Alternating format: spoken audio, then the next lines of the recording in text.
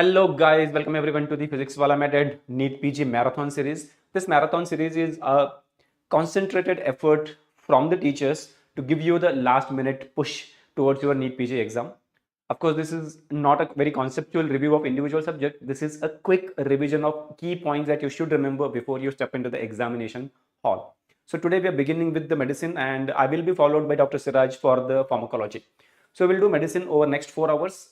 We will try to distill the most important points that I want you to remember before you are heading into the examination. Okay. So without wasting the time, let me start with the medicine quick review through the NEET PG marathon. First, we will start with the cardiologic system.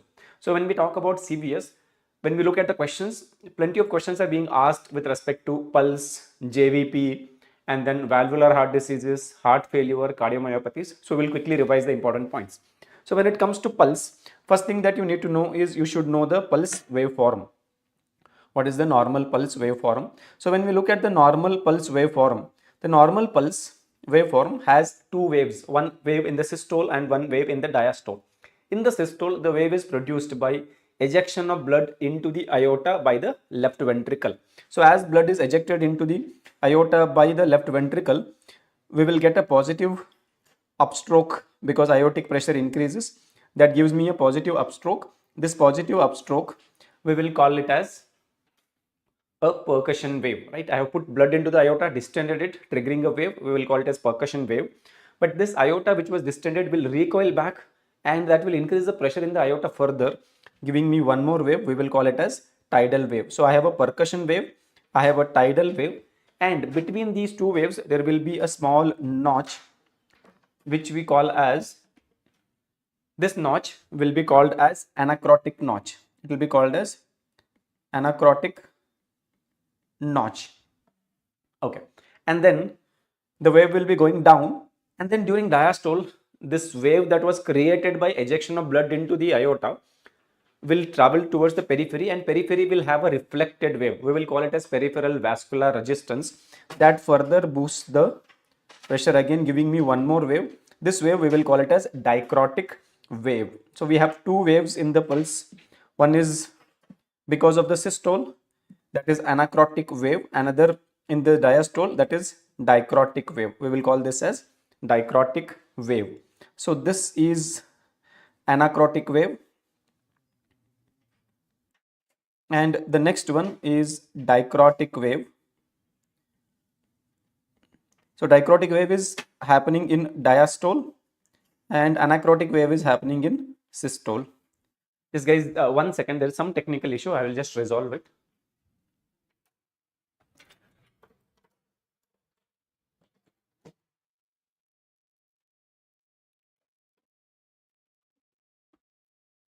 Okay. So you know the dicrotic and the anacrotic waves. One is happening in systole and one is happening in diastole. What they will ask you is, what are the major reasons responsible for these waves? Percussion wave is because of the ejection of blood into the aorta by the left ventricle. Tidal wave is because of aortic recoil, and dicrotic wave is because of peripheral vascular resistance, right? So these are the three key points I want you to remember. Now, in terms of MCQs, mostly they're asking abnormal pulse waveforms. So what are those abnormal pulse waveforms? So we have this one thing called as pulsus bispherians. Ideally speaking, I should have one peak in the systole, one in the diastole. But if I have two peaks in the systole, we will call it as pulsus bispherians. Pulsus bispherians refers to two systolic peaks. Two systolic peaks. And in what condition I see this pulsus bispherians? I want you to remember two important conditions where we can see pulsus bispherians. The first one is, and the most important when it comes to exams, the first one is going to be hypertrophic obstructive cardiomyopathy, and the second one is going to be aortic regurgitation. So in patients with AR and hypertrophic obstructive cardiomyopathy, you get these two systolic peaks. We call it as pulsus bispherians. Okay, then pulsus paradoxus is not a pulse. I'll come to that in a bit. We have this one more abnormal waveform called as pulsus parvus. Please remember, parvus refers to small. So the peak of this pulse being smaller than usual is called as pulsus parvus. Parvus means small. So that means there is low pulse amplitude, low pulse amplitude or small pulse, low pulse amplitude or small pulse, which is classically seen in patients with low cardiac output states. Wherever cardiac output is low, the pulse will become of small amplitude or low volume. That is pulsus parvus. Then we have this pulsus et tardus. You know, this pulse has a peak. This peak appears after the onset of pulse after taking some time. This is the time taken for us to reach the peak. In some condition, the peak appears late. It takes more time to appear. That pulse is called as et tardus. Tardus refers to slow. Parvus means small, tardus means slow. So late peaking pulse is called as late peaking pulse or slow rising pulse is called as pulsus et tardus. It is seen in patients with aortic stenosis and left bundle branch block. AS and left bundle branch block. Okay. Then the last one is pulsus parvus et tardus. I just told you what is meaning of parvus, means small amplitude, and et tardus means slow rising. Both put together makes it what we call as pulsus parvus et tardus, which is seen in pulsus parvus et tardus refers to late peaking small amplitude pulse, which is seen in patients with severe AS. Small amplitude pulse. This is seen in patients with severe aortic stenosis. So I want you to remember, among these, the most important ones that I want you to remember are pulsus bispherians. Where do you get pulsus bispherians? And where do you get pulsus et tardus? The same question was asked in the recently concluded INI as well. Not very direct, but related to pulsus et tardus or pulsus parvus et tardus. That was about the pulse waveforms. Try to remember this or memorize it so that you don't miss out on this. Now the second important topic on the NEET PG exam is going to be JVP. I have been repeatedly telling you that there is no medical entrance exam where JVP is not included. JVP is standard question. Every exam has one question on JVP. Nowadays, they have started asking more complicated questions on JVP. I would recommend that if you have time, go through my other videos where I have discussed the JVP conceptually. For now, I will only revise important MCQ points that can be asked from it. Okay, so what is a normal JVP waveform? The normal JVP waveform has an positive initial wave called as A wave. A wave is due to atrial contraction, which corresponds to, right? A is due to atrial contraction, which corresponds to which phase of cardiac cycle? The A wave corresponds to atria contract during active filling phase of cardiac cycle. Active filling phase of cardiac cycle. And it also corresponds to P wave of ECG, because when atria contract, when it gets depolarized. How does it get depolarized? It gets depolarized when I give it the electrical impulse to cause the contraction. Then we have this, after the A wave, the atria starts relaxing, giving me an X descent. X descent is due to atrial relaxation. When atria relax after initial contraction, it will give rise to a decreasing wave, that is X descent. This X descent actually gets split into two by another wave called as C wave. What is the cause for this C wave? C wave is because of the tricuspid bulge into the atria when atria is relaxing. So C wave is due to tricuspid bulge, tricuspid valve bulging into the atria. And this corresponds to which phase of cardiac cycle? This corresponds to isovolumetric contraction phase of cardiac cycle. Isovolumetric contraction phase of cardiac cycle. So this is going to be my C wave, and the remaining X descent I will call it as X dash descent. After that, atrial pressure is very low because it has relaxed and got down to this low pressure.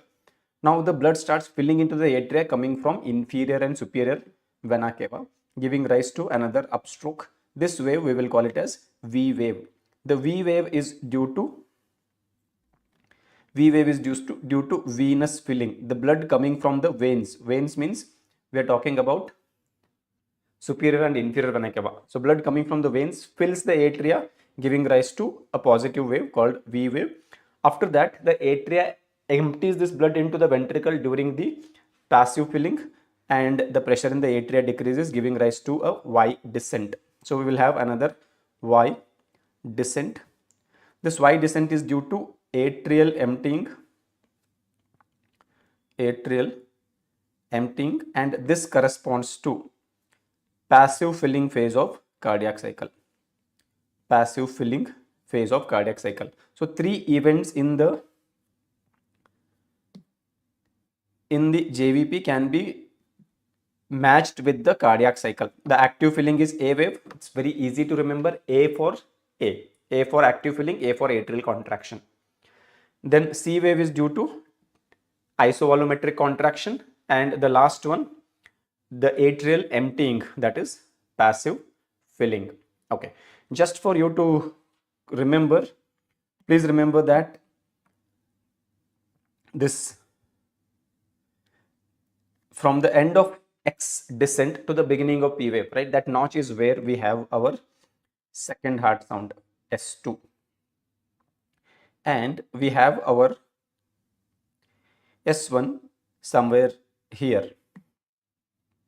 So this gives you an idea that X descent and C wave, sorry about this. Just give me a second. The X descent and C wave are happening during the ventricular systole, and this S2 is positioned right after the V wave. So that means even V wave is happening in the ventricular systole. So X descent, C and V. X descent, C and V. These are happening in the ventricular systole. And A wave is active filling, Y wave is passive filling. Both are diastolic waves. Now, what abnormal waveforms of the JVP they can ask as an MCQ? The first abnormal waveform is, when do we get absent A wave? A wave is because of atrial contraction. If atria does not contract, we will have absent A wave. So when atria does not contract, when they have atrial fibrillation. Fibrillation means atria is merely shaking. It is not contracting sufficient enough to cause the atrial contraction. So there is no atrial contraction in atrial fibrillation. In such cases, I can have absent A wave. Then they will ask you, where do you get tall A waves? We get tall A waves when atria contracts against a resistance. And who is going to give the resistance for the atrial emptying? The tricuspid valve or the right ventricle. So if I have opening of the tricuspid valve being narrow, tricuspid stenosis, or if I have right ventricular hypertrophy, or if I have pulmonary hypertension, in these cases the A wave will be tall. Then they will ask you, where do you get Cannon A waves? Cannon A waves, what is the meaning of Cannon A waves? These are also tall A waves, but they are not continuous. If I have tricuspid stenosis, right ventricular hypertrophy or pulmonary hypertension, every A wave is going to be tall. First A wave in the first complex, second A wave in the second complex, every A wave will be tall. Every A is going to be tall. But if A wave appears tall but only intermittently, tall A appearing intermittently, then we will call it as Cannon A waves. Intermittent tall A waves are called as Cannon A waves, which is seen in complete heart block or ventricular tachycardia fibrillation. Collectively, we will call it as AV dissociation. Whenever there is a separation of atria and ventricle, AV dissociation, then we will have this intermittently appearing tall A waves, which can be seen in complete heart block. Please remember, complete heart block is also called as third degree AV block. Complete heart block, then ventricular tachycardia and ventricular fibrillation. All these conditions are called as AV dissociation. Why? It is called as AV dissociation because here there is separation of atrial rate and ventricular rate. They are not going to be same. We have different atrial and different ventricular rate. Then we will call it as AV dissociation. Otherwise, in physiological state, atrial rate and ventricular rate is both same. Ruhi Mishra, what is the issue? Am I dark or the background is becoming dark? Is the background becoming dark and not visible. Okay, just let me know if the background is dark and not visible. I'll get it fixed. Okay. Then prominent X descent. So this X descent becoming more steep is called as prominent X descent. So when this X descent becomes more steep, whenever A wave becomes tall, the X descent becomes steep. So only thing you have to remember is the cause for prominent X descent is any condition with tall A waves. Any condition with tall A waves will cause prominent X descent. Prominent X descent. Then for prominent Y descent, I want you to remember only one condition, and that is going to be the condition that you have to remember for prominent Y descent. This is a very, very important. If you ask me, it's a single most important MCQ point from the JVP for the upcoming NEET PG exam. What is it? Y descent for the differentiation of the constrictive pericarditis and cardiac tamponade. In cardiac tamponade, Y descent is the wave of passive filling. In cardiac tamponade, passive filling is not possible. So if there is no passive filling, no Y descent. In constrictive pericarditis, passive filling is possible. There will be Y descent. So in constrictive pericarditis, Y descent becomes prominent. So in constrictive pericarditis, you will have prominent Y descent. You will have prominent Y descent.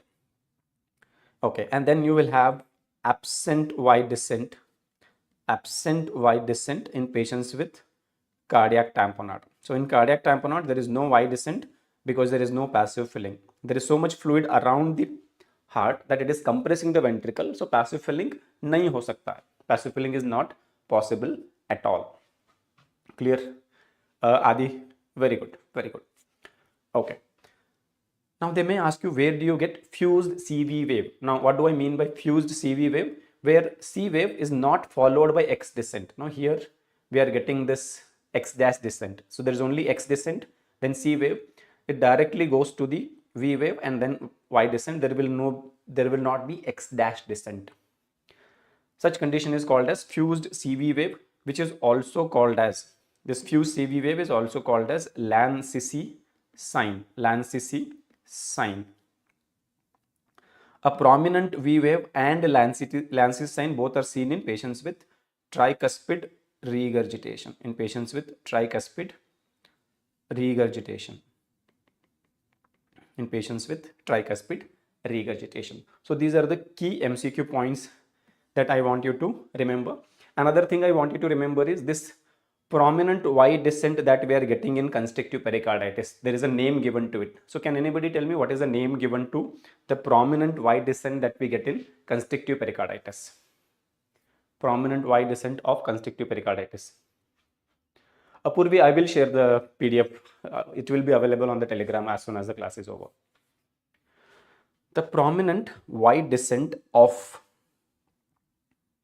constrictive pericarditis is also known as Frederick's sign. It's also known as Frederick's sign. My spelling of Frederick may be wrong because there are different ways of spelling it, but name is Frederick's sign. So these are the important MCQ points from the JVP. 2-3 MCQ areas are there on the JVP. Number 1, correlationship of waves and the phases of cardiac cycle. So I want you to remember 3 important waves and the phases of cardiac cycle. A wave is active filling, C wave is isovolumetric contraction, and Y descent is passive filling.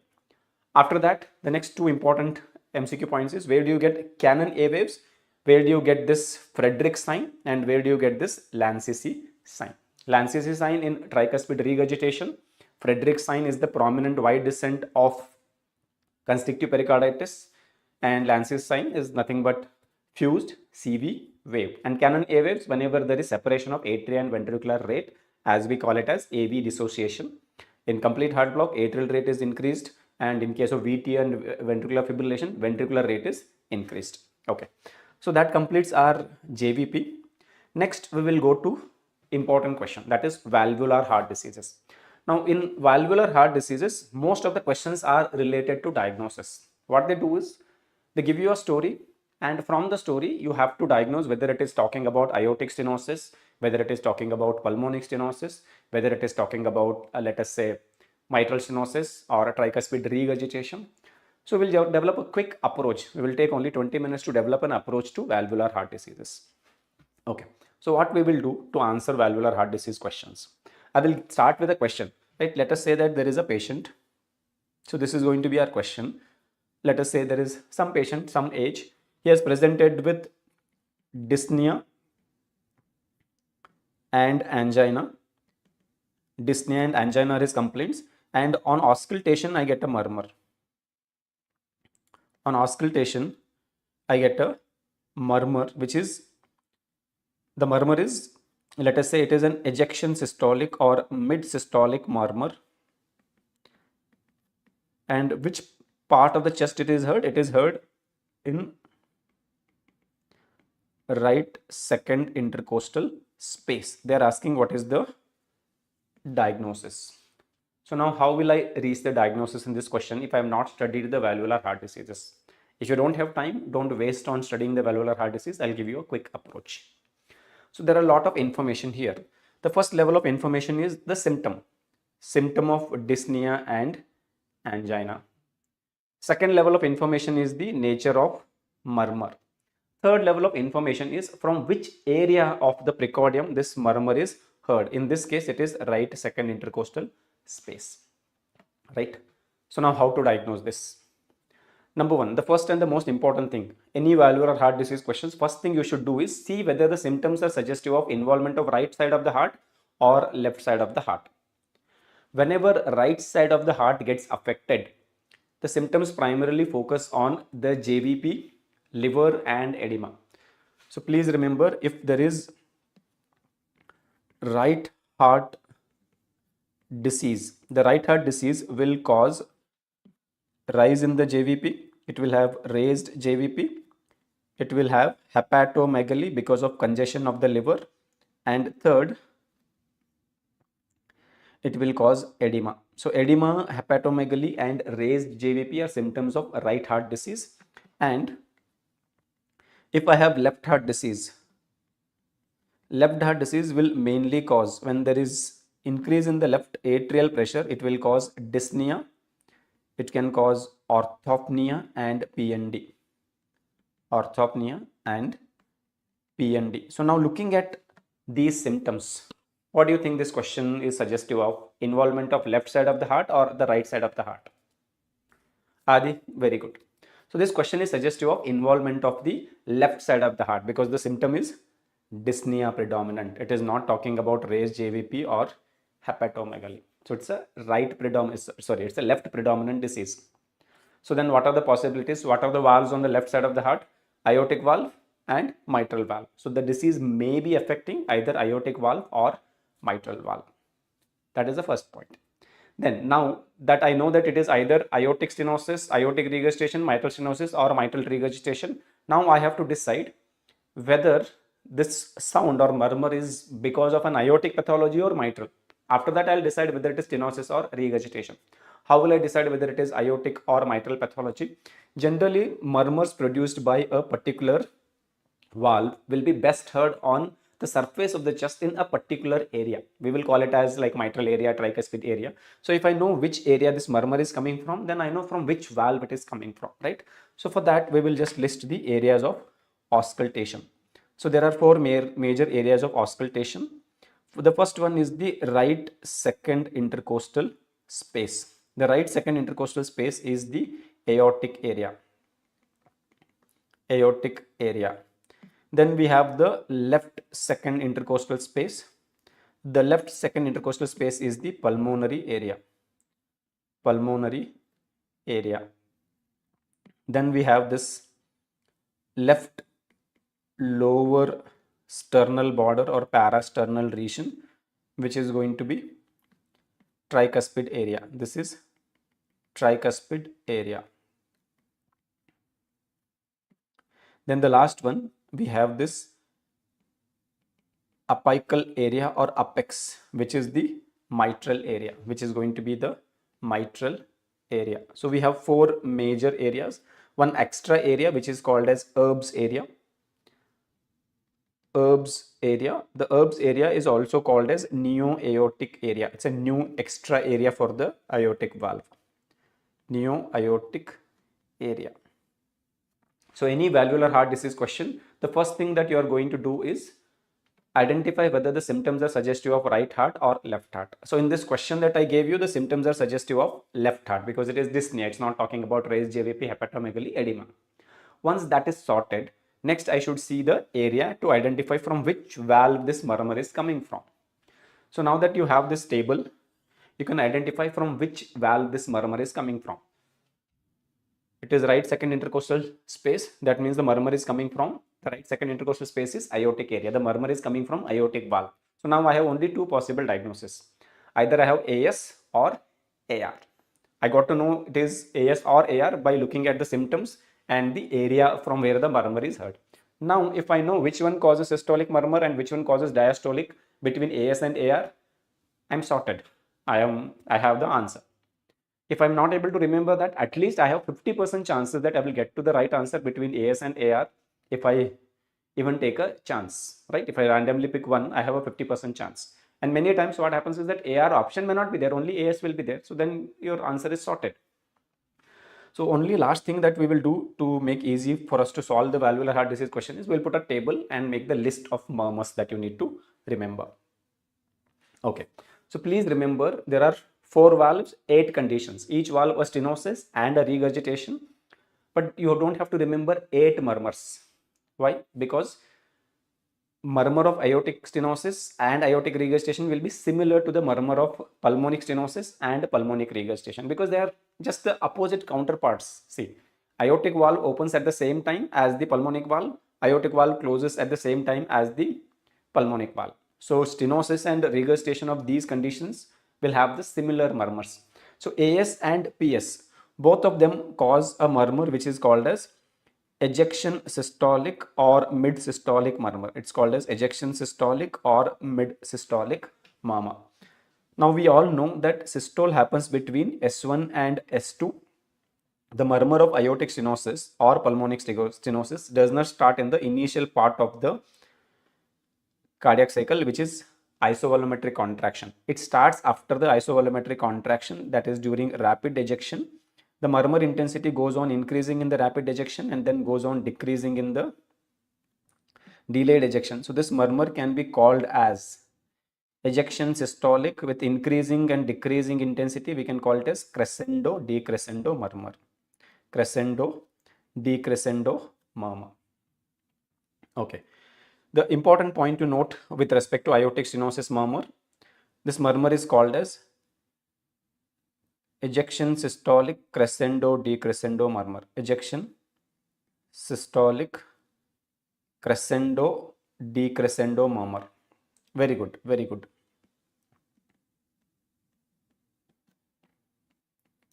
Okay. So same murmur for pulmonic stenosis, same murmur for aortic stenosis. Difference क्या है? Aortic stenosis का murmur सुनाई देगा right second intercostal space, aortic area में. Pulmonic stenosis का murmur सुनाई देगा left second intercostal space, pulmonic area में. That's how we differentiate. Okay. Then what is the murmur of AR and PR? The murmur of AR and PR are early diastolic murmurs. Early diastolic murmurs. So last NEET PG में they had asked a question, which phase of cardiac cycle the murmur of aortic regurgitation will be heard? So aortic regurgitation का murmur being diastolic murmur, it will be heard between S2 and S1. And the first part of the diastole is isovolumetric relaxation. उसके बाद में passive filling and then active filling. This murmur will be predominantly heard in the isovolumetric relaxation phase. Isovolumetric relaxation phase. So some MCQ important point. The murmur of AR is heard in isovolumetric relaxation phase. Heard in isovolumetric relaxation phase. Clear? Okay.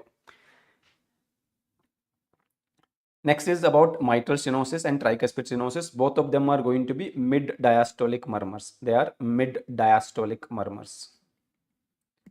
They are mid diastolic murmurs. So that means it starts with it is somewhere between S1 and S2. The first part of the diastole is isovolumetric relaxation. You don't hear the murmur. Then that's why we are going to call it as mid diastolic.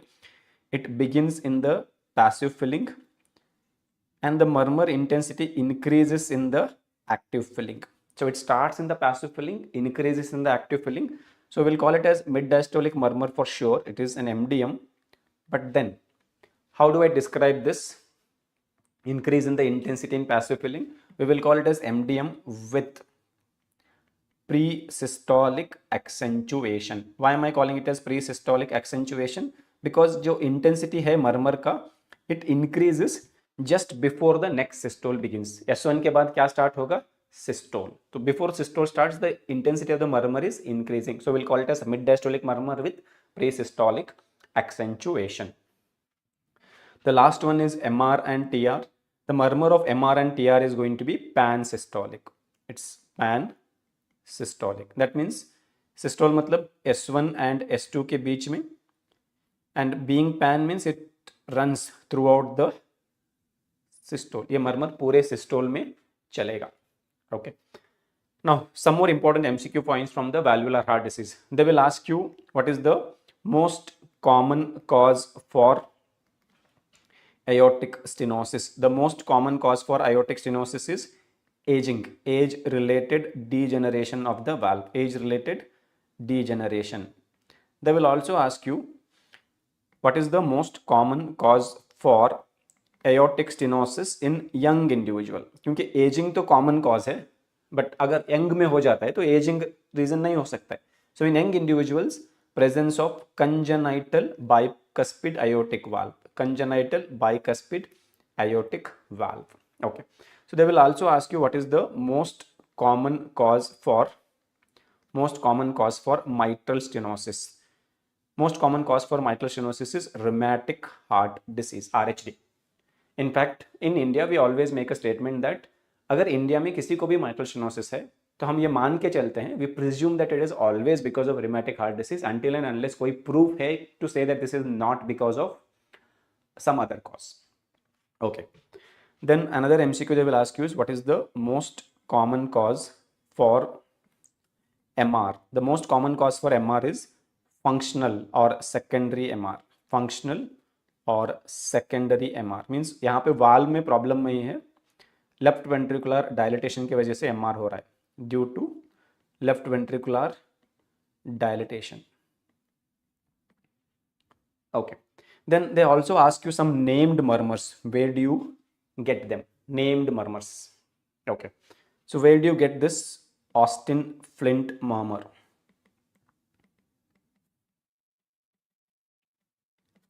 Then where do you get this 𝐒𝐂𝐈𝐀𝐋 murmur? And then where do you get this Graham-Steele's murmur?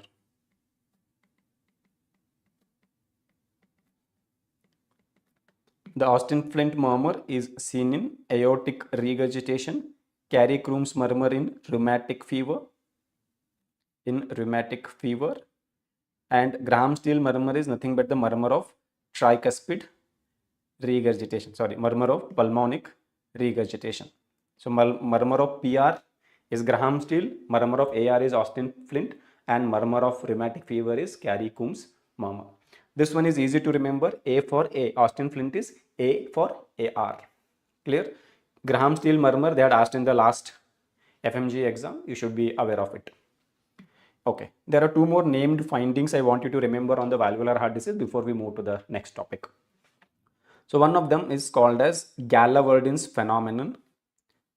ये क्या है अब? Gallawerdin's phenomenon. And the next one, Gallawerdin's phenomenon. And the next one, okay, can anybody tell me what is Gallawerdin's phenomenon?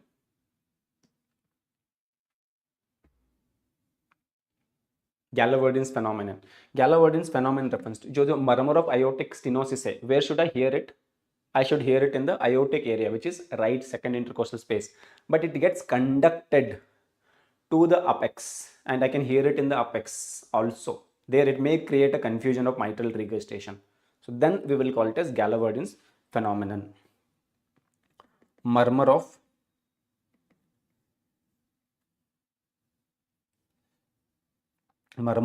AS conducted to aortic area, conducted to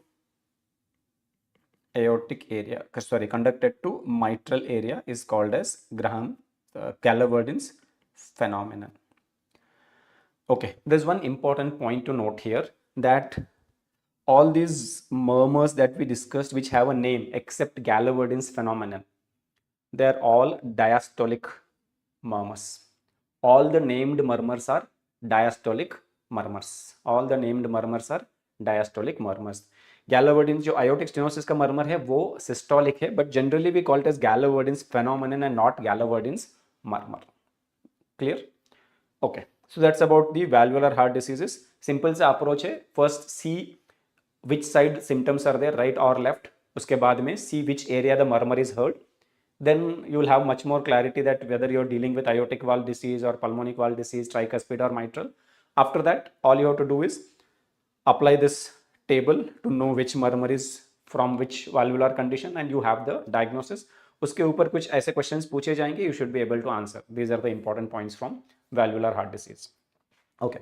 Now, apart from valvular heart diseases, you can also have some questions related to abnormal cardiac sounds.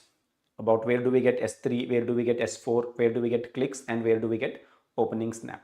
Okay, so we'll start with the S3. What is S3? S3 is an additional sound produced by, normally valve के opening से sound नहीं होता है, सिर्फ closure से sound होता है, and जो blood transfer होता है from one chamber to other chamber, that also does not produce a sound. But sometimes if I change the dimension of the left ventricle, I can produce the sound by filling it. So S3 is the sound produced by passive filling of left ventricle. So S3 is passive filling. Okay, S3 is the sound produced by passive filling. And to produce the sound, normally passive filling से sound produced नहीं होता है. To make the sound produced because of the entry of blood into the ventricle, I have to dilate the ventricle. So in what conditions the ventricle will get dilated? It can get dilated in dilated cardiomyopathy and heart failure with reduced ejection fraction. So S3 can be heard in dilated cardiomyopathy and heart failure with reduced ejection fraction. So if I dilate the ventricle, I get S3. If I make it compact, then I get S4. So when do I make it compact? When I have got concentric left ventricular hypertrophy. When I have got concentric LVH, which can happen because of, let us say, hypertension or aortic stenosis, hypertrophic cardiomyopathy. In all these conditions, we can get S4. Okay. So when the S3 happens with respect to cardiac cycle, let us say this is my S1 and this is my S2. Between S1 and S2, systole is happening. So where I am ejecting the blood from the ventricles, right? So S3 and S4 is not going to happen here. It happens during diastole. So first phase of systole is going to be isovolumetric contraction. After that, the rapid ejection. After that, slow ejection. And then after the ejection is over, I start with the diastole. The first is going to be isovolumetric relaxation. Then I have passive filling. Then I have active filling. So remember, S3 is the sound produced by, when we talk about S3, we should remember S3 is the sound produced by passive filling.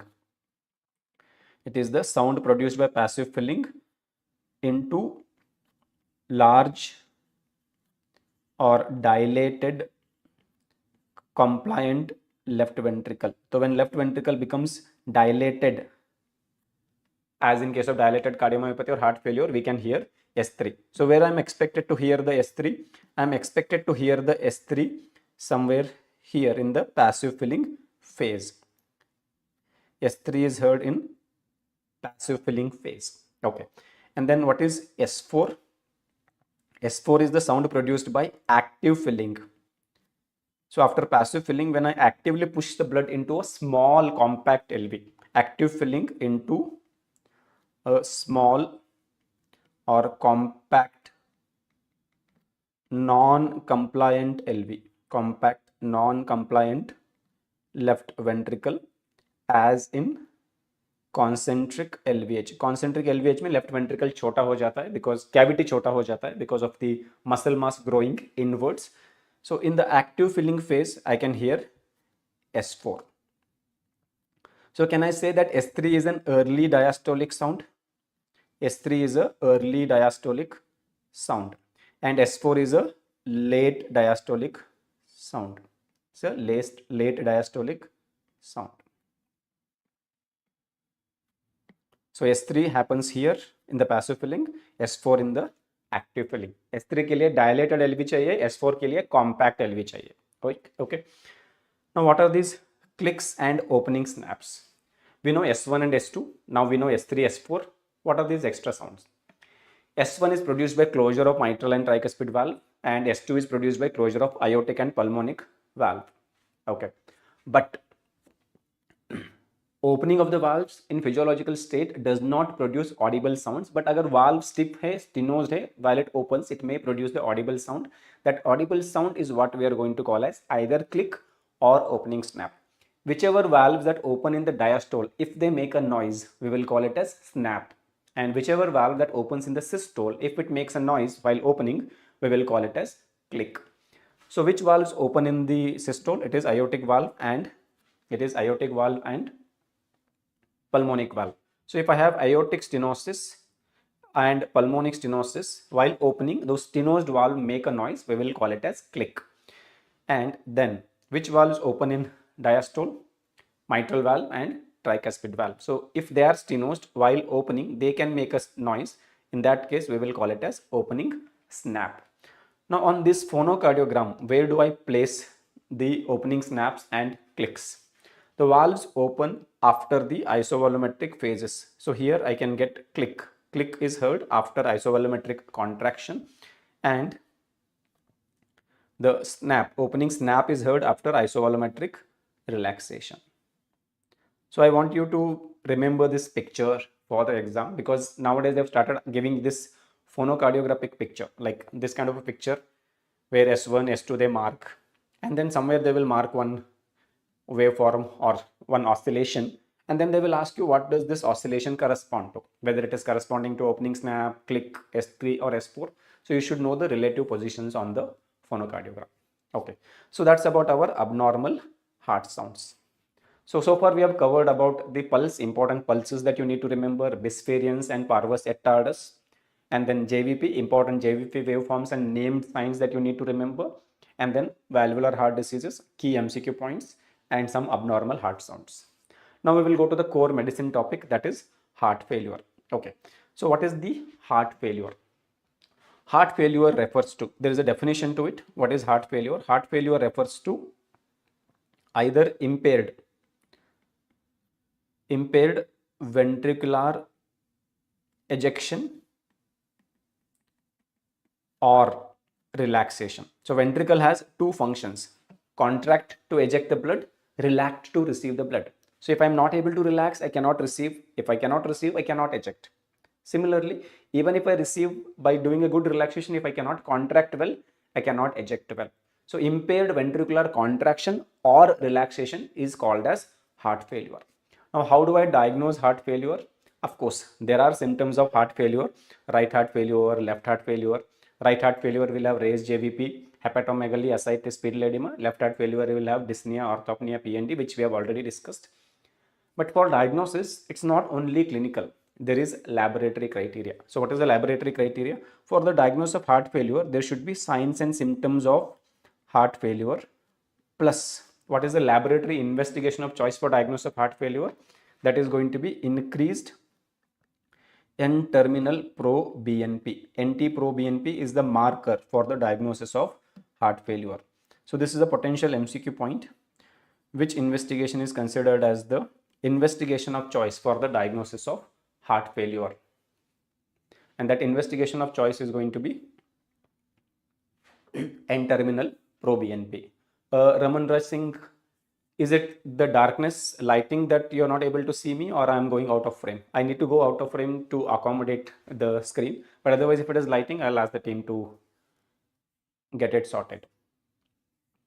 Okay, then how do I classify this heart failure? The classification of the heart failure is based on the ejection fraction. The classification of heart failure is based on ejection fraction. Now, what is ejection fraction and how do I classify? So, ejection fraction, there is a formula given to it. What is EF? EF refers to stroke volume divided by end diastolic volume, and to express it in percentage, I have to multiply it with 100. That gives me the ejection fraction. Now, the normal ejection fraction ranges from 60 to 70%, and when it is less than 40%, we will call it as heart failure with reduced ejection fraction. So if I have to classify the heart failure based on EF, we will classify it into two major categories and one minor. The major one is that heart failure with reduced ejection fraction, REF, reduced ejection fraction, when EF is less than 40%, and heart failure with preserved ejection fraction when EF is more than 50%, and anything in between we will call it as, like 40 to 50%, we will call it as heart failure with mid-range ejection fraction. Heart failure with mid-range ejection fraction. So now what do they ask as an MCQ? The heart failure with reduced ejection fraction is mainly impaired contraction. See, how did we define heart failure? Either impaired contraction or impaired relaxation. So in heart failure with reduced ejection fraction, contraction is impaired. So where contraction happens? In systole. So we'll call it as systolic heart failure. Systolic heart failure. And the heart failure with preserved ejection fraction is where force of contraction is good, इसलिए तो ejection fraction ठीक है, right? But relaxation is impaired, so that is diastolic heart failure. Diastolic heart failure. Mid-range में we cannot assign whether there is systolic failure or diastolic failure. MCQ में क्या पूछेंगे? They will ask you what is the most common cause for systolic heart failure or heart failure with preserved ejection fraction, and what is the most common cause for heart failure with reduced ejection fraction. So systolic heart failure के लिए the most common cause is ischemic heart disease, or you can say coronary artery disease, and the most common cause for the diastolic heart failure is hypertension. Hypertension is the most common cause where the ejection fraction is preserved but still heart fails, and contraction ही कम हुआ है अगर ischemic heart disease है. Now regardless of it, how do I manage these patients of heart failure? So when we talk about the management of the heart failure, we have to remember that when heart fails, stroke volume कम होता है, tissue perfusion कम होगा, so tissues are getting less blood supply, and because of this lower blood supply, BP, like because of this reduced stroke volume, the blood pressure also starts decreasing, and उसे compensate करने के लिए some modifications happen in the body, adaptive changes. One of them is activation of RAS, and the second one is activation of the natriuretic peptides. Between these two, RAS is harmful to the heart and the natriuretic peptides are beneficial. So this is what we call as neurohormonal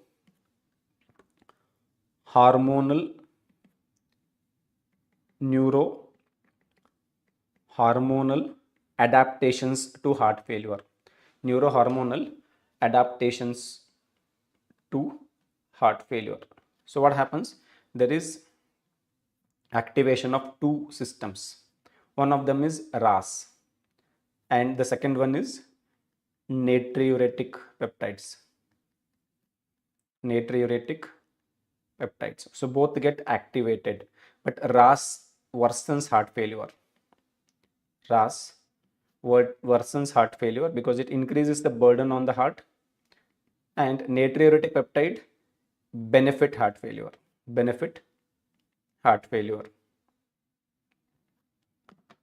So if I have to treat a patient of heart failure, what I should do with the RAS?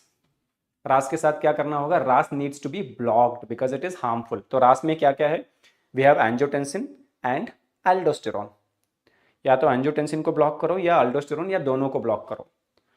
And natriuretic peptides में क्या है? ANP, BNP, right? I need to increase their action to benefit the patient, right? That's why, how do we manage the heart failure? The management of heart failure primarily comprises of RAS blockade, right? And when I have to block RAS, what I can do? Either I can use ACE inhibitors, which can block the RAS, or I can use ARBs.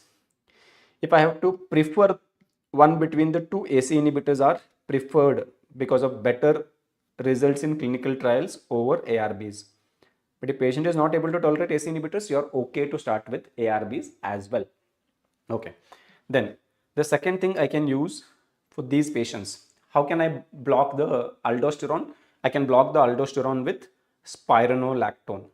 So spironolactone helps these patients by blocking the aldosterone. Okay. The third thing that I need to use is going to be, apart from this, there is also some degree of activation of the sympathetic nervous system that can be blocked with beta blockers. So beta blockers are beneficial for a patient with heart failure. And if I want to increase the natriuretic peptide activity, what can I do? I can block the enzyme that breaks down the natriuretic peptide. So which enzyme breaks down this natriuretic peptide? The enzyme that breaks down the natriuretic peptide by inactive peptide is called as neprilysin. Neprilysin is the enzyme. So I can inhibit the neprilysin as well. So when I try to inhibit the neprilysin, currently we do not have neprilysin alone. We get a combination of neprilysin and ARB. It is called as ARNI. ARNI stands for angiotensin receptor and neprilysin inhibitor. ARNI stands for angiotensin receptor inhibitor, that is ARB, plus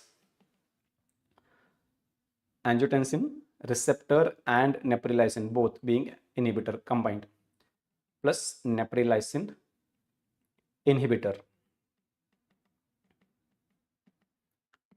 So there is a combination of sacubitril is the neprilysin inhibitor and valsartan is the angiotensin receptor blocker. Valsartan plus sacubitril combination. So they can ask you the MCQ, which of the following is a ARNI? ARNI is like combination of valsartan and sacubitril. Okay. Apart from this, there is a fifth important drug, which is SGLT2 inhibitors.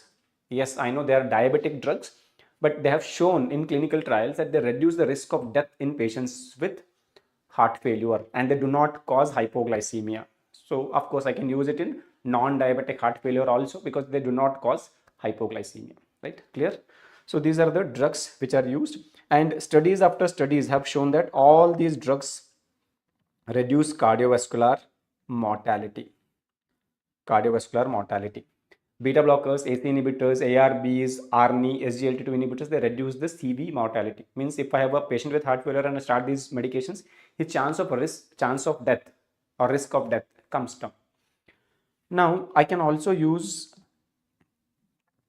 inotropic agents which stimulate the heart to contract more forcefully. But when they do that, inotropic agents, they have a problem. What is the problem?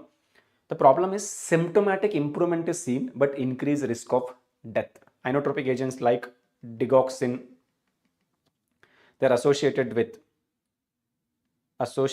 increased mortality risk.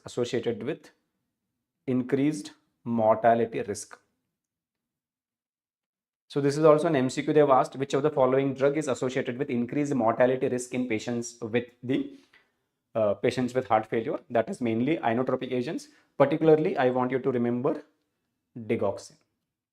Okay, and the SGLT2 inhibitors mortality benefit is being repeatedly asked. Last INI-CT also there was a question on the SGLT2 inhibitors and their cardiovascular benefits. So please remember, SGLT2 inhibitors reduce the death risk in heart failure, and not just the heart failure, and ischemic heart disease as well as CKD. So myriad benefits, right? Okay, so that's about the heart failure. So if given a choice, what I will use AC inhibitors or ARBs or ARNI, spironolactone and beta blockers. I would try to avoid using digoxin because it makes the symptoms better but death risk higher. Okay. So after heart failure, again another important MCQ zone is, when do you call it as heart failure with reduced EF? When EF is less than 40%. When do you call it as preserved EF? When it is more than 50%. Anything in between is called as mid-range EF. Most common cause for reduced EF heart failure is IHD, and most common cause for preserved EF heart failure is going to be hypertension. Okay.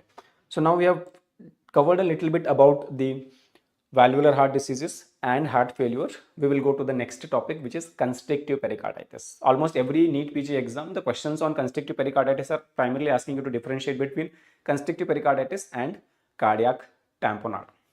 constrictive pericarditis and cardiac tamponade. Okay, so what is this constrictive pericarditis? So constrictive pericarditis is primarily a condition where pericardium becomes stiff. Constrictive pericarditis refers to stiff pericardium. Stiff pericardium. What is the reason for stiff pericardium? Stiff pericardium due to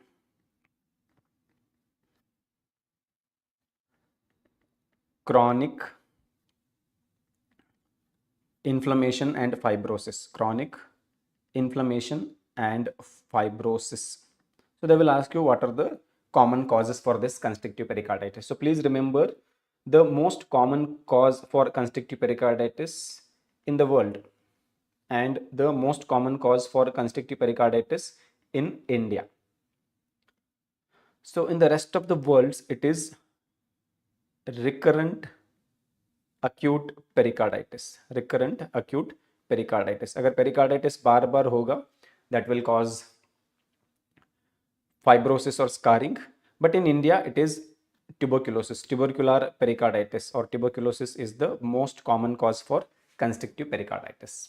Now, technically, what happens in constrictive pericarditis? The pericardium becomes stiff. So, during diastole, when I want to fill the blood into the ventricle, pericardium does not allow full expansion of the ventricle. It sets a limit to how much expansion can happen. So, only till that point I can fill the ventricle. After that, filling the ventricle becomes difficult because pericardium cannot stretch further. It has become stiff. So, in other words, I can say that the diastolic filling of the ventricles is reduced by the constrictive pericarditis. And constrictive pericarditis affects right side of the heart more than the left side of the heart. You may ask me, sir, why so? The simple reason is left side of the heart is more muscular. No, you have seen the left ventricle, it is bulky. The right ventricle is not very muscular. So many diseases predominantly affect the right side because it is a weaker ventricle, right? So constrictive pericarditis affects right ventricle more than left ventricle. And when it affects right ventricle more than left ventricle, what is the problem that it is causing? It is causing decreased RV filling because of the stiffness. Now, exactly which part of the cardiac cycle we are affecting? Mainly the passive filling. So here there is reduced duration of passive filling.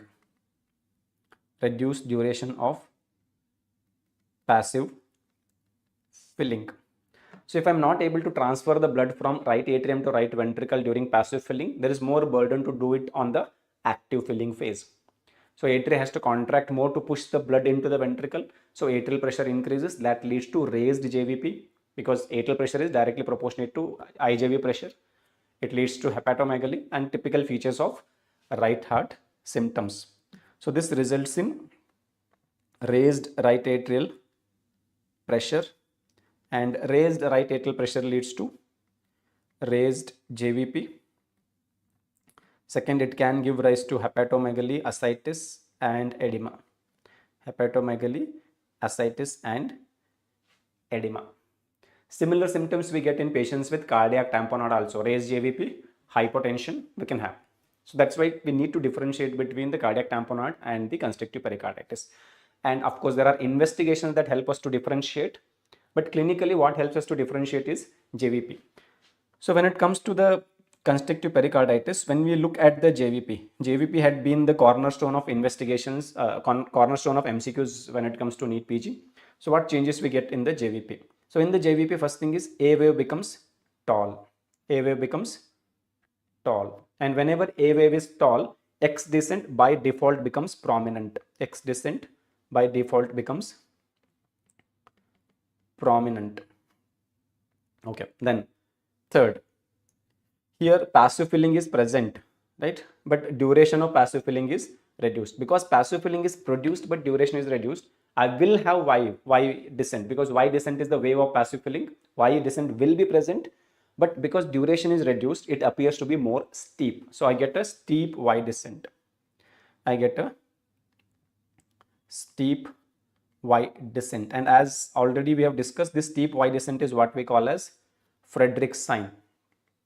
It's called as Frederick's sign. The steep Y descent of constrictive pericarditis is called as Frederick's sign. Okay. Now another important point that helps us to differentiate cardiac tamponade and the constrictive pericarditis is what happens on auscultation. The pathology here is that the duration of passive filling is reduced. Reduce क्यों हुआ है? क्योंकि pericardium stiff हुआ है, तो जैसे ही मैं blood ventricle में भरने लगूंगा, ventricle starts dilating, but once I have reached the limit of pericardial stiffness, I cannot dilate further. So passive filling वहीं पे रुक जाता है. Passive filling stops there itself. But when a ventricle that was expanding is suddenly halted because of the inertia of motion, this ventricle vibrates. Like वो expand कर रहा था, then pericardium limit reach हुआ, suddenly it stops expanding, it vibrates. Basic physics से it's called as inertia of motion. So that vibrates, and that vibration produces a sound, and that sound will be called as pericardial knock. We will call it as pericardial knock. So key points to remember about the constrictive pericarditis is what is pericardial knock and what is this Frederick's sign on the JVP. So plenty of MCQs, almost every alternate year there is an MCQ asking you to differentiate between constrictive pericarditis and cardiac tamponade based on the story. So I will put a table that will help us to differentiate between the constrictive pericarditis and cardiac tamponade. Okay, but we will come to this table after we have discussed a little bit about the cardiac tamponade as well. Cardiac tamponade as well. So what is the basic difference between cardiac tamponade and constrictive pericarditis? In cardiac tamponade, there is massive pericardial effusion. There is massive pericardial effusion, and this massive pericardial effusion leads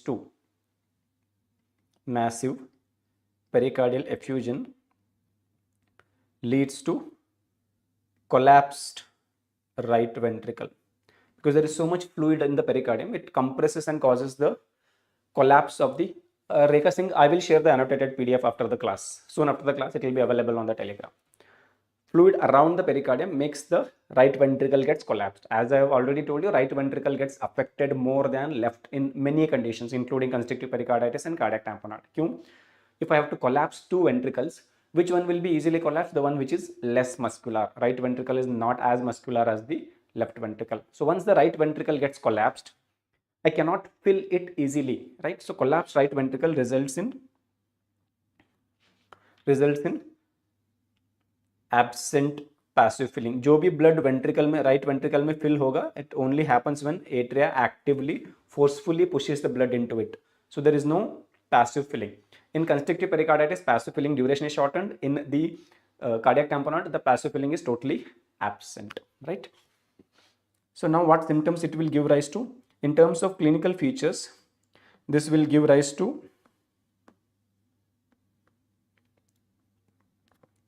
first thing it will give rise to is increase in the JVP because right ventricle is collapsed, right atrial pressure will increase. Second thing it will give rise to is hypotension. Why hypotension? क्योंकि अगर right ventricle में कम blood पहुंचेगा, so lungs को कम blood जाएगा, left atrium को कम blood आएगा, left ventricle will also receive less blood. So left ventricular ejection will also be of low blood. So if the stroke volume decreases, blood pressure decreases, right? I will have hypotension. And when there is so much fluid around the pericardium, if I try to auscultate, fluid is not a good conductor of sound. So जो भी sound valves से produce होंगे, they will not be conducted well to the stethoscope. So sounds become muffled. So we'll call it as muffled heart sound. And collectively we call it as Beck's triad. Whatever question you can see on the NEET PG exam, most of the questions on the cardiac tamponade, they always talk about the Beck's triad. Means the story generally encompasses raised JVP, hypotension and muffled heart sounds. Now here JVP holds a crucial point that will help me to differentiate between the cardiac tamponade and constrictive pericarditis. So what changes I get in the JVP? If the right ventricular filling is impaired and we are doing more active filling, A wave will become tall, right? We will have tall A wave, and whenever we have tall A wave, of course we will have a prominent or steep X descent,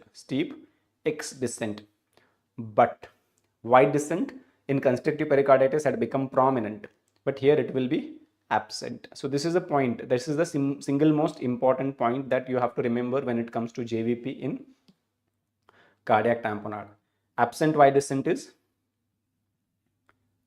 tamponade, and prominent Y descent is constrictive pericarditis, right? So here is a table that helps you to differentiate. In the cardiac tamponade, on the JVP, Y descent will be absent.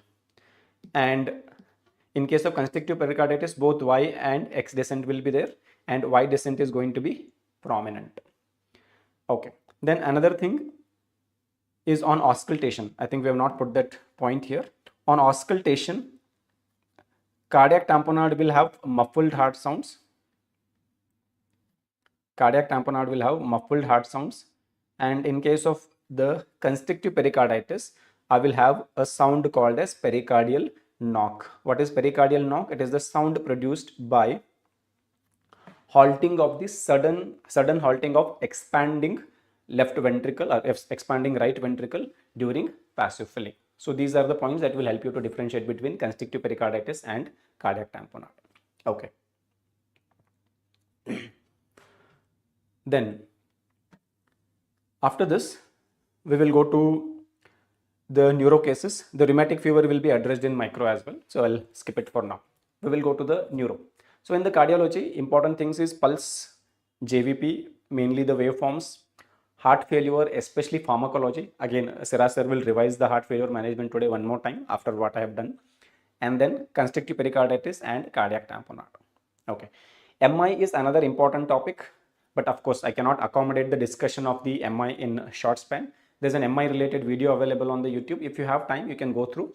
Otherwise, just remember the management protocol for STEMI and NSTEMI. Okay. Now coming to the neuro rapid revision. In the neuro, what is important?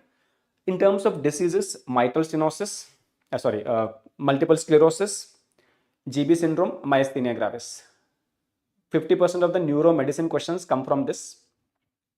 And all other diseases like cerebellar lesion, stroke, they are going to be relatively less common. Now, to be able to answer these questions, we have to first recognize from the story that the question is talking about multiple sclerosis, or the question is talking about the GB syndrome, or the question is talking about myasthenia gravis. And for that reason, we need to have a fair idea about clinical localization. How do I recognize that this is a disease of the muscle, this is a disease of neuromuscular junction? And what helps us is the understanding of upper and lower motor neuron. So I'll just give you a quick heads up. Of course, I cannot do a detailed anatomical discussion, but a quick heads up. What is it? So we have, for all motor functions in the brain, we have an area which is called as motor area, which is present in the frontal lobe, So if I'm looking at the frontal lobe of an individual, frontal lobe has a dedicated area called motor area, and the neurons in this frontal lobe, they are concerned with motor movement, body part movement. So these neurons in the motor area, they send their axons down. This is motor area. They send their axons down to form a tract. This tract, we call it as pyramidal tract. This is called as pyramidal tract. And this pyramidal tract contains what? Neurons concerned with motor movement of body parts or contraction of muscles. And we all know that the right side of the brain controls the left side of the body, and left side of the brain contains the right side of the body. So these motor neurons have to cross somewhere. That crossing is called as decussation, and the decussation of the pyramidal tract happens at the lower end of medulla, After crossing, this pyramidal tract enters what we call as spinal cord, and in the spinal cord I have to carry all these neurons to concerned muscles. So how do I carry? I carry it through this so-called corticospinal tract, which is a branch of pyramidal tract. So this pyramidal tract now enters the spinal cord, and then it is supposed to supply the muscles. Okay. So now there will be neurons which start their journey in the brain, and then they come to the spinal cord. Once they come to the spinal cord, every muscle, as we know, has a myotome. Means, just to give you an example, if I'm talking about biceps muscle is supplied by musculocutaneous nerve, which originates in C5 and C6 spinal segment. That means if I have to contract the biceps neuron has to deliver the signal to C5 and C6 of the spinal segment. So once I have reached that segment, this neuron comes out of the tract, gets into the spinal cord, and in the spinal cord it meets another neuron. This new neuron will take the signal from the spinal cord to the neuromuscular junction. So basically we have two neurons involved in movement of one muscle, right? One from the brain to spinal cord, in the pyramidal tract, and that motor neuron will be called as upper motor neuron. Brain to spinal cord is upper motor neuron. Another is reaching from the spinal cord, it is reaching to the neuromuscular junction. This will be called as lower motor neuron. So we have an upper motor neuron and a lower motor neuron. Upper motor neuron starts the signal and sends to the spinal cord. Lower motor neuron picks it from the spinal cord and gives to the neuromuscular junction. So when I have damaged upper motor neuron or lower motor neuron, the concerned muscle stops functioning. It becomes weak or develops paralysis. Simple.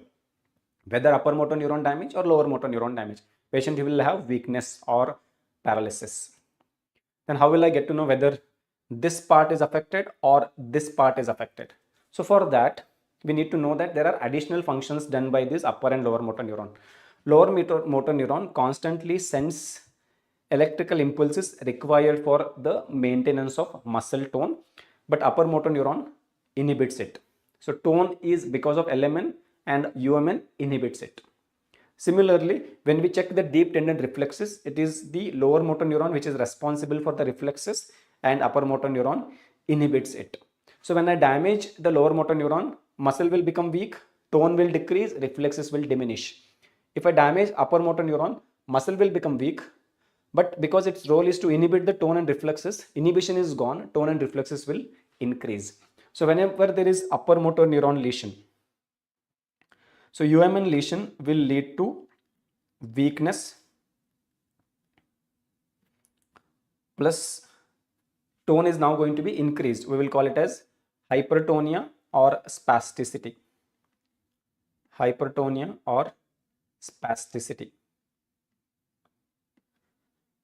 Plus reflexes will become exaggerated, so we will call it as hyperreflexia.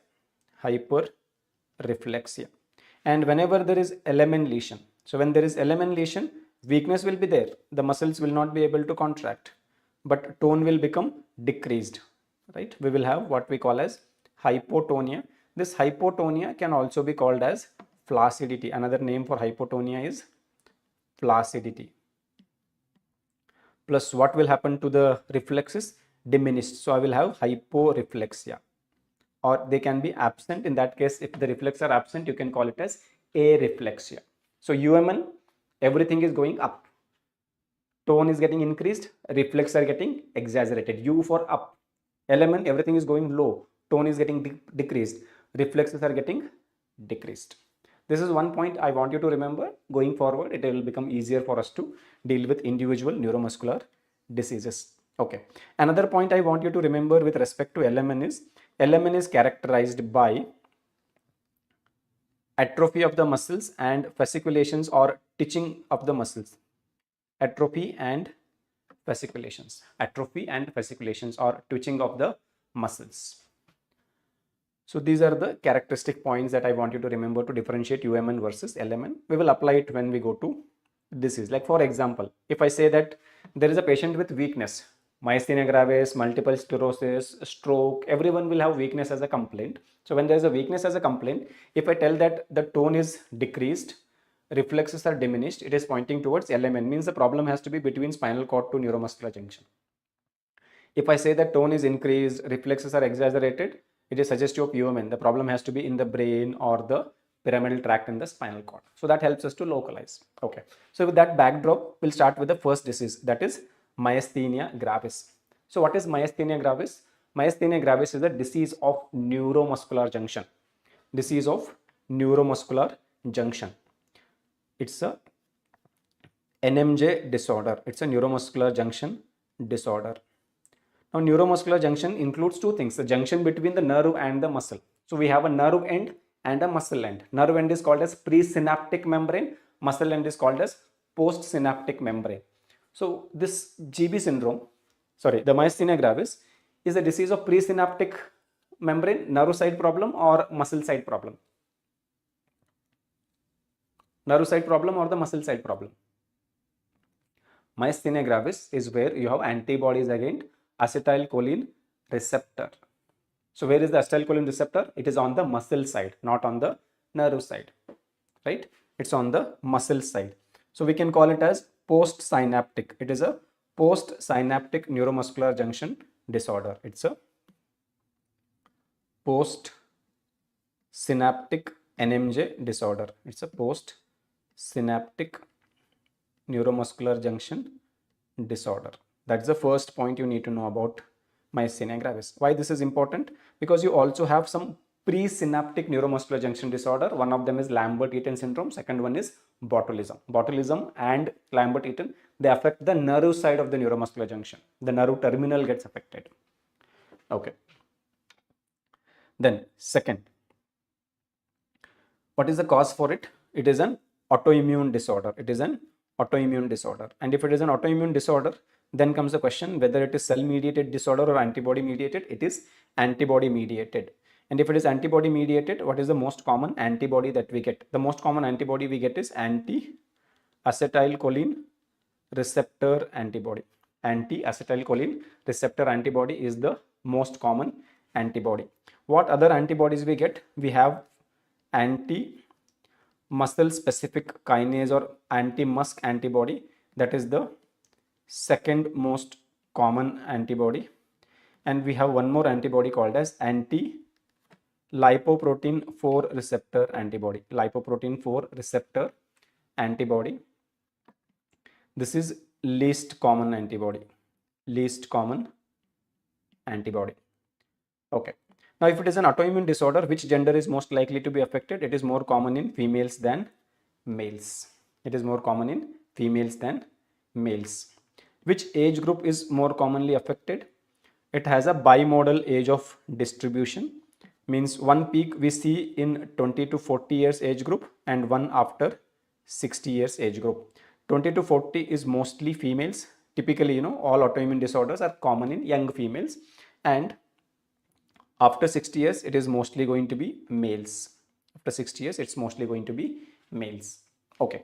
Now, being a neuromuscular junction disorder, there are antibodies which are blocking the communication between the nerve and the muscle. So even when my brain sends a signal for contraction of the muscle cannot contract because the signal transmission is blocked by these antibodies, right?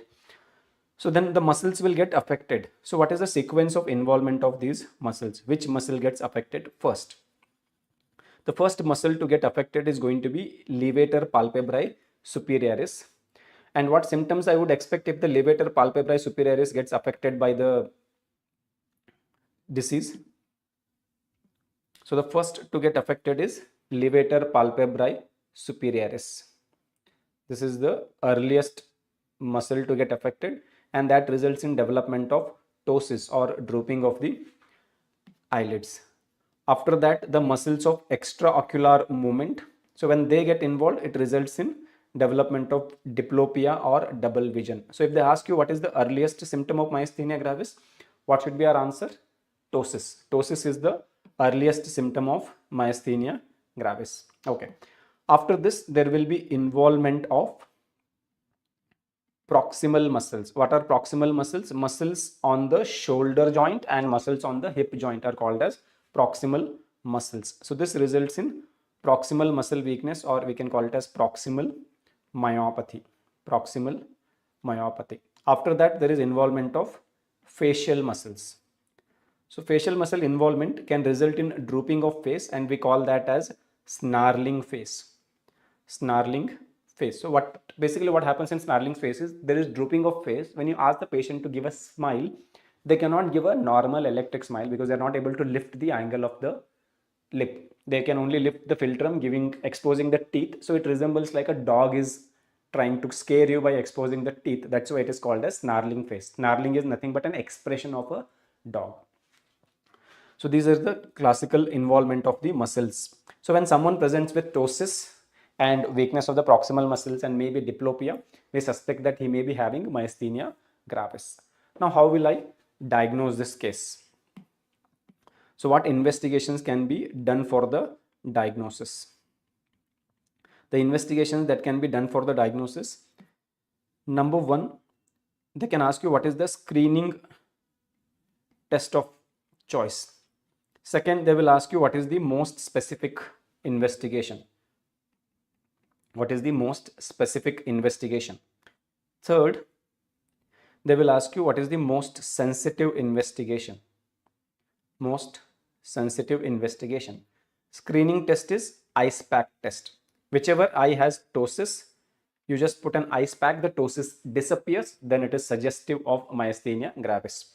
If they're asking what is the most specific investigation, it is the presence of anti-acetylcholine receptor antibody. अगर antibody है तो ये तो फिर myasthenia gravis ही हो सकता है, unlikely to be something else.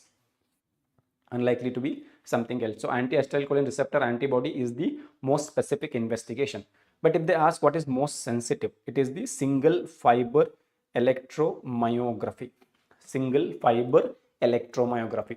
This is what they have tested in the previous NEET PGs. Interpretation of single fiber electromyography to decide कि ये myasthenia gravis है या कुछ और है. So what do we do in single fiber electromyography? They isolate one muscle fiber and give repetitive electrical stimulus to the muscle fiber to see its contraction. In myasthenia gravis, the more I use the muscle, more weaker it becomes. इसलिए evenings they have more weakness because throughout the day they have used the muscle more and they have depleted all the acetylcholine. In Lambert-Eaton, ulta hota hai. In Lambert-Eaton, the more I try to use the muscle, more stronger it becomes. So that's why they are weak in the morning but better in the evening. And that is the principle applied in single fiber electromyography. So if I repetitively stimulate the muscle, if the force of contraction of the muscle goes on decreasing, it is myasthenia gravis. If it goes on increasing, it is Lambert-Eaton, right? So now we'll see the interpretation of this single fiber electromyography as well. Single fiber electromyography as well. So if I do SFEMG, and if I get what we call as incremental response, what does that mean? And if I get decremental response, what does that mean? So if I get decremental, means force of contraction of the muscle goes on decreasing, it is suggestive of myasthenia gravis. But if I get incremental, means force of contraction bar bar stimulate करने से बढ़ता जा रहा है, so then it is either Lambert-Eaton syndrome or it could be botulism. Botulism is another possibility because botulism is also a presynaptic disease. Botulism is also a presynaptic disease. It can be Lambert-Eaton or botulism. These are the possibilities whenever we have to interpret the single fiber electromyography. So in one of the previous NEET PG, they had given the story. They had mentioned what happened after the single fiber electromyography was done. They had mentioned that patient showed incremental response, not decremental. And they had options of Lambert-Eaton and myasthenia gravis. Students were supposed to choose Lambert-Eaton, not myasthenia gravis, because we had incremental response in that case. Okay. Now, once I have myasthenia gravis, how do I manage a patient of myasthenia gravis? Investigations, multiple MCQs are possible. Screening test is ice pack test. Most specific is anti-acetylcholine receptor antibody, and most sensitive is single fiber electromyography. Tensilon test or hydrophonium can be done, not routinely done today. Now, once I have diagnosed of myasthenia gravis, how will I manage? So basically in myasthenia gravis, there are two problems. One, antibodies. The other one is acetylcholine. Right? So acetylcholine receptors and antibodies. Antibodies are occupying the acetylcholine receptors and acetylcholine is fighting with the antibodies to occupy the receptor. So in this fight, who should win? For the normalization, it is the acetylcholine which should win. So I need to increase the acetylcholine and decrease the antibodies. So how will I increase the acetylcholine? By blocking the acetylcholine esterase. So to increase acetylcholine, what I can do? I can block the acetylcholine esterase. I will block acetylcholine esterase with the acetylcholine esterase inhibitors, and there they ask what is the drug of choice because there are n number of acetylcholine esterase inhibitors. Can you mention what is the drug of choice?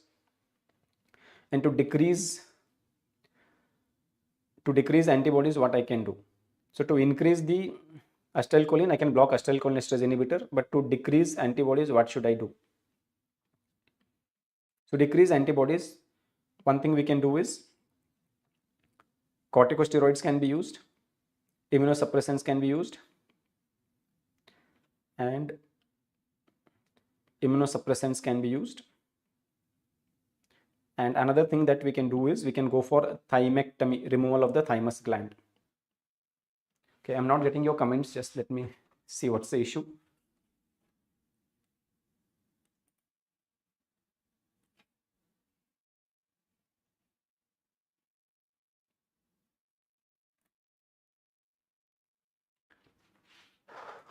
Okay, so some technical issue, I'm not able to see your comments. Okay, good. The drug of choice as acetylcholinesterase inhibitor is going to be pyridostigmine. Why pyridostigmine? Because other drugs like neostigmine or physostigmine, they are relatively short acting. I want to give the long acting drugs, so that's why we are using pyridostigmine. Pyridostigmine is the drug of choice for myasthenia gravis. Okay, now thymectomy. Thymectomy क्यों करते हैं? Thymectomy is done because the antigen against which antibodies are produced is not acetylcholine receptor. Acetylcholine receptor is an innocent bystander. Antibodies are actually produced against myoepithelial cells. And structurally, acetylcholine receptor resembles some other receptors in the myoepithelial cells, and that's why acetylcholine receptor is getting targeted. So where do I find this myoepithelial cell? It is there in the thymus gland.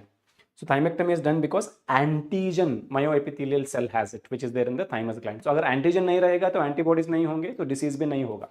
But when is it indicated? Only for acetylcholine anti-acetylcholine receptor antibody positive cases. Acetylcholine receptor antibody positive cases.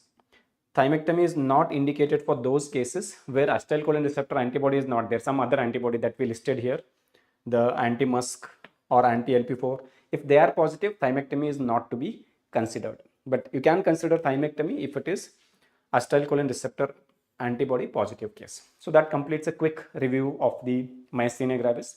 There are plenty of MCQs. Almost every NEET PG MCQ has the one question on myasthenia gravis.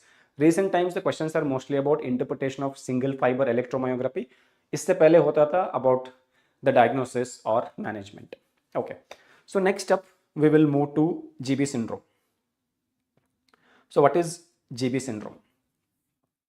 Myasthenia gravis was a disorder of neuromuscular junction. GB syndrome is a disease of peripheral nerves. It is a disease of peripheral nerves. So what is it? It is a infection triggered,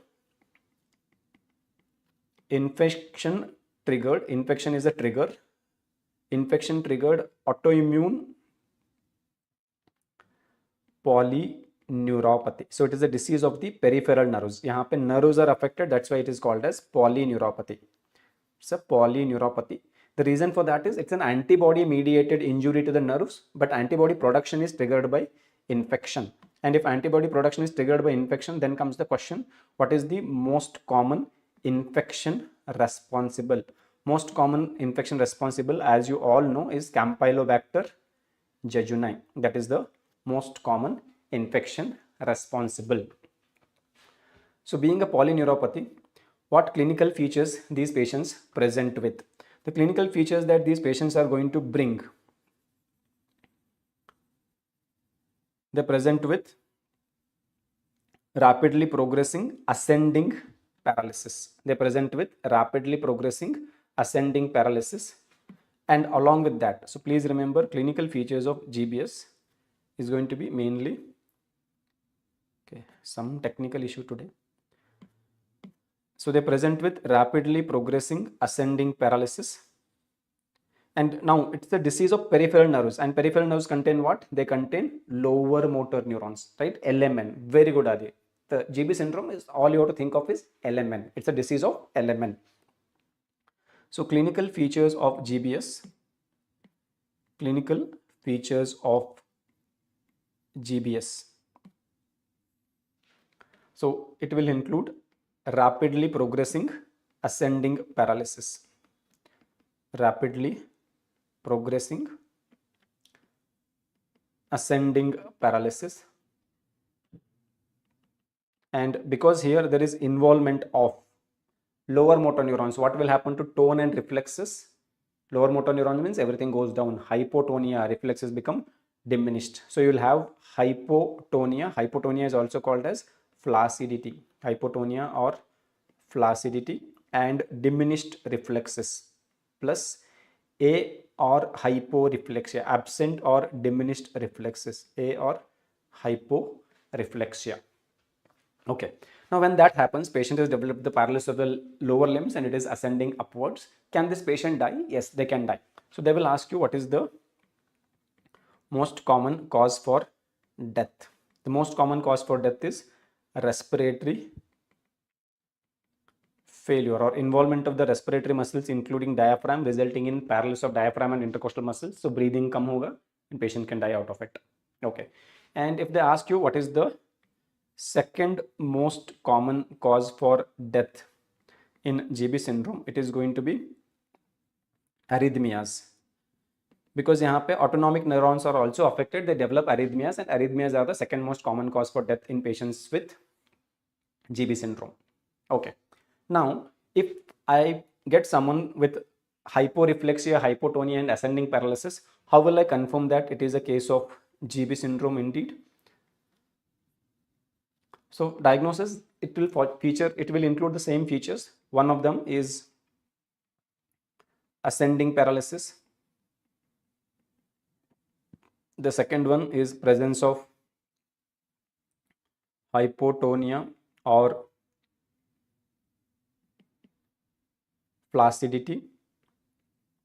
The third one is hypo or areflexia. Hypo or areflexia. Then the fourth point is, now I will take a little bit of help from investigations. Two important investigations can be done. One is CSF analysis and the nerve conduction studies. Now in the CSF analysis, we will look at the CSF protein and cell count. Now what happens in GB syndrome? It's primarily an antibody mediated disorder, and antibodies are what? They are proteins, immunoglobulins. Immunoglobulins are proteins. And these antibodies not only target the peripheral nerve in their peripheral part. Peripheral nerves, they start their journey, lower motor neurons start their journey in the spinal cord, right? This is what I told you. The journey of lower motor neurons starts in the spinal cord. So antibodies start targeting everywhere, including the spinal cord extension of the lower motor neuron. But how will these antibodies reach the spinal cord? Through CSF. So in the CSF, immunoglobulins will increase. Immunoglobulins increase means protein is increased, but there is no increase or much increase in the cell count. So when we do CSF analysis in a patient with meningitis, both cell count and protein will be increased, but here only increase in the cell count remains less than 50, but there is increase in the protein. And this cell count not increase but protein increase, we will call it as albuminocytological dissociation. Albuminocytological dissociation. It's called as albuminocytological dissociation. Albuminocytological dissociation. And on the nerve conduction study, we can either see that myelin is gone, demyelination, or we can see that there is axonal injury. Axonal injury. So when these evidences are there, we will call it as a case of GB syndrome. And when these 5 criteria are taken into account to diagnose GB syndrome, this criteria is called as Brighton's criteria. It's called as Brighton's criteria. So they can ask you the name of the criteria, or they can ask you which of the following is not or is a component of Brighton's criteria. So there are 5 components to the Brighton's criteria. Okay. Now how will I manage these patients? The management of GB syndrome. We know that there is a risk of death. As more and more neurons get affected and the paralysis ascends to involve the diaphragm, patient may die because of respiratory failure. So step number 1 is that I don't want the paralysis to ascend further. Why the paralysis is ascending further? Because neurons are getting damaged. So if I halt the neuronal damage, I can prevent ascend of the paralysis. So how do I halt or prevent the neuronal damage? Who is causing the damage? Antibodies. So if I get rid of the antibodies, damage stops, progression of the disease stops, the death risk comes down. So how can I halt the antibodies? See, here I have to remove the antibodies from the body, because if I give steroids and stop antibody production, it takes sweet time, weeks together before the antibody production comes down. I don't have so much time. Before that, if the respiratory muscles get involved, the patient may have a risk of death. So I can remove that antibodies by giving either IV immunoglobulins, which can neutralize circulating antibodies, or we can go for removal of those antibodies through plasma exchange or plasmapheresis. So the treatment of choice for GB syndrome is going to be IVIG or plasmapheresis. If they ask you which one is the best treatment among these, right? So IVIG is superior to plasmapheresis. If there are no constraints of cost and logistics, if I have to choose one, I will always choose IVIG because it is slightly superior to the plasmapheresis, right? So that's about our GB syndrome. So what are the important MCQs? You should be able to recognize GB syndrome from the clinical story. Then you should be aware that the most common infection which is known to trigger GB syndrome is Campylobacter jejuni.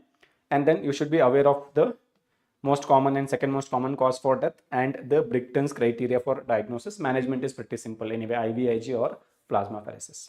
Okay, so after myasthenia gravis and GB syndrome, we will go to stroke. Stroke related questions are mainly two. One, they will give you a circumstance or scenario and then they will ask you to come out with the management plan, whether you will go for thrombolysis, whether you will go for thrombectomy, or whether you will manage conservatively. Second is to differentiate between stroke and TIA. Okay, so what is stroke? Stroke is defined as, there's a clear definition of stroke. It is deficits of brain's function, right? Neurological dysfunction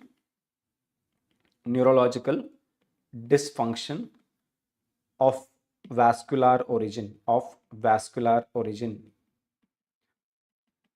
So some part or whole part of the brain stops working because of some blood vessel related problem, vascular problem, lasting for more than 24 hours or till death. Then we call it as stroke. But if the symptoms improve within 24 hours, there is some problem in the blood vessel, brain is not working properly, some part is not working properly, but recovery happens within 24 hours, we will call it as TIA. So there is a definition for TIA as well. How do I define it? TIA refers to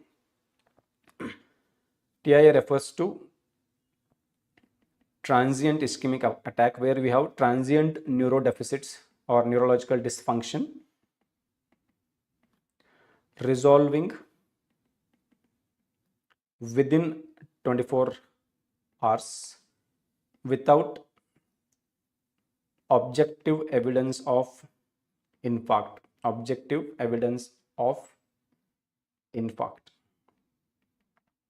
So what is stroke? Neurological dysfunction because of some blood vessels problem. TIA is also neurological dysfunction because of some blood vessels problem. But stroke, the symptoms last for more than 24 hours.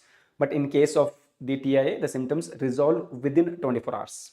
And there should be no objective evidence of stroke if an imaging is done. Now, what causes the TIA? A blood clot developing in the blood vessel, but clot getting dissolved naturally. So blood vessel opens and the symptoms resolve. Okay, but if a clot formed in a blood vessel and caused the TIA, that also means that another clot can form that may not dissolve and patient can have stroke.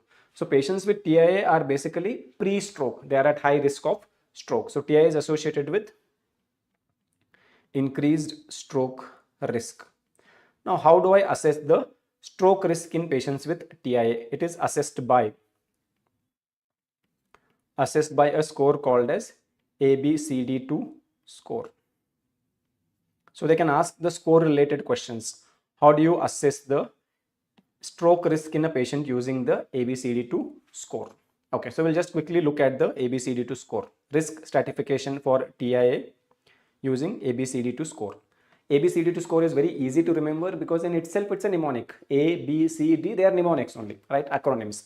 A stands for age more than or equal to 60 years. B stands for blood pressure more than 140/80. Then C stands for clinical features. Clinical features means unilateral weakness or impairment of speech without weakness. D stands for duration of symptoms lasting for more than 60 minutes or 10 to 59 minutes. And it is ABCD2, right? There are two Ds. The other D is diabetes. So among these, for only two symptoms, we have given 2 points. One of them is clinical features of unilateral weakness.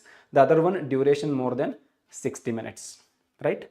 So you can come out with a cumulative score, and based on that, we can assess what is the chance of stroke in those patients. So what kind of questions are asked from this ABCD2 score? They will give you the story where age, gender, BP and other parameters are mentioned. They will ask you to calculate the score. They will ask you to calculate the score and then predict whether it has moderate, high or low stroke risk. Moderate, high or low stroke risk. So when the score is 0 to 3, the stroke happening within next 90 days is 1%. So we'll call it as low stroke risk. If it is 4 to 5, it is moderate. And if it is 6 to 7, it is considered as high. So point to remember, 3 or less than 3, low. 4 or 5, moderate. 6 or 7, high. Right? So in the stroke, you should know the definition. You should know what is TIA. TIA definition has two components. First is symptoms should improve within 24 hours. But even if symptoms improve within 24 hours, but on the CT scan there is an infarct, it will not be called as TIA, it will be called as stroke. So last best lot NEET PG, there was a question, very simple question. The question said a patient presented with some right hemiplegia and symptoms improved within 1 hour, and a CT scan done showed infarct in the left MCA territory. What is the diagnosis? Most of the students answered it as the TIA because symptoms improved within 1 hour, that is definitely less than 24. लेकिन CT scan में infarct दिख रहा था. So if infarct is present, it will always be considered as stroke. That doesn't fit the definition. So the diagnosis should have been stroke, not infarct. Clear? Okay, so now that we have a fair idea about the ABCD2 score, there's an emerging new score called as ABCD2 plus score. And anything that comes up new, our INI people are very much fond of, but sometimes NEET people also get into it. It is called as ABCD2I score, where an extra parameter is added, that is imaging. I stands for imaging. So if you have done MRI or CT and there you get this evidence of infarction, then such patients have very high risk of recurrence of the stroke. Recurrence of the stroke. So we give 3 extra points for the presence of infarction on the imaging. ABCD2I stands for imaging. Okay. Now coming to the stroke per se again.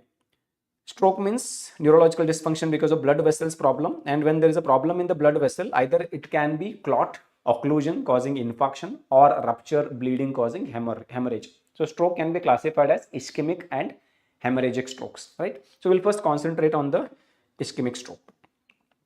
So when there is stroke, as the time progresses, the stroke or the infarct expands and leads to increased risk of complications and death. So to avoid that, recognition of stroke early is very, very important. In fact, in neurology, we make a statement saying that time is brain. The more time is lost in recognition of the stroke, more neurons are dead, more is the risk of disability or death. Okay guys, I think there is some technical problem. Just give me a minute. I will fix. We will take a 2 minutes break to fix because I think I lost the connectivity. After 2 minutes, we will resume the session. Just give me 2 minutes time.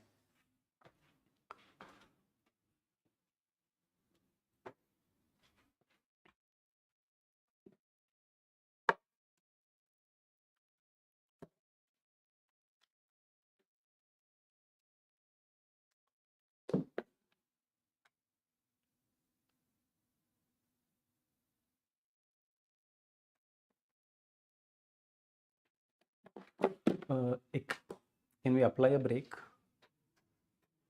Break. I think we lost.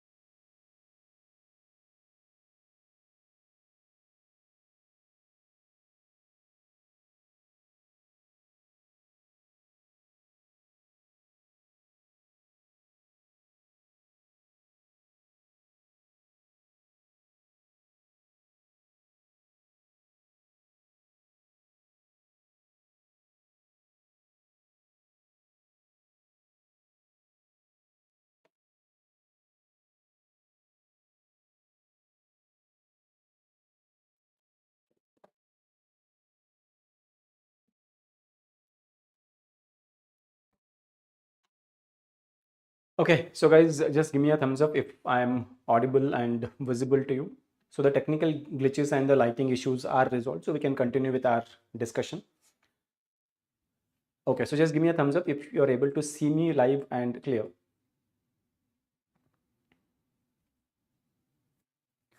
Okay, so cool. I think it appears that I'm live and I'm audible to all of you.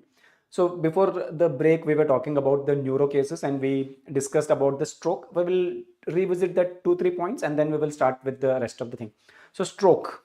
Stroke we defined as neurological dysfunction because of blood vessels problem lasting for 24 hours or more or till patient death. If symptoms resolve within 24 hours without leaving behind any sign of infarct, then we call it as TIA, transient ischemic attack. TIA carries very high risk of stroke happening, and for that we use ABCD2 or ABCD2I scoring system to assess the risk of stroke, where A stands for age. So it's as I've already told you, it's a mnemonic itself. A for age, B for blood pressure, then C for clinical features, and D for duration of symptoms, and second D is for the diabetes. 2 points you have to remember here. We are giving 2 points for unilateral weakness or hemiplegia, and we are giving 2 points for the symptoms lasting for more than 1 hour or 60 minutes. For every other parameter, we are giving 1 point. And if the score is 0 to 3, it is low. If it is 4 to 5, the risk of stroke is moderate. And if it is 6 to 7, the risk of stroke is high. Okay. And when imaging is added into it, we get 3 more extra points for imaging, either MRI or CT showing evidence of infarct. Then we call it as ABCD2 I score, which predicts the risk of recurrence of the stroke. Okay.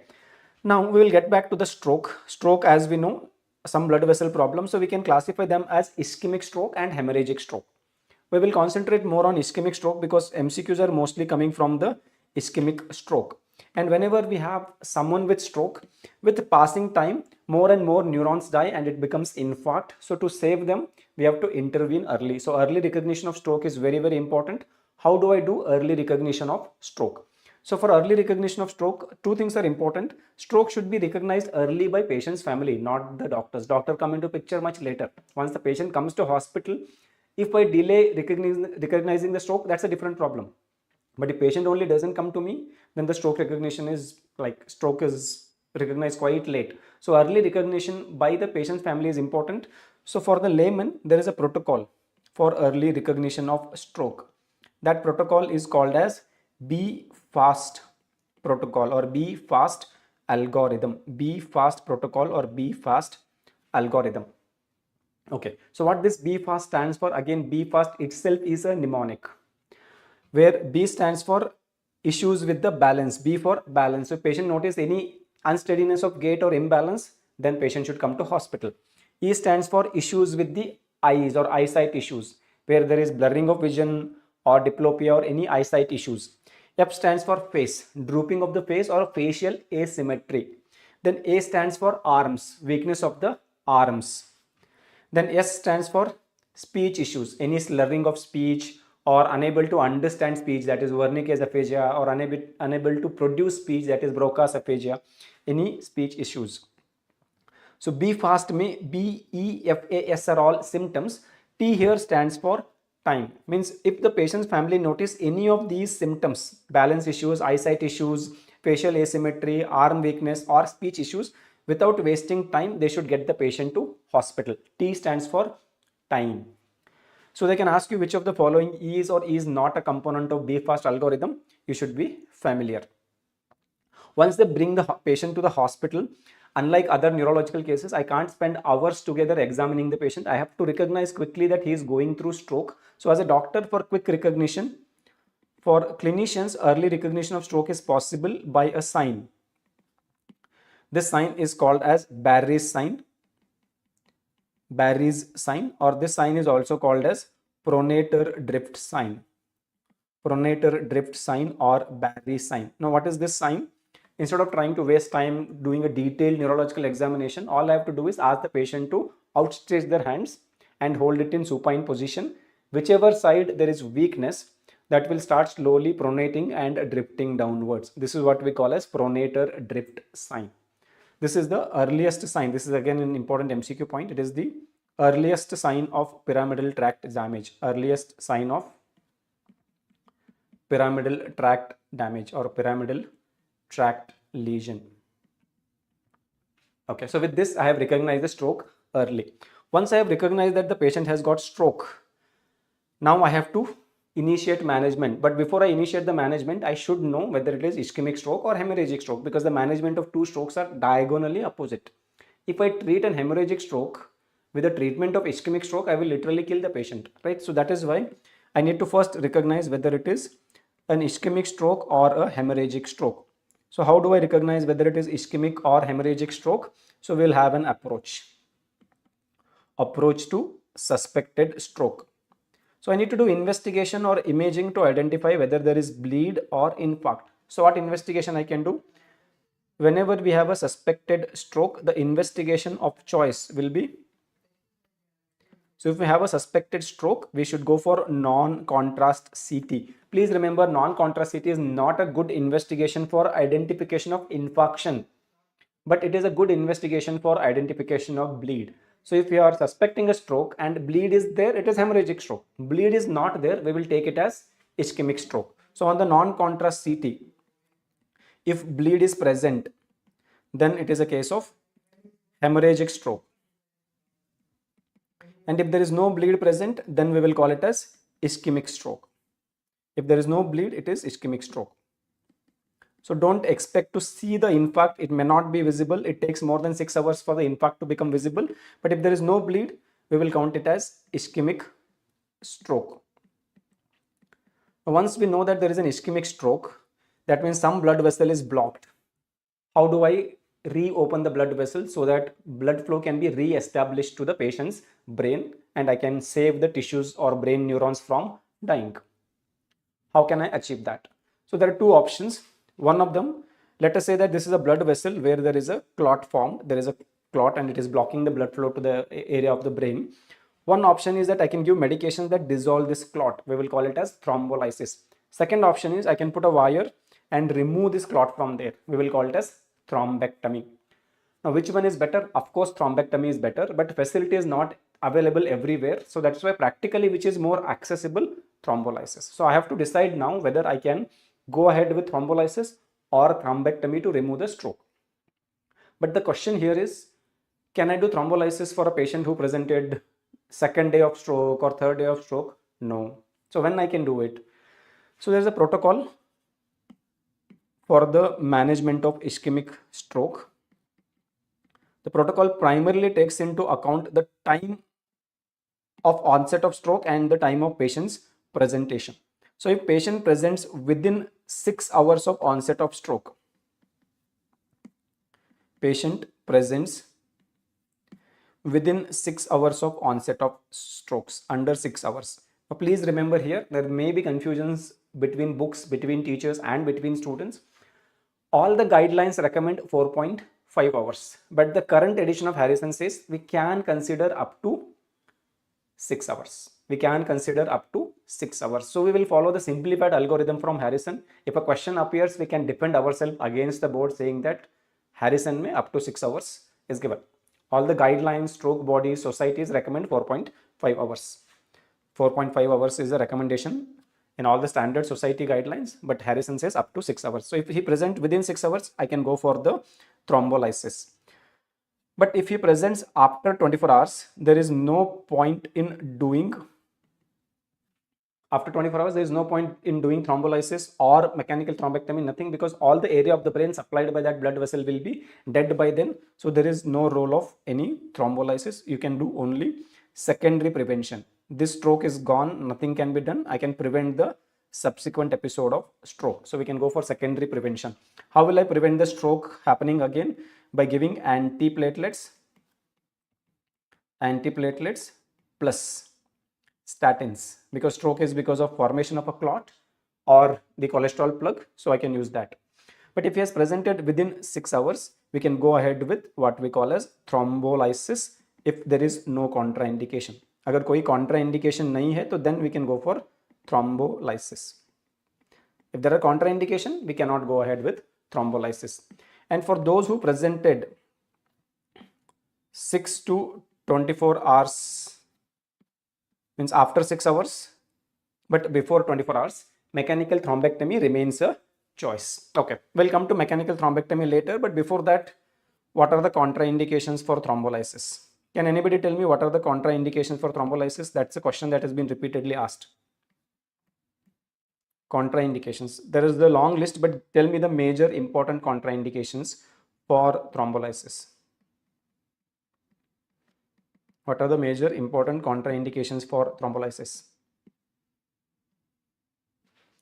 First thing you should mention when we talk about stroke thrombolysis is blood pressure. Why?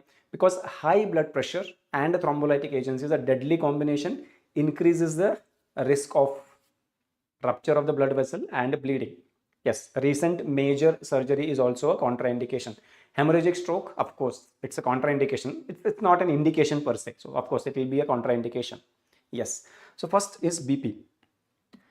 Lot of questions around the BP itself. So, BP more than or equal to 185, 110 millimeters of mercury despite treatment. Wording is very very important. मैं क्या कह रहा हूं? I am saying despite treatment. Treatment के बावजूद BP more than और equal to 185/110. So does that mean if patient comes to me with 200, 120 within 6 hours of onset of symptoms, is that a contraindication? No, it's not a contraindication. I still have time to lower the BP. I can make an attempt to lower the BP. Despite my attempts to lower the BP, if it remains more than 185/110, then it is a contraindication. If I can lower it, it is not a contraindication, right? That is the first point. Second, of course, recent major surgery, because there will be a lot of suturing, anastomosis and all, so they can bleed from that site, so it's a contraindication.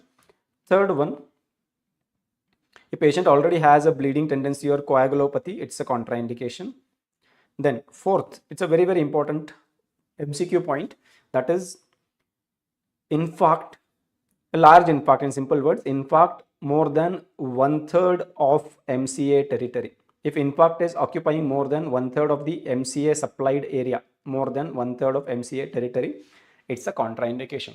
So two important contraindications I want you to remember is BP more than 185/110 despite treatment, and infarct more than 1/3 of the MCA territory. So if these contraindications are there, you can't go ahead with the thrombolysis.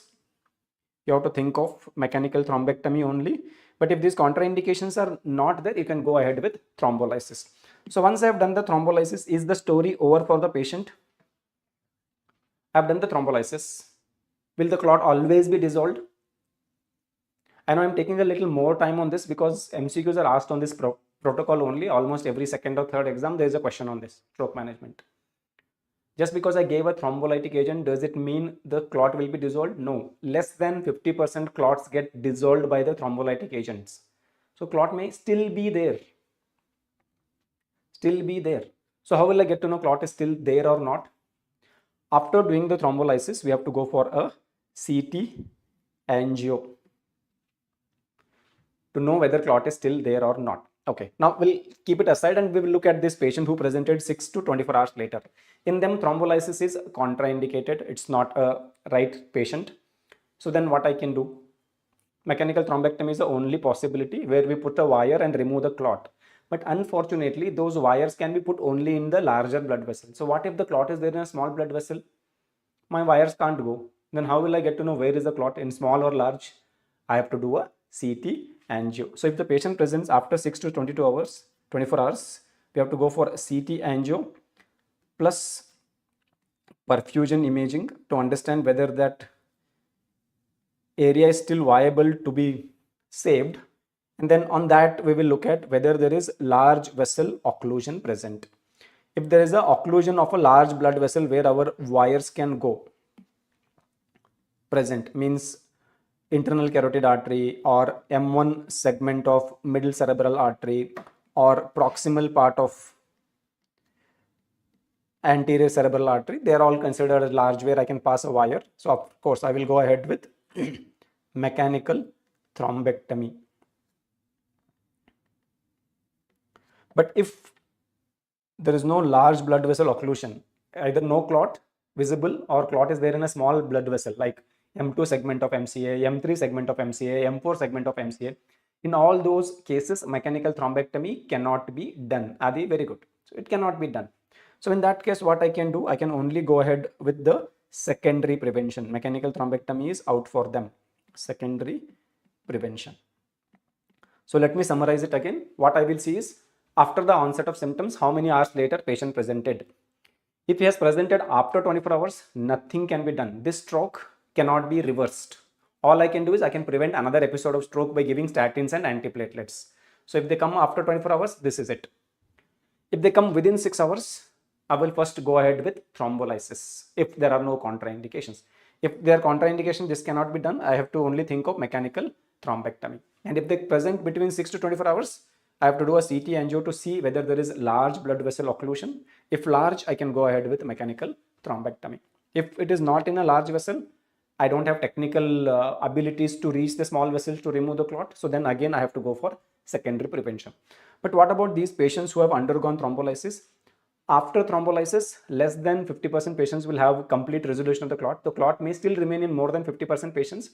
What I can do, I will do a CT angio, and if it still shows a clot in the large vessel, I can still go ahead with mechanical thrombectomy. So please remember this protocol. Go through the protocol. Try to do a mental exercise of imagining like, okay, patient came how many hours? Okay, this many hours later, 6 hours. Let us do that now. Let us say that I got a patient who presented 4 hours after the onset of symptoms. So what will be the best choice? To start with thrombolysis. तो मुझे क्या देखना होगा? क्या कोई contraindication है? Major contraindication. Let us say that the BP is 210, 110. Relatively contraindication hai. So I have to give medications to decrease the BP. I achieved a BP of, let us say, 160, 100. Now it is no longer contraindication. Patient has presented within 6 hours. So I can go ahead with thrombolysis. So I gave the thrombolytic agents. Thrombolysis is done. After that, I do a CT angio. In the CT angio, I find that there is a still clot present in internal carotid artery. So then what is the next step? I have to go for mechanical thrombectomy. In the CT angio, no clot visible, then secondary prevention. If patient is presented anywhere between 6 to 24 hours, I will follow the same protocol. CT angio, large vessel occlusion, mechanical thrombectomy, no large vessel occlusion, secondary prevention. After 24 hours, only secondary prevention. So this is going to be our approach to management of stroke, right? So from the stroke chapter, two things are very, very important. The first one is differentiating between the stroke and TIA.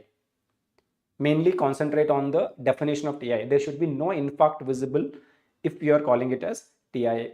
And the second one is ABCDT scoring, and third one is the stroke management protocol. Repeatedly they ask you the approach, whether you will go ahead with thrombolysis for this patient or mechanical thrombectomy or secondary prevention. So if you know the protocol, we are sorted.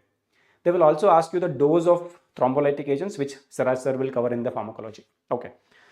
So after the stroke, we will migrate to next important topic, which is acid-base disorders or ABG analysis. I think all of you know that every exam has one question on the ABG. There is no exam which is devoid of ABG related questions. Of course, I will not do a detailed discussion. We will develop a quick approach to solve the ABG questions. So we'll take an example of a ABG problem, right? So let us take an ABG problem and see if we can address it. So here I have a patient. Let us say his pH is 7.12. PaCO2 is 24 millimeters of mercury, and bicarbonate is 10 millimoles per liter. His sodium is 140 millimoles per liter. Okay. Now you have to diagnose which acid-base disorder this patient is going through. So first thing is I have to decide whether it is acidosis or alkalosis. So what do you think it is? Acidosis or alkalosis it is? How do we differentiate acidosis versus alkalosis? Simple. pH dekho, pH less than 7.35. So normal pH has a range, right? So normal pH has a range 7.35 to 7.45. Anything on this side is acidosis, anything on that side is alkalosis. So more than 7.45 will be alkalosis. So this patient has acidosis, right? So we sorted that this patient has got acidosis. Once we have sorted that it is acidosis, next is to decide whether it is metabolic or respiratory. So for that, I think you may be familiar with this principle called as ROMS or ROM. ROMS or ROM, which stands for respiratory opposite, metabolic same side. Respiratory opposite side, metabolic same side. Rekha Singh, if the BP remains higher than 185 by 110 despite your attempt to lower it, then it becomes a contraindication for thrombolysis. You can't go ahead with thrombolysis. Then you have to go ahead with the approach for mechanical thrombectomy. You get a CT angio done. If there is a large vessel occlusion, mechanical thrombectomy will remain an option up to 24 hours. Before 6 hours also it is an option. 6 to 24 hours also it is an option. So you can go ahead with mechanical thrombectomy if there is a large vessel occlusion. Okay, ROMS. So what I have to do is I have to see what is happening to the pH and partial pressure of carbon dioxide. This is the ROMS approach. If pH and partial pressure of the carbon dioxide, we have to give the direction to them, whether they're increasing or decreasing. So here pH is less than 7.35. That means it is decreased. What is happening to the PaCO2? What is the normal PaCO2? Normal PaCO2 is between 35 to 45 millimeters of mercury. So it is decreased. PaCO2 is decreased. So that means pH and PaCO2 are in the same direction. They are both going down. So according to that, what it becomes? Remember, respiratory, if there was a respiratory acidosis, they will be in the opposite direction. In the metabolic, they will be in the same direction. Respiratory opposite, metabolic same, ROMS. So because both of them are in the same direction, what will be my diagnosis here? This is a case of metabolic acidosis. Metabolic acidosis. Now, whenever we have a case of metabolic acidosis, they often ask one extra thing to calculate the anion gap and classify it into high anion gap metabolic acidosis and normal anion gap metabolic acidosis, HAGMA and NAGMA. Okay, we will discuss that, but before that, one more example of an ABG. We'll solve that. Yeah, labetalol is preferred as the antihypertensive of choice because it can be given as IV infusion. So for a quick correction of BP when you have less time, it works well. Okay, so now coming to this, we'll take one more example. So ABG problems, let us say this is first problem. Let us take one more problem. Let us say patient's pH is 7.48. PaCO2 is 18 millimeters of mercury and bicarbonate is 30 millimoles per liter. Okay, now the question is, we should have chloride values entered for the previous example. We'll do that later. Now tell me what disorder do you think it is? This patient is having. So here with respect to pH, it is more than 7.45. So I will call it as alkalosis. Now to decide whether it is respiratory or metabolic, I have to assign the directions to the PaCO2 and pH. So now look at the pH. pH is increased. And what is happening to the PaCO2? PaCO2 is decreased. They are in the opposite direction. So when they are in the opposite direction, it has to be respiratory. So here we are dealing with respiratory alkalosis. So that is one level of ABG questions. They do also ask the ABG related questions with respect to compensation, but then if I go into the calculation of compensation, it will become too complex. But at least the basics we know. Most commonly ABG related questions that they're asking is whether it is high anion gap metabolic acidosis or normal anion gap metabolic acidosis. So for that, we need to know how to calculate the anion gap, right? So let us take this example. Anion gap only comes into picture for metabolic acidosis, right? There is no question of anion gap when it comes to any other acid-base disorders, only when we have metabolic acidosis. So for that, we also need the chloride values. So let us say here it is 100 millimoles per liter. 100 millimoles per liter. Okay. So now, how do I calculate the anion gap. So we have a formula for anion gap. What is anion gap? It is basically the difference between the cations and anions in the body, in the patient's serum.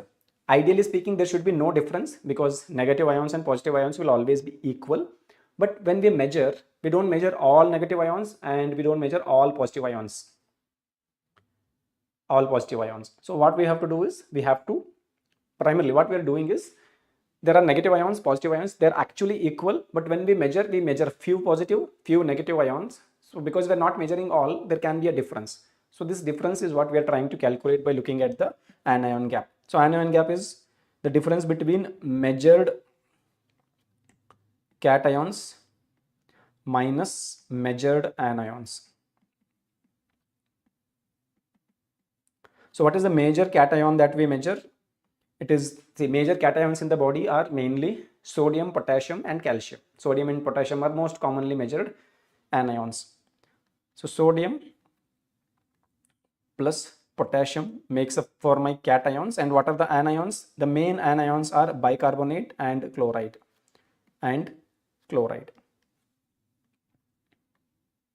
They make up for my anions. Okay. So now if this difference gives me the anion gap. So this difference is the normal anion gap when I'm taking sodium and potassium into account is going to be 12 to 16 millimoles per liter or milliequivalents per liter. But if Ag is calculated without potassium, because many times questions do not mention potassium values, without potassium, then it is going to be, what is the normal value of potassium? 3.5 to 5.5, right? On an average, we can take it as 4. So we will minus 4 from it. So in that case, it becomes 8 to 12 millimoles per liter. In India, most of the questions follow this no potassium formula. So this is where I want you to remember. So in that case, anion gap less than 8 is low anion gap metabolic acidosis. Low anion gap metabolic acidosis.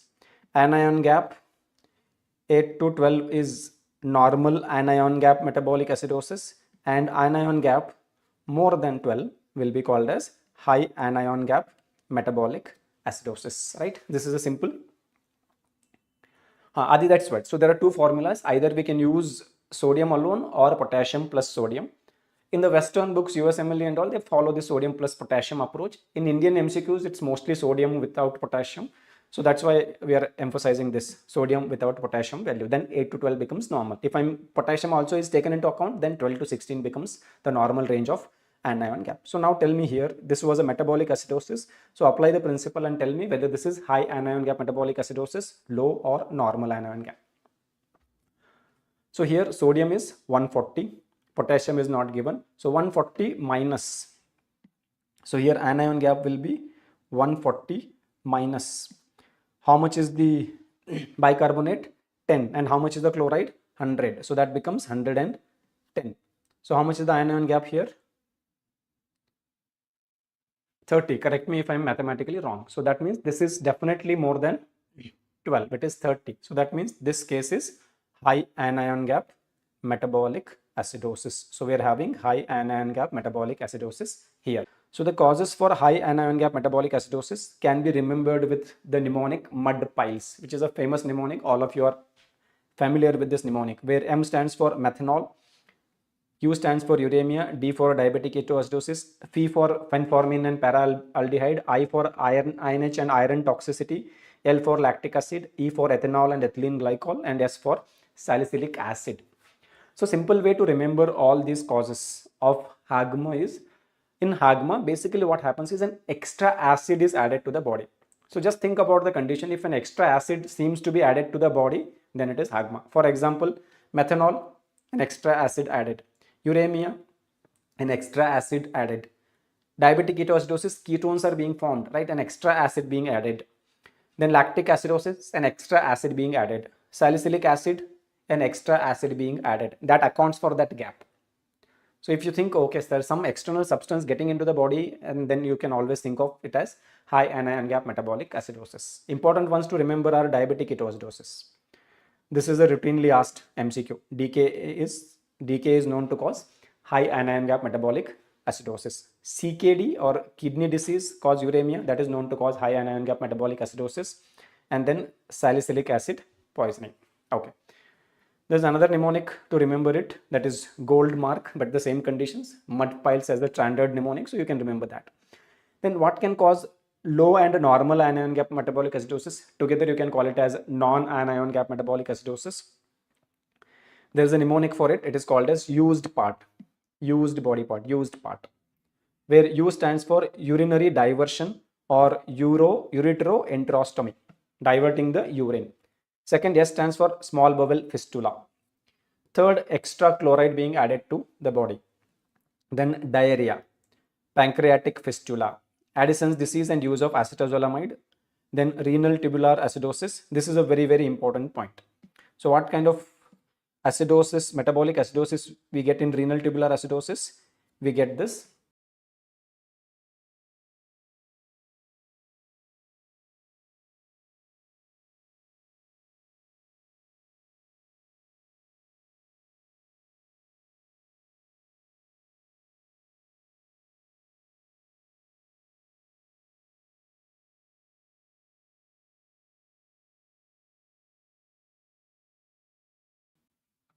non-anion gap metabolic acidosis. And then T stands for drugs like tenofovir and topiramate.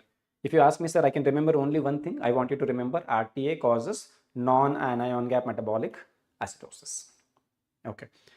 So once you have calculated this anion gap, you may be able to answer these questions where they're asking related to the causes, right? Both of them have a simple mnemonic, used part and mud piles. So go through that. Okay. So after the ABJ, we will get into the renal system. From the renal system, there are two kinds of questions you get. From the medicine, you get questions primarily focused on AKI and CKD. From pathology, you get questions focused on the glomerular disorders. So I will not touch the glomerular disorders because Dr. Ranjit will cover it. We will concentrate on AKI and CKD, right? So what is AKI? Acute kidney injury. Acute kidney injury. So what can cause this acute kidney injury? And what is the definition of AKI? What is the definition of AKI? So AKI is defined as, definition of AKI, or it is nothing but the diagnostic criteria itself. So acute decline in renal functions. How do I get to know acute decline has happened? If the first criteria is increase in serum creat, increase in serum creat by more than or equal to 0.3 milligrams per deciliter, more than or equal to 0.3 milligrams per deciliter. Second, increase in serum creat, increase in serum creat by more than or equal to 1.5 times the baseline over 7 days or 1 week. This more than or equal to 0.3 milligrams increase should happen within 48 hours. And the third one, urine output criteria. Two creat related and one urine output. So urine output less than 0.5 ml per kg per hour, per kg per hour for more than or equal to 6 hours. So if creatinine jumps by 0.3 from his baseline, let us say it was 1, it becomes 1.4 or 1.5, it is jump of more than 0.3. That can be AKI. Second, if it is not jumping very shortly, if I have a 1 week data, it was one week ago, now it is more than 1.5 times. It means 1.5 times is 1.5. So it has become 1.7 or 1.8. I can call it as AKI. Or creat को ignore करते हैं, we will concentrate on urine output. Urine output, अगर if it is less than 0.5 ml per kg, if I am taking a 50 kg person's example, 0.5 into 50 is 25. So if urine output remains less than 25 ml per hour for 6 hours consistently or more than 6 hours, then we can call it as AKI. Now what can cause AKI? Three conditions can cause AKI. One, decreased blood flow to the kidney reduces the glomerular filtration, creatinine will raise. We will call it as pre-renal AKI.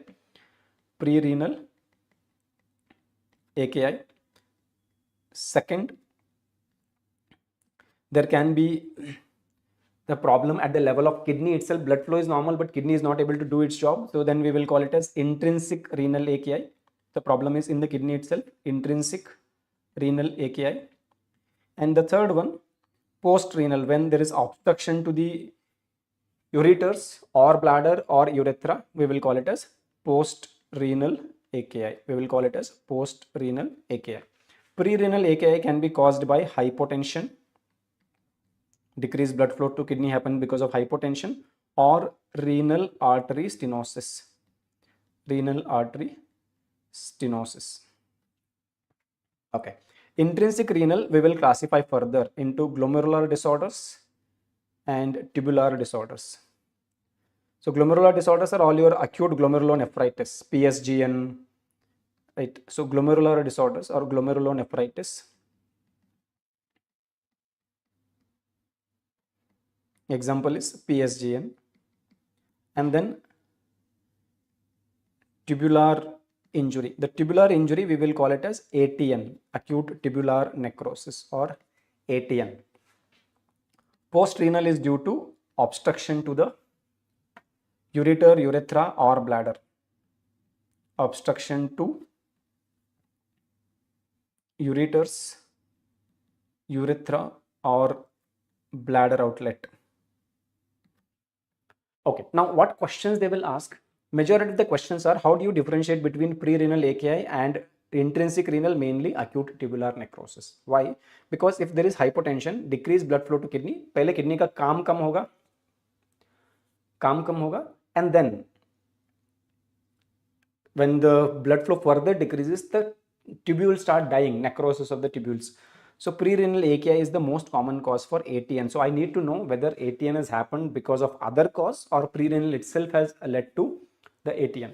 So how can I differentiate between pre-renal AKI and ATN? How to differentiate between pre-renal AKI and ATN?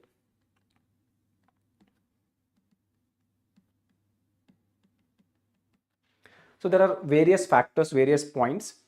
See, remember, glomeruli filtrate, tubules reabsorb, right? Proximal convoluted tubule, loop of Henle, descending, the distal convoluted tubule, collecting ducts, they are all concerned with reabsorption. Glomeruli are concerned with filtration.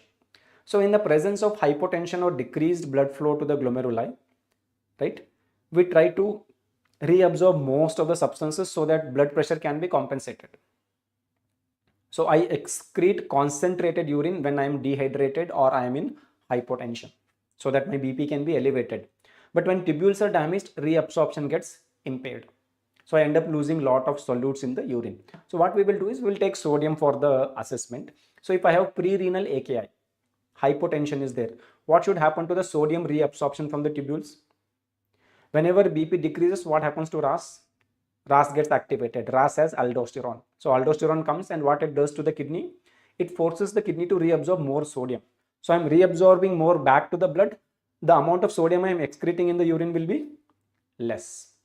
But if I have tubular injury, tubules is where sodium reabsorption happens. If they are injured, they cannot reabsorb. So I will excrete more sodium in the urine. So in tubular injury, there is increased sodium excretion. In pre-renal AKI, there is decreased sodium excretion, which can be assessed by what we call as fractional excretion of sodium or FeNA. Fractional excretion of sodium or FeNA. So if this excretion is less than 1%, means most of the sodium is being reabsorbed and very minimal excretion happening.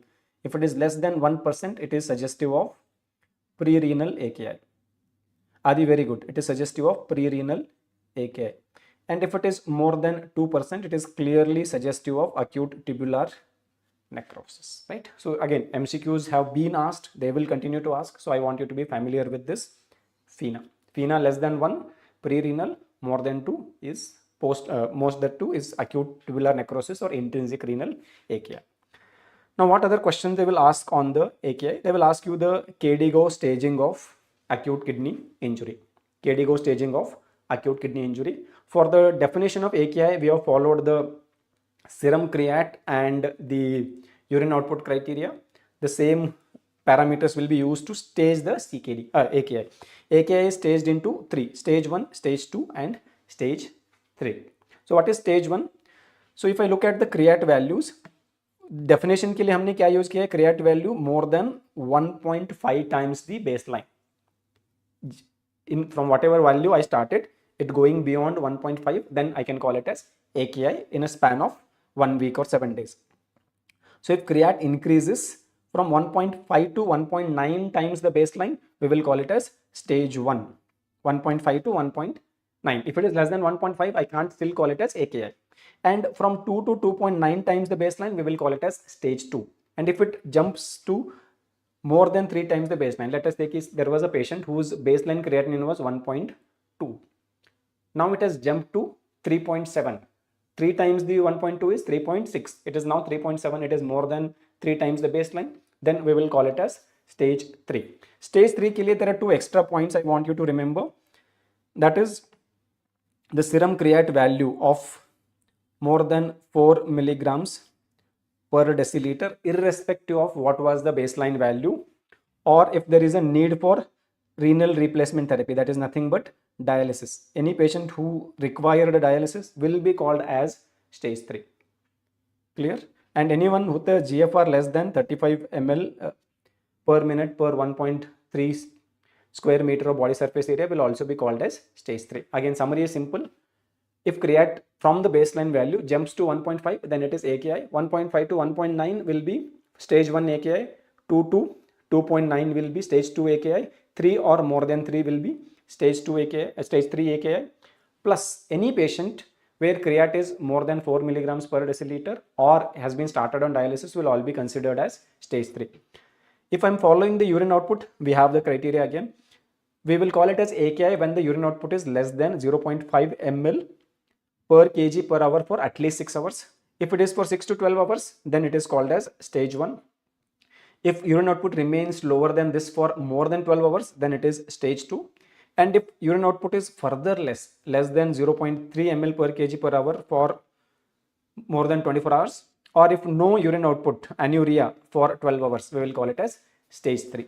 I want you to by heart this because it is indeed important. They may give you a scenario or story and then they will ask you to assign which stage of AKI it is according to the KDIGO criteria. Okay, so that's about the AKI and the important MCQs. Now we'll go to CKD. From the CKD, what are the important MCQs asked? They have asked about the causes for the CKD. Screen is not clearly visible. Is it the glare? Is it too bright? If it is too bright, I can ask the technical team to reduce the brightness. Just let me know. Okay.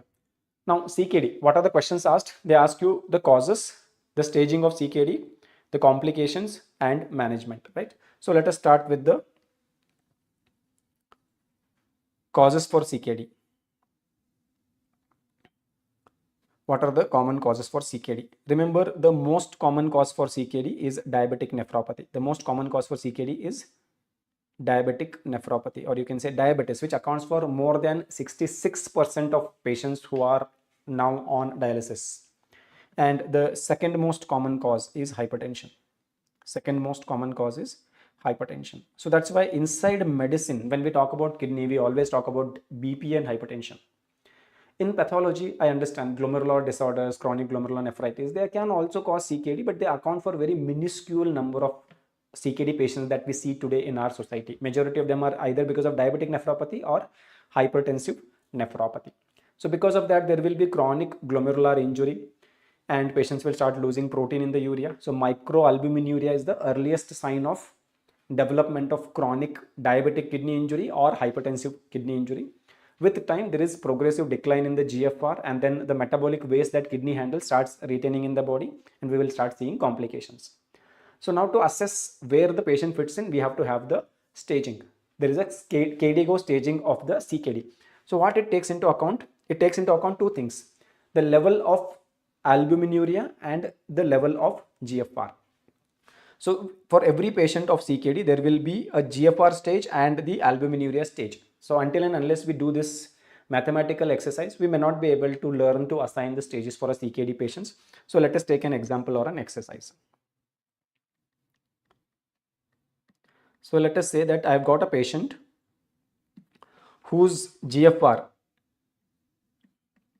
of course it is estimated GFR, the GFR is, let us say, 35, and his urine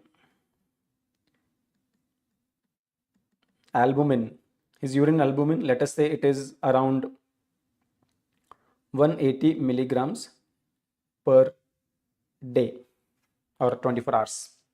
What is the stage of CKD for this patient, right? So there is a GFR parameter and albuminuria. So first we will see the GFR. So GFR stages will be labeled as G1, G2, G3, G4, G5. What is normal GFR? Roughly we say 120, right? So when it is more than or equal to 90, which is of course fairly normal, then we will stage it as G1. If it is 60 to 89, it is G2. If it is 45 to 59, it is G3. G3 is divided into A and B. Basically 45 to 30 is G3. Within that 45 to 50, like 59 to 30 is G3. So within that 45 to 59 is G3A, and 30 to 44 is G3B. Less than 30, that is 29 to 15 is G4, and less than 15 is G5. So in this case, where does the patient fit? 90 is G1, 60 to 89 is G2, right? Less than 60 up to 30 is G3. Within that 45 to 59 is G3A, and 30 to 44 is G3B. So if I have to assign the stage here, what stage it will be? It is definitely less than 60, right? So it has to be G3. Which G3 it is? Looking at the value, what do you think? Which G3 it fits into? Table is right in front of you. Is it G3A or G3B? GFR is 35, right? So it fits into this G3B range, 30 to 44. So it is G3B. So that is the GFR stage. Now what about albuminuria stage? Remember, normal urine albumin is less than 30 milligrams per day. If it is 30 to 300 milligrams per day, then it is, of course, 30 plus is elevated. So if it is 30 to 300 milligrams per day, we will put it as A2, less than 30 A1, and more than 300 we will put it as A3. So how much is it here? Here it is 180. So it is definitely more than 30 but less than 300. So it fits into A2 category. So this patient GFR fits into G3A and albuminuria fits into A2. So I can assign this patient stage as G3B and A2. G3B and A2. So this is the stage of this patient's CKD. Now why this staging is important?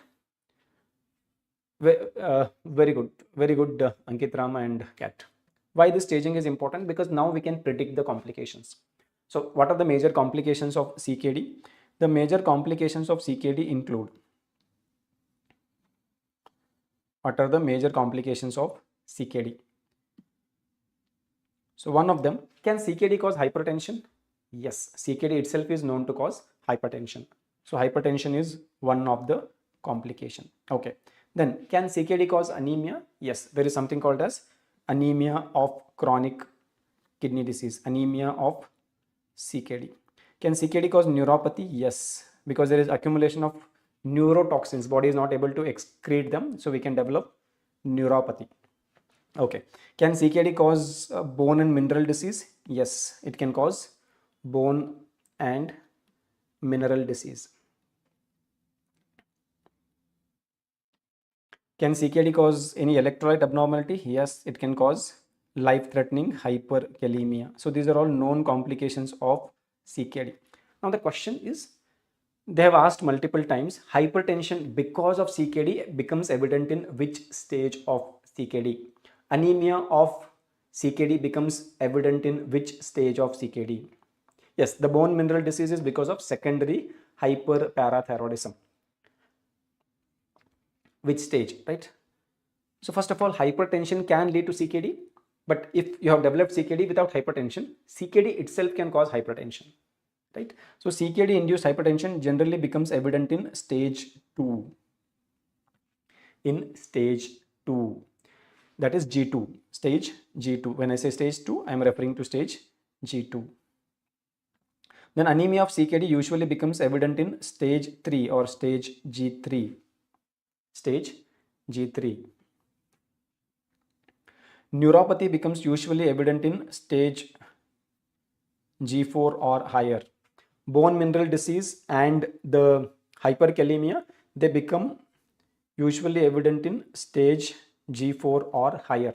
So if I know the stages, I can predict what complications to anticipate in this patient, and accordingly I can devise a management plan. Okay.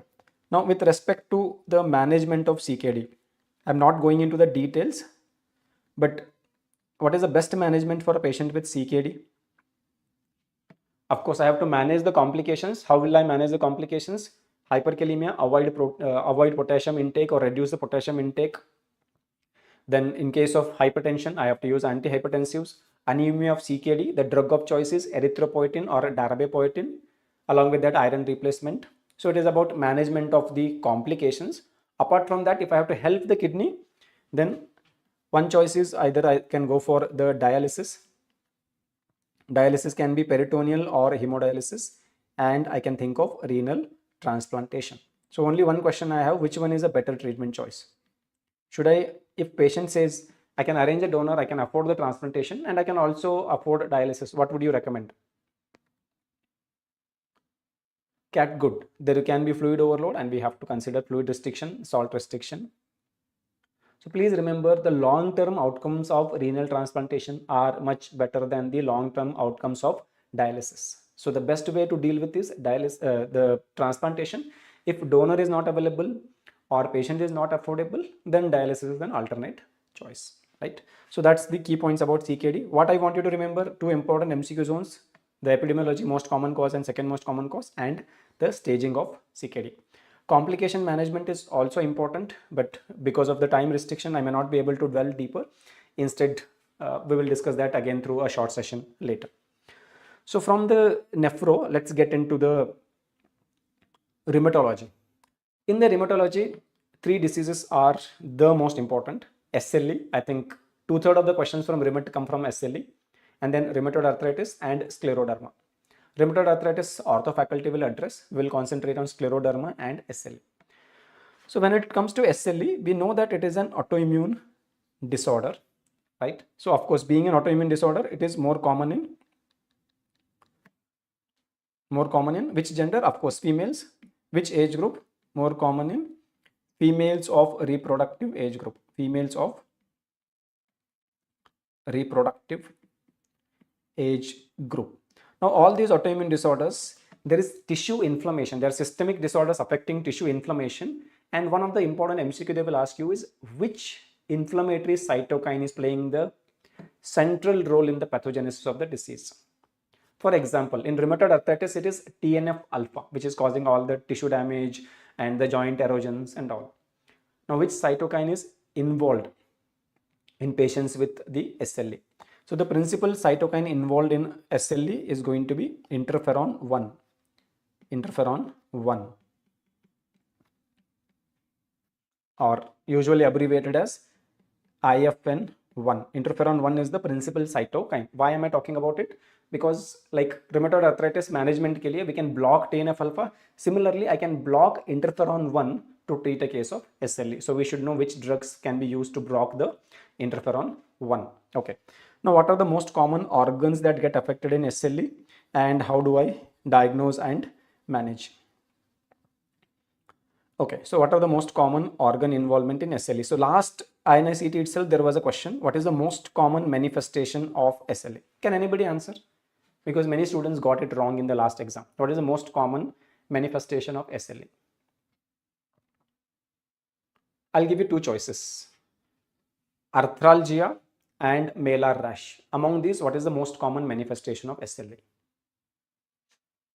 What would you choose if given a choice? Would you choose arthralgia or would you choose malar rash? So please remember, the earliest manifestation of SLE, the earliest manifestation is going to be,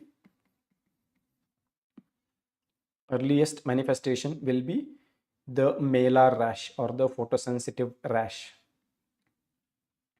what you call as butterfly rash. That is the earliest manifestation, but that is not the most common manifestation. Why it is not most common? Because it is photosensitive rash. If I do not expose myself to sun, the rash may not be visible, so it's not always there, right? But once there is interferon 1 production, there is always some degree of inflammation of the joints and patients will have joint pain. So the most common manifestation is arthralgia. Most common manifestation. If they ask earliest, then it is malar rash. But most common, if they ask, the most common manifestation is going to be arthralgia or musculoskeletal symptoms. Arthralgia is the most common manifestation. Okay. Now, what all major organs the SLE can affect? Can the SLE affect kidneys? Yes, it causes what we call as lupus nephritis, right? So we'll talk about the organs one by one. We'll start from the top to bottom. So can the SLE affect brain? Yes. So what is the most common CNS manifestation of SLE? What is the most common renal manifestation of SLE? Then what is the most common respiratory system manifestation of SLE? What is the most common CVS manifestation of SLE? So the most common CNS manifestation, it affects the brain, causes inflammation of the brain, and that results in cognitive dysfunction. Patient develop mild degree of dementia. Patients with SLE may develop some degree of dementia. We will call it as cognitive dysfunction. That's the most common CNS manifestation. What is the most common renal manifestation? It causes what we call as lupus nephritis, one of the leading causes for complications and death in patients with SLE. Most common respiratory manifestation, SLE, these antibodies and this interferon, they primarily target serosal layers, means membranes, pericardial membrane, pleural membrane, peritoneal membrane. So it can cause pleuritis. Pleuritis is the most common respiratory manifestation. Most common CVS manifestation is again membrane inflammation. Pericarditis. Pericarditis is the most common cardiovascular manifestations. Okay. Now in the SLE, another region of MCQs they ask is the antibodies and their correlation. But before that, few extra points about the complications. Right. So can SLE cause anything else to the respiratory system other than just the pleuritis?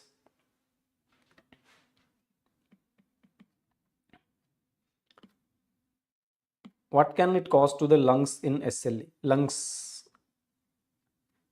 in patients with SLE. So SLE can affect the lungs in multiple ways. SLE is known to cause interstitial lung disease, right? Connective tissues are well-known causes for ILDs. Within that ILDs, we have two major patterns, right? One is called as UIP pattern, another one is called as NSIP pattern. So it is primarily known to cause NSIP type of ILD. Okay. The second, it can cause what we call as diffuse alveolar hemorrhage. So there can be hemorrhage at the level of alveoli in the lungs. Okay, it can cause pneumonia-like inflammation without the pneumonia, without the infection. We call it as lupus pneumonitis. Lupus pneumonitis.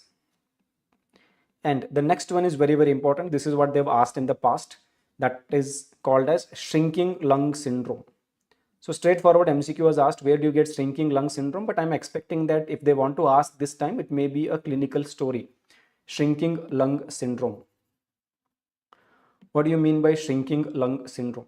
Where the lung volumes decrease. Shubho Hazra, very good. So lung volumes decrease. So FVC decreases. You get a restrictive lung disease. But restrictive lung disease के लिए common causes are lung parenchymal disorders, pneumonia or interstitial lung disease. Here you don't get any pathology inside the lungs. It is believed to be because of the stiffness of the surrounding structures, the pleura and the chest wall muscles and the fascia. They become stiff under the inflammation, and that becomes a restrictive factor. Lungs, despite being normal, you get a restrictive picture. That's what we call as lungs are shrinking without a lung pathology. Then we call it as shrinking lung syndrome. So shrinking lung syndrome is characterized by one, decreased lung volumes. So how will I get to lung volumes, get to know lung volumes are decreased? One, it will show up on the PFT. There will be decreased forced vital capacity, decreased total lung capacity. It will also show up on the X-ray, and the X-ray is what examiners tell you. If lung volume is decreased, what happens to the diaphragm? Diaphragm will be ascending up, and it need not always affect both the sides. So if it is affecting one side, that diaphragm will be ascending up, right? So raised hemidiaphragm. So any question which says here is a patient with SLE and here is an X-ray with a raised hemidiaphragm, think about shrinking lung syndrome. Raised hemidiaphragm. Okay.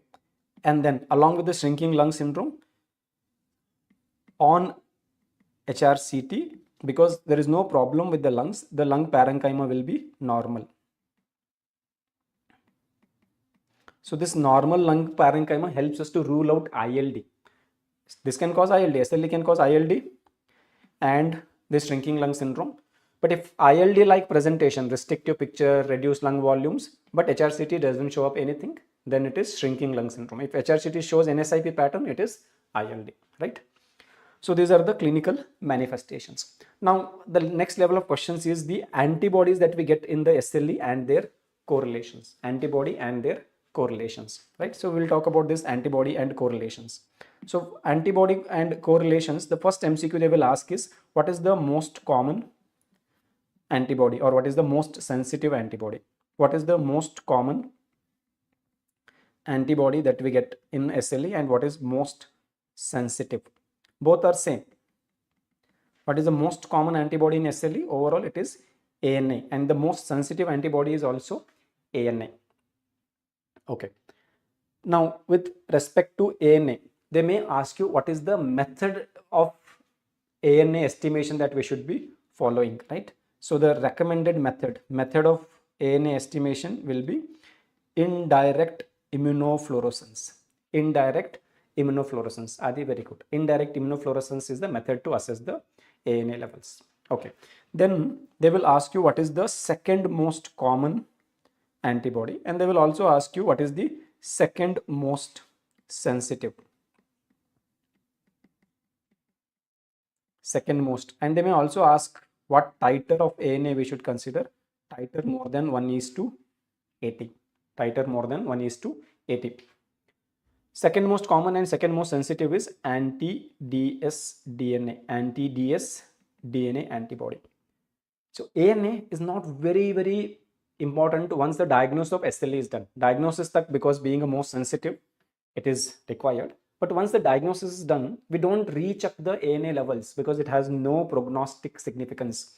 But anti-dsDNA has prognostic significance. So what anti-dsDNA correlates with? Anti-dsDNA correlates with the disease activity.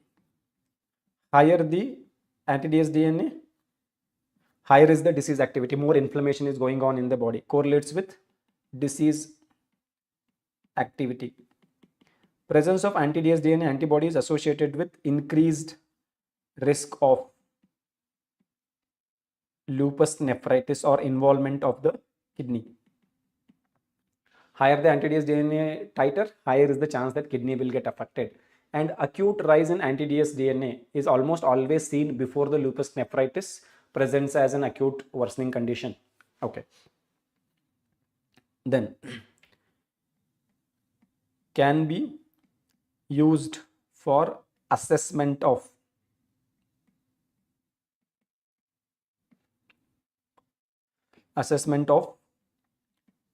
disease control, because if I start treatment, if anti-dsDNA level titer decrease, that means the disease is coming under control with my treatment.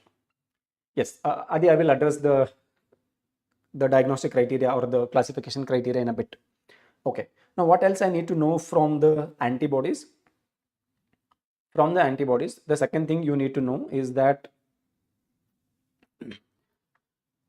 can I predict the involvement of let us say brain with the help of antibodies? Yes, that is possible. So presence of anti-neural antibody predicts the involvement of CNS lupus. CNS lupus involvement is suggested by presence of anti-neuronal antibodies. Okay, then can I predict the development of neonatal lupus? Which antibody correlates with the risk of neonatal lupus? Like neonatal lupus is a passive lupus acquired from the antibodies that came from the mother to the neonate. So presence of which antibodies in the mother increase the chance of her newborn developing the lupus? Anti-SSA. Anti-SSA antibodies correlate with the neonatal lupus, which is also called as anti-Rho antibodies. Okay, then there is a form of lupus called as subacute cutaneous lupus erythematosus that can also be correlated with the presence of this anti-SSA antibodies, anti-SSA as well as anti-SSB or anti-La antibodies. Okay, then have you missed any other important? They may ask what is the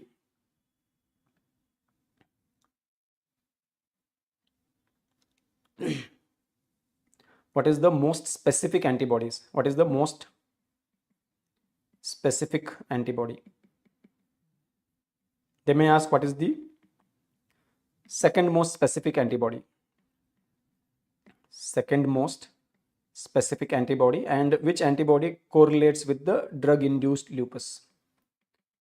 Drug-induced lupus. The most specific, as you know, is anti-Smith antibody. Second most specific is again anti-dsDNA. So that's why anti-dsDNA is a very, very important antibody. And for drug-induced lupus, I think all of you know it is anti-histone antibodies. Anti-histone antibodies. So please go through all these correlations. If you ask me what are the important ones that I cannot afford to miss, I would suggest that I want you to remember the neonatal lupus and this drug-induced lupus and most specific.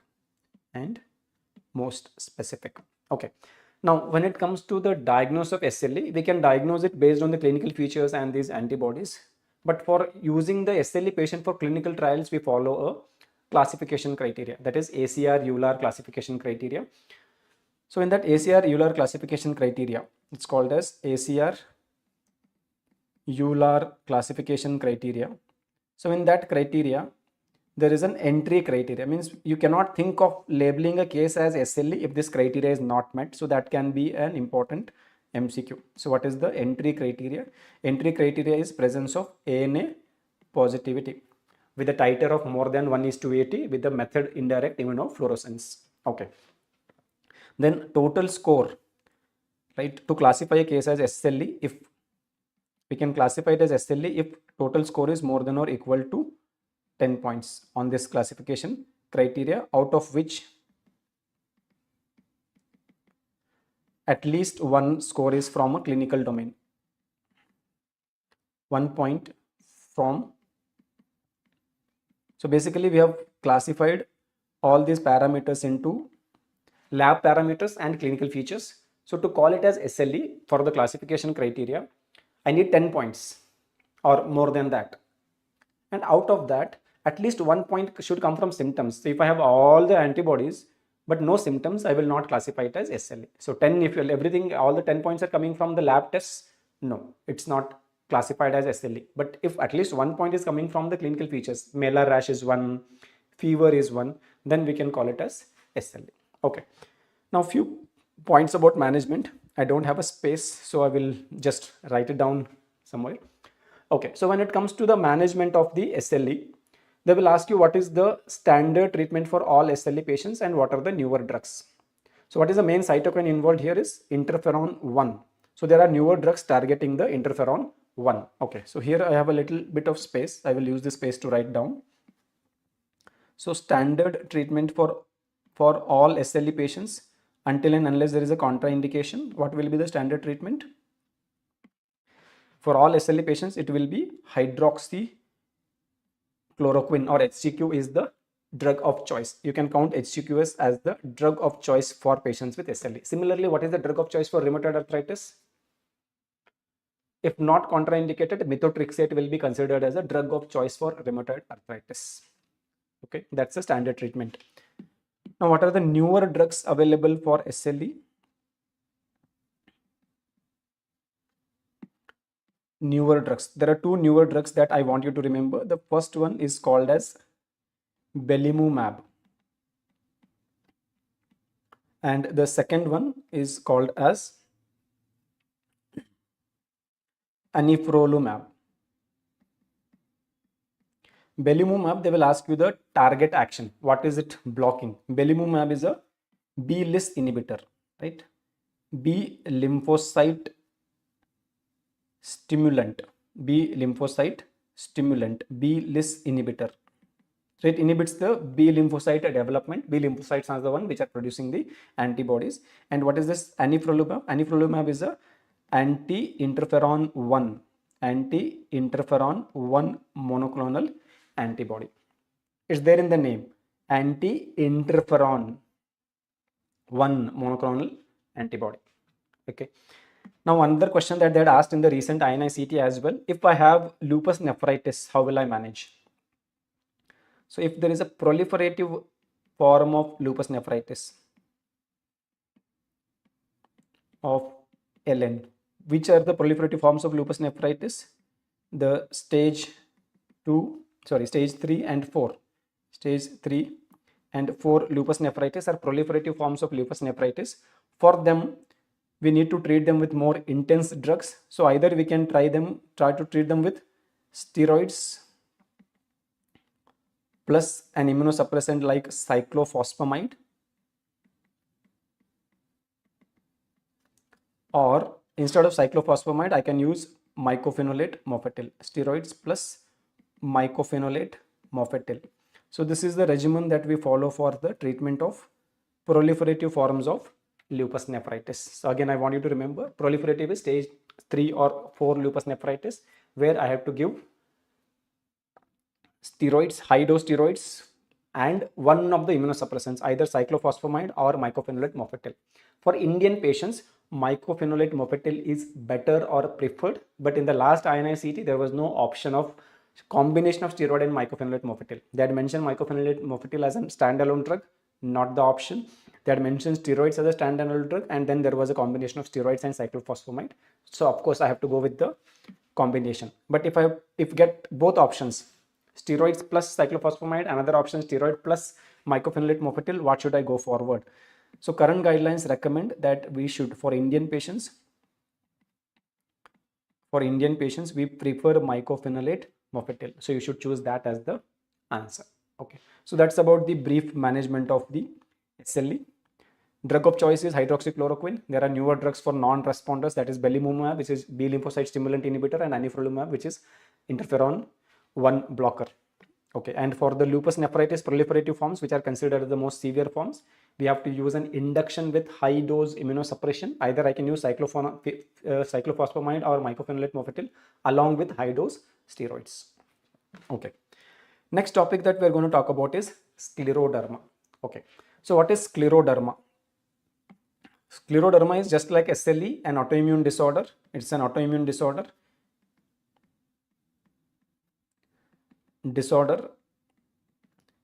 Being autoimmune disorder, again, it is more common in females than males, and this also typically affects middle-aged females, just like the SLE.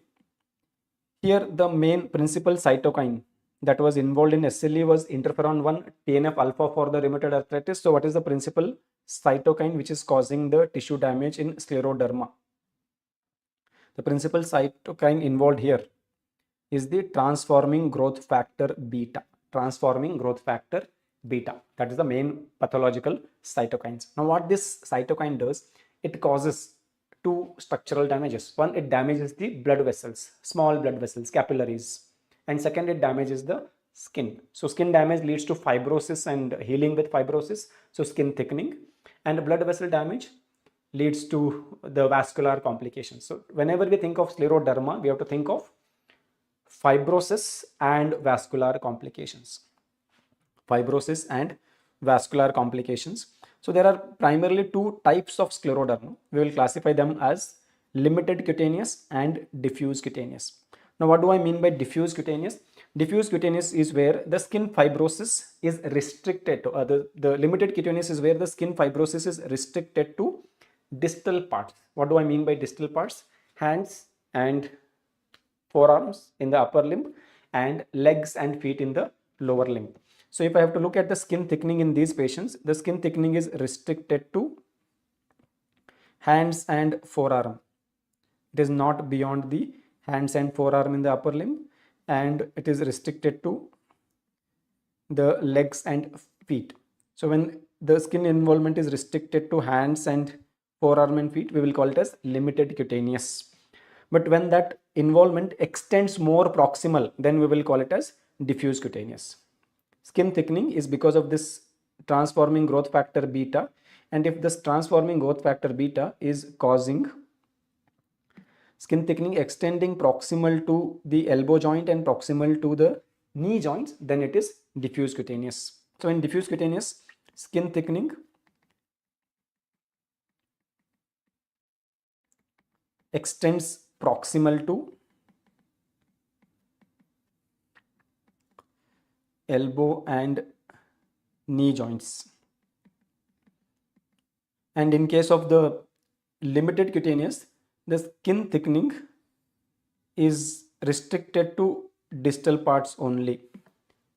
So here skin thickening not extending proximal to elbow and knee joint. Now the question is it only about the skin thickening?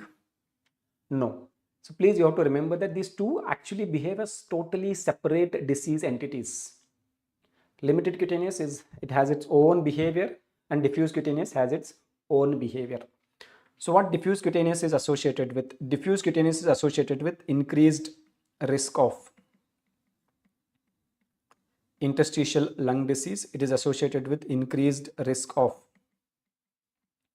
there is a complication with respect to kidney. It's called as scleroderma renal crisis.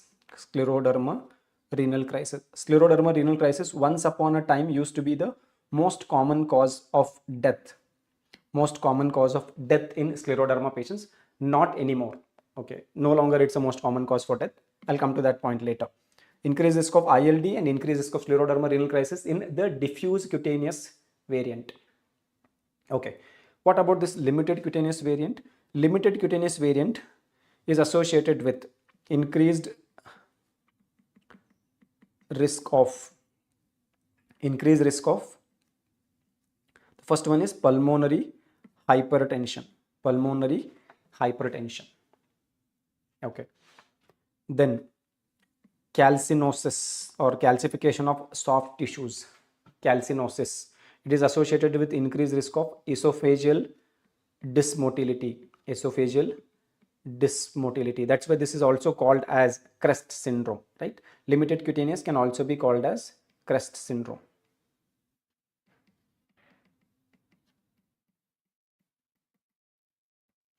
Now both these patients, they do present with what we call as Raynaud's phenomenon. What is Raynaud's phenomenon? Development of pallor and numbness on exposure to cold. We will call it as Raynaud's phenomenon. This also presents with Raynaud's phenomenon. But there is a slight difference. What happens in case of the diffuse cutaneous? In diffuse cutaneous, the development of ulcers of the fingertips is less common, but here development of fingertip ulcers is more common.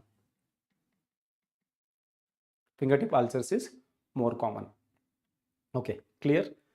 Now, if I get a patient with scleroderma, the earliest manifestation is going to be Raynaud's phenomenon. So how will I get to know that I am dealing with diffuse cutaneous or limited cutaneous? Later, when skin becomes thickened and the thickening extends proximal to the elbow joint, then I clearly know that it is diffuse. But can I recognize it before that? Yes, it is possible.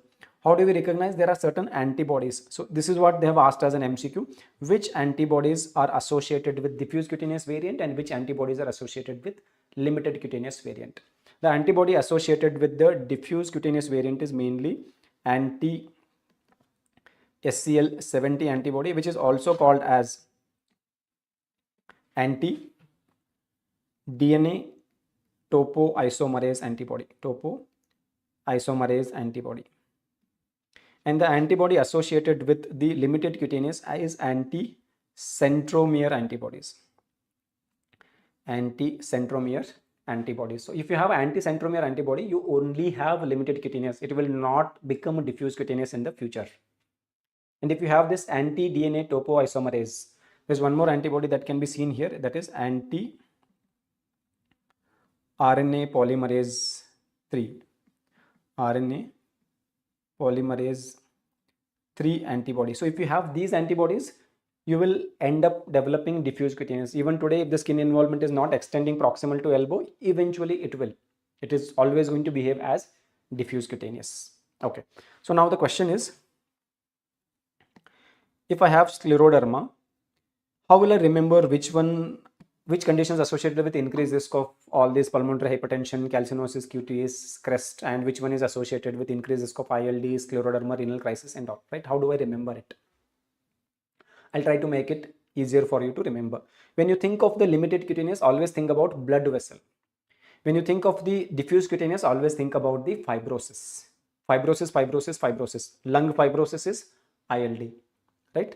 And then when you're thinking of the limited cutaneous, you're thinking about blood vessel narrowing, giving rise to pulmonary hypertension, right? Blood vessel narrowing, giving rise to the gangrene of the fingertip ulcers. So if blood vessel is the main pathology, then it is limited cutaneous. If fibrosis is the main pathology, then it is diffuse cutaneous. Okay. Now, if I have a patient with scleroderma, how will I manage them? Unfortunately, just like for SLE, I had this interferon 1 and we had a blocker called anifrolumab. But unfortunately, we don't have any TGF-beta blockers which are effective. For rheumatoid arthritis, I can block TNF-alpha. For SLE, I can block interferon 1. But we cannot block the TGF-alpha. So if I have to manage the scleroderma, management of scleroderma will primarily focus on management of the symptoms or symptomatic management. So it is one of the worst rheumatological diseases to have. So management is only symptomatic. There is no specific treatment available. So when it comes to symptomatic, right, how will I manage pulmonary hypertension? So if I have pulmonary hypertension, how do I manage? If I have ILD, how do I manage? If I have esophageal dysmotility, how will I manage? So pulmonary hypertension can be managed with the classical pulmonary hypertension drugs. What are those? We can use phosphodiesterase 5 inhibitors like sildenafil, tadalafil. You can use the endothelin 1 receptor blockers. What are these endothelin 1 receptor blockers we have? We have bosentan or ambrisentan. Then we can also use eloprost, which is a prostanoid. Then we have a guanylyl cyclase stimulator called riociguat. So this is a long list of drugs that Siraj sir will again talk. They can be used to manage the pulmonary hypertension. For ILD, I can use steroids or immunosuppressants to manage it.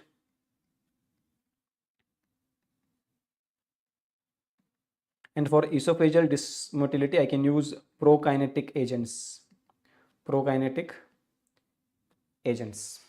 Okay, so it's basically symptomatic management. Now, if they ask you what is the most common cause for death in patients with scleroderma, okay, and then they will also ask you how will you manage this so-called scleroderma renal crisis. Scleroderma renal crisis. So the most common cause for death is pulmonary hypertension. So asked previously also multiple times, most common cause for death is pulmonary hypertension. ILD is the second most common cause of death. So how the pulmonary hypertension will cause death? Pulmonary hypertension results in concentric right ventricular hypertrophy, eventually right ventricular failure, and this is the right ventricular failure which leads to death. Clear? So pulmonary hypertension is something that I want you to remember. That's the most common cause of death. Okay, what is scleroderma renal crisis? Scleroderma renal crisis is a high renin hypertensive crisis. It's nothing but a high renin hypertensive crisis. High renin hypertensive emergency. In the past, people used to die because of it. Today, we don't lose people because we know it is a high renin state. So if I block RAS, this patient's problem can be solved. So if I have to manage a case of scleroderma renal crisis, then the drug of choice will be either using ACE inhibitors or ARBs. ACE inhibitors or ARBs. So that can help us to manage the scleroderma renal crisis. If the BP is very high, I can take help of other drugs to lower, but the main drug has to be ACE inhibitors or ARBs. Okay, so that completes the key MCQ points about the scleroderma. We will go to the respiratory disorders topics. We'll concentrate on asthma and COPD. Okay, now when it comes to asthma, what kind of questions they're asking? Majority of the questions from the respiratory medicine are quite easy, simple. 90% of the questions are focusing on interpretation of PFT. Interpretation of Safia, no, ANA is not specific for SLE. That's why we did not mention ANA in the specific. It is most common and most sensitive, but it is not specific. If you use a titer of 1:40, 5% of general population is ANA positive. In fact, I have family members with ANA positivity, but they don't have SLE. So it's not specific. It's sensitive, means you have SLE, mostly you will have ANA positivity.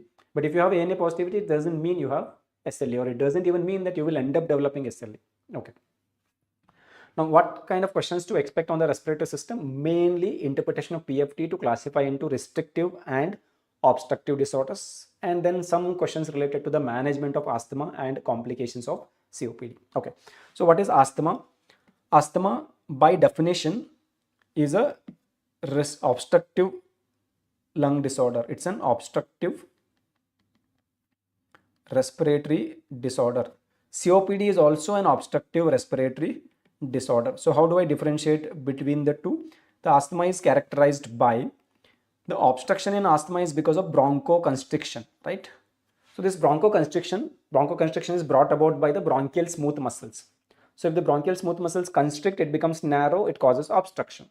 But if the smooth muscles relax, the narrowness is gone and obstruction is relieved. So it is not a permanent obstruction. It is characterized by reversible obstruction. Characterized by reversible obstruction. But in COPD, it is characterized by chronic bronchitis and emphysema, which are irreversible. So it is characterized by persistent obstruction. So point to note here is that asthma is characterized by reversible obstruction. So now how do I get to know that someone is having the obstruction? So to know whether someone is having an obstruction or not, which is the investigation of choice. So whenever it comes to the respiratory disorders, the investigation of choice is going to be mainly PFT for most of the disorders. So if I have to diagnose someone with asthma, I have to go for PFT. Investigation of choice is PFT. But before that, what symptoms these patients will come with? In terms of clinical features, most of the respiratory disorders, they have a standard symptom. What is the standard symptom? They will have shortness of breath, cough. If I have pneumonia, shortness of breath, cough. If I have asthma, cough and shortness of breath. If I have COPD, cough and shortness of breath. If I have ILD, cough and shortness of breath. Some additional symptoms may be there. Asthma, there is wheezing. COPD, there may be wheezing. Pneumonia, there may be fever. But cough and shortness of breath are standard, and that's why diagnosis in respiratory disorder is not much based on history, but it is more based on investigation, and PFT comes as a very important tool. So these patients will present with wheezing, right? Then shortness of breath, and they can have cough. These are the common symptoms. So when someone comes to us with recurrent episodes of wheeze, shortness of breath and cough, asthma is a possibility, and PFT leads me further. So when I get the PFT done, we look at two parameters. What are those? FEV1 and FVC, and we take the ratio of it. So when we take the ratio of it, if this ratio is less than 0.7, it is suggestive of obstructive lung disorders. Asthma being an obstructive disorder, we are expecting the FEV1 by FVC to be less than 0.7. Once it is less than 0.7, it can also mean patient may be having COPD, because COPD is also an obstructive disorder. So I have to prove that this is a reversible obstruction. So how will I prove that it is reversible obstruction? So once the PFT is done, we will go for another test called as bronchodilator reversibility test. Bronchodilator reversibility test, or BDR test. So what we do in BDR test, I have already calculated patient's FEV1 to get this ratio. So I know the patient's baseline FEV1. After that, I will administer a short-acting beta agonist. Short-acting beta agonist like salbutamol, I will give the inhalation. And after administration of this short-acting beta agonist, I will repeat the patient's FEV1. We will have repeat FEV1 of the patient. Once I have done the repeat FEV1, if it was because of bronchoconstriction, bronchodilator should relieve it, and my FEV1 should show significant improvement. So how will I interpret this test now? If post bronchodilator FEV1 increases by more than or equal to 12%, it is suggestive of reversible obstruction. It is suggestive of reversible obstruction, and now I can count it as possibly asthma, because obstruction is reversible. So we can count it as possibly asthma. But if it is less than 12% increase from the baseline, increase by less than 12%, that means no increase, or 10%, 7%, 8%, 9%, 11% increase, but not more than or equal to 12%, then we will call it as persistent obstruction. Persistent obstruction. So in that case, it is suggestive of, it could be COPD or another obstructive disorder, that is bronchiectasis or bronchiectasis. Clear? So this is how we interpret the BDR test to diagnose whether you have a reversible obstruction or persistent obstruction. Asthma is characterized by reversible obstruction, 12% or more than 12% increase. Let us say that patient's FEV1 prior to the bronchodilator was 3 liter, or let us say 3 liter, and after the bronchodilator it has become 5 liter. How much percentage increase happened? 12% for 3 liter should be, for 1 liter it should 120 ml increase, for 3 liter 360 ml. So if it becomes 3 liter becomes 3 liter plus 360 ml, that is 12% increase. That means significant. Then we will call it as asthma. 3 liter became 5 liter. Of course, there is a huge increment, more than 12%. It has to be reversible obstruction. We will call it as a case of asthma. Now, once I have recognized that it is an asthma, how am I going to manage the asthma? So for the management of asthma, we follow the GINA guidelines. Management of asthma by GINA. So 2025 GINA guidelines.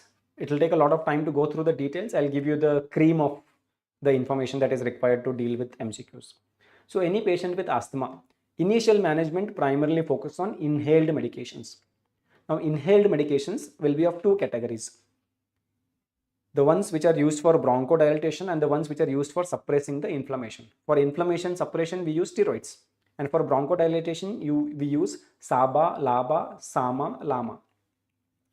Right? For immediate improvement in the symptoms, we need to use short acting, but for prevention, we need to use long acting.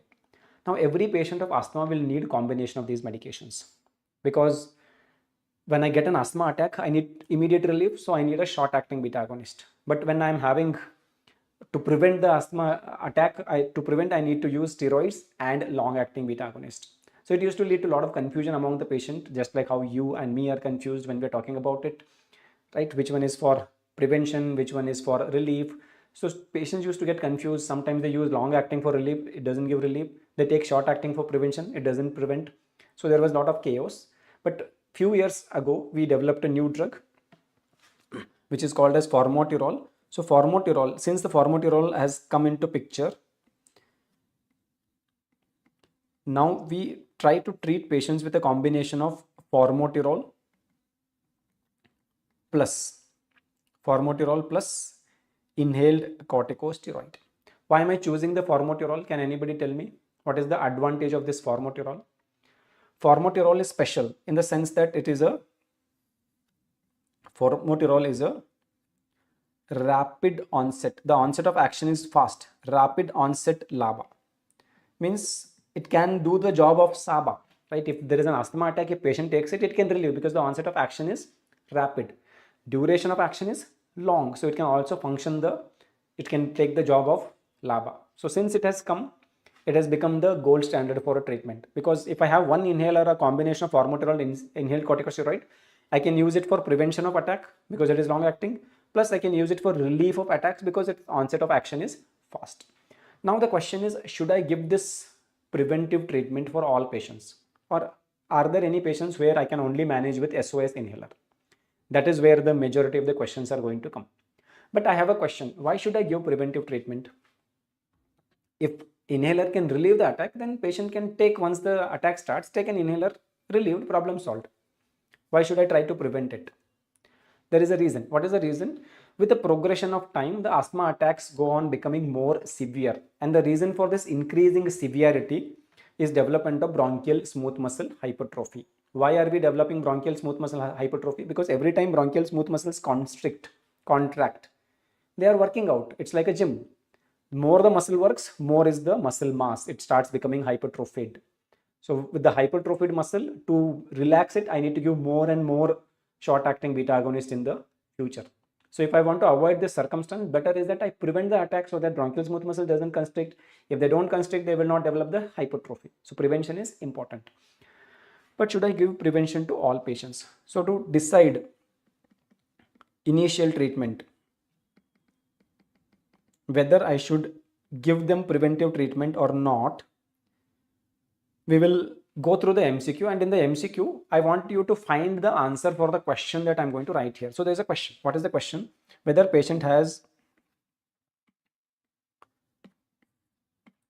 does patient have more than 4 attacks of asthma per week?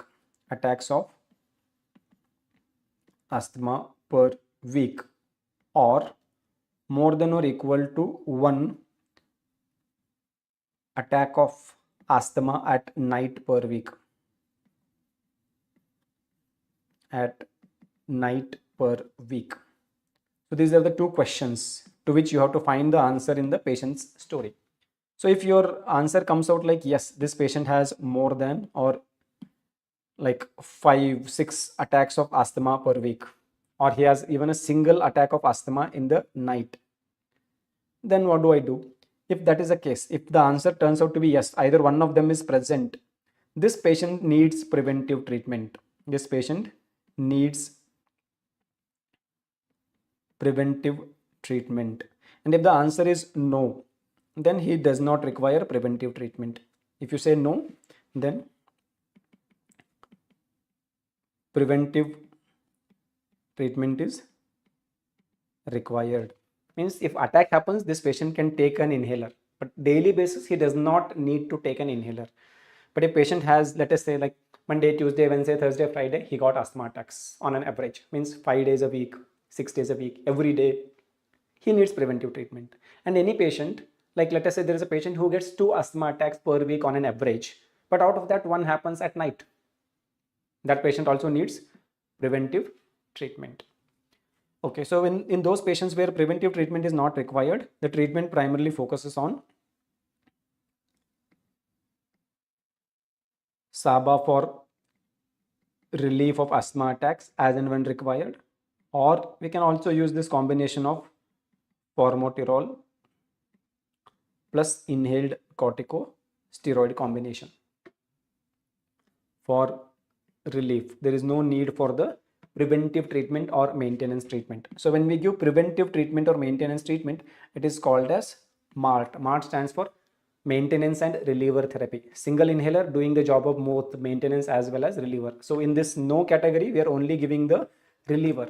We are not giving any maintenance or preventive treatment. Here we are combining it. So that's why it is called as MART. Now I have to decide whether I should start with the low dose of it or medium dose. MART is required, maintenance is required, formoterol and the inhaled corticosteroid combination is what I'm giving. But whether I should start with the low dose combination or medium dose combination, I need to decide. So how will I decide that? It will be based on what we call as post bronchodilator. For the diagnosis, I've already given a bronchodilator, checked the post bronchodilator FEV1, that value, post bronchodilator FEV1, if that is more than 30% of predicted value, or if it is less than 30% of predicted value. If it is more than 30% of the predicted value, FEV1 is good. Patient is not in a very bad situation. So in that case, we will start with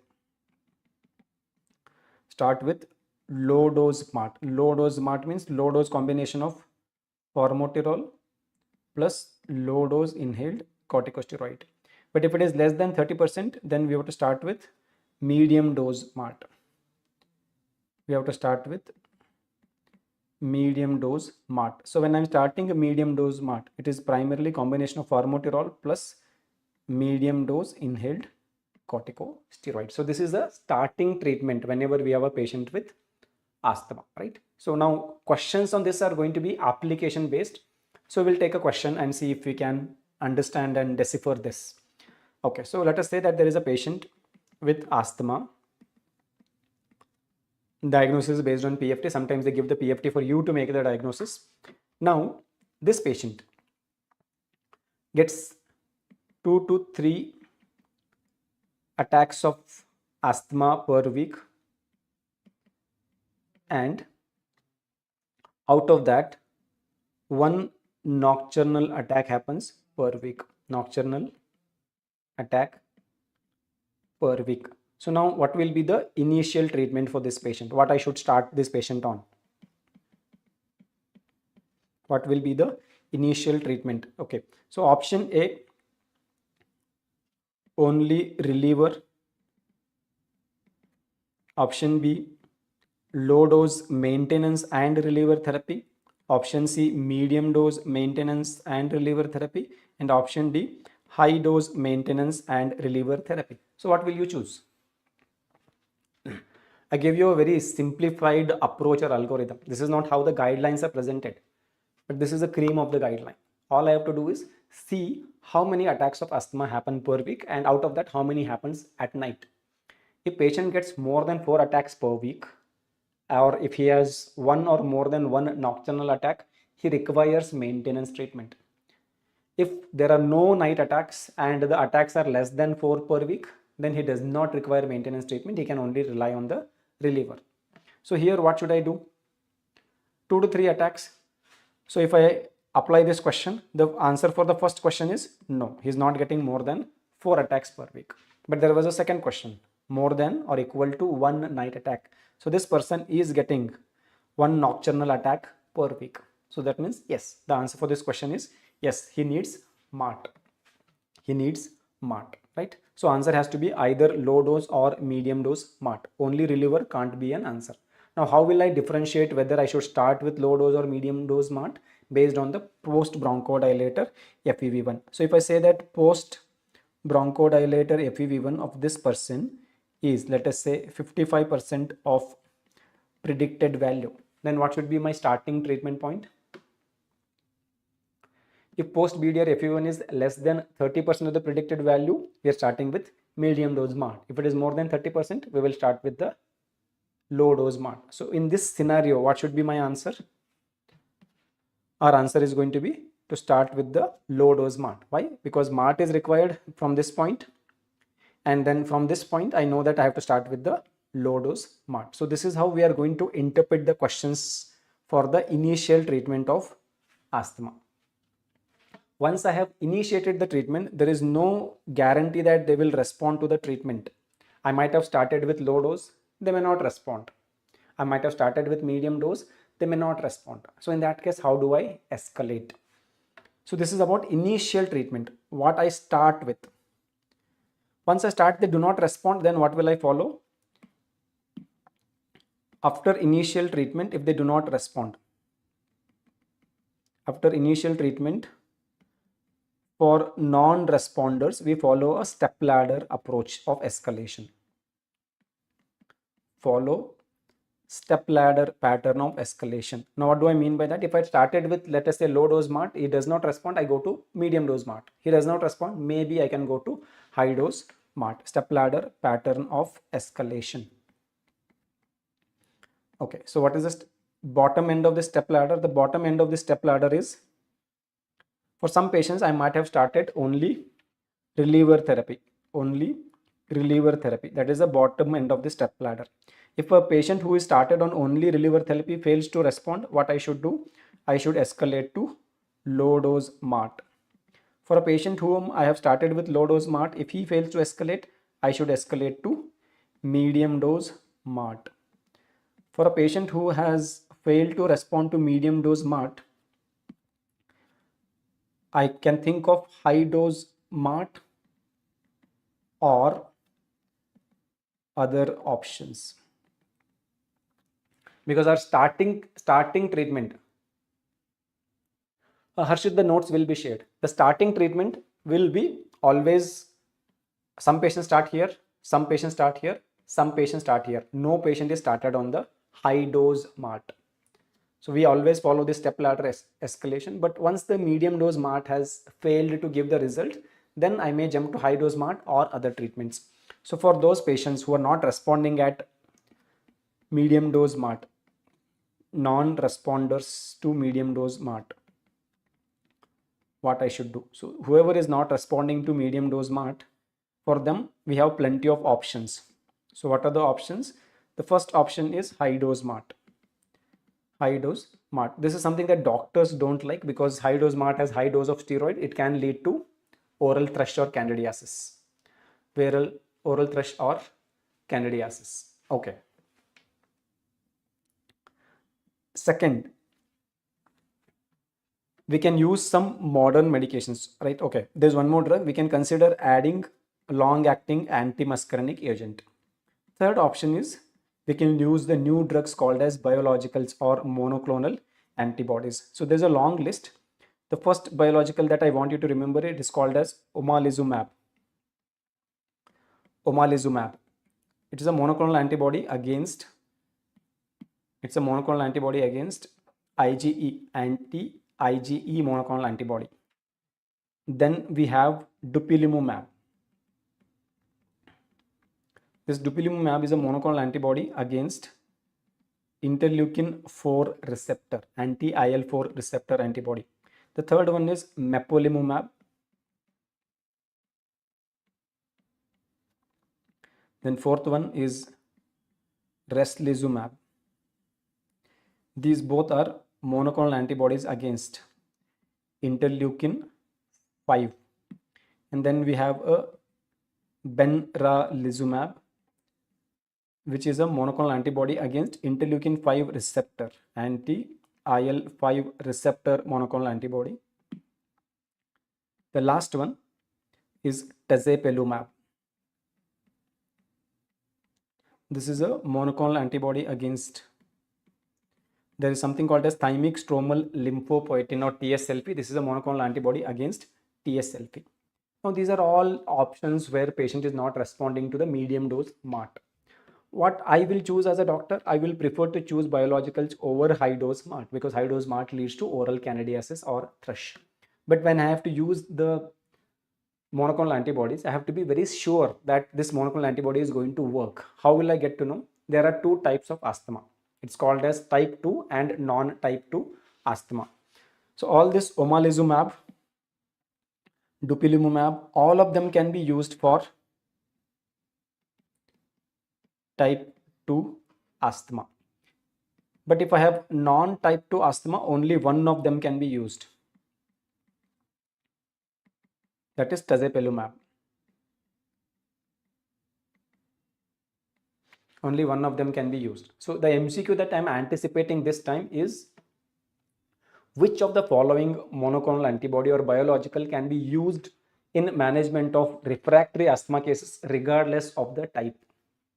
The answer has to be tezepelumab, because tezepelumab can be used for both type 2 as well as non-type 2, right? Now, how the another question is from pharmacology, they will ask you the mechanism of action of all these monoclonal antibodies. So how will you remember it? So please, I will make it easy to remember it. So first thing you have to remember is dupilumab, which is a monoclonal antibody against interleukin 4 receptors. How will I remember? 4 is the, D is the fourth letter of alphabet. So against this, D is against fourth letter of alphabet, that is IL-4. Okay. How will I remember omalizumab? E is one of the vowels, A, E, I, O, U, right? And O is also a vowel, A, E, I, O, U. So they come together. So that way you can remember that omalizumab is for anti-IgE. Then tezepelumab is anti-TSLP, T for T. Anything that remains back is all targeting interleukin 5, either directly or by the receptors, right? So that way you can remember the target actions. Dupilumab, D is fourth letter of alphabet. Omalizumab, A, E, I, O, U. O and E both are vowels. They come together. Okay. Tezepelumab, anti-TSLP. Anti-TSLP. Pending things are for interleukin 5. Okay. MCQ wise, which can be used regardless of the type of asthma? It is going to be tezepelumab. Okay. So that completes our approach to asthma. When do I bring these biologicals? When medium dose MART fails to get the result. Okay. Now from there we will go to another important topic, that is COPD.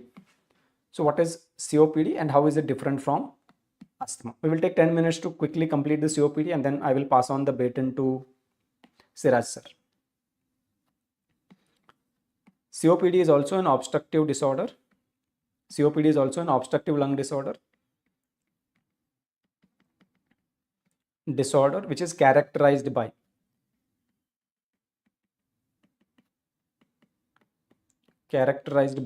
persistent obstruction. So this point helps us to differentiate it from asthma. It is characterized by persistent obstruction. So this COPD has two subcomponents of COPD. I'm not calling it as subtypes, rather we are going to call them as subcomponents, because every patient of COPD will have some degree of this plus some degree of that. So what are those two subcomponents? One of that is emphysema, the other one is chronic bronchitis. Emphysema and chronic bronchitis. Now what is emphysema? Emphysema is defined as irreversible dilatation of acini. Irreversible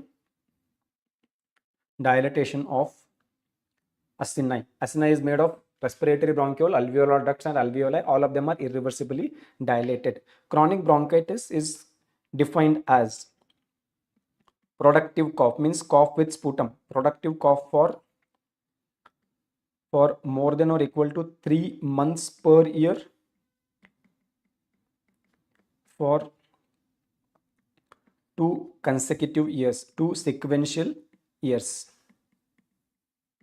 Then we will call it as chronic bronchitis. So patients with chronic bronchitis are also known as blue bloaters, because these patients tend to develop cyanosis and right heart failure. Right heart failure is also called as cor pulmonale. And because they have cyanosis, chronic bronchitis results in narrowing of the bronchi because of the inflammation, reduced airflow and hypoxia resulting in cyanosis. In emphysema, because of this irreversible dilatation of the acini, more and more air gets trapped into the acini, and as the acini get air trapped, they expand. So the lungs expand. Because their lungs expand, we will call them as pink puffers. They are not cyanosed, so that's why we are using the term pink, and we are calling them as puffers because their lungs are expanded by this irreversibly dilated acini. So these patients are also known as pink puffers. Now, what symptoms these patients will predominantly develop? So these patients of chronic bronchitis, they had developed cyanosis and they can develop cor pulmonale. These patients of predominant emphysema, their lungs are getting expanded, So they develop various changes. One of them is barrel-shaped chest. Barrel-shaped chest. Increase in the antero-posterior chest diameter, making it look like a barrel.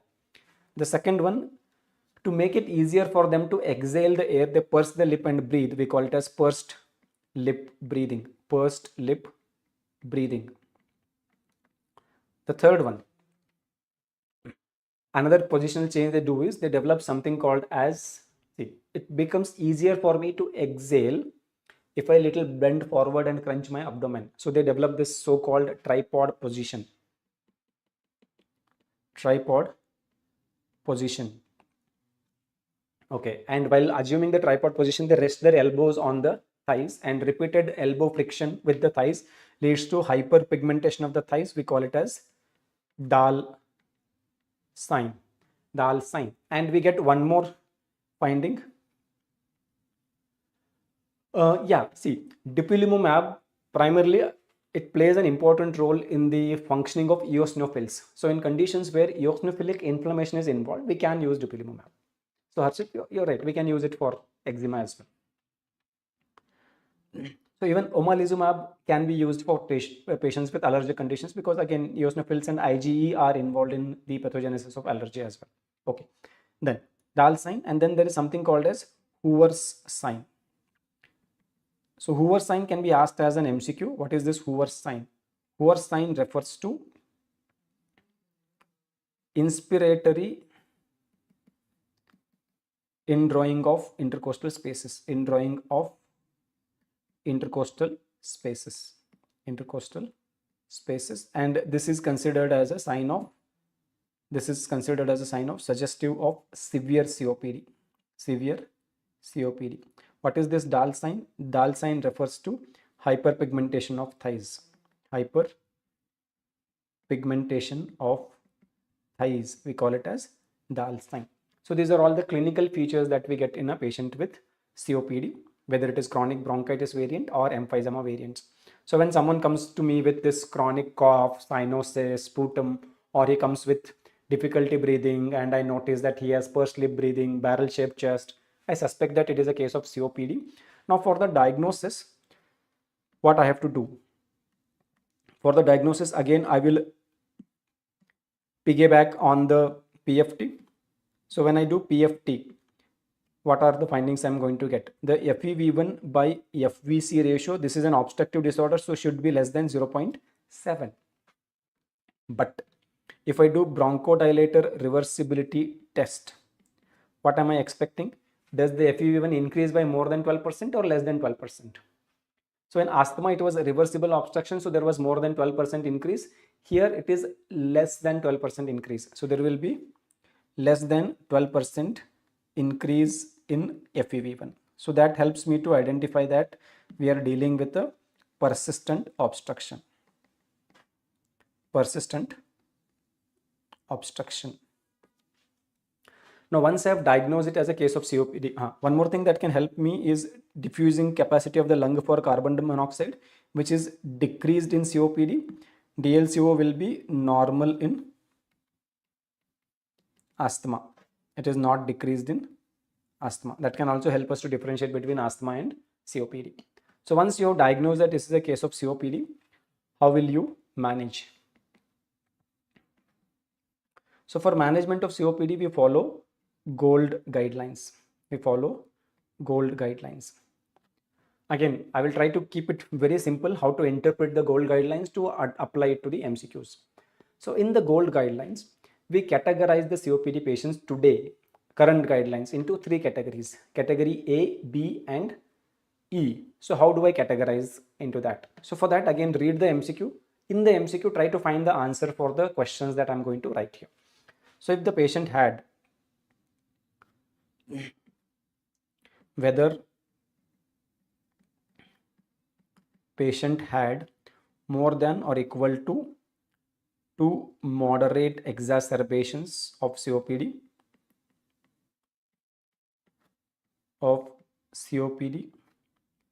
in last 1 year, or more than or equal to 1 severe exacerbation requiring hospitalization in last 1 year. In last 1 year, or whenever I'm taking the history in the immediate previous 1 year, how many times he had exacerbations and how many times that exacerbation required him to get hospitalized. So if there were 2 or more than 2 moderate exacerbations, or 1 or more than 1 severe exacerbation. Severe is defined as the exacerbation that requires admission to hospital. If any one of them is present, that patient will be put in a category called as category E. We will put this patient into a category called as category E. If this criteria is not satisfied, means he did not have any admission in last 1 year and less than 2 moderate exacerbation, like 0 or 1 moderate exacerbation, then the answer for this turns out to be no. He did not have any of these. So if it is no, then I have to put the patient into category A or B. How will I decide how to put them into category A or B? So for that, we assess the dyspnea severity, or how short of breath this patient is. This can be assessed with a tool, just like how you have New York Heart Association grading of dyspnea for the heart failure or cardiovascular diseases. We have Modified Medical Research Council grade, MMRC grade. If it is more than or equal to 2, or whether it is less than 2. Less than 2 means 0 to 1. If MMRC grade is less than 2, that is 0 to 1. So if it is 0 to 1, I will put the patient in category A, and if it is 2 or more than 2, we will put the patient in category B. So approach is simple. Once you're diagnosed with a PFT, ask yourself whether this patient's story gives me answer yes, or whether it gives me answer no. If it is giving yes answer, directly category E. It's easy to remember. What is this E? E stands for, see, have you wondered why is it A, B and not C, A, B, E? Because E stands for exacerbation. इस question में हम क्या ढूंढ रहे हैं? The impact of exacerbations. If exacerbations are really affecting the patient, then he has to go into exacerbation category, right? That is E. But if exacerbation is not a problem, then he will go into category A or B based on shortness of breath, degree of shortness of breath.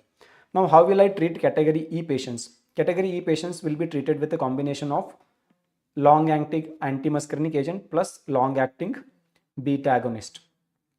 How will I treat category B patients? These patients will also be treated with a combination of LAMA plus LABA. But for category A, see, remember, category E patients, exacerbation is a bothersome problem. They repeatedly need admission or repeatedly need hospital visits, so I need to treat them aggressively. So that's why I'm giving a combination of 2 drugs. Now, what about this B? Exacerbation is not a main problem, but shortness of breath, yes, it is severe. So that's why again I'm going to treat them with 2 drugs. But what about these patients? Exacerbation is not main problem, neither shortness of breath. These are the milder end of the COPD. So for these patients, I'm not going to give 2 inhalers or 2 drugs. I will give only 1 drug. So for these patients, category A patients, we will treat them with either LAMA or LABA, not both. Either LAMA or LABA. Clear? Now again, based on this, MCQs are asked. So you have to interpret the story and decide what should be your initial treatment and what category this patient is having. So we'll take one quick MCQ on the COPD. So let us say that we are dealing with a patient COPD with history of admission to hospital 6 months ago. 6 months ago. Second information is that his MMRC grade is 3. So now the question is which category and what is going to be initial treatment. So options will be like category, options can be complex. They can combine both category, like, okay, let us say category E, LAMA plus LABA. Category B, LAMA plus LABA. Category A, LAMA or LABA. Category B, LAMA or LABA. So they can try to create the combinations. So if we have the clarity of approach, we will be able to deal with this question. Adi, we can also use the COPD assessment tool. So if you're using the COPD assessment tool for dyspnea grading, we will use 10 as the number. More than or equal to 10, patient will go to category B. Less than 10, that is 0 to 9, patient will go to category A. Okay, so what is the category? See, why I have taken the example is I know you will commit mistakes. What is the mistake you will do? The moment you see MMRC grade, you jump to it. Please don't breach this protocol. Protocol is first we have to see the exacerbations. If exacerbation history answer turns out to be yes, then I will go to category E. Only when exacerbations do not satisfy this criteria, then only I can think of category A and B. Only when I think of category A and B, then the MMRC grade or the COPD assessment tool or CAT score comes into picture. So here, patient had one admission 6 months ago. Means within last 1 year, patient had a hospitalization. So answer for this question turns out to be yes. Right? S means directly category E. In that case, what happens to the MMRC grade does not matter. It is examiner's bait to trick you to go into the other category. So here it is category E. So many of you got it right. Yes, we are dealing with category E. And what will be the initial treatment? For E, we treat them with LAMA plus LABA. LAMA plus LABA. Okay. The same question, if I take out hospital admission, right? No history of exacerbations at all. No exacerbation of moderate intensity, no hospitalization. Then what category this patient will become? E is ruled out, right? In that case, E is ruled out. Either he has to be A or B. And to decide whether it is A or B, we will look at the MMRC grade. Being 3, he will become now a case of B. Management will still remain same, LAMA plus LABA. Okay. Here again, exacerbations removed and MMRC grade is made into 1. Then what category this patient will become? He can only be A or B, can't be E, right? So then exacerbation eliminated, MMRC grade is 1. So in that case, he will become category A. Why A? Because answer is no for exacerbation, he can't be E, A or B. MMRC grade is only 1, 0 to 1 is A, 2 or more than 2 is B. So he'll become category A. In that case, the treatment will be either LAMA or LABA. Okay. So last 2 minutes on the COPD. Once I've recognized that it is a case of COPD and I've started the initial treatment, if they are difficult to treat, what I should do? What options are there for non-responders?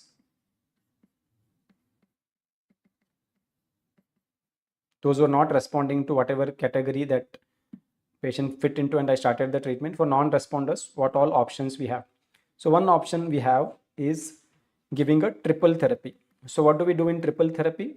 In triple therapy, we are giving LAMA plus LABA, but we are also adding inhaled corticosteroid. But when is it useful? If eosinophil count is more than 300 per cubic millimeter. If eosinophil count is less than this, steroids don't help. Don't try this approach. Okay. Second is a drug called as roflumilast, which is a bronchodilator.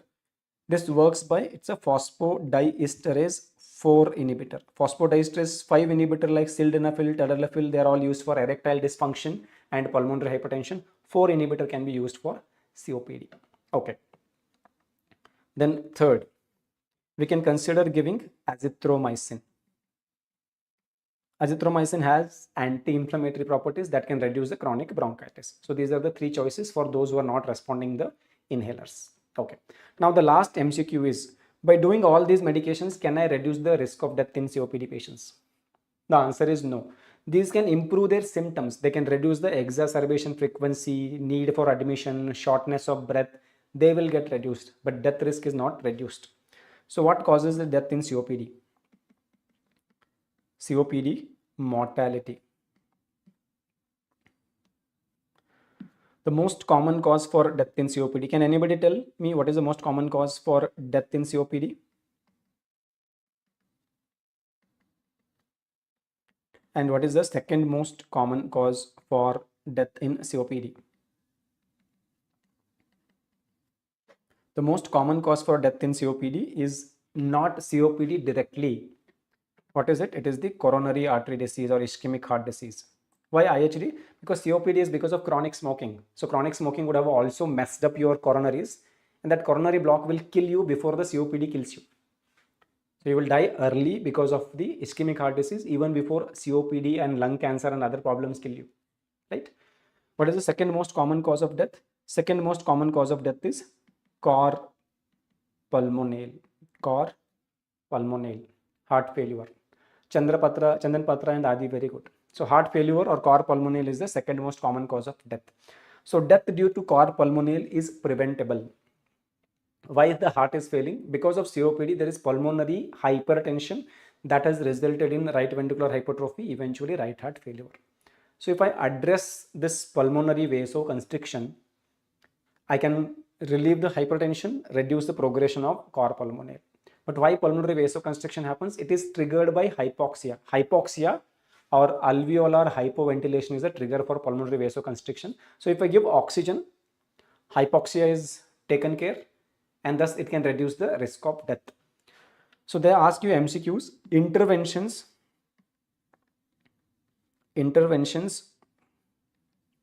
known to decrease COPD mortality. What intervention can decrease the death risk in COPD? So interventions known to decrease COPD mortality include two. One of them is long-term oxygen therapy. Long-term oxygen therapy, because giving oxygen reduces cor pulmonale risk. Long-term oxygen therapy. And the second one is smoking cessation, because quitting the smoking means your progression of coronary artery disease will slow down, your risk of death will come down. Okay, just last 1 minute. What are the indications for this long-term oxygen therapy? Is it for all patients or selected patients? Because long-term oxygen therapy reduces the mortality, so why should not I give it to every patient? Indications for LTOT, long-term oxygen therapy. So only when hypoxia is there, pulmonary hypertension develops, that results in heart failure. So in the absence of hypoxia, I don't need to give oxygen, right? So that's why it is indicated when there is hypoxia, which is objectively defined. First one is SpO2 less than 88%, or second one, SpO2 less than 89%, 1% extra relaxation, 1% extra relaxation. Harshit, long-term antibiotics except azithromycin is not recommended, because exacerbation most common cause is infection, but use of other antibiotics on the long term generally tends to increase the risk of developing the resistant organism infections. So you may be able to give some antibiotic, and organisms sensitive to that antibiotic will not cause the infection and exacerbation, but other organisms are now more likely to cause the infection. Okay, so SpO2 less than 89% if one condition, if there is increased erythropoietin levels. Second, if there is right ventricular hypertrophy, or if there is pulmonary hypertension. So if already involvement of heart evidence is there, RVH or pulmonary hypertension, then I do not want to wait the saturation to drop from 88 to 89 to 88. I will start at 89 itself. Or if erythropoietin levels are high, when the erythropoietin levels increase, when there is tissue hypoxia, to increase the hemoglobin values. So in that case, I don't want to wait till 88%, right? Clear? So that completes our discussion on the COPD as well. So in the last 4 hours, we have covered the major important topics from the medicine. Of course, it is not an exhaustive review, it's a quick review. Other important topics from which you need a conceptual understanding, like more detailed discussion of ABG, ECGs and some other image-based questions, we will address them through the Telegram live. Okay, so this note will be available to you within next half an hour or so on the Telegram group of the Physics Wala Method, and you can download it.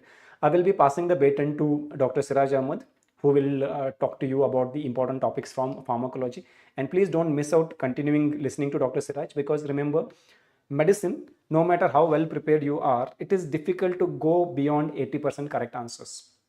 But pharmacology is an extremely high yield subject. So if you know, you can even get 100% correct answers. So that's why put your energy more on the pharmacology in comparison to medicine. So I will pass on to the Dr. Siraj, and he will be here soon taking you forward through the pharmacology, right? So all the best, guys. keep focused. Don't bother whether the NEET PG is going to be postponed or not. Just stick to your basics. And I'm very sure sticking to basics and revising the most important high yield topics, like the topics that we discussed today, will give you more marks than getting into the FOMO and thinking that, oh sir, I missed that, it is there in that app, or it is something that my colleague was reading, I have not read it, will it affect my exam? See, now it is not the time to start studying something new. Just revise what you know, stick to it, and that will definitely push you to a good rank, right? So with that, signing off. Over to you, Dr. Siraj. Dr. Siraj sir will take you forward from now. Okay, so he will be here in some time and he will take the baton.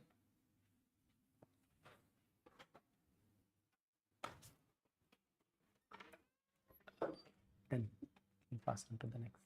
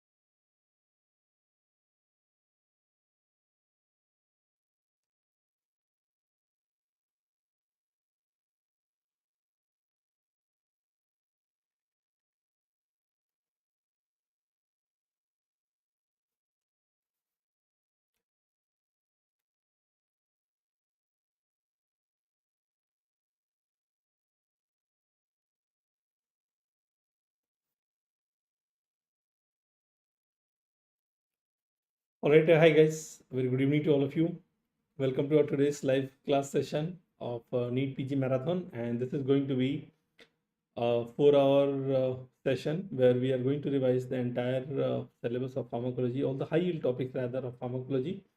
The basic the topic that we'll be covering in this session is going to be topics like which has been asked already, और जिस topic से examiner usually question पूछते रहते हैं वो सारे topic को हम यहाँ पे कवर करेंगे, ठीक है. And at the end of everything, definitely the PDF will be provided to all of you guys. और जो भी प्रीवियस ईयर टॉपिक रहे हैं अगर आपने देखा होगा तो पहले नीट पीजी चाहे INICT हो या FMG एग्जामिनेशन हो, प्रीवियस ईयर टॉपिक का हमेशा से बोलबाला रहा है. They always ask the previous year topics, right. तो आई थिंक मॉर्निंग में आप सभी ने मेडिसिन को एंजॉय किया.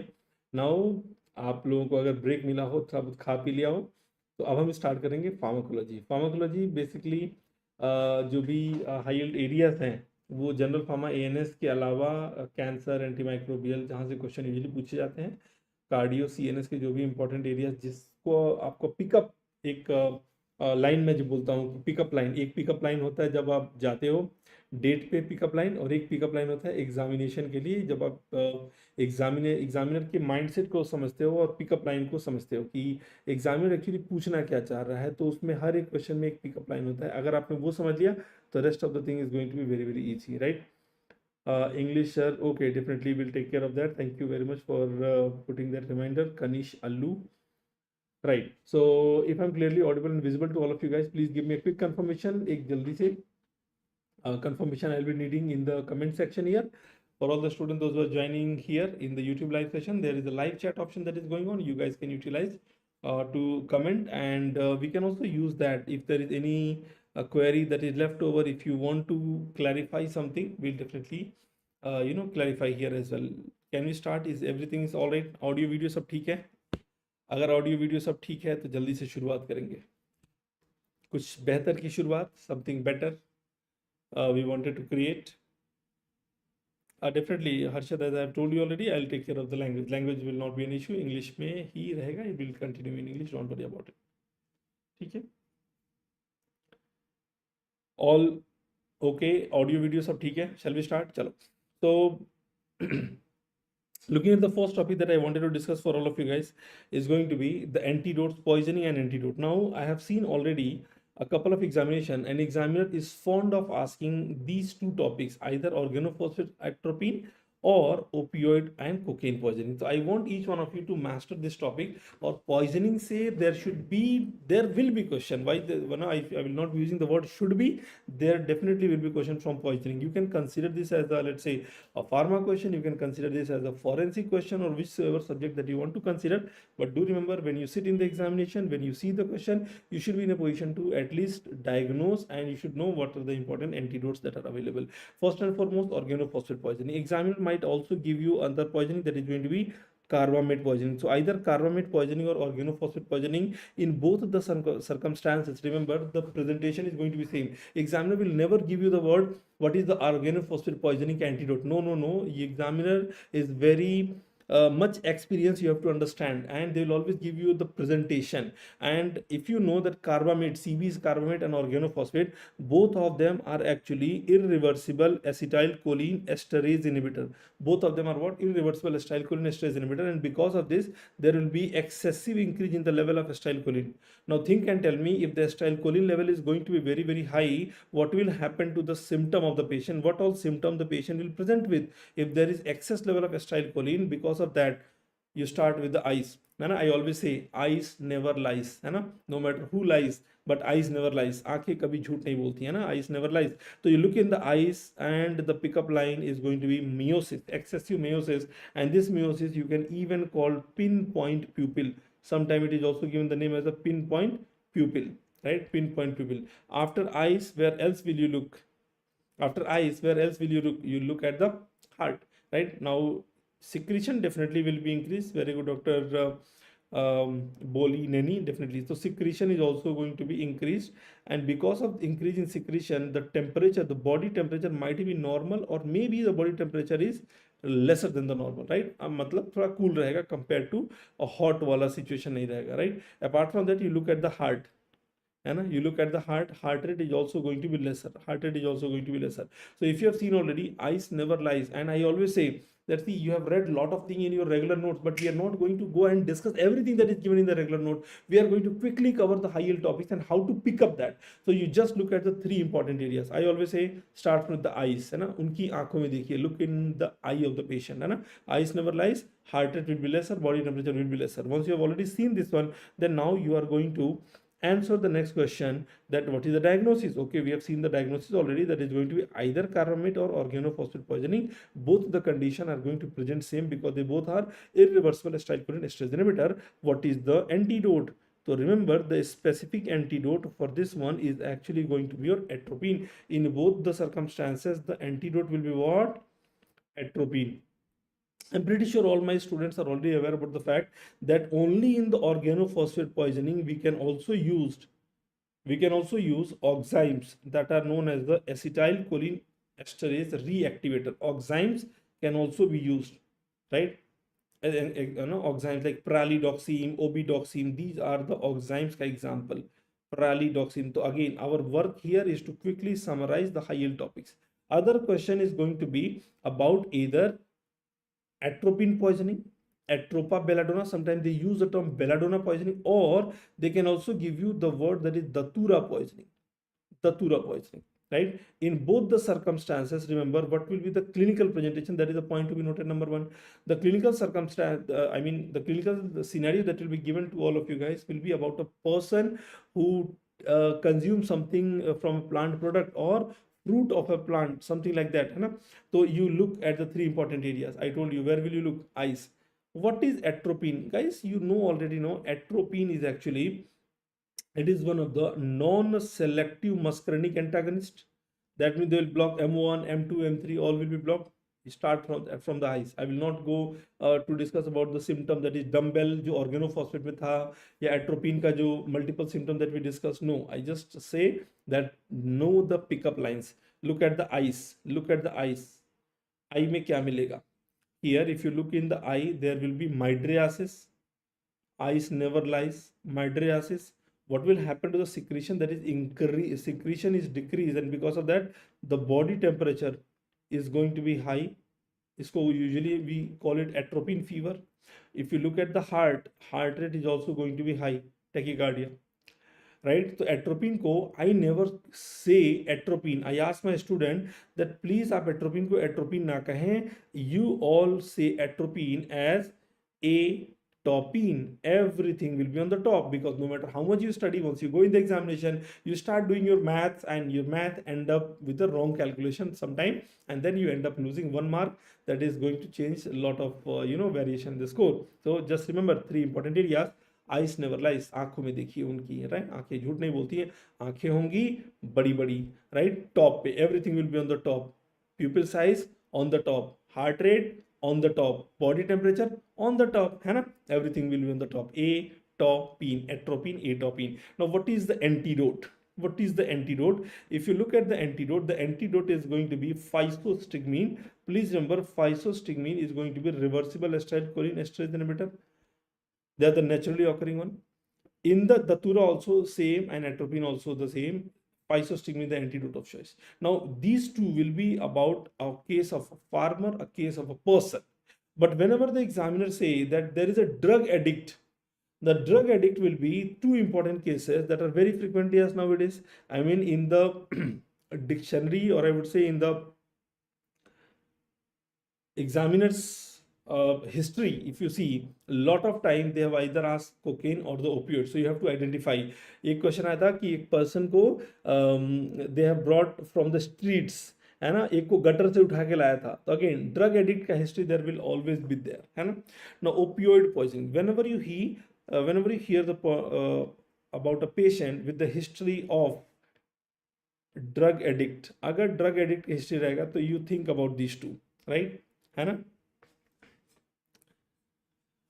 All right. So opioid poisoning की बात करेंगे. Opioid, what is opioid? Opioid में अगेन कहाँ देखना है? सबसे पहले कहाँ देखना है? मैंने कहाँ बोला था कहाँ देखना है? Look in the eyes. Eyes never lies, है ना। तो opioid they are going to act via Edinger Westphal nucleus, centrally acting miosis करते हैं, and that will be causing excess miosis, and this excess miosis sometime is also given the term as pinpoint pupil, pinpoint pupil. So you already know how to recognize.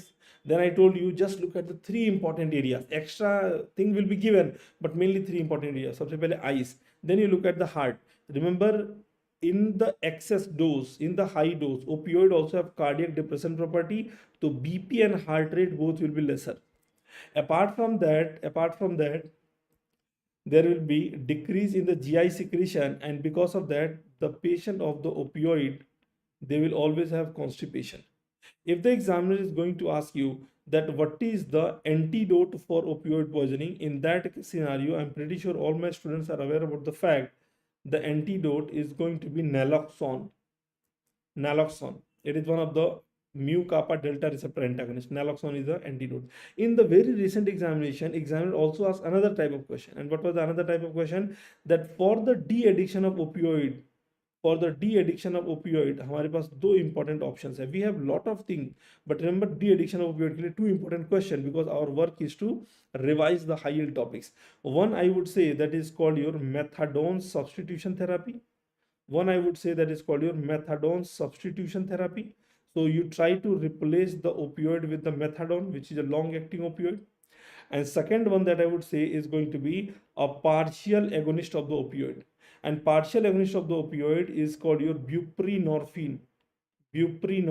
That is also going to be utilized in the de-addiction program. See, there are a lot of things, but just I'm telling you, you have to remember the high yield areas only. एक बार quickly हमें brush up करके निकलना है सारे important areas को. Okay, so opioid poisoning. Next is going to be cocaine poisoning, another case of the drug addict. Now, what type of agent is cocaine? Remember, cocaine is a norepinephrine transporter inhibitor. Reuptake of the catecholamine will be inhibited, and because of that, there will be increase in the level of catecholamines at the synaptic cleft.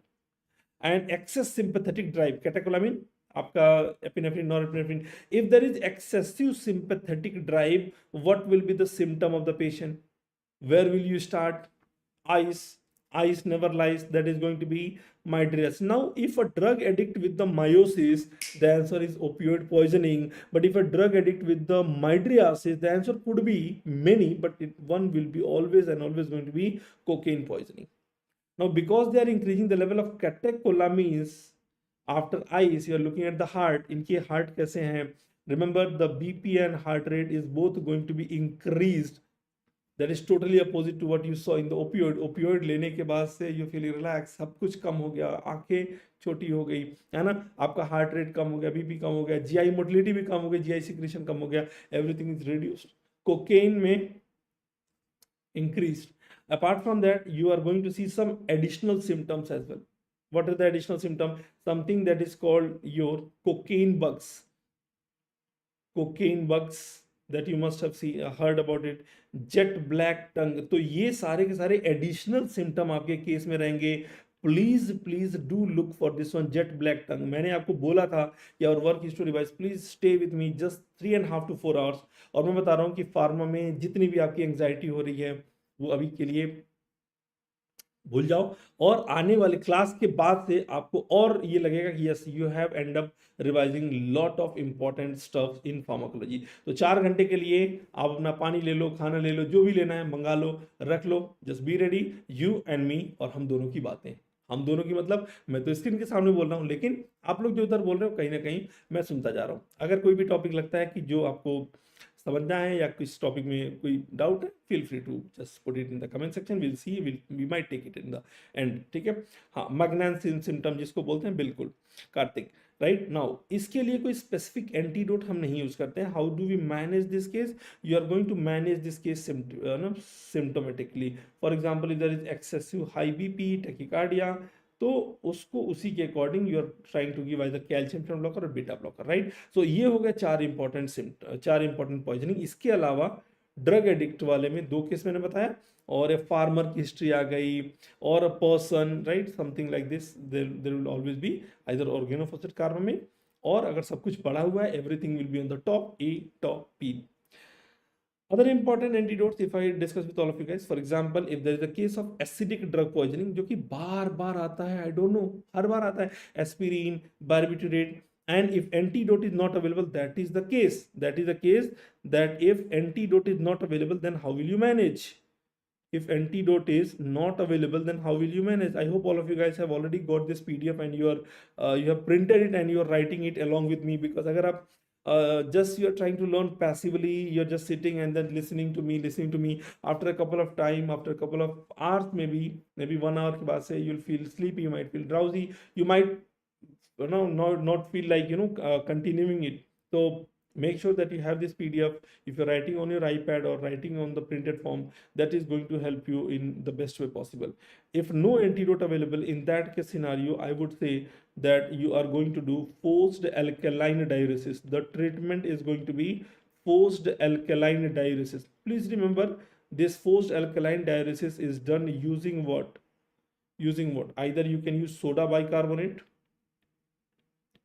which was a question also of 2023, or you can also use carbonic anhydrase inhibitor. For example, the name of the compound is called your acetazolamide. Acetazolamide is one of the example of carbonic anhydrase inhibitor that you can use. If there is a case of basic drug poisoning, again the same rule is going to be basic drug, antidote is not available, then in that case scenario what will you do? For example, morphine का antidote तो है, that is going to be naloxone. Atropine का antidote तो है, that is going to be physostigmine. If no antidote is available, that is the same case scenario going to be here as well, right? Morphine के लिए what did I tell you? That we are having naloxone. और atropine के लिए what do we have?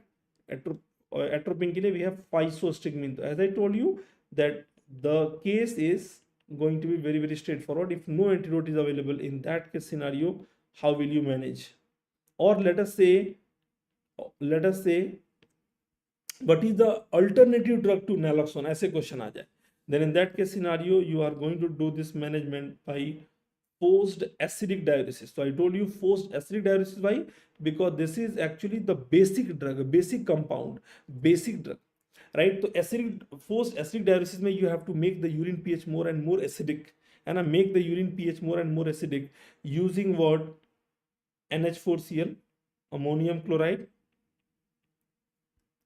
or you can simply use ascorbic acid. Vitamin C का simple injection you can utilize ascorbic acid. So urine will become more and more acidic, and therefore the basic compound cannot be reabsorbed. The basic rule in general pharma we read: acidic drug in the acidic media will be non-ionized, basic drug in the basic media will be non-ionized. But acidic drug in the basic media is changed compared to acid, right? Acidic drug in the basic media or basic drug in the acidic media, in that case scenario there will be no reabsorption, rather there will be only and only excretion. In addition to that, because मैं poisoning की बात कर रहा हूँ, there may be a question also on the paracetamol toxicity, that how will you manage? So paracetamol toxicity के लिए the antidote is going to be N-acetylcysteine, and I always say that always look for the next step. What is the examiner's mindset? So every time I used to tell कि N-acetylcysteine क्या करता है, how does it work? In the recent examination of the FMGE also this question was asked, and in upcoming NEET PG also this could be a potential MCQ. So N-acetylcysteine is the antidote. करता क्या है? What does it do? It actually replenishes the glutathione, right? Replenishes the glutathione store. तो यही question आया था कि a patient of paracetamol poisoning, antidote N-acetylcysteine was given. How does it work? So it replenishes the glutathione store. Digoxin के लिए you are going to give the antidote that is going to be digibind. Digoxin के लिए digibind, that is a fab fragment of the digoxin. Next is going to be benzodiazepine. Benzodiazepine के लिए you can use flumazenil, right? Benzodiazepine. Beta blocker के लिए we are going to use the antidote which is called glucagon. Now I always say read the examiner's mindset कि next क्या होगा, because digibind has already been asked.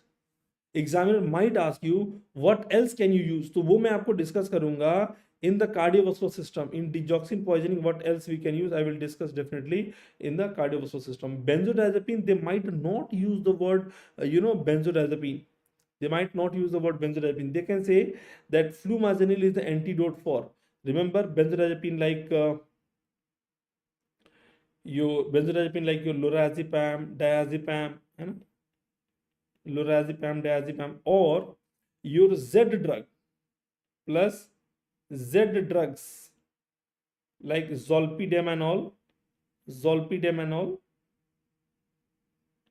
for them also the antidote is going to be same. For them also the antidote will be same. They both are also treated with the flumazenil. उनका भी antidote same होगा, दोनों के लिए antidote same होगा, flumazenil. ठीक है? Others are going to be your methanol poisoning. So they do not use the term, examiner never uses the word methanol. वो बोलेगा a patient bought alcohol from a local liquor shop, देसी शराब, है ना? उस condition में कैसे इसको मैनेज करोगे? You can utilize the drug फोमेपिजोल. तो जो देसी लोग होते हैं, देसी शराब होते हैं, वो फॉर्म में पीते जाते हैं, है ना? Because some time I have seen examiners asking the question and students are getting confused between fomepizole and flumazenil. Flumazenil benzodiazepine वाला है, राइट? फॉर्म में पीता जा, मेथनॉल फॉर्म में क्या पियोगे? बेंजोडाइजेपिन तो पियोगे नहीं, है ना? मेथनॉल देसी, right? Then in upcoming examination, examiner might ask you, how does it work? So remember, fomepizole, it is one of the alcohol dehydrogenase inhibitor. It is one of the alcohol dehydrogenase inhibitor. Alternative to this, what is the alternative? Methanol के लिए alternative therapy क्या है? Please remember the alternative therapy for methanol, alternative therapy for this one is going to be ethyl alcohol या ethanol. Ethyl alcohol or ethanol, which is going to compete with the metabolism of the methanol.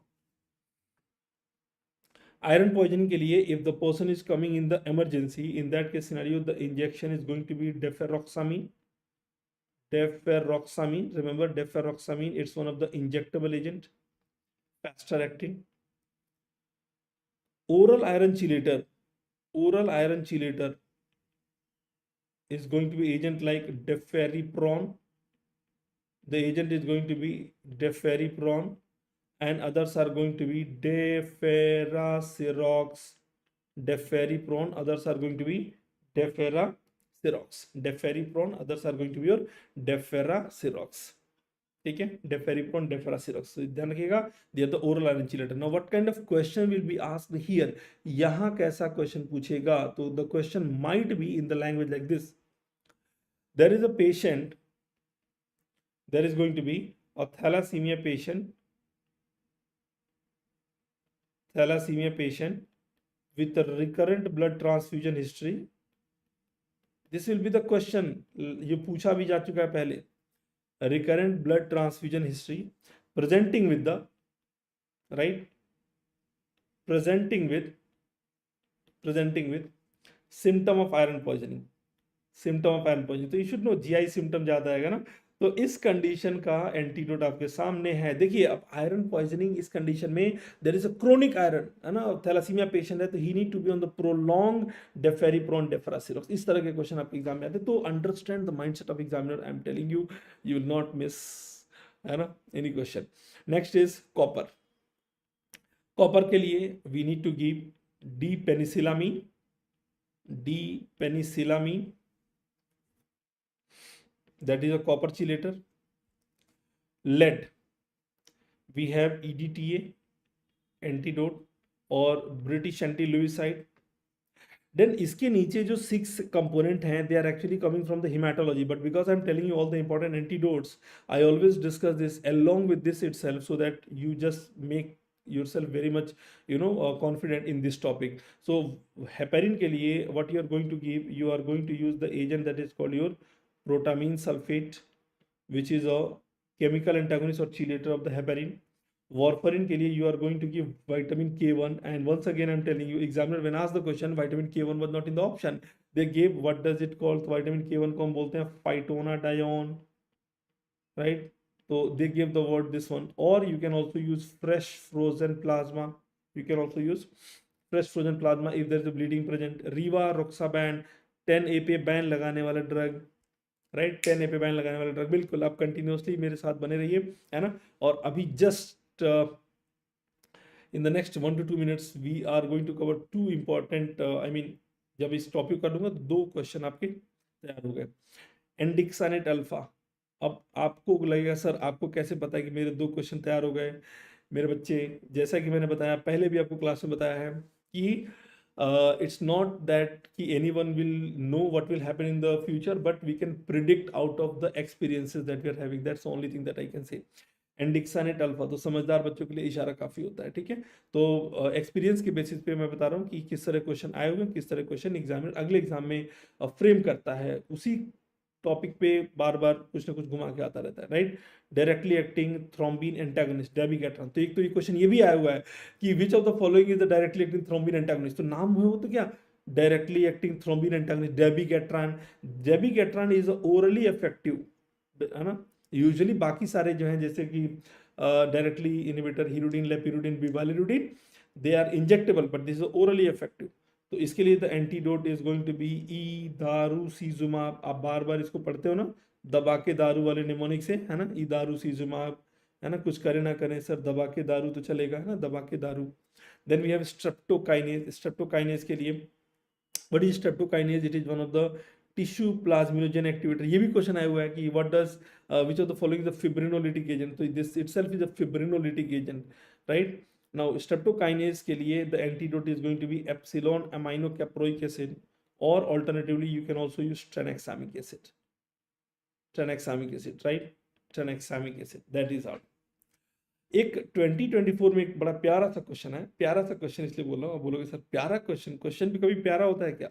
Yes, देखिए बार बार हम लोग पढ़ते हैं ना, हम लोग पढ़ते हैं बार बार की what is the antidote for iron, what is the antidote for lead and all, ये सब पढ़ते रहते हैं, राइट। बट अभी आया एक एग्जाम में क्वेश्चन आया कि British anti lewisite is going to be contraindicated in बाल, कॉन्ट्रा इंडिकेटेड इन। अब इसमें अलग अलग क्वेश्चन, अलग अलग लोगों ने अलग अलग तरीके से इसको प्रिडिक्ट किया, और किसने सही मारा, कुछ ने गलत मारा, राइट। तो I always say learn form in my style that they are going to be contraindicated in cadmium, iron and selenium toxicity.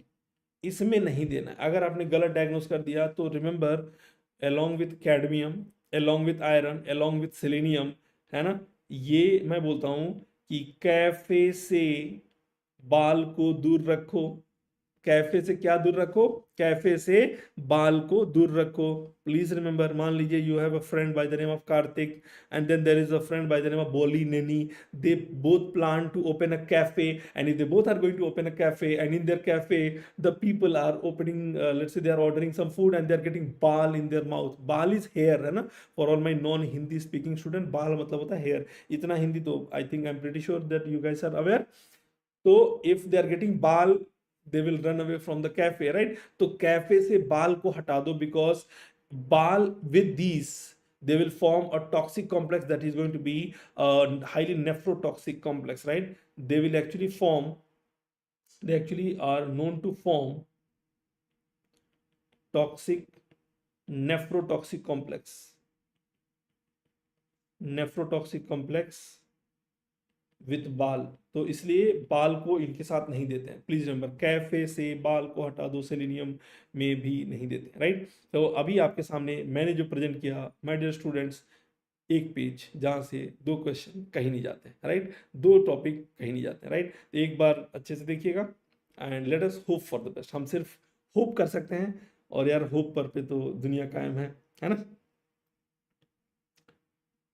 Seamless, yes, next is going to be our ANS and general pharma topic। तो poisoning वाला, antidote वाले ये topic से बार बार question आते हैं। We have just covered one, now we are going to cover the second part, ANS and general pharma। और इसमें once again I always say that if a student is going to ask you sir tell me one topic from pharma, especially general pharma, which I should read, and I should never miss a question from general pharma, I always say beta read drug interaction। you put, you know, go to flashback, है ना, you put any video of recall session that we have taken in past, है ना, in most of the video in general pharma examiner always ask the question on drug interaction। Enzyme inducer क्या करेगा, enzyme inhibitor क्या करेगा, inducer inhibitor दोनों का question बार बार आता रहता है। तो you have to be very very careful about this one, right. So first and foremost enzyme inducers and enzyme inhibitors. Inducer induce करेंगे, इनहिबिटर इनहिबिट करेंगे। What are the enzyme inducer that we no?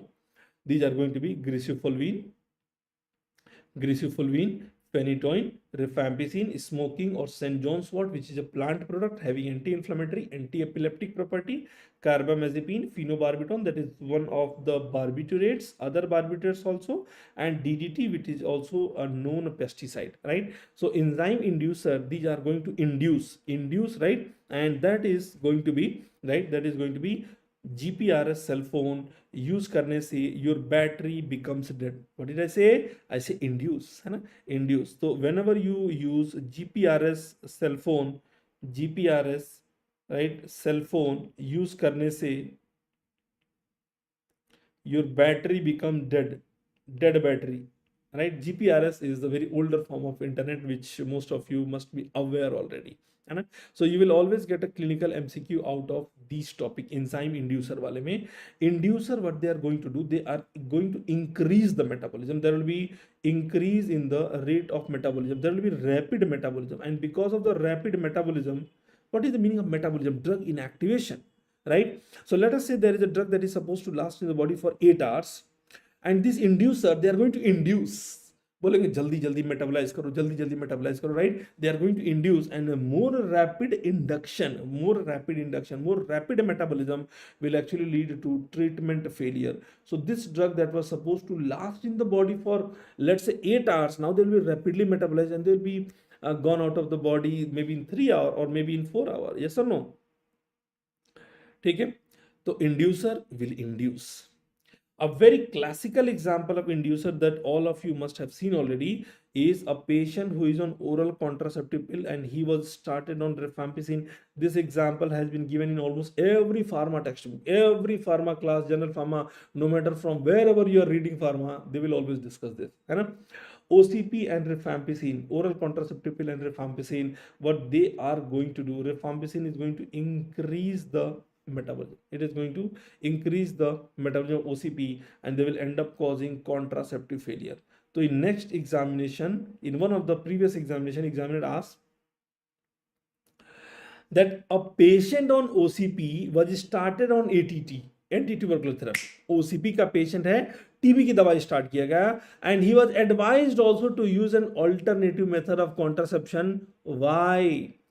है ना, OCP ले तो रही थी. Why are you advising alternative method of contraception? Because rifampicin is a potent enzyme inducer. So the advice that will be given in this case scenario is you have to use an alternative method of contraception. Alternative method of contraception. Are you guys following me? Inducer will induce and they will cause the failure. Then we have enzyme inhibitors, right? Inhibitors, they are going to be HIV protease inhibitor, that is going to be Navir, like drugs like your ritonavir, all the Navir drugs, Sequinavir, Atazanavir, सबके नाम में नवीर आएगा. Erythromycin, right, और erythromycin का भाई था, that is going to be clarithromycin. They both are actually going to be macrolide group of drug, erythromycin and clarithromycin. Amiodarone, an antiarrhythmic drug, ciprofloxacin, omeprazole, cimetidine, ketoconazole, and valproate. Now, valproate is an anti-epileptic drug. Most of the other anti-epileptic drugs like phenytoin, carbamazepine, phenobarbital, barbiturates, St. John's wort, they are all actually inducer. But one anti-epileptic drug which is inhibitor in nature, they are going to be valproate, right? So you remember like this, peacock wala. What did I say? Peacock wala. Protease inhibitor, erythromycin, amiodarone, ciprofloxacin, omeprazole, cimetidine, ketoconazole, and wala. So you remember like this, peacock wala. I always say peacock wala आएगा, inhibit करके जाएगा. Please rhyme with me wherever you are sitting, doesn't matter, है ना? अगर आप library में बैठ के पढ़ाई कर रहे हैं, अगर आप घर पे बैठ के पढ़ाई कर रहे हैं, अपने रूम में पढ़ रहे हैं, अपने हॉल में पढ़ रहे हैं, कहीं पे भी मेरे साथ राइम करिए. एक बार मेरे साथ बोलिए जैसे मैं बोल रहा हूँ, बोलिए पीकॉक वाला आएगा, इनहिबिट करके जाएगा. आधा मैं आधा आप, है ना? वाला पे ज्यादा जोर देना है बिकॉज ये क्वेश्चन बार बार आता है. पीकॉक वाला आएगा, क्या करके जाएगा? इनहिबिट करके जाएगा. Now what is going to happen clinically if you are going to look at this? If you look at this clinically, what is the clinical outcome that we are going to see? Please remember that they are going to inhibitor, they will inhibit and they are going to cause slowed metabolism. The metabolism will be slowed down, है ना? The metabolism is going to be slowed down. And because of slow metabolism, there will be more availability of the drug in the body, and more availability of the drug in the body, they will increase the risk of toxicity. They are going to increase the risk of toxicity. Okay, increasing the risk of toxicity. So a very classical example I can give you, let us say there is a person who is taking anti-epileptic drug. There is a person, let us say he is taking carbamazepine.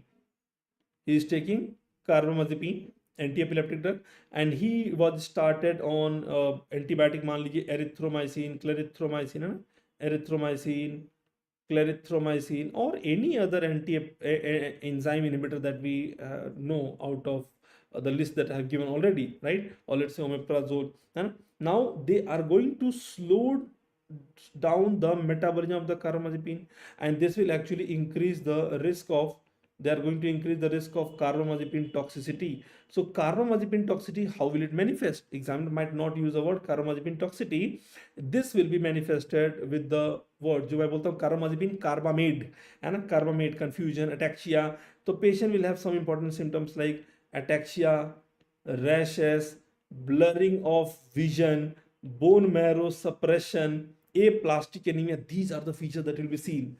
My dear students, I always say peacock वाला आएगा एनिमिट करके जाएगा. ये वाला question as it is same example वाला question आपके अभी अभी रिसेंटली, एक हफ्ते पहले, एक हफ्ते नहीं 2 हफ्ते हो गए होंगे, recently conducted INI your mid year, that is going to be your May 2025 में अभी सेम एज इट इज आ गया था अभी रिसेंटली एज इट इज, है ना. तो इनहिबिटर विल इनहिबिट. तो आई ऑलवेज से, अगर एक टॉपिक पूछते हो कि सर जनरल फॉर्म में क्या पढ़ के जाऊं जो कि ज्यादा चांसेस है I might get the question, again it's always a matter of chances, है ना, कि on the basis of the past experiences I always say read this one. अब चूंकि ऑलरेडी INICD पूछा गया है, same example will never be asked. Next example could be a patient who is taking warfarin. Next example will be a patient who is taking warfarin. This is example number 2, and he started or self-medicated, let us say on drugs like your clarithromycin, or as a matter of fact any other enzyme inhibitor. कहने का मतलब है enzyme inhibitor ले लिया. What is the outcome that is going to be? So this clarithromycin will slow down the metabolism of warfarin, yes or no? Of course they will slow down the metabolism of warfarin. What will happen next? Warfarin ki availability in the body will increase because the person will keep on taking the next dose. Clarithromycin is a very important enzyme inhibitor. The person will continue on taking the next dose, and there will be increase in the concentration of warfarin in the body, and that will increase the risk of warfarin toxicity, increase the toxicity of warfarin, right? And how will it manifest? Warfarin toxicity will actually manifest with the bleeding tendency. There will be more and more bleeding tendency. Now examiner in upcoming examination might go one step further. ठीक है, आपको पता चल गया कि भाई ये toxicity करेगा, what will you advise? So in this patient, do you know what is the best advice? The best advice to the patient, never use two drugs that are fighting together. दो लोग जब fight कर रहे हैं तो दोनों को एक कमरे में मत रखो. As simple as that. If two drugs are fighting, if two drugs are interacting with each other, causing problem with each other, don't give them together. Why are you not listening? Listen to the examiner, है ना. दोनों को एक साथ मत दो. The best, that is the best advice. But ये तो सबको पता है, दो लोग फाइट कर रहे हैं, ये तो मेडिको को भी पता है, नॉन मेडिको को भी पता है. आपने अलग क्या किया?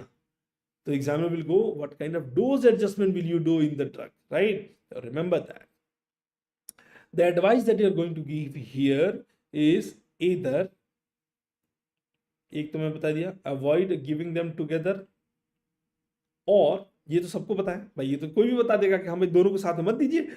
What is the next best advice? The next best advice is that you have to reduce the dose of warfarin. You have to reduce the dose of warfarin because warfarin toxicity का risk ज़्यादा है, तो you have to reduce the dose of warfarin. Sorted है? Yes, exactly. Doctor Yamini Chaudhary, है ना. तो ये हो गया GPRS सेल फोन यूज करने से battery will be dead, right, and peacock वाला आएगा, इनहिबिट करके जाएगा, that is will be enzyme inhibitor. Always do remember, examination is very near, है ना, and you are trying to do the revision of the pharmacology attending this YouTube session, and if you suddenly get a message from someone that it's been so long, where are you, let's meet, है ना, at that point of time you will be thinking that whether should you continue the class or you are getting lucky today, you should go and meet. You see, Zakir Khan is a stand up comedian, he always say सख्ती के साथ रहना है ना, लेकिन हमारे बच्चे, our kids, they do not show सख्ती. सख्ती मतलब, है ना, strong, you have to stay strong, you do not stay strong, you immediately close the laptop को, क्लोज द फोन, है ना, कहाँ पे आना है जल्दी बताओ, किस मॉल में आना है, किस कैफे में आना है, यू विल डायरेक्टली रन, है ना, you definitely will go. If you do not revise pharma the way we all are revising, if someone will get induced easily, है ना, there might be bad score, and bad score को exam में हम क्या बोलते हैं, fail, right, we say fail, just a way to remember. तो if you get easily induced, if you get easily induced, there will be high risk of failure.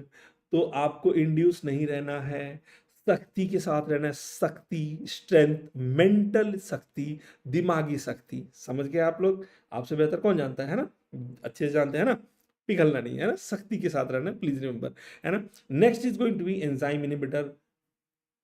Next time you try to message, है ना, I still remember what happened last week, है ना, we met, we went for a coffee, we went for a date, it was very nice, it was very dreamy, right, let's meet again, but you are not getting a reply, है ना, because maybe next week I am discussing in another batch and that other person is attending the class, है ना, and she says कि नहीं भाई मुझे तो class अच्छी लग रही है, मुझे तो क्लास करनी है, और you messaged again, right, I am waiting, please come home soon, है ना, आपको ब्लॉक कर दिया उधर से, है ना, 2 बार 3 बार मैसेज किया, you try to message a couple of time, now after a couple of time you did not got any reply, later you are blocked out of the chat box, है ना, इमीडिएटली खत्म, है ना. अब क्या होगा, there will be a form of toxicity that will develop inside you. Yes और no, आप सोचिए ना, आप अपनी फीलिंग किसी को जाहिर कर रहे हैं और कोई आपको ब्लॉक कर दिया, है ना, तो अंदर टॉक्सिसिटी भरेगी नहीं भरेगी, हाँ भरेगी भरेगी, और वो टॉक्सिसिटी फूटेगी भी, that toxicity there will be outburst one day sooner और लेटर, है ना. Then after that do remember too much inhibition will always and always end up causing build up of toxicity, अंदर टॉक्सिसिटी रहेगी और वो कभी ना कभी फूटेगी, आप सभी जानते हैं, है ना, हाँ, उस टॉक्सिसिटी के बारे में. So do remember, inducer induce करेगा, इंड्यूस नहीं होना है, आपको शक्ति के साथ रहना है. Inhibitor will inhibit, too much inhibition will increase the risk of toxicity, inhibit करके टॉक्सिसिटी का risk will be increase, right. तो I think this is going to be sorted, और इसमें से जो भी क्वेश्चन आएगा आप, है ना, कभी भी भूलोगे नहीं, ये इस बात की गारंटी है. अगर भूलना चाहोगे भी तो ये एग्जाम्पल आपको भूलने नहीं देगा, ठीक है कि नहीं.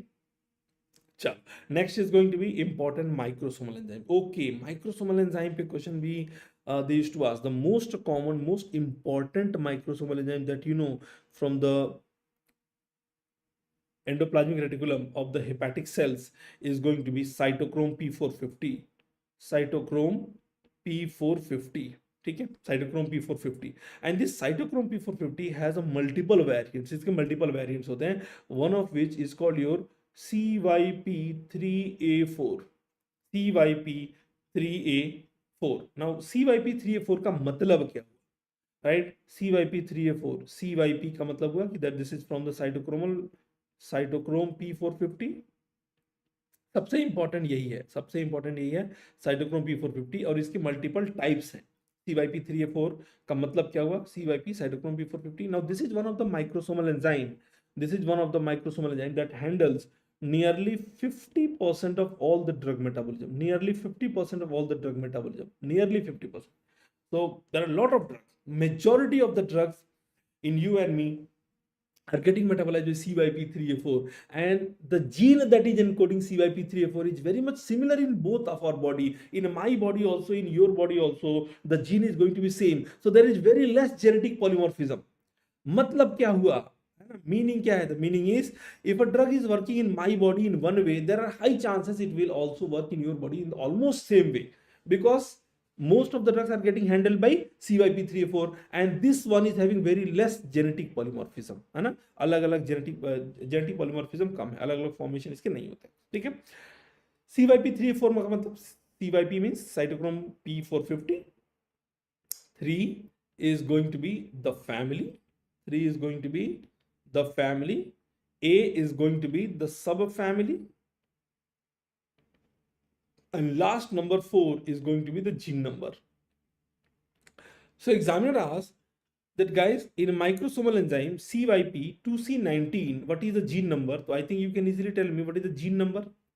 In a microsomal enzyme CYP2C19, what is the gene number? So I think each one of you can easily tell me, right? What is the microsomal enzyme CYP2C19, right? Gene number is going to be 19. Now this one is a very important microsomal enzyme with respect to MCQ in the examination, because CYP2C19, they will be metabolized. CYP2C19, they will be actually metabolizing a drug that is going to be clopidogrel, and clopidogrel को metabolize करके they are going to metabolize the clopidogrel, and after doing metabolism of the clopidogrel, they will be causing activation of the clopidogrel. So this clopidogrel will become active only with the help of microsomal enzyme CYP2C19. Now the problem with this CYP2C19 is there is another drug by the name of omeprazole. Omeprazole is also getting metabolized by the enzyme, but they also have inhibiting action at the CYP2C19. CYP2C19 पे they are going to have inhibiting property. CYP2C19 पे कैसा property होगा? They are going to have inhibiting property at the CYP2C19. Because of that, what is going to happen? If the person is going to consume omeprazole, let us say early morning before breakfast, in presence of omeprazole, do you think the CYP2C19 will be able to activate a clopidogrel? The answer is no, because omeprazole have inhibiting property at the CYP2C19. They will not allow the activation of clopidogrel, and that explains the fact that why these two drugs are going to be contraindicated together. This is a very, very important question. They are going to be contraindicated together. I mean CYP2C19 though historically also NEET PG INICT, even recent USMLE also this question was asked, that a person was on certain anti-epileptic drug, in spite of being on a drug, anti-epileptic drug clopidogrel उसने नाम दिया, in spite of being on the clopidogrel, he still developed an episode of MI. Which of the following microsomal enzyme is genetically defective? Right, so genetically defective CYP2C19 hoga. If the CYP2C19 will be genetically defective, remember clopidogrel cannot get activated, it will not be activated. I hope it is sorted to all of you guys. I hope all of you guys have got this important one. There are so many other microsomal enzymes that we know, one of which is called your cytochrome CYP2D6. CYP2D6. Now this one is microsomal enzyme having gene number that is going to be 6. They are involved in the metabolism of antidepressants. Antidepressants. What are the antidepressants that you know? Like SSRI, SNRI, TCA, TCM, tricyclic antidepressants, antiarrhythmics,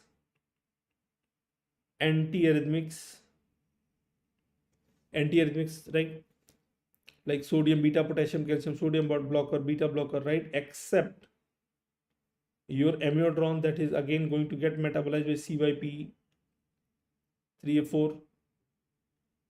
CYP2D6 is a very, very important microsomal enzyme. Codeine is also there. Codeine is also there as one of the microsomal enzyme. I mean, being activated to morphine by CYP2D6. CYP2D6. In general pharma, the next topic that is also very famous and they commonly ask questions from here is the important receptor types and their location. Receptor, especially this is going to be the topic of pharmacodynamics. ठीक है, receptor types and their important location. कौन से receptor? So we have lot of intracellular receptor, we have lot of extracellular receptor. So first and foremost, if I discuss with all of you guys, extracellular receptors. If I'm going to discuss with all of you guys, your extracellular receptor, these are going to be G protein coupled receptor. G protein coupled receptor is the most common type of receptor that is utilized by majority of the drugs. So majority of the drugs are going to be activated or acting by GPCR. Majority of drugs will be acting by G protein coupled receptor, GPCR. Others are going to be enzymatic receptors. Others are going to be enzymatic receptors. Ion channel receptor. Ion channel receptor. Ion channel are also given the name as a ligand gated receptor. Ion channel are also given the name as a ligand gated receptor. Now please remember, this ion channel is considered as the fastest acting receptor. They are the fastest acting receptor. Now if someone is working very fast or doing some work very fast, right, ion channel receptor, that means their speed is good and they are responding to any command very faster. And if something is very fast, I say that we can put their name in the Guinness Book of World Record. Put their name in the Guinness Book of World Record that these are the fastest acting receptors. Guinness Book of World Record stand for, that is GABA. We have GABA A and GABA C. We have nicotinic receptor. GABA A and GABA C, nicotinic receptor that is acting at NN and NM. NMDA receptor. NMDA receptor. And next is going to be your 5-HT3. So I always say that you are going to put their name in the Guinness Book of World Record. GNNS. Put their name in where? In the Guinness Book of World Record. These are the fastest acting receptors. Enzymatic receptor, I'll just discuss it here. Enzymatic receptor, I'll just discuss in this column. That the agents or example of the enzymatic receptor are going to be important. The most common enzyme that is involved is going to be tyrosine kinase. Enzymatic receptor mein the most common is going to be which enzyme will be activated, that is going to be tyrosine kinase. So most of them will be tyrosine kinase mediated activity. So certain interleukins are acting by enzymatic receptors. So what are the interleukins? What are the interleukin is a cytokines? What are the cytokines that are going to be interleukins? Interferon. We have TNF, transforming growth factor. TGF. TNF is tumor necrosis factor. TGF is transforming growth factor. Certain enzymes that are acting by the enzymatic receptor are going to be growth hormone, insulin, prolactin. PRL is going to be prolactin. So these are the enzymatic receptor. तो ऐसा नहीं कि सिर्फ और सिर्फ आपका tyrosine kinase होगा. A variant of the tyrosine kinase that we also have, that is known as your Janus kinase. So these are the important example. You have to know a couple of examples that is very, very important. They are all going to be your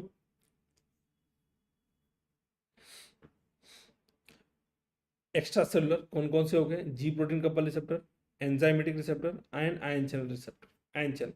Next, I am going to discuss very quickly with all of you guys that is called your G protein coupled receptor. G protein coupled receptor.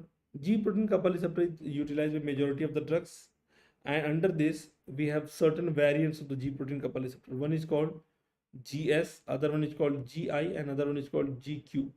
तीन variants हैं, GS, GI, GQ. GS, GI, GS, GI, and other one is called GQ.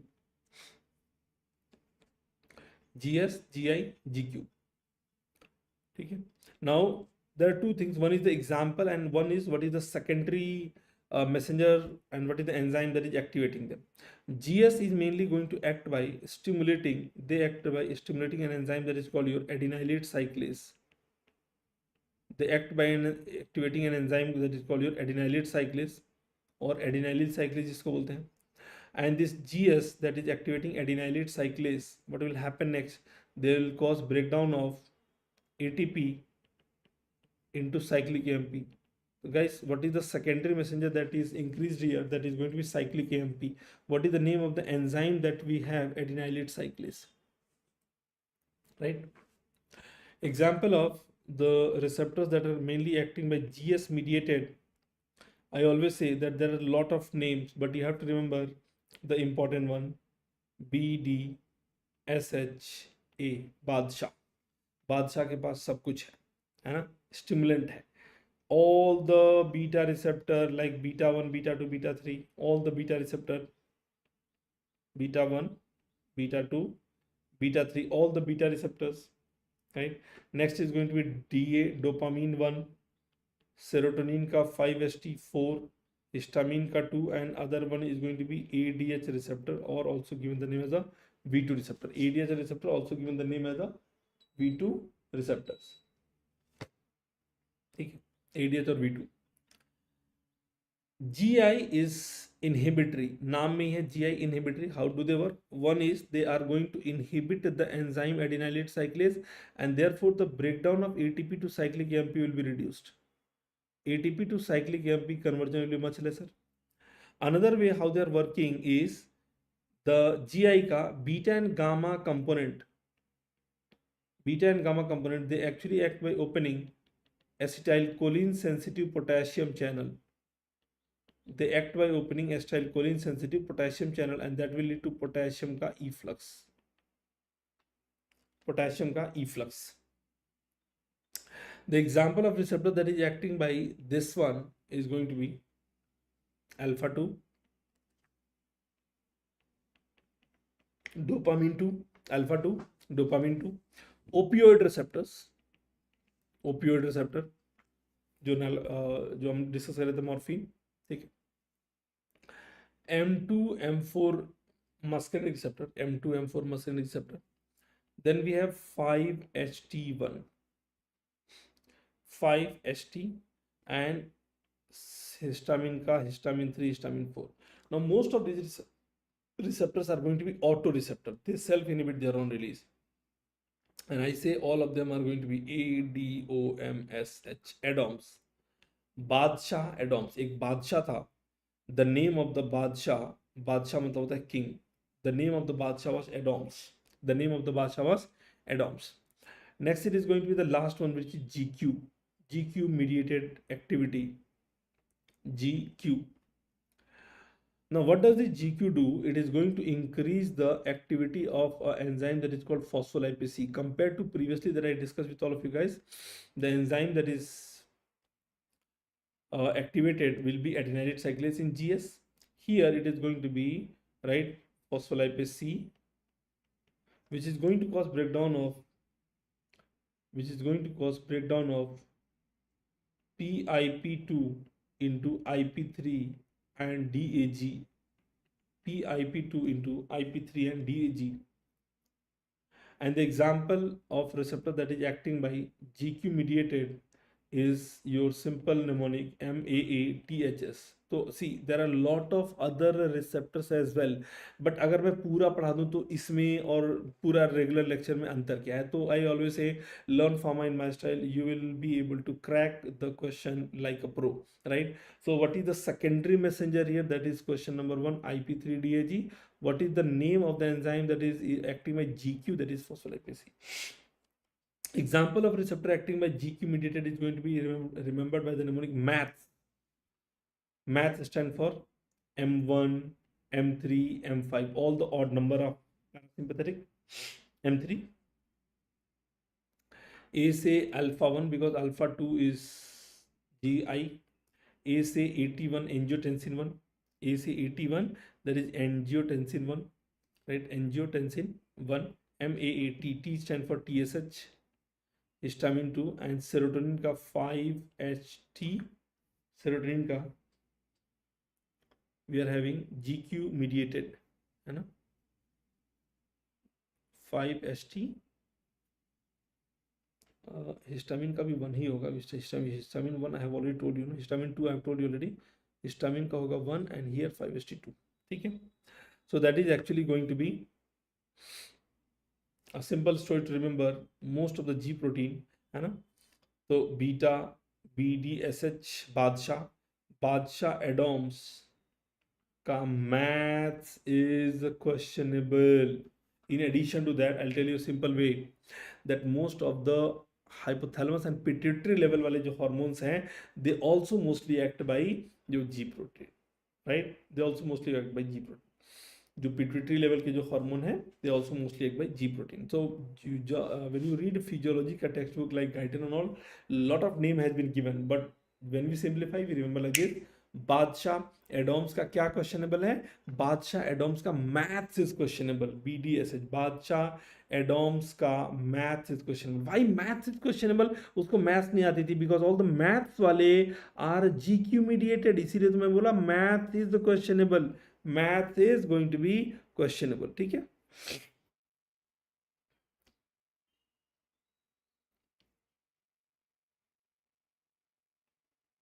Alright, sorted है.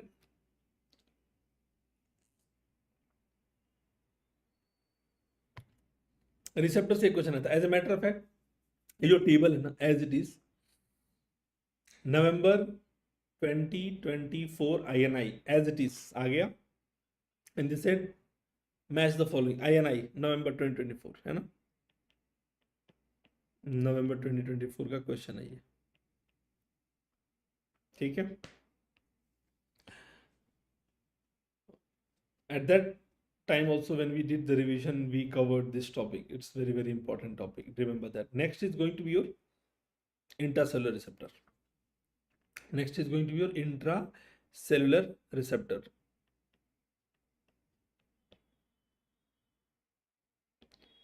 Intracellular receptor.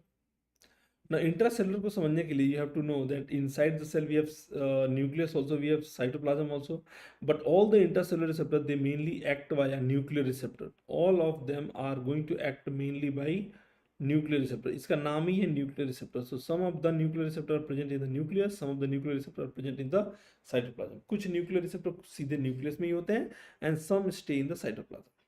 ठीक है. So under intracellular, what do we have? Remember, some of them are present in the cytoplasm. So most of the steroids are going to present in the cytoplasm.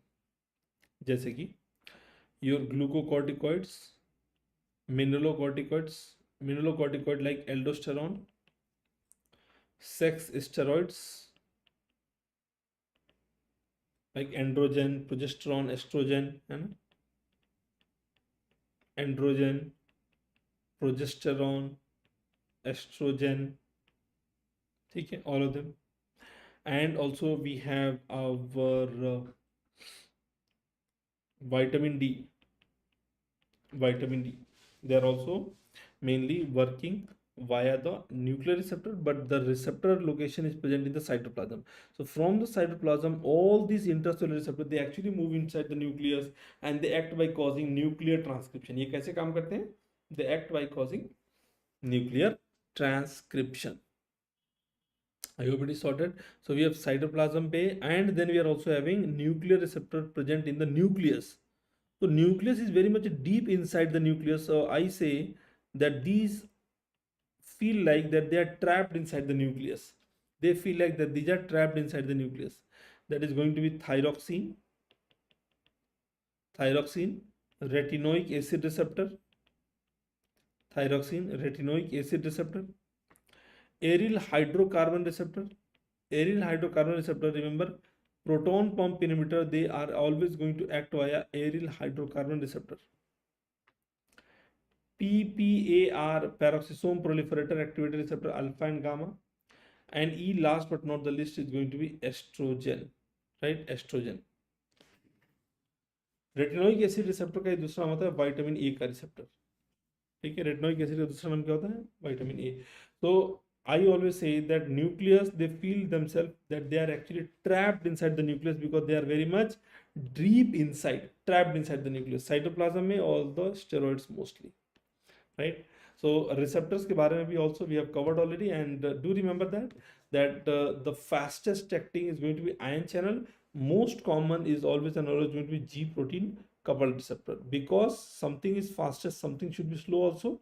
So this nuclear transcription, they always take a lot of time. So nuclear receptor, they are considered as the slowest acting receptor.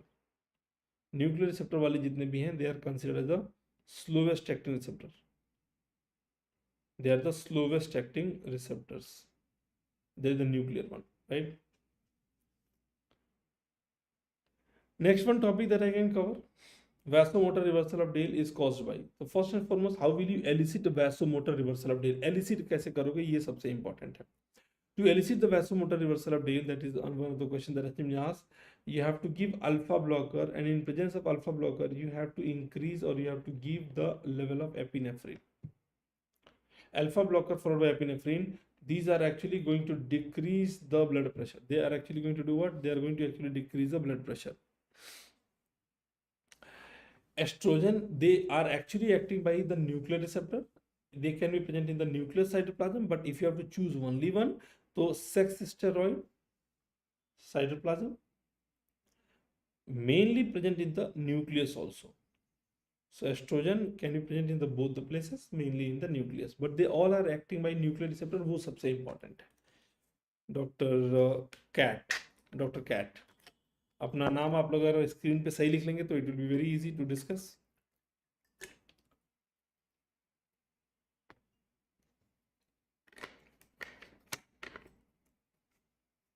Sorted है? Now, vasomotor reversal of Dale is caused by, first and foremost, you have to remember ये होता क्या है. It's also given the name as the Dale's reversal phenomena. It has been given on the basis of the experiment given by Dr. Henry Dale, where what he did, he gave alpha blocker followed by alpha blocker, epinephrine is given, and you found fall in the blood pressure. You only found fall in the blood pressure. सिर्फ और सिर्फ fall in the blood pressure only was reported and recorded. ठीक. But if you ask me, sir, what is the effect of epinephrine on the blood pressure? What is the effect of epinephrine on the blood pressure? Option में रहता है only increases, only decreases, increase then decrease, decrease then increase. All four options will be there. So please remember that effect of epinephrine on the blood pressure, they are going to have biphasic response. Biphasic मतलब first increase then decrease, first increase then decrease, that is epinephrine. But if you block alpha, there will be only and only fall in the blood pressure. ठीक है, only and only fall in the blood pressure. ठीक है. I want each one of you to एक बार इसको आप लोग reverse receptor को एक बार रिवाइज करिए, and then I'll just be back in 2 minutes. In 2 minutes I'll just be back. आप रिसेप्टर को जब तक रिवाइज करिए, I'll be back in 2 minutes. ठीक है.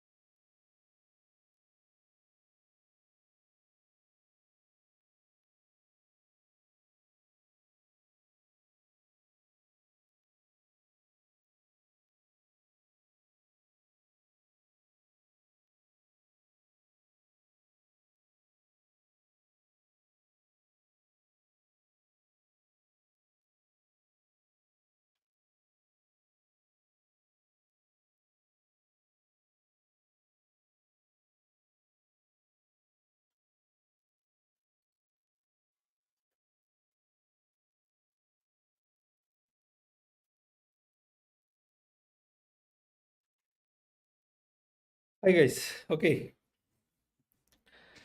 I'm back.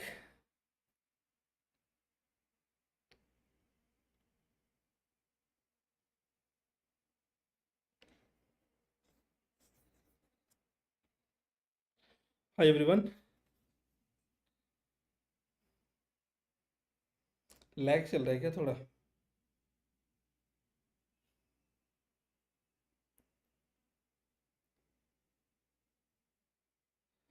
I was asking with all of you guys, what is the effect of epinephrine on blood pressure? Does it only increase? Does it only decrease? Or it is going to be biphasic? So remember, it is going to be biphasic. First increase, then decrease, right? But if you give alpha blocker first, right, this increase in the blood pressure is mainly and mainly attributed to the action of the alpha 1 that causes vasoconstriction, and decrease is mainly because of the beta 2, which is a very sensitive receptor.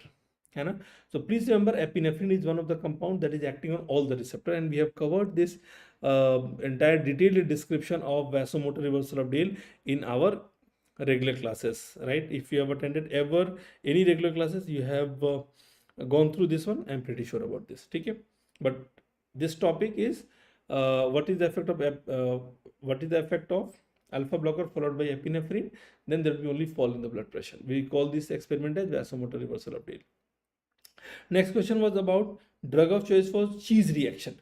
Cheese reaction, how will you elicit, how will you get cheese reaction, right? Anyone who can tell me cheese reaction कैसे होगा? When you consume cheese or tyramine rich food, ठीक है?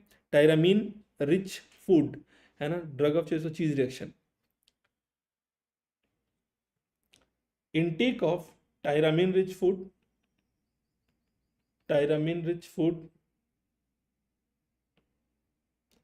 in presence of MAO inhibitor, है ना, उसको बोलते हैं चीज रिएक्शन. उस कंडीशन में the drug of choice is going to be phentolamine. Very very important है ना, phentolamine very very important. Remember that. Drug of choice are BPH and other drugs that can be used in the BPH. BPH is benign prostatic hypertrophy. The drug of choice is going to be tamsulosin. The drug of choice is going to be tamsulosin, which is one of the alpha 1A antagonist. The advantage of using alpha 1A antagonist as compared to the prazosin, they do not cause postural hypotension. This itself is a previous year MCQ. Other drugs that can be used in the BPH. What are the other drugs that we are having that can be utilized in the BPH? और क्या use कर सकते हैं इसके अलावा? Drugs that can be used in BPH will be drugs like your prazosin. Drugs that can be used will be drugs like your prazosin, and you're also going to utilize a drug that is called 5-alpha reductase inhibitor. Drugs like your finasteride, dutasteride,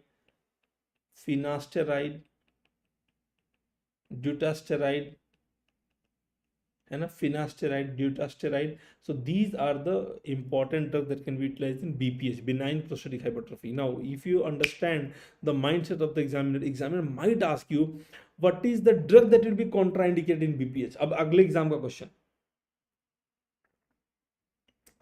तो please don't be surprised अगर examiner ये question पूछ दे that drugs that are contraindicated in BPH. Drugs contraindicated in BPH, benign prostatic hypertrophy. So there are a lot of drugs that will be contraindicated, right? But important ones that you should know that can increase the risk of urine retention, one of which will be beta 3 agonist.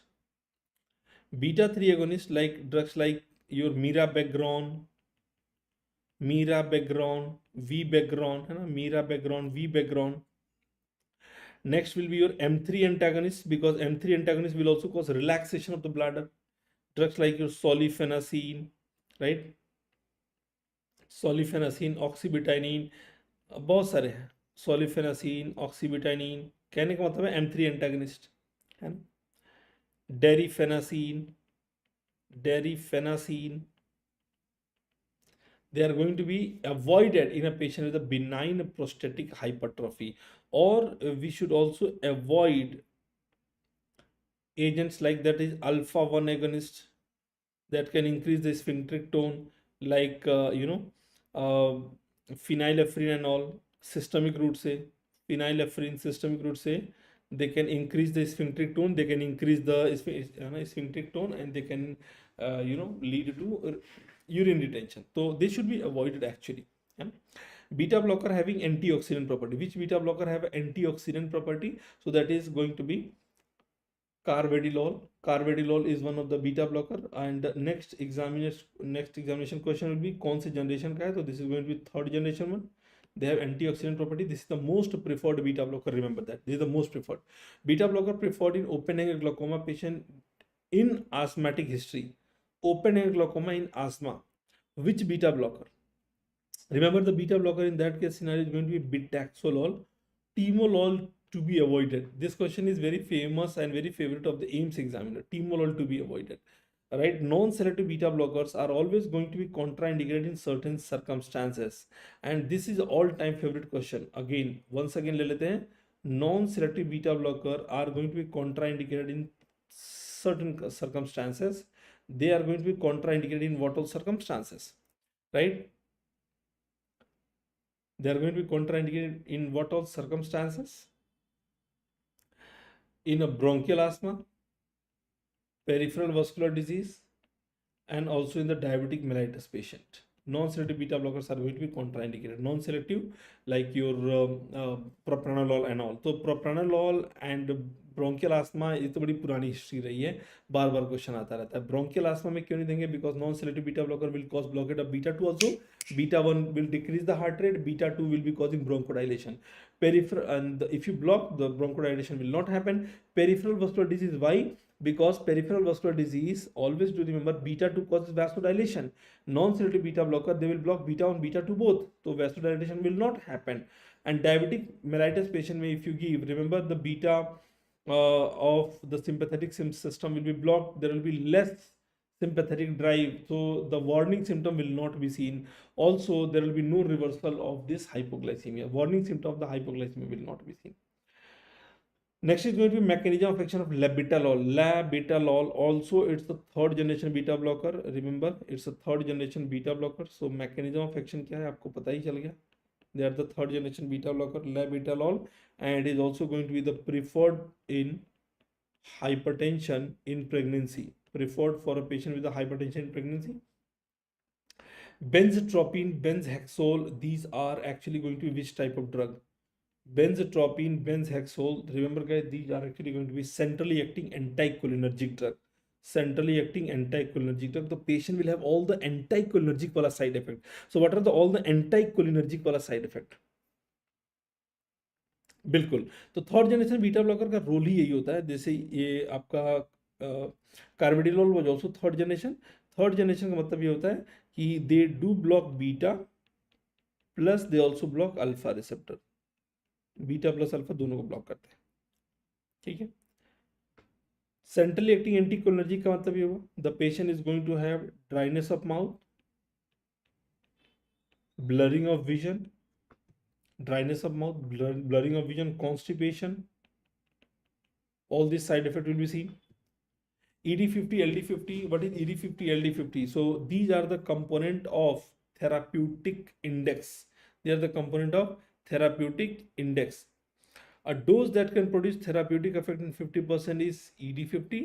LD50, the one that can produce lethality in 50% of the responders, is called LD50. They are actually going to be the component of therapeutic index. Therapeutic index के component होते हैं.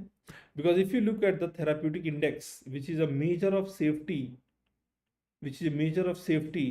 therapeutic index is equal to a dose that is producing lethality in 50% divided by effect in 50%, and the overall mnemonic is called your TILE, T-I-L-E, TILE. Therapeutic index is equal to lethal dose divided by the effective dose.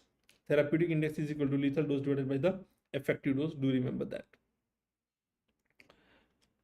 Ritodrine क्या है? What type of drug is ritodrine? It's a beta 2 agonist. Ritodrine, isoxsuprine. What kind of side effect can they cause? क्या side effect करेंगे? तो see, they can lead to multiple side effect. For example, they are going to cause side effect like increase in the heart rate, palpitation, tachycardia, ये सब हो सकता है.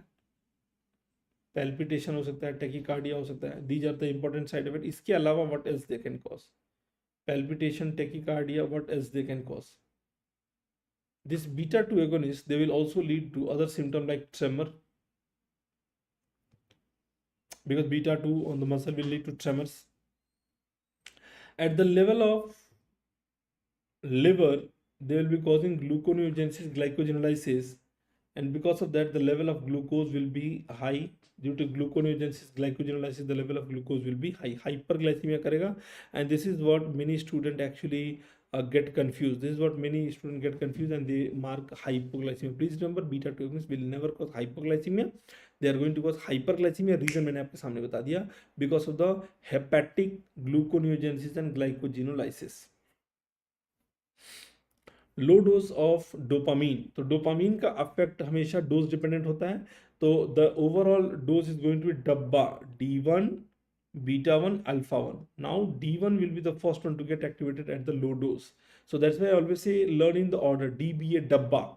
Low dose में in a dose less than 2 microgram per kg per minute, right, they will be leading to vasodilation, and vasodilation will say there may be fall in the blood pressure. They will also lead to increase in the renal perfusion. Renal perfusion will also be increased because of the vasodilation. There is only one sympathetic agent that can lead to reflex bradycardia, and the name of the agent is called your norepinephrine. This is the only agent that can lead to reflex bradycardia. Only agent that can lead to reflex bradycardia. Okay. Now this was one of the previous year question where examiner actually asked the potency and efficacy graph. The examiner has already asked this question, potency and efficacy wala graph. So in this example, in this image, if you are going to see, if the examiner is going to ask you that which of the following is the potent one, which of the following is the effective one, what will be your answer? What will be your answer? First and foremost, remember in this one, the potency, P for potency, P for power, P for potency, P for power. If you look at the potency, they will always be the lowest dose that can produce the response is called potent drug, right? Lowest dose that can produce the response. So potency order will be mainly the lowest dose that can actually produce a response is called most potent one. Maximum किया कम किया इससे मतलब नहीं है.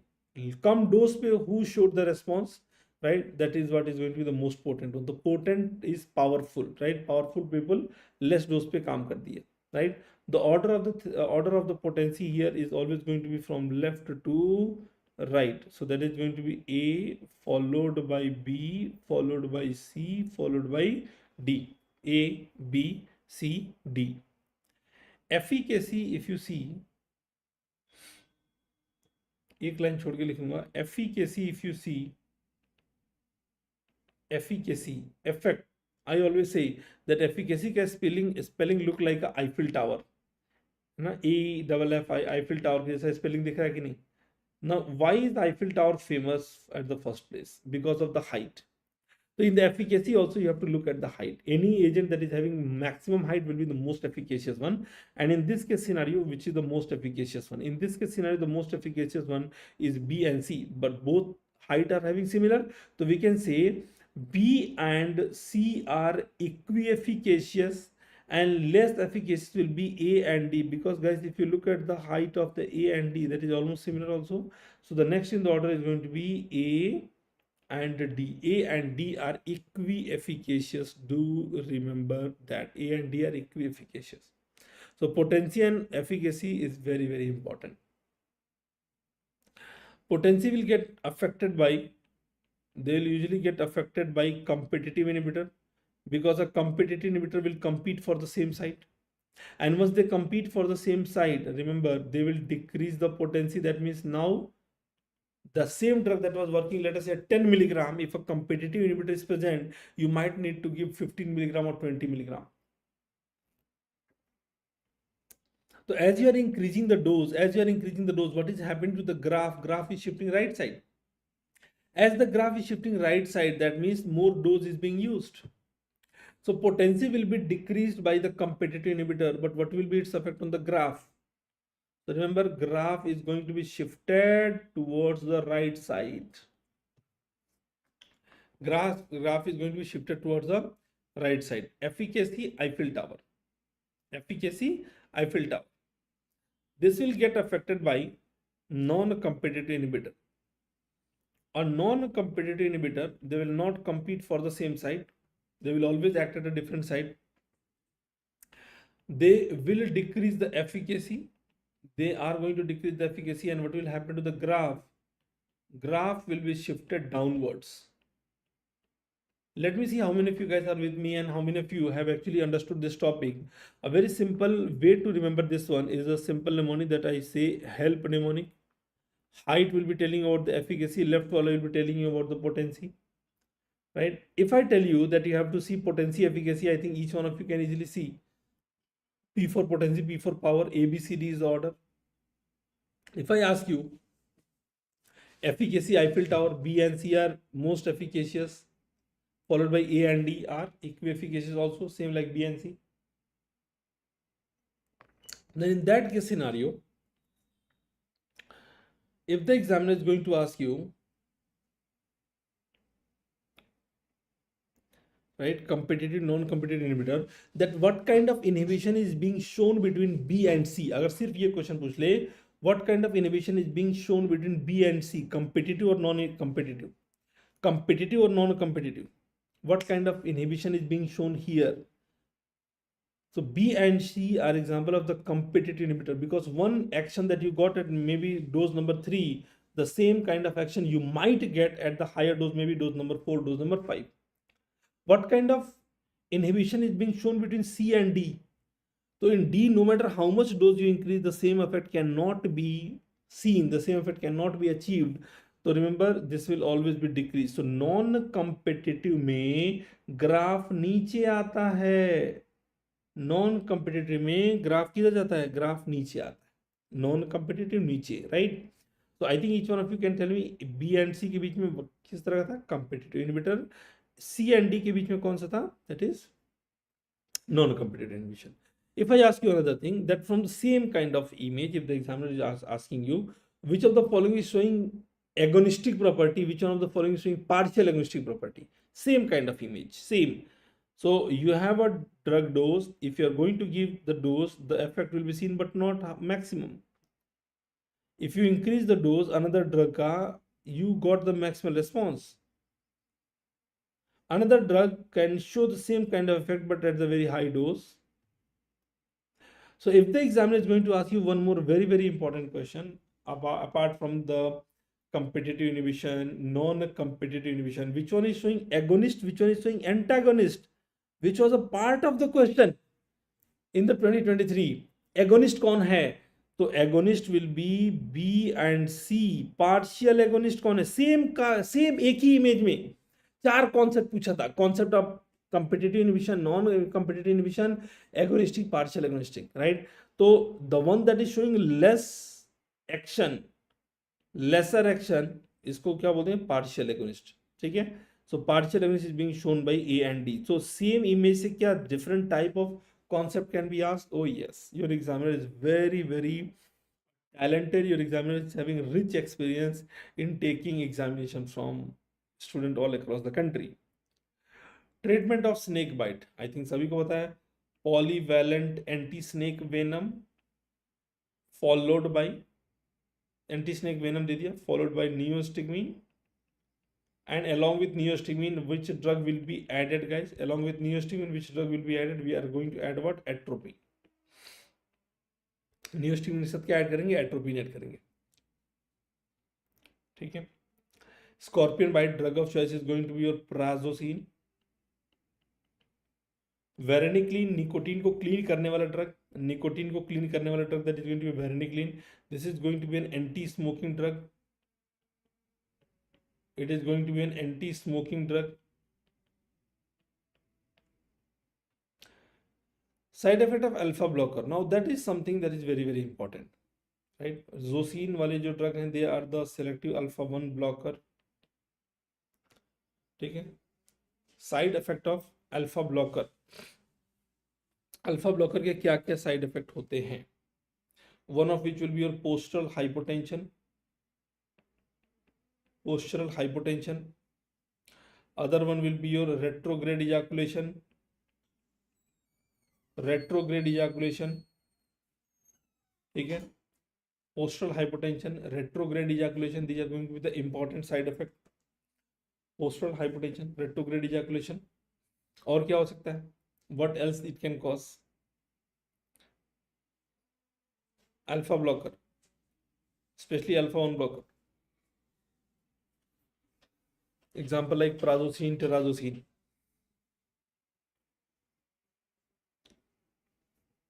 Anyone can tell me any other side effect that is known by them? अगर मैं चलो आई का पूछ लूँ, आई में क्या साइड इफेक्ट करेंगे? तो because alpha 1 itself causes mydriasis, here it will be meiosis. They will lead to what? Meiosis. ठीक है.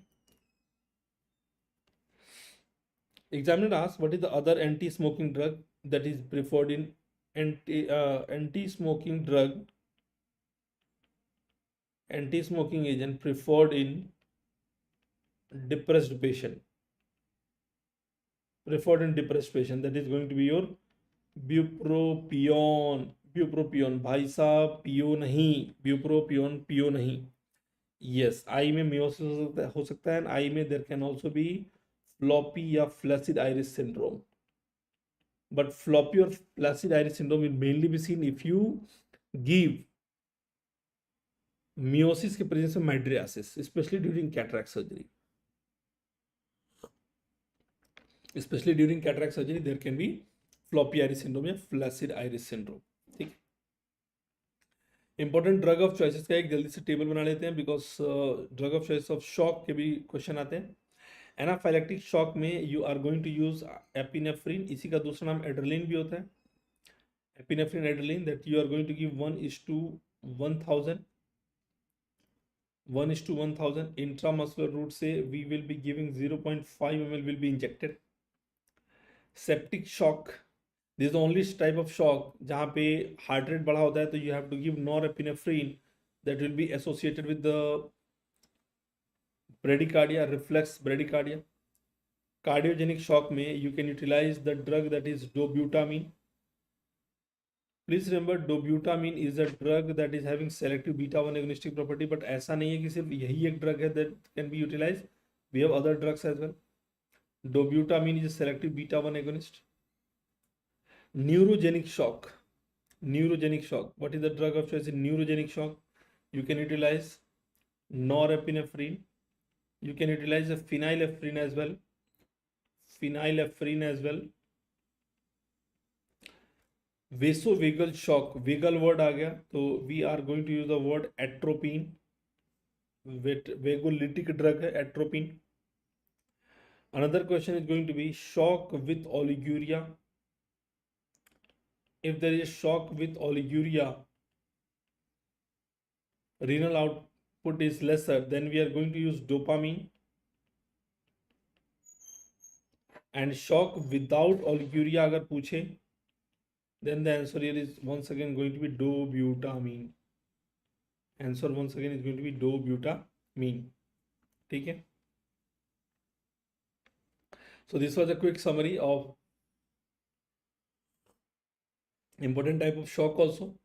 Anaphylactic, that is going to be an example of type 1 hypersensitivity reaction, वो भी कई बार आ जाता है. That is going to be IG mediated. So sometimes they give the word a patient developed an IG mediated shock, है ना. Selective beta 1 blocker के बारे में कुछ बातें बता दूं मैं आपको. That's this selective beta 1 blocker are going to be the preferred beta blocker. They are going to be the preferred और safe in patient with the BPD.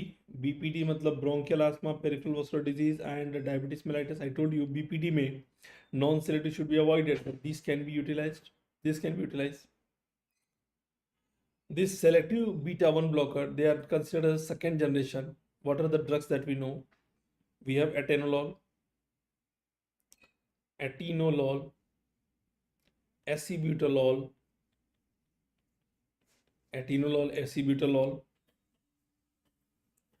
बिटैक्सोलॉल,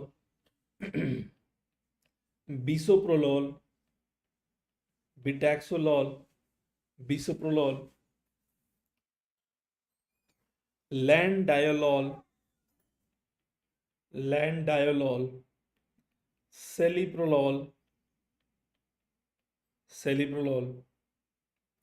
Then we have others that is going to be MEN, men, which is going to be metoprolol, metoprolol, esmolol, that is very short acting, and nebivolol. Nebivolol is the most cardioselective. It is the most cardioselective. Nebivolol, ठीक है, nebivolol. So we are having cardioselective beta blocker या beta 1 blockers.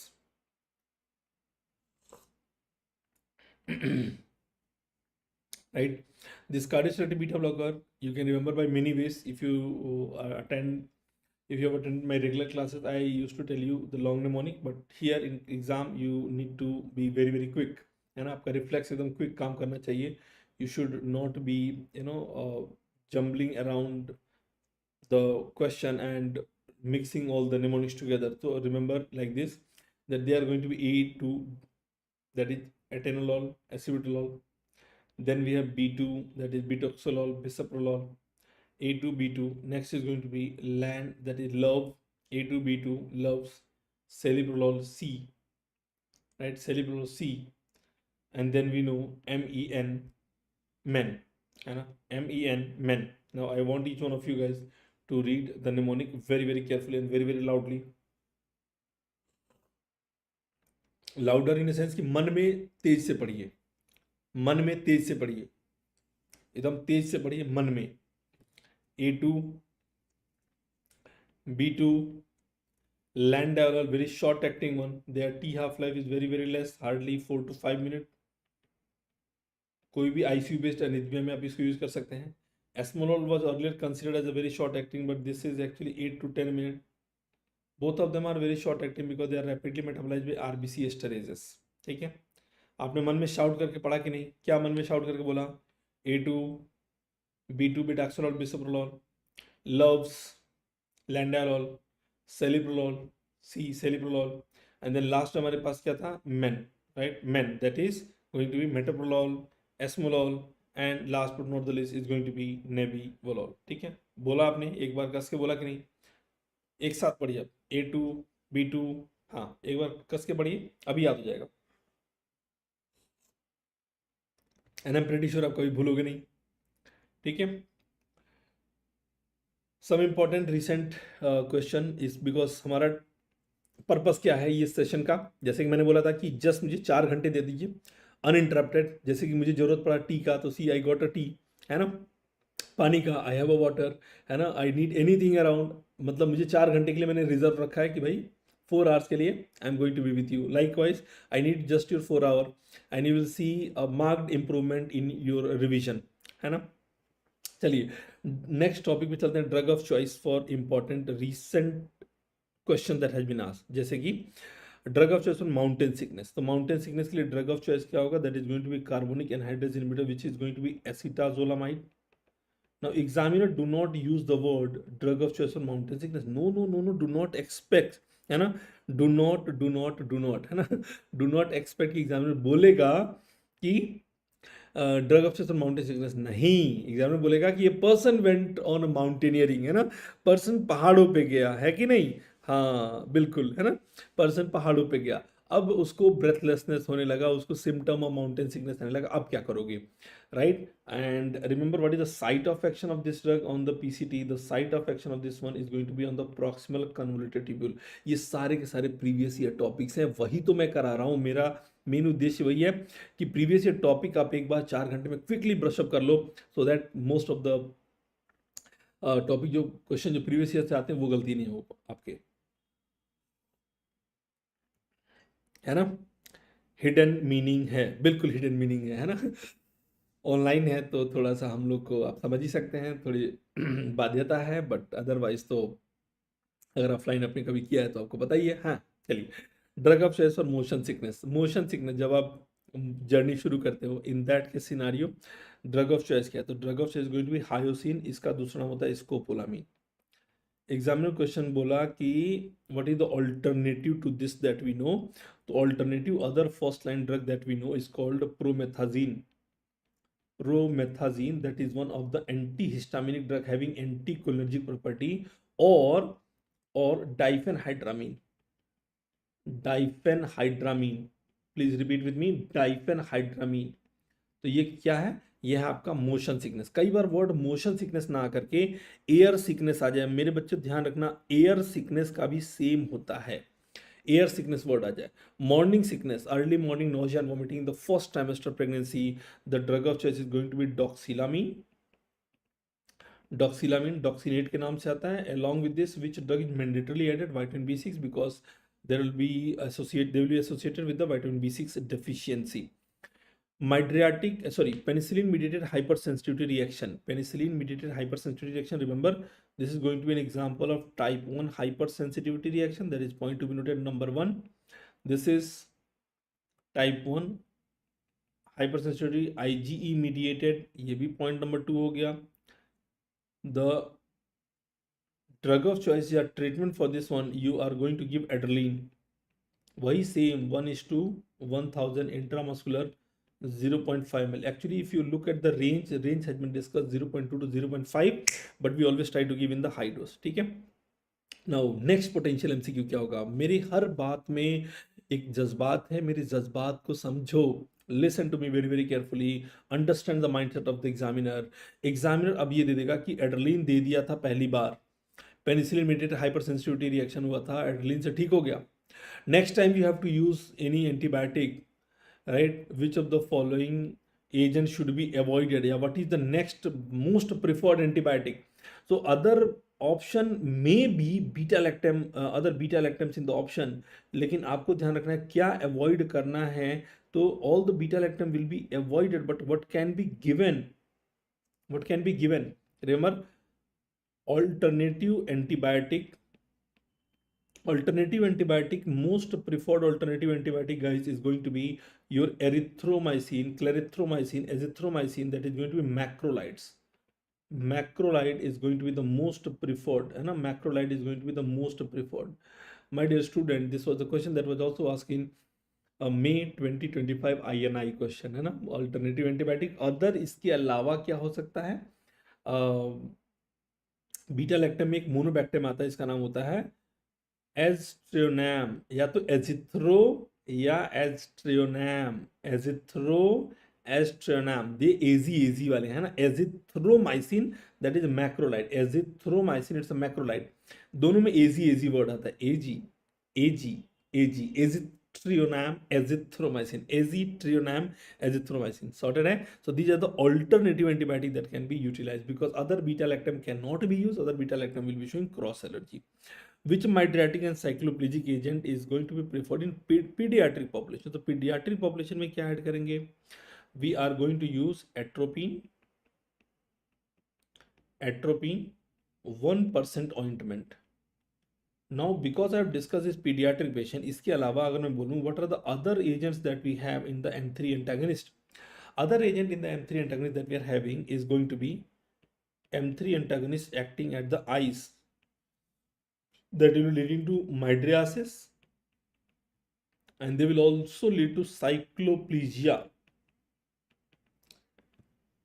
M3 antagonist acting in the eye, a very simple way I ask you to remember that in Bollywood there is a very beautiful actress who has a very pretty eye, and if you want to know the beauty of her eye, you simply do a CT scan, and who is the pretty actress? That is Aishwarya की आंखों की CT, ऐश CT, है ना, ऐश CT,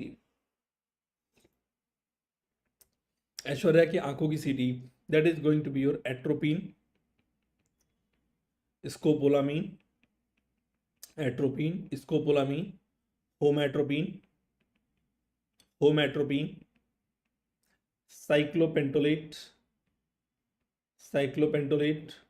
and tropicamide. Tropicamide is going to be the preferred agent. In fact, जो right side के दोनों हैं, they are going to be the preferred in the adults. They are going to be the preferred in adults. अगर tropicamide नहीं है तो we can go for cyclopentolate. Now this the reason why they have been arranged in Aishwarya की आंखों की सीटी is on the basis of their T half life, is the basis of their duration of action that they are lasting. Atropine is the drug that is lasting for 7 to 10 days. Some textbook also say up to 2 weeks.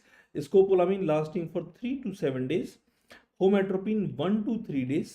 Cyclopentolate is going to be 6 to 18 hour, and tropicamide is going to be 6 to 8 hour. So this is going to be the entire Aishwarya ki aankhon ki city anticholinergic drug acting in the eye. Most preferred one working in the pediatric population, atropine ointment. We will not be giving systemic route. Remember I told you that systemic route की वजह से there will be atropine fever नाम का problem. तो systemic atropine is always avoided in kids. ठीक है. Now I'll move on to the next topic, that is going to be your central nervous system wala topic. In that case scenario, I'll be asking you a couple of drugs that are considered as a drug of choice. Like for example, absence seizure ka drug of choice. The drug of choice for absence seizure is going to be ethosuximide. Many of the time I get this message from the student, sir, and XYZ places they are saying valproate. See, valproate, ethosuximide is not the drug of choice because ethosuximide is not available in our country. That is not true. Ethosuximide is readily available in our country and readily used by many physicians. ठीक है, ethosuximide being the drug of choice. Remember, it's a T-type calcium channel blocker. But examiner will not ask this. I don't think examiner will be asking this. They might give you a case-based scenario and they can ask which drug can be used, or yeah, all of the following drug can be used except. So when you learn in a particular pattern according to the mindset of the examiner, you tend to solve the question correctly. Remember, एक exam में question आया, what are the drugs that are going to be used in absence seizure. Absence seizure में क्या क्या use कर सकते हो? तो you can use the drugs in absence seizure. The drug that can be use will be drug like your clonazepam. The drug that you can use will be drug like your clonazepam, valproate, clonazepam. Others that you can use will be your valproate. ठीक है, valproate, ethosuximide being the drug of choice, ethosuximide being the drug of choice, lamotrigine, ठीक है, lamotrigine.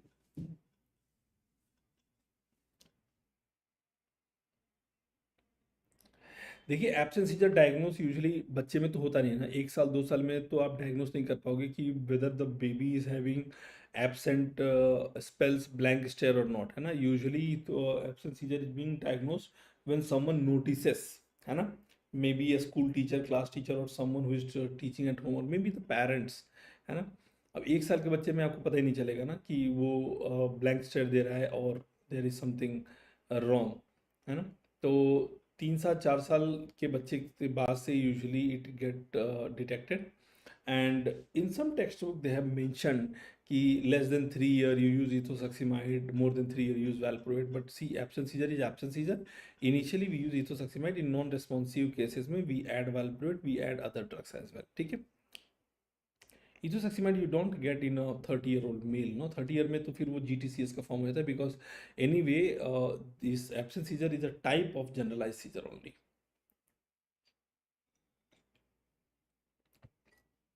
Okay. Next potential MCQ, what are the drugs contraindicated in absence seizure? Drugs contraindicated in absence seizure. The drugs that are contraindicated in absence seizure will be drugs like your carbamazepine, oxcarbazepine,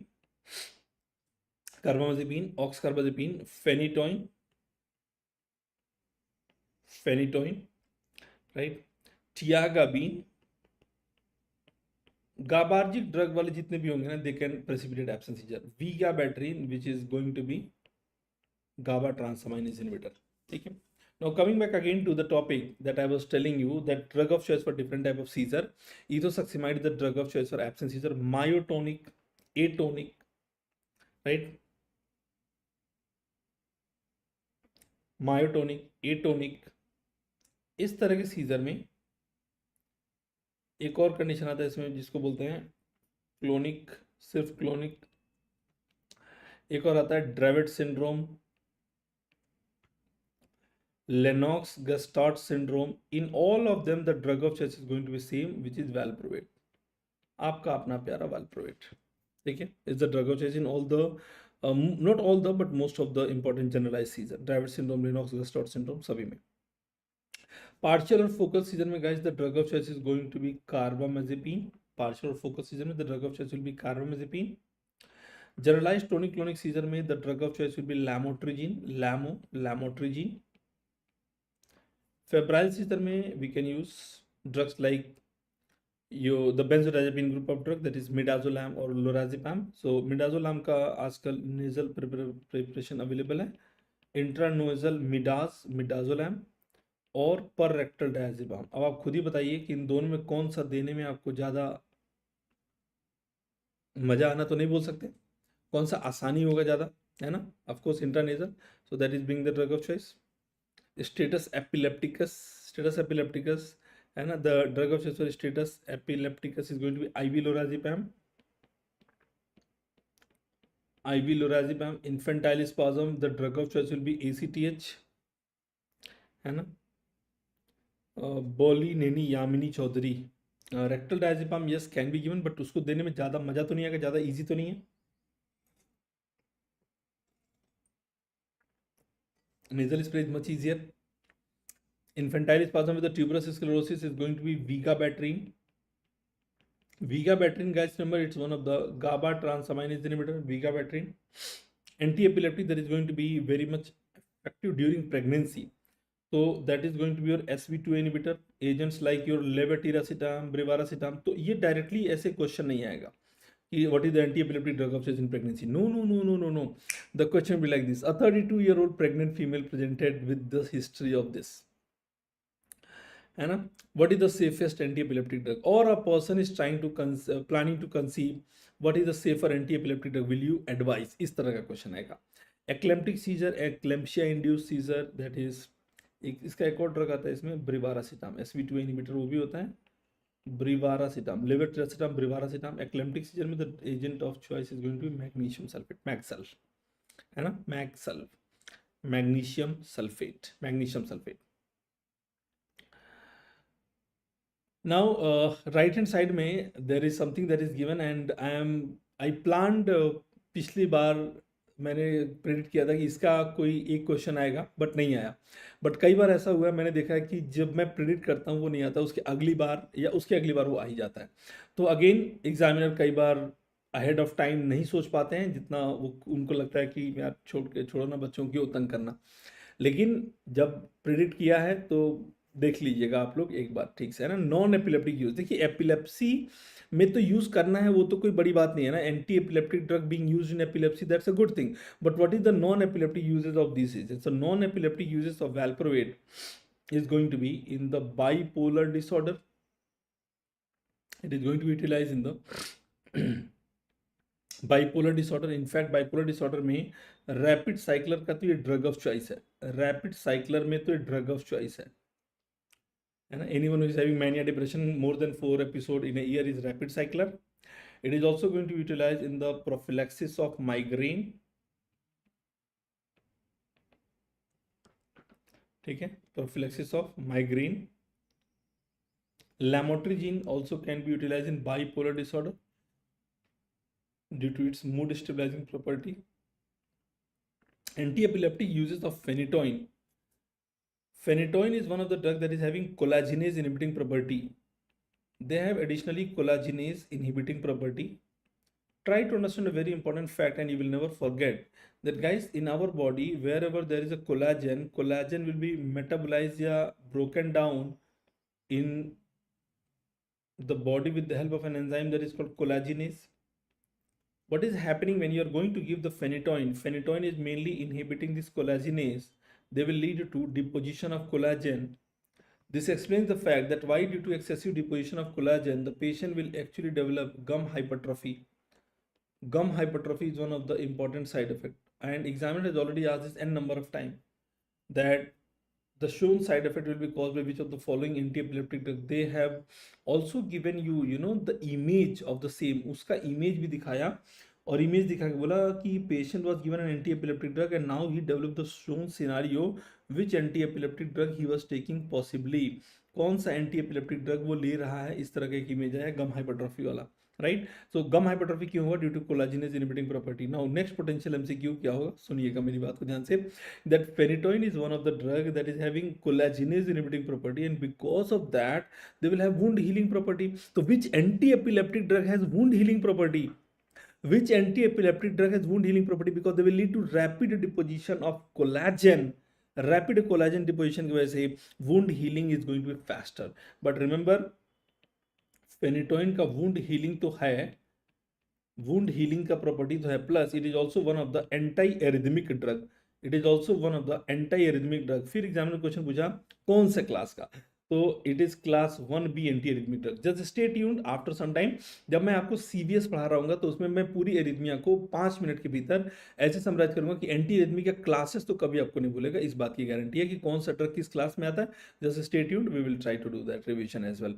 कार्बामेजेपिन is one of the anti epileptic drug, but हमारा topic क्या है, what is the non epileptic use. I told you already, carbamazepine is the drug of choice for partial और the focal seizure, yes, but their non-epileptic uses are what? The non-epileptic uses are going to be trigeminal neuralgia, glossopharyngeal neuralgia, उसका drug of choice है TNGN. I hope you guys can easily understand.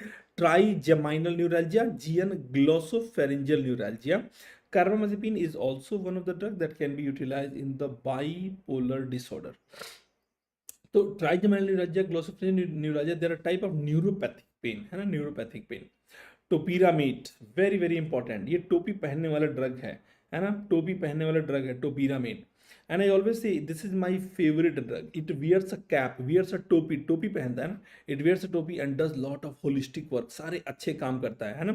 जैसे कि हमको बचपन में बताया जाता है ना, झूठ नहीं बोलना है ना, किसी को दुख तकलीफ नहीं पहुंचाना है, ये सारी बातें वी यूज टू, है ना, learn in our school and home.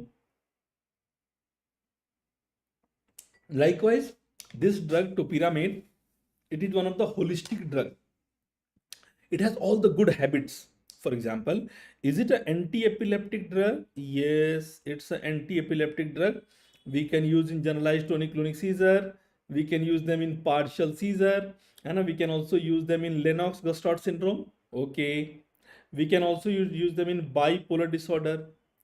Then we can also use them for decreasing the craving of alcohol, decreasing the craving of alcohol. तो देखिएगा ये तो बड़ा ही होलिस्टिक ड्रग है, टोपी पहनता है, सारे अच्छे काम करता है, एल्कोहल का क्रेविंग नहीं हो रहा है ना।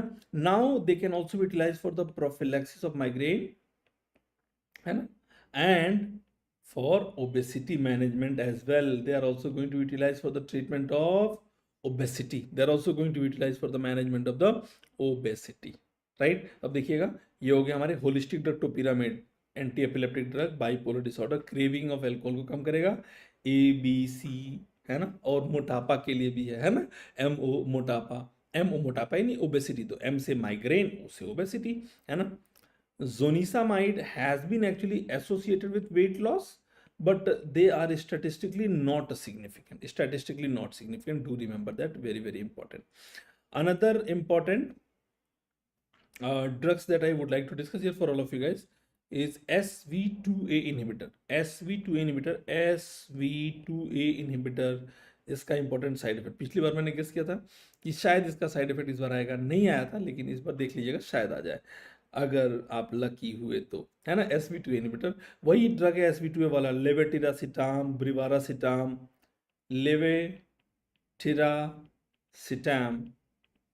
ब्रिवारासिटाम, है ना, levetiracetam, levetiracetam, brivaracetam, right, that is going to be SV। तो बोलिएगा SV, प्लीज बोलिए मेरे साथ, प्लीज बोलिए मेरे साथ, जहां कहीं भी है वहीं से बोलिए, और जैसे बोल रहा हूं वैसे ही बोलिए ताकि अभी याद हो जाएगा, खत्म। बोलिए SV, आवाज नहीं आई, SV, फिर बोलिए लीवी, दोनों के similar sounding name, SV Levi sounds like a बीवी, SV Levi sounds like a बीवी। अच्छा, बीवी से याद आया कि इसके साइड इफेक्ट भी बीवियों वाले हैं, बिकॉज यही इंपॉर्टेंट क्वेश्चन था जो पूछा जा सकता है, इसलिए मैं रेड इंक से लिखूंगा साइड इफेक्ट बीवियों वाले। एक और बात मैं बता दूं, बीवी के लिए तो हम सब चाहते हैं ना कि सब कुछ बड़ा अच्छा हो, सेफ हो, तो this is the safest anti epileptic drug in the pregnancy, है ना। तो एसवी लीवी साउंड्स लाइक अ बीवी, तो बीवी वाला ड्रग यही है, बीवी के लिए सबसे सेफ दवाई यही है ना। ऐसा थोड़ी ना कि बीवी के लिए आप कोई आदि मान लो, आदि है, आदि जाके बीवी के लिए, या शाहनवाज अख्तर है वो बीवी के लिए कोई ऐसी वैसी दवाई लेकर आएगा थोड़ी ना, है ना। बीवी है, एसवी, शाहनवाज की बीवी, आदि की बीवी, या किसी की भी बीवी, सब चाहते हैं सेफ देना, है ना। तो एसवी लीवी साउंड्स लाइक अ बीवी, बीवी वाली दवाई हो गई। साइड इफेक्ट, बीवी जो प्रेग्नेंट है, सोमनोलेंस, वो सोती रहेगी, एक्सेसिव सोएगी, है ना, एक्सेसिव सोएगी क्योंकि आपकी बीवी है ना, एक्सेसिव सोएगी, सो के उठेगी, गुस्सा करेगी, पता नहीं क्यों गुस्सा करेगी, देखो किसी को नहीं पता है, वो मैनकाइंड को पता ही नहीं है कि सो के उठती है तो क्यों गुस्सा करती है, और सबसे ज्यादा किस पे गुस्सा करती है, हस्बैंड के ऊपर, है ना।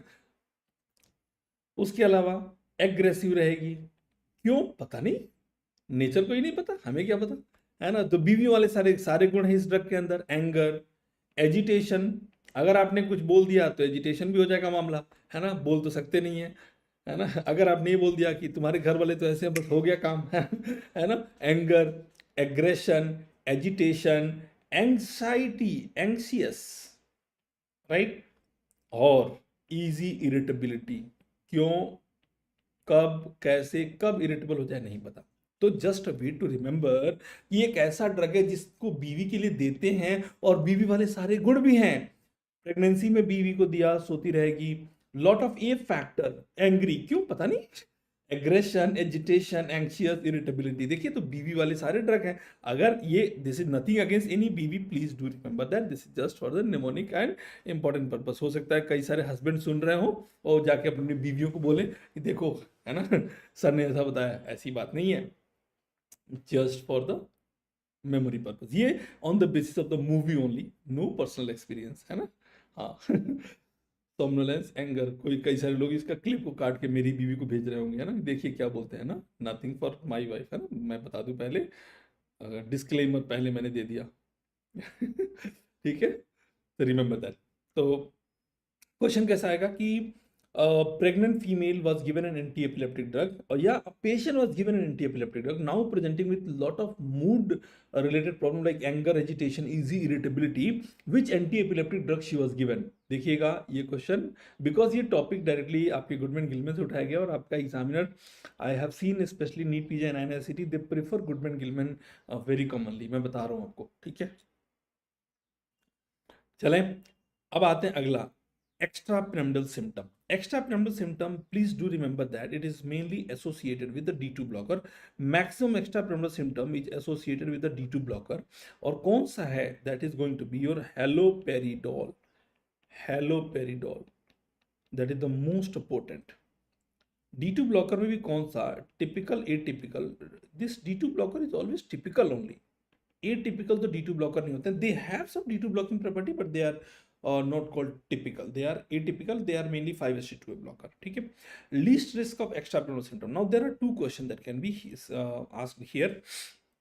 question number 1 कि least risk of extrapyramidal symptom होगा किसके साथ, ओवरऑल अगर पूछ ले, ओवरऑल, तो that is going to be a drug that is called clozapine, sorry, clozapine, yes, clozapine, olanzapine, clozapine is the one, ठीक है, clozapine is the one that is going to be the least risk of extra pyramidal symptom. लेकिन least risk of extra pyramidal symptom, अगर ये word आ जाए, listen to the question very very carefully, in the typical, are you guys following me और not, this is atypical, but if the word will be like in the typical, then in that case scenario you have to go for either of the two drug, जिसको हम बोलते हैं थायोरिडाजीन और chlorpromazine.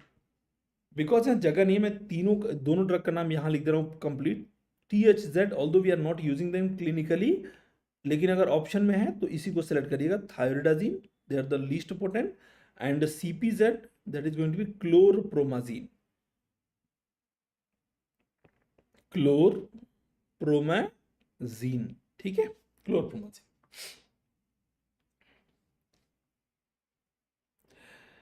Atypical antipsychotic that can cause cardiac arrhythmia, which atypical antipsychotic that can cause cardiac arrhythmia, see cardiac arrhythmia has been reported with many For example, we have Sertindole.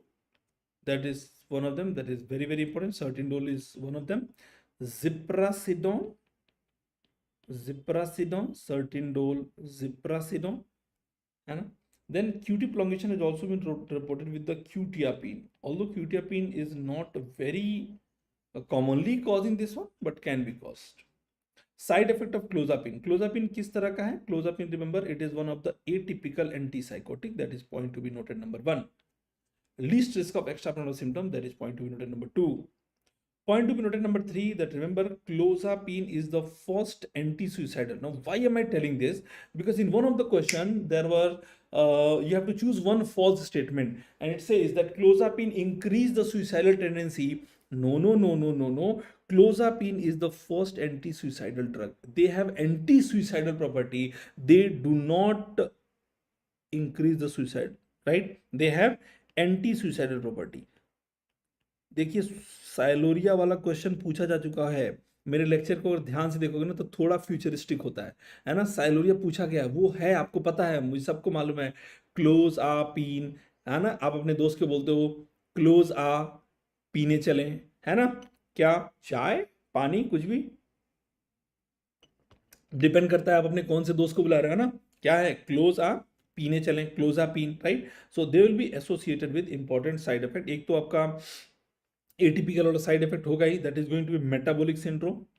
That side effect is always going to be there, like weight gain, insulin resistant, dyslipidemia, that is all going to be there. Then there will be agranulocytosis, metabolic syndrome, agranulocytosis. Then there is going to be sialorrhea. Sialorrhea का मतलब क्या हुआ? Sialorrhea, the meaning of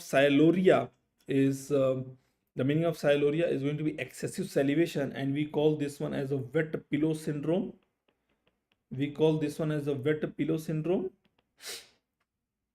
है ना। Sedation, seizure, they can even lead to seizure, and myocarditis has also been reported. ठीक है। Earliest onset extrapyramidal symptom. Is going to be dystonia.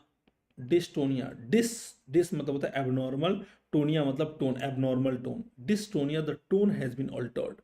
Now this is mainly seen with the D2 blocker itself. That is the typical one. Extrapyramidal symptom is always seen with the D2 blocker. Now because of the excessive D2 blockade, there will be imbalance between the neurotransmitter, that is dopamine and acetylcholine. See, dopamine को आपने इतना block किया कि dopamine का level कम हो गया compare to acetylcholine, the level of acetylcholine increased. In that case scenario, for the management, you have to bring the acetylcholine level down so that you can bring a balance between the both. Centrally acting anticholinergic drug are going to be drugs like your benzhexol, benztropine, right? Other drug that you can use will be your promethazine. This is one of the antihistaminic having anticholinergic property. Benzhexol can be used, benztropine can be used. Multiple time asked question. ठीक है? Benzhexol, benztropine, that is going to be centrally acting anticholinergic drug. Next is going to be most common type of extrapyramidal symptom, that is going to be your akathisia. Most common type of extrapyramidal symptom is going to be your akathisia, motor restlessness without anxiety. उसको क्या बोलते हैं? Akathisia. Most common type of extrapyramidal symptom is going to be akathisia, motor restlessness without anxiety. Now listen, your examination is, recently you got the news that it will be having conducted in single shift. ठीक है, ये news सबके पास है. Now just imagine if your examiner, the authority, not the examiner, because the examiners are different compared to authorities. Authorities are different people. If the authorities decides कि ठीक है, you want to make us angry, we will take your examination in single shift, and they decide and they say the next the upcoming examination of NEET PG will be conducted next week. No more June, July or any month. It is going to be conducted next week after 4 or 5 days.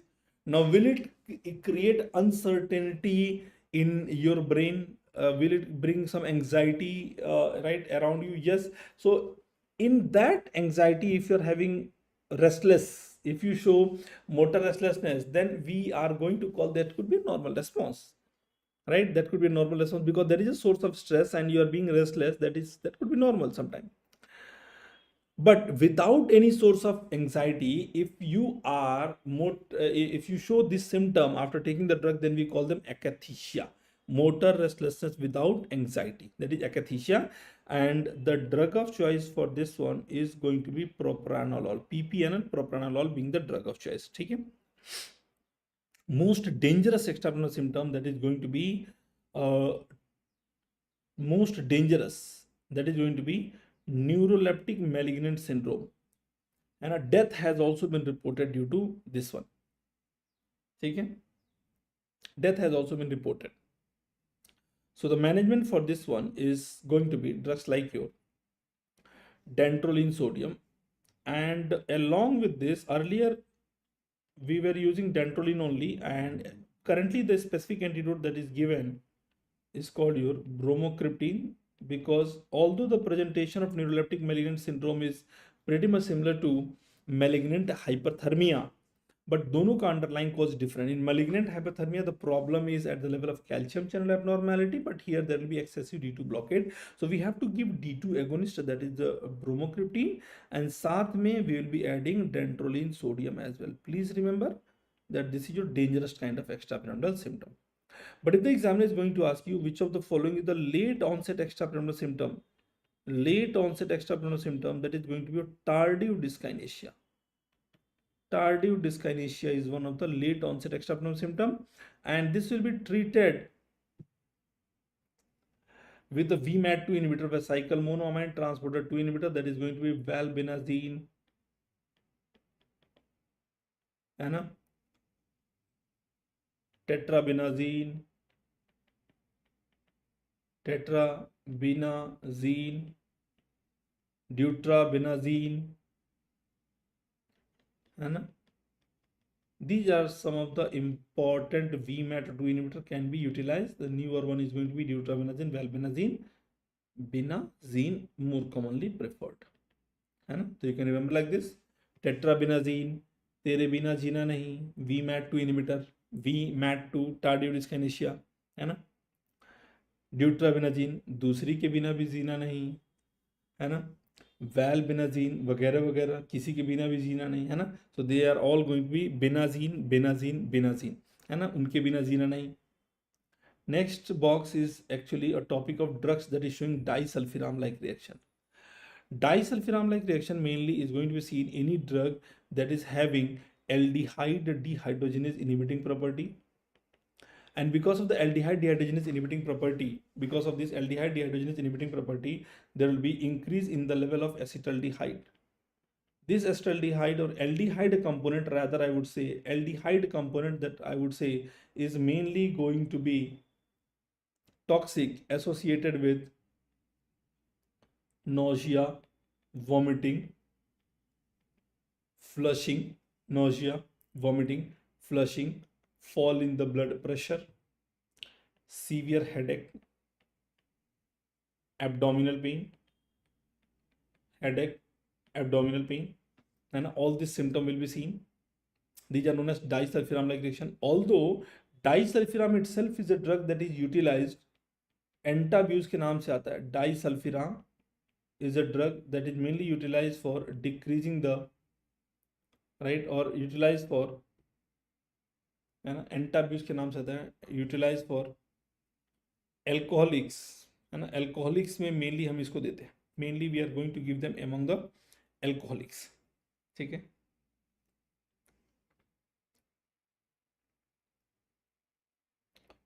Disulfiram में हम alcoholics के लिए देंगे, इस therapy को हम बोलते हैं एवर्जन थेरापी, because इनके प्रेजेंस में whenever the person consume alcohol, he will always get all this symptom. So he will always correlate alcohol with this symptom and he will develop aversion slowly, है ना. So we are having griseofulvin, an anti-fungal drug, metronidazole, multiple time repeated question, anti-emetic drug, cefoperazone, cefoperazone, ठीक है, C4010 सिफोपेराजोन, मोक्सालेक्टम, procarbazine, क्लोरोप्रोपामाइड, right? Chlorpropamide. So you can remember all these drugs that is showing disulfiram-like reaction, because disulfiram-like reaction you'll be seeing only in the alcoholics. And I always say that you will see this side effect in the Government Medical College of Madhya Pradesh and Chhattisgarh. यहाँ पे alcohol वाले side effect मिल सकते हैं government medical college of Madhya Pradesh and Chhattisgarh, है ना, that is griseofulvin, metronidazole, C4010 cefoperazone. Moxalactam तो clinically use होता ही नहीं है ना। Procarbazine is an anti cancer drug, chlorpropamide is the first generation sulfonylurea, and C4010 already मैंने यहाँ पे लिख रखा है ऑलरेडी, ठीक है। In addition to that, before I switch to the next topic, let me see if I have that. Next topic switch करने से पहले I would like to just discuss 3 important drugs, important ones यहीं पे discuss कर लेते हैं। 3 important drugs which I am writing here and I want you to remember। 3 important drug जो कि एक का नाम है स्टाइरिपेंटोल, these are 3 important newer drugs, not very new but definitely compared to valproate and lamotrigine तो much newer है। स्टाइरिपेंटोल, क्लोबाजाम, right? Styripentol, clobazam, and other one is called ganoxolone. These are the 3 important GABAergic drug, है ना। ये थोड़ा सा अलग topic है, alcohol वाला टॉपिक मैंने वहीं क्लोज कर दिया। These are the 3 important GABAergic drug that is going to be utilized in the epilepsy itself। But exam में क्वेश्चन पूछा कि ये तीनों नए वाले जो ड्रग हैं कौन किसके लिए अप्रूव्ड है। Styripentol is a very new drug that has got its approval mainly for Dravet syndrome if non-responsive to valproate alone, because Dravet syndrome का drug of choice is going to be valproate, clobazam. They are going to be approved drug mainly for Lennox-Gastaut syndrome. In addition to valproate also we can utilize, because ऊपर के दोनों type के scissor either Dravet syndrome और Lennox-Gastaut syndrome, the drug of choice is going to be same, which is valproate. Ganoxolone is going to be infantile spasm। देखिए पिछली बार फिर से मैं बोल रहा हूँ कि 2-3 चीज़ें हैं जो मैं बोलता हूँ कि you have to understand the mindset of the examiner. मैंने गेस किया था इन तीनों में से एक कोई आएगा, नहीं आया, पिछली बार नहीं आया। लेट अस एज्यूम हो सकता है इस बार हम लकी हो जाए, है ना।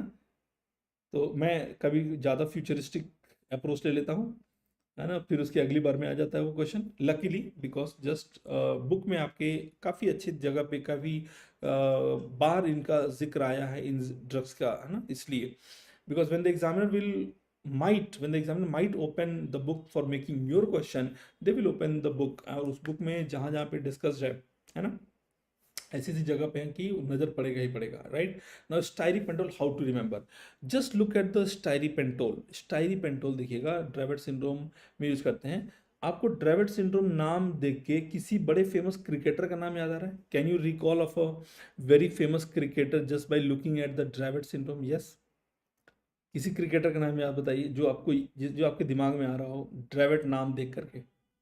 हाँ वही, बिल्कुल, है ना। तो हम सभी ड्राविड को स्ट्राइक पे देखना चाहते हैं, today tomorrow forever, because he was the very nice Batman, है ना। वॉल, है ना, वॉल, चट्टान बोला जाता था, वॉल बोला जाता था, दीवार बोला जाता था, है ना, बिकॉज टेस्ट मैच में अगर ड्राविड रुक गए तो बस समझ लीजिए काम हो गया, है ना। ड्राविड को हम स्ट्राइक पे देखना चाहते हैं। Clobazam utilized for Lennox-Gastaut syndrome. Let me draw an important image here and see how many of you can actually recognize, कितने लोग इसको recognize करते हैं, कौन कौन फ्यूचर में बेहतर हस्बैंड होने वाले हैं, वो इसी पे निर्भर करता है, इस इमेज के ऊपर। अगर आपने ये पहचान लिया, गर्ल्स तो पहचान लेंगी, बॉयज़ के ऊपर मुझे यकीन थोड़ा कम है, बॉयज़ भी शायद पहचान ही लेंगे, जो बेहतर हस्बैंड होंगे वो पहचान लेंगे। What have I just drawn in front of all of you, ये क्या मैंने ड्रॉ किया, है ना। ये ऑल्दो बड़ा दिख रहा है लेकिन इतना बड़ा होता नहीं है, छोटा सा ही होता है ना। I give you hint, it is found in kitchen. बिल्कुल सही बोला आपने, है ना, that is going to be clove. क्या है ये? क्लोव। और क्लोव को हिंदी में क्या बोलते हैं? लौंग, है ना। हाँ जी, क्लोव, लौंग, है ना। तो क्लोव, क्लोबासाम, लॉन्ग लेनॉक्स गस्टार्ड सिंड्रोम, बिना मिस्टेक किए स्माइल के साथ आप इसको सेलेक्ट करोगे, है ना। इसमें कौन बोल रहा है? जैस्मीन। जैस्मीन कौन? जैस्मीन जैसा दिख रहा है ये, है ना। मैंने बोला किचन में, किसके किचन में जैस्मीन होता है भाई, है ना। है ना। चलिए, गैनोक्सोलॉन। गैनोक्सोलॉन देखिएगा, ganaxolone utilized for infantile spasm. Although the drug of choice for infantile spasm I just taught you is going to be ACTH. In non-responsive cases, we can give other drugs as well, like vigabatrin, ganaxolone, or we can also use them in your West syndrome, West triad आता है उसमें, ठीक है।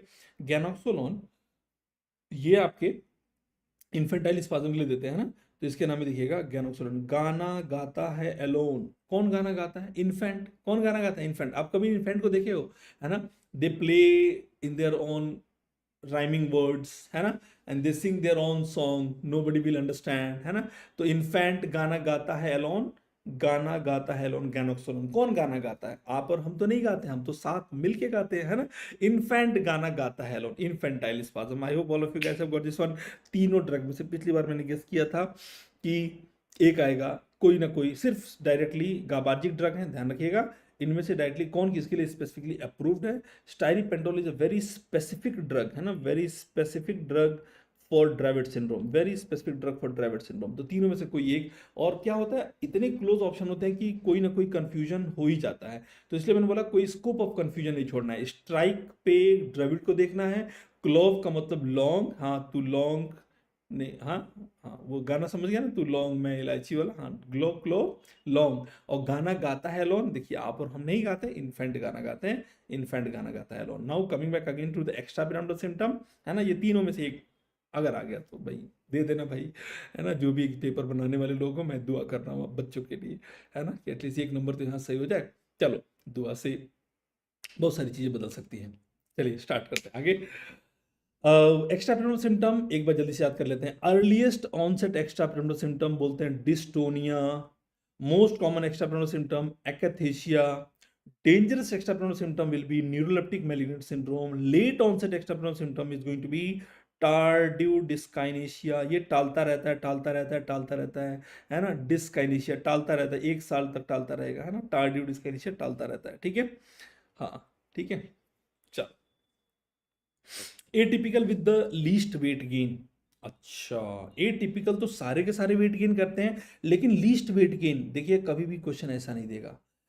Atypical का question अभी जो आया था 2024 में नीट पीजी में, वो आया था कि what is the expected side effect that the patient is not consuming the drug. Patient was started on antipsychotic drug, she stopped after some time, what is the side effect, what could be the possible side effect. See, atypical is associated with metabolic side effect, तो ये तो हो गया। तो मैं पुरानी चीजें नहीं पढ़ा रहा हूं, बिकॉज पुरानी चीज मैं पढ़ा चुका हूं। Let us go a little bit of futuristic approach. Least weight gain किसका होगा? बिकॉज सारे तो वेट गेन कराते हैं, बट अगर कोई कम कराता है तो दैट बिकम्स अ न्यूज। कराते तो सब हैं, है ना, कोई ज्यादा कोई कम, तो लीस्ट कौन है? तो that is going to be drugs like your aripiprazole, aripiprazole, and other one is called your ziprasidone, aripiprazole, and other one is called your ziprasidone. All will be causing weight gain. क्या हो गया? Something is wrong. Oh no. Just hold on a minute, please. Just hold on a minute. Hold on a minute. This is the power fluctuation.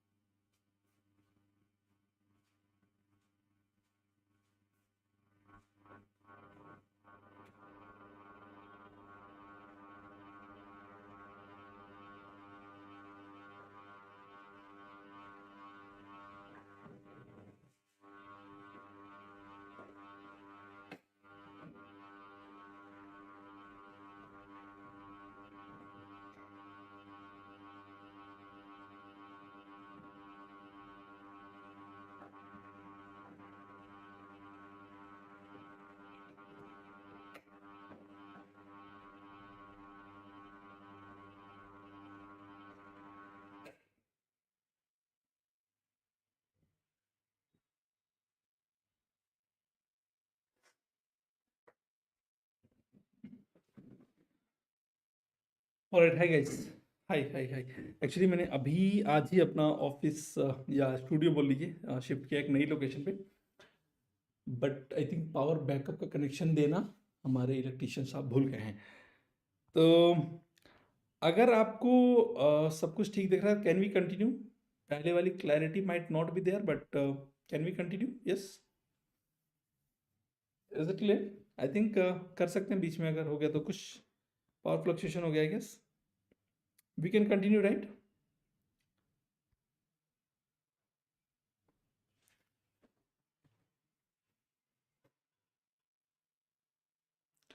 Atypical सारे के सारे weight gain तो कराते हैं, yes, but अगर कोई कम वेट गेन कराता है तो दैट बिकम्स अ न्यूज, है ना, दैट बिकम्स अ न्यूज। तो अब ये देखिएगा, atypical that is causing least weight gain, तो आई से लाइक दिस, अरे शिप्रा को देखा क्या, Shipra is not gaining weight, Shipra तो बड़ी स्लिम है, शिप्रा स्लिम है ना। अरे शिप्रा को देखा, स्लिम शिप्रा, ये क्वेश्चन आ भी चुका है पहले, स्टूडेंट ने मैसेज भी किया कि सर आपकी शिप्रा का क्वेश्चन आ गया। हमने कहा मेरी शिप्रा कैसे, है ना, क्योंकि आप ही शिप्रा शिप्रा करते रहते। अरे शिप्रा जिप्रा, है ना, अरे शिप्रा को देखा, शिप्रा इज जिप्रा, है ना।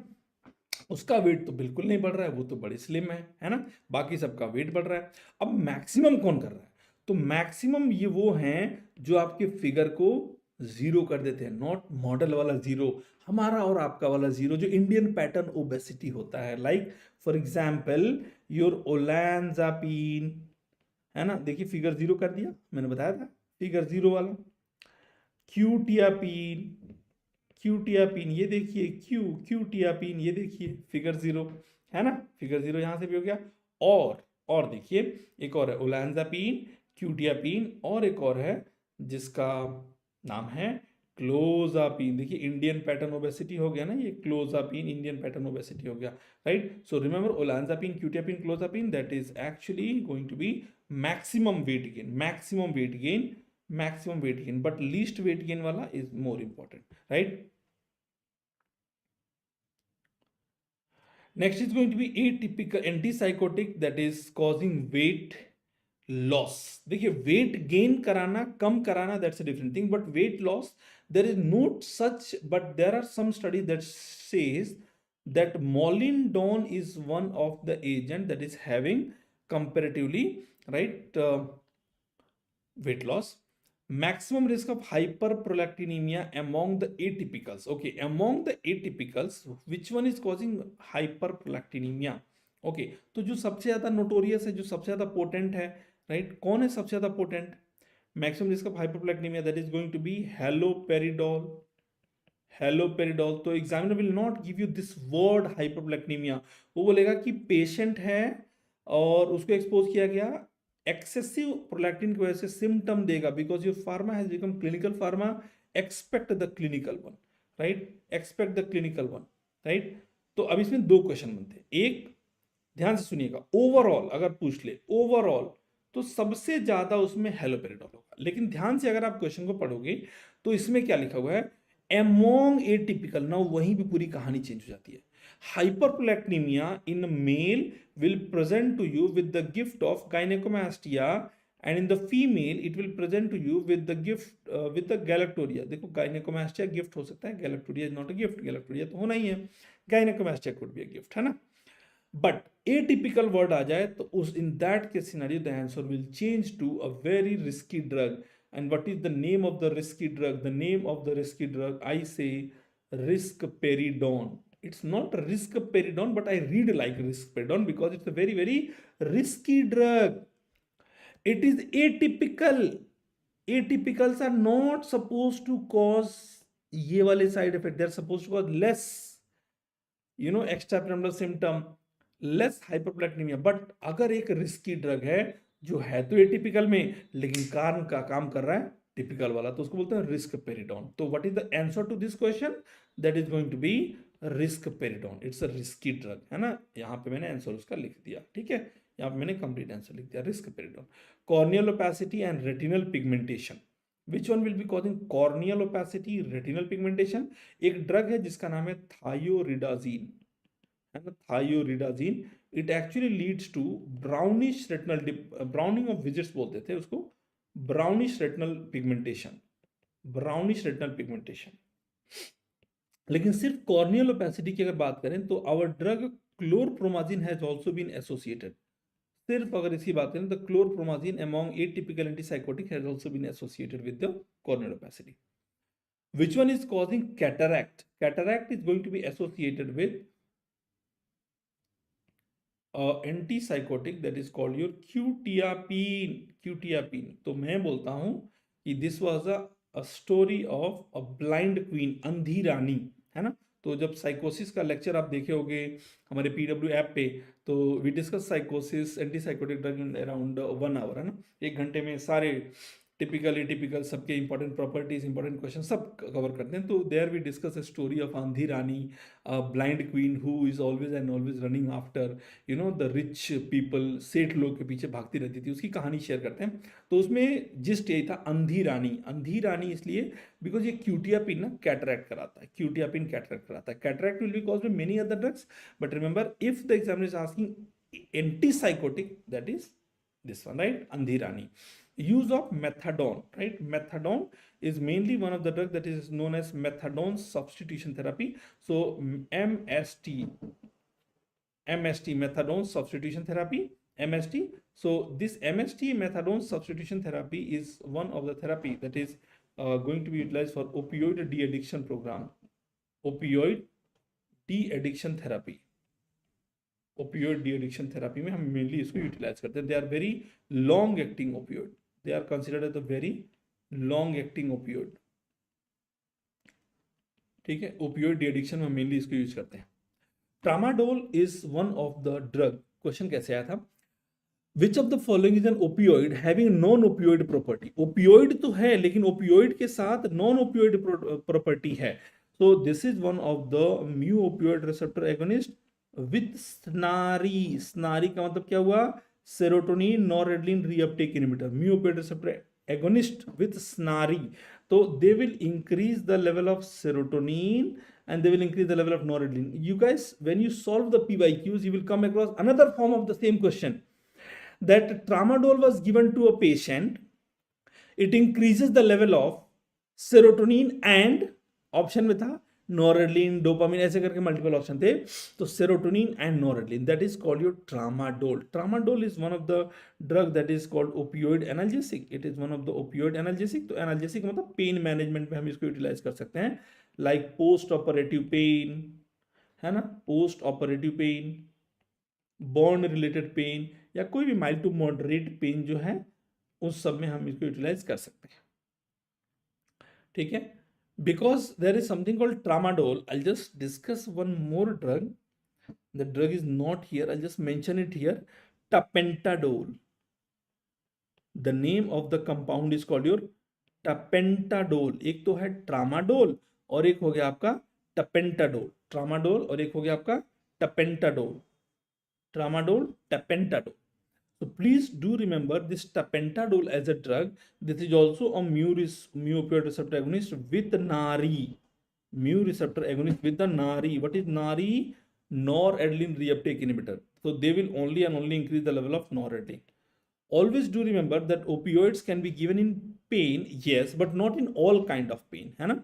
Opioid analgesics are always going to be contraindicated in certain type of pain. Remember, opioids are always going to be contraindicated in many condition। किस तरह के पेन में, तो we never use them in the smooth muscle वाला pen और I would say colicky abdominal pain। colicky pain में they are always going to be contraindicated। 2022 NEET PG question, a intern was posted in a ward, a patient complained of colicky abdominal pain, he gave an analgesic, after intake of analgesic the pain aggravated। Analgesic देने के बाद दर्द और बढ़ गया। कौन सा दवा इंटर्न ने दिया, है ना। तो जब भी हॉस्पिटल में कुछ गड़बड़ी हो जाती है तो किसी को तो ब्लेम करने के लिए चाहिए कोई। देखो नर्सेस को तो कोई ब्लेम नहीं कर सकता बिकॉज वो तो वहां के पावरफुल लोग हैं, है ना। नर्सेस वो तो डॉक्टर की नहीं सुनते हैं, इंटर्न की कहाँ सुनेंगे। और डॉक्टर सीनियर को कोई ब्लेम नहीं कर सकता, तो बचा कौन सा, हमारा प्यारा इंटर्न। हमारे प्यारे इंटर्न को सारे के सारे ब्लेम कर देते हैं ना इंटर्न ने। तो इनफैक्ट इतना ब्लेम किया कि क्वेश्चन में भी इंटर्न को ब्लेम करना शुरू कर दिया, है ना। चलिए, most potent opioid, most potent is going to be your sufentanil. Sufentanil, it is compared to morphine, it is around 1,000 times more potent as compared to morphine. Loperamide is one of the opioid also. How is loperamide going to work? See, opioid, they will decrease the GI secretion. Opioid will decrease the GI secretion and they will also decrease the GI motility. Secretion और GI motility दोनों को कम कर देगा loperamide. Where do we use? We are going to utilize the drug of choice for chemo-induced diarrhea. Chemo-induced diarrhea. Not only that, we can also use them in any other type of secretory diarrhea. Okay? Examiner asked in one of the question that along with the loperamide, along with the diphenoxylate, we are going to add one anticholinergic drug, atropine. So what is the purpose of adding atropine? That was a 2024 question. Because atropine also has the same kind of property, GI motility and decrease the GI secretion. So with atropine, the dose required will be lesser. So atropine reduces the, मैं यहाँ पे लिख दे रहा हूँ, atropine with diphenoxylate. तो पूछा examiner ने, why did you added atropine? So with the atropine, the dose required will be lesser, and because of that, atropine, it reduces the abuse potential. It reduces the abuse potential of opioid. Because अब opioid का dose कम लगेगा. For example, if you are going to need opioid 1 milligram, but with the diphenoxylate, you might require maybe only 0.5, है ना? You never know, है ना? तो इसलिए opioid will reduce the opioid का abuse potential को कौन कम करेगा? Atropine कम करेगा, right? I think the weather is pretty bad. I don't know if you guys are having the same kind of weather. काफी storm वाला weather चल रहा है और बारिश भी हो रही है. Is everything okay at your place from wherever you guys are attending the class? I hope everything is fine. Naloxone, it's the antidote of opioid. Antidote of opioid poisoning. Naltrexone, nalmefene क्या है? Naltrexone, nalmefene क्या है? Naltrexone, nalmefene, they are opioid antagonist also. These are also opioid antagonist. Naltrexone, nalmefene, opioid antagonist. We are going to use them. मैं यहाँ पे लिख रहा हूँ because there is no space there. Naltrexone का use,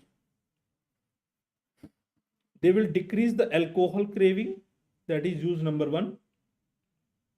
They will decrease the alcohol craving. They are also going to be utilized in opioid de-addiction therapy. In opioid de-addiction also we will use mainly to prevent the relapse. So after methadone substitution therapy, we are going to add naltrexone because they are the long-acting opioid antagonist. They are actually long-acting opioid antagonist, per oral effective. Okay, naltrexone, decreasing the alcohol craving. In opioid de-addiction therapy also we can use. They have also been utilized in the treatment of obesity. As an anti-obesity drug also naltrexone can be utilized. Okay, nalmefene ka uses are going to be same as opioid. Same as opioid. That means same as naloxone. Same as naloxone. That means opioid का antidote हम use कर सकते हैं. Albumipan, it's one of the peripheral mu-opioid receptor antagonist. Albumipan is one of the peripheral mu-opioid receptor antagonist. नाम में देखिएगा क्या लिखा हुआ, peripheral. अब अगर आप peripherally acting mu-opioid receptor antagonist use कर रहे हैं, तो remember they can be utilized, right, for the treatment of opioid-induced constipation. Opioid-induced constipation without precipitating withdrawal symptom. The problem with naloxone or any other opioid antagonist, that in presence of the agent, in presence of opioid, if you use opioid antagonist, in presence of the opioid, if you use opioid antagonist, what is going to happen? उसके presence में अगर आप दे दोगे, तो ultimately there will be sudden precipitation of withdrawal symptom. ध्यान रखिएगा. तो आपको हमेशा and हमेशा opioid के presence में opioid antagonist नहीं देना है. But if you use peripherally acting mu-opioid receptor antagonist, then there will be no withdrawal symptom. So with that is the advantage. They do not precipitate withdrawal symptom. First choice of drug for OCD, panic disorder, PTSD, इसके लिए usually होता है SSRI, selective serotonin reuptake inhibitor. Date rape drug among benzodiazepine, benzodiazepine में कौन होते हैं date rape drug, उसको बोलते हैं फ्लूमैजेनिल, फ्लूमैजेनिल sorry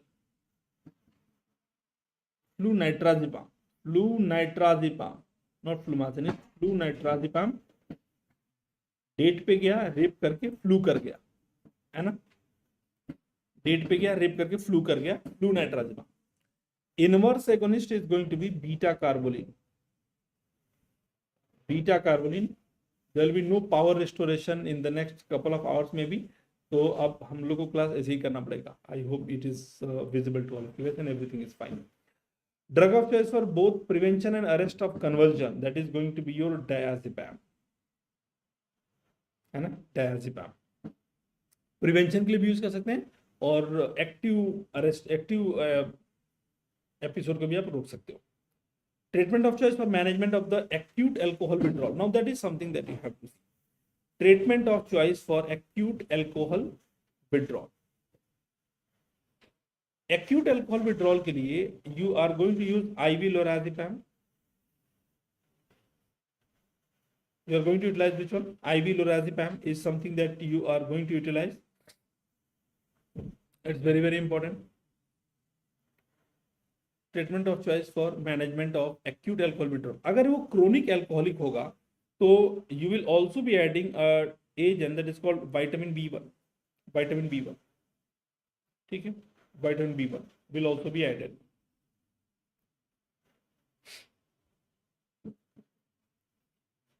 anti-amoebic drug showing disulfiram like reaction, that is going to B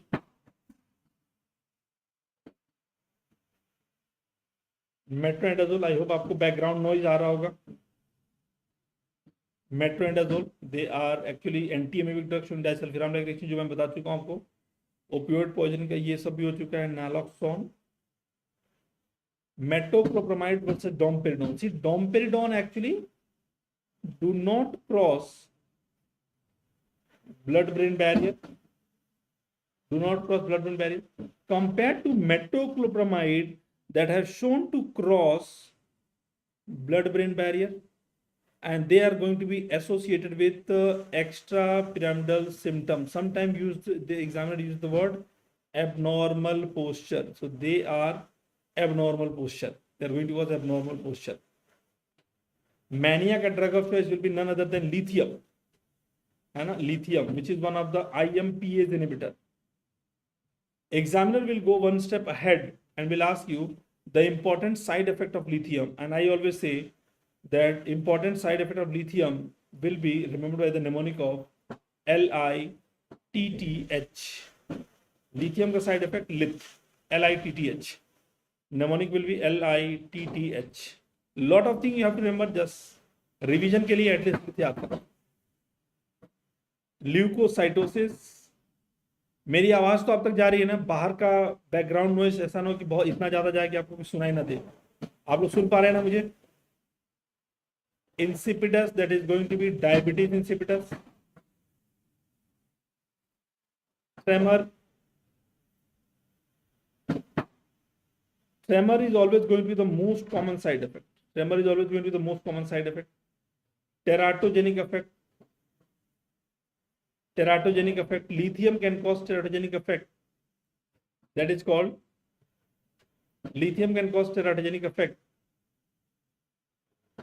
called your Epstein anomaly, and they will also be causing hypothyroidism. Hypothyroidism. So we are having lithium का side effect LITTH. Lithium का side effect LITTH. Treatment preferred for lithium overdose, so we are actually going to prefer hemodialysis. आपको मैं एक homework दे रहा हूं जो कि specific question होता है। ड्रग इंटरैक्शन ऑफ लिथियम, ये वाला टॉपिक आप ठीक से पढ़ लीजिएगा। क्लिनिकल क्वेश्चन इससे 2-3 बनते हैं। ड्रग इंटरैक्शन ऑफ लिथियम, कौन कौन सा ड्रग इसके साथ इंटरेक्ट करता है। For example, thiazide diuretic is something that is always going to cause natriuresis and because of that there will be more and more sodium का reabsorption along with lithium that will lead to lithium toxicity. तो बाकी और भी एक दो drug के interaction है, उसको अच्छे से पढ़ लीजिएगा, that is very very important. All the diuretics will have high risk of causing lithium toxicity. All those are causing natriuresis, है ना. Depressed patient with smoking dependence, the drug that will be preferred will be bupropion. bupropion भाई साहब, पियो नहीं, ठीक है. Anti depressants और उनके साइड इफेक्ट. तो एंटी डिप्रेसेंट को सबसे पहले एक चैलेंज तो ये होता है कि याद कैसे करें कौन कौन सा SSRI है, कौन सा SNRI है, कौन सा TCA है. सबका नाम का मतलब पता है. SSRI selective serotonin reuptake inhibitor, they act by inhibiting the SERT transporter. TCA and SNRI, they both of them are NET plus SERT inhibitor, दोनों को इनिबिट करे काम करते हैं. नेट एंड SERT दोनों को इनिबिट करते हैं. SNRI का मतलब हुआ serotonin noradrenaline reuptake inhibitor. TCA मतलब try cyclic anti depressants. SSRI drugs you can remember by the simple mnemonic of SHEF, and they are very safe also compared to others. Citalopram, escitalopram, fluoxetine, fluoxamine, paroxetine and sertraline. SHEF, CEFFPS, SHEF drug, CEFFPS. That is going to be your SHEF drug. Citalopram, escitalopram, fluoxetine, fluoxamine, paroxetine and sertraline. They are going to be the SHEF drug. The side effect of these SSRIs is nothing less than a SSRI. इनके side effect कैसे याद करोगे?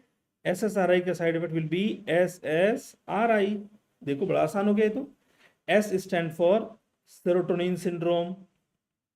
S stand for serotonin syndrome.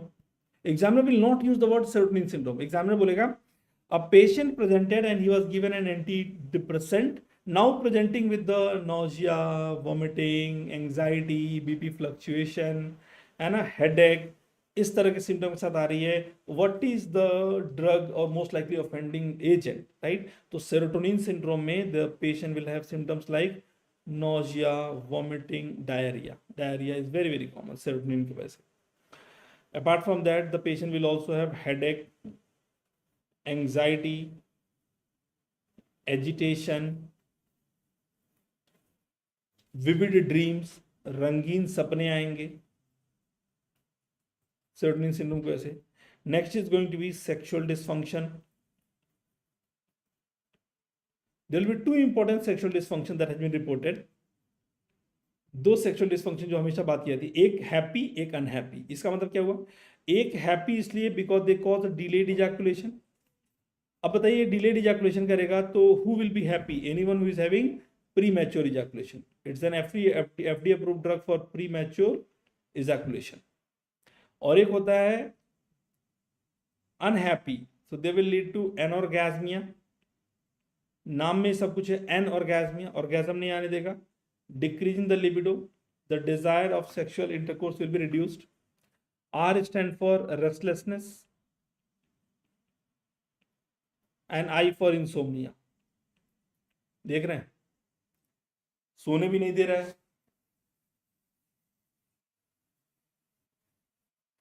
एनोर्गेस्मिया, libido, restlessness, बेचैनी भी है ना. तो SSRI का side effect will be SSRI and these side effect is very much similar to SNRI also, because all the reuptake inhibitor, चाहे TCA हो या SSRI हो, they all can cause sexual dysfunctions. Remember, sexual dysfunction is going to be associated with all of them. सबसे ज्यादा SSRI, next in the order will be SNRI, इसके बाद आता है TCA. SSRI, SNRI, TCA, but remember the receptor modulator will not be showing sexual dysfunction as a side effect. Sexual dysfunction तीनों करा सकते हैं, but receptor modulator like bupropion and all, they will not be causing this sexual dysfunction or a side effect. TCA tricyclic antidepressants and SNRI. SNRI serotonin noradrenaline. So mainly we are talking about two. You can remember like this venlafaxine. Just by looking at the venlafaxine, can you think of a very famous ice cream flavor, very favorite ice cream flavor of yours? Venlafaxine sounds like vanilla. Vanilla duals my love. Vanilla मेरे प्यार को दुगना कर देता है. क्या कर देता है वेनिला? वेनिला मेरे प्यार को दुगना कर देता है, डबल कर देता है. वेनिलाफैक्सिन, desvenlafaxine, because desvenlafaxine is the D isomer of the venlafaxine only, duloxetine, milnacipran, levomilnacipran.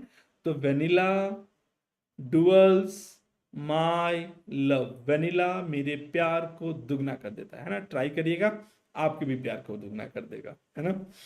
Next is going to be TCA. Their side effect is going to be same as SSRI, plus they will also have some cardiac side effect because of the noradrenaline, like BP बढ़ जाएगा, ठीक है. Tricyclic antidepressant, tri, look at the name, tri, तीन की बात हो रही है ना. Tricyclic, 3 rings. So we have imipramine, tricyclic, imipramine, और एक और है हमारे पास जिसको बोलते हैं trimipramine, desipramine, clomipramine, amitriptyline, nortriptyline. Let's repeat. TCA, tricyclic antidepressant, because examiner asks which of the following is SSRI, which of the following is an SNRI, which of the following is TCA. Simple question आता है और उसी question में से आपको एक select करना होता है. अगर ये क्वेश्चन इस तरह का है तो आप आराम से कर लोगे. SSRI, safe drug, citalopram, escitalopram, fluoxetine, paroxetine, right. SNRI, vanilla duals my love, duals दुगना कर देता है मेरे प्यार को, राइट. TCA, ट्राईसाइक्लिक एंटीडिप्रेसेंट, है ना. That is going to be I try. You can remember like this, I try a desi club for my 2 friends Amy and Nora, है ना. मेरे 2 फ्रेंड थे एमी एंड नोरा, हम उन दोनों के लिए देसी क्लब ट्राई कर रहे थे. Just a way to remember, right. And the important side effect of this you can remember like this, I try desi club for Amy and Nora. This imipramine as a drug, they, or imipramine, trimipramine as a drug, they are all having additional alpha-1 blocking property, right. Alpha-1 blocking property, and because of the alpha-1 blocking property there will be fall in the blood pressure, that will also lead to reflex tachycardia. They have anticholinergic property, because of that the patient will always develop side effect like constipation, dryness of mouth, बहुत common है, blurring of vision. They have antihistaminic property, because of that it will also cause sedation, and they are also known to cause metabolic acidosis. Metabolic acidosis that can induce arrhythmia. इसीलिए इसको treat करने के लिए we use soda bicarbonate, NaHCO3. Soda bicarbonate is something that can be utilized. Just a minute.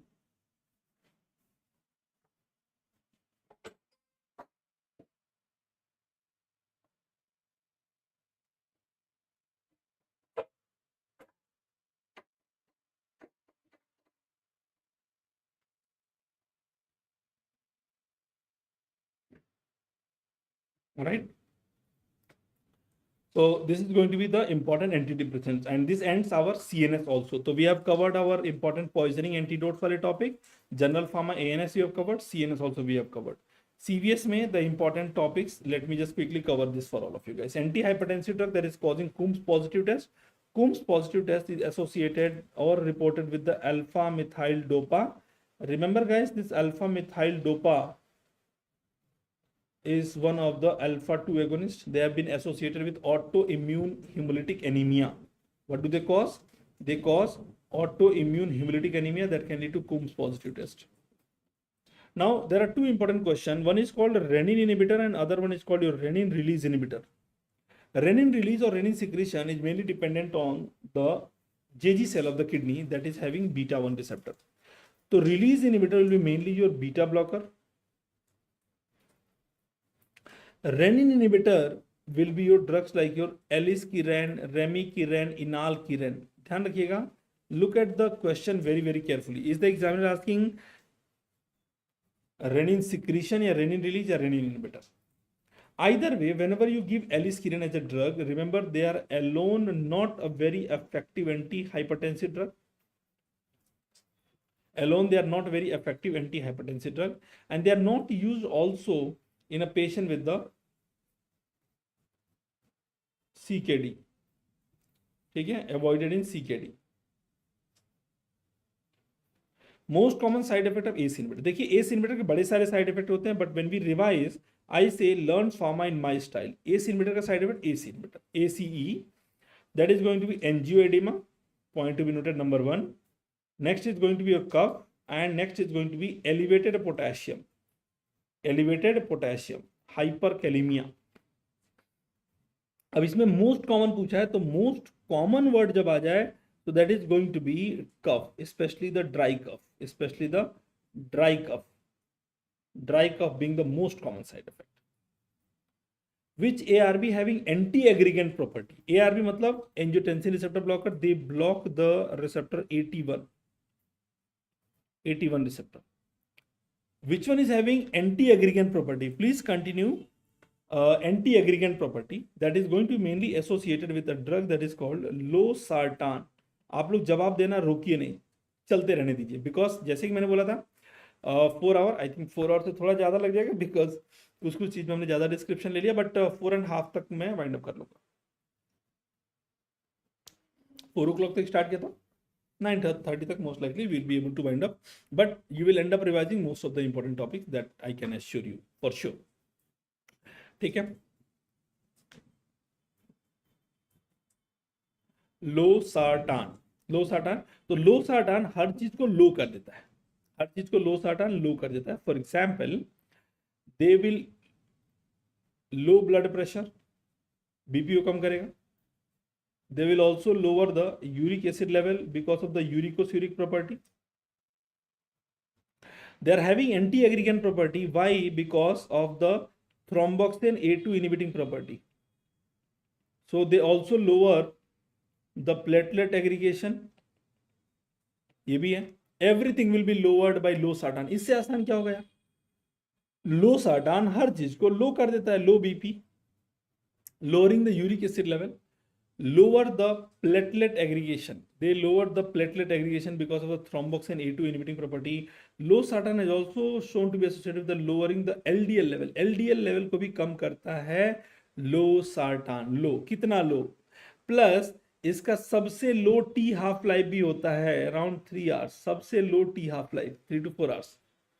तो losartan में हर चीज है लो, half life है लो, है ना. Which antiarrhythmic drug is going to cause QT prolongation? Now antiarrhythmic drug की बात जब भी आती है, एग्जाम में पूछा which one is going to cause QT prolongation? For you to understand this one, I would just require at least 5 to 7 minutes of your time, and then arrhythmia will be sorted forever. ठीक है. Antiarrhythmic drug that is causing QT prolongation. The answer to this question is actually going to be class 1A antiarrhythmic drug and class 3 antiarrhythmic drug. As a matter of fact, any antiarrhythmic drug that is having potassium channel blocking property will be associated with the QT prolongation. They will be associated with the QT prolongation. Let me just add one page here. अगर आपके पास ये workbook है तो I would just request, because मैंने एक promise कर दिया था आपको कि मैं एरिथमिया का क्लासिफिकेशन सिंप्लीफाई कर दूंगा, so you can remember it for ever. I just do this. The classification name of antiarrhythmic drug is called your Vaughan-Williams classification. Vaughan-Williams classification. According to this classification, the antiarrhythmic drug is going to be class 1, which will be sodium channel blocker. Next it is going to be beta block class 2, which will be beta blocker. Then we are going to have class 3 potassium channel blocker, and next we are going to have class 4, which will be calcium channel blocking, right? Calcium channel blocker 1, 2, 3, 4, and then we have others as well, right? Others like magnesium, adenosine and all. ठीक है. Others को मैं बोलता हूं, आप ऐसे याद करिए. Others are going to be Madhavi, MADAVI, Madhavi stand for magnesium, A for atropine, D for digoxin, A for adenosine. Adenosine happens to be the drug of choice in a patient with the PSVT. What is PSVT stand for? Paroxysmal supraventricular tachycardia. But these are avoided also in bronchial asthma cases. In bronchial asthma patient, they are going to be avoided. We stand for your Varnacalant. Varnacalant has not got approval by the FDA, but remember they have got approval by many other country authority like Japanese authority. E stand for ivabradine. Ivabradine, which is one of the bradycardia inducing drug. It is one of the IF blocker, funny current blocker. Okay? Ivabradine.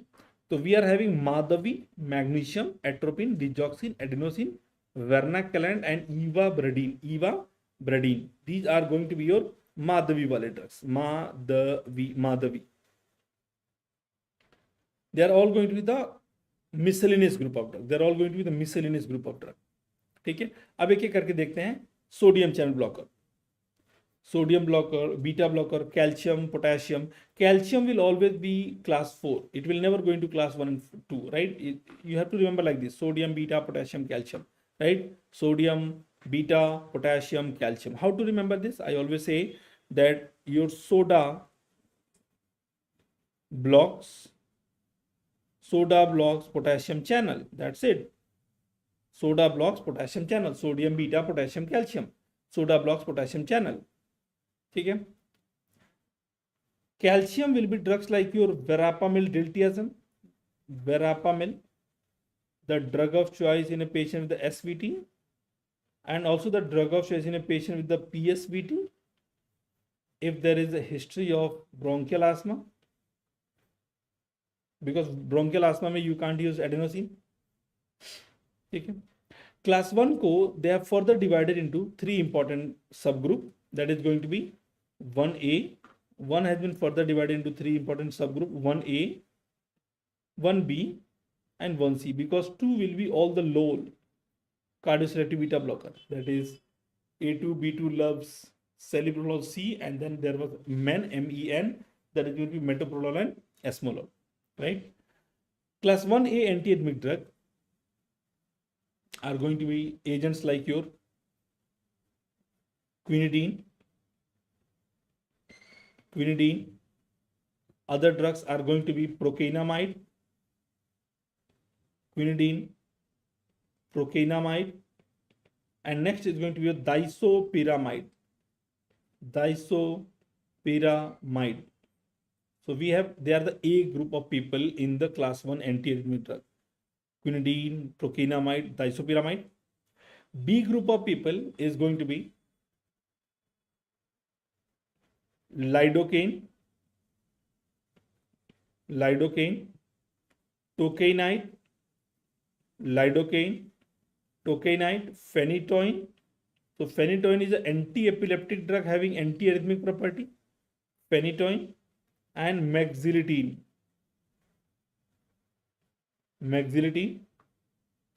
And 1C group of drugs are going to be flecainide,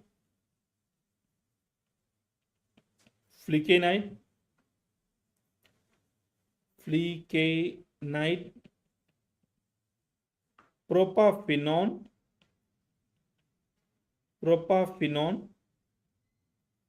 moricizine, and NK-nite. Now, how to remember this?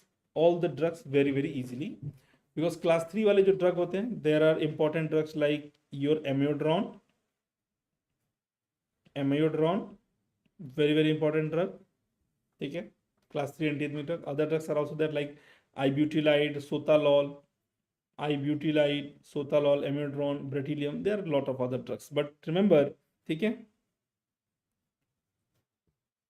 ना, 1 2 3 4. अब ये एक कहानी में बता रहा हूँ. This is a story of the kingdom era या Britisher era. Britisher like William. तो जब ब्रिटिशर आए थे तो उस समय किंग्स भी थे, है ना, मुगल्स भी थे. तो वॉगन विलियम क्लासिफिकेशन तो आप क्या रखना है? विलियम इंग्लिश नेम है. Soda blocks potassium channel, sodium beta potassium calcium. बोलिए मेरे साथ, sodium, beta, potassium, calcium. Now 1 is further going to be divided into 1A, 1B, 1C.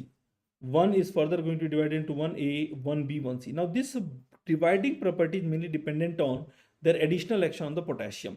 For example, 1A is a sodium blocker, yes, but in addition to that, they are also the potassium channel blocker. Okay, B, they are the potassium channel opener, and 1C has no action on the potassium. अब ए group वाले जो class 1 वाले जो थे, जो further divided into A B C, तो you remember like this, A group of drugs, they are like the A grade of people. एक मैं आपको किंगडम की कहानी बता रहा हूँ. There is a kingdom of arrhythmia kingdom, and in that kingdom different group of people used to live together. In that kingdom different group of people used to live together. कौन कौन से थे उस kingdom में? There was a queen, there was a prince, and there was a dasi. So we have a queen, we have a prince, and we have a dasi. So there is a queen, prince, dasi. We have quinidine, procainamide, and disopyramide. We have quinidine, procainamide, disopyramide. Repeat. A grade में रहते हैं, A grade वाले महल में रहते हैं, A grade वाली facility provide करते हैं, आई मीन एक्सेस करते हैं. अब आप बोलोगे सर दासी, दासी का मतलब तो सर्विंग हैंड होता है, सर्वेंट होता है. ये कौन सी दासी है? देखिए मैंने पहले ही बताया था कि ये मुगल एरा की कहानी है, और मुगल एरा में जो दासियां होती थी वो सिर्फ दासियां नहीं होती थी, दासियों 150 दासियां होती थी एक राजा के पास, है ना. कोई दासियां जो है कि ईरान से आ रही है, कोई इराक से आ रही है, कोई पर्शिया से आ रही है, कोई रशिया से आ रही है, अलग अलग जगह से आ रही है ना. तो वो दासियां दासियां नहीं होती थी, है ना. उनके बड़े सारे रोल होते थे, है ना. इतिहास में जाकर पढ़िएगा वो दासियों का क्या रोल होता था, है ना. Let's not discuss it here. तो वो दासियां ए ग्रेड के महल में रहते थे ना. कौन कौन सी थी वो? उसमें थी एक क्वीन और एक था प्रिंस और दासी, है ना. हाँ, क्वीन, प्रिंस और दासी. और जो बी वाले, एक मैं कहानी सुना रहा हूं आपको एक किंगडम की, एरिथमिया किंगडम की, जिसमें ए बी सी 3 ग्रुप के लोग रहते थे. ए महलों में रहते थे, ऊंचाइयों पे रहते थे, हाइट पे रहते थे, है ना, ऊंची ऊंची इमारतों में रहते थे, क्वीन, प्रिंस, दासी. B brave group of people. तो उसी किंगडम में कुछ बचाने वाले भी लोग हैं जो किसी भी अरिथमिया के लिए तुरंत खड़े रहेंगे. यस, अरिथमिया आओ, मैं फाइट करने के लिए तैयार हूं, है ना, arrhythmia. So these are so brave group of people that they always brag about themselves. B for brag. Brag मतलब अपनी तारीफ खुद ही करते हैं.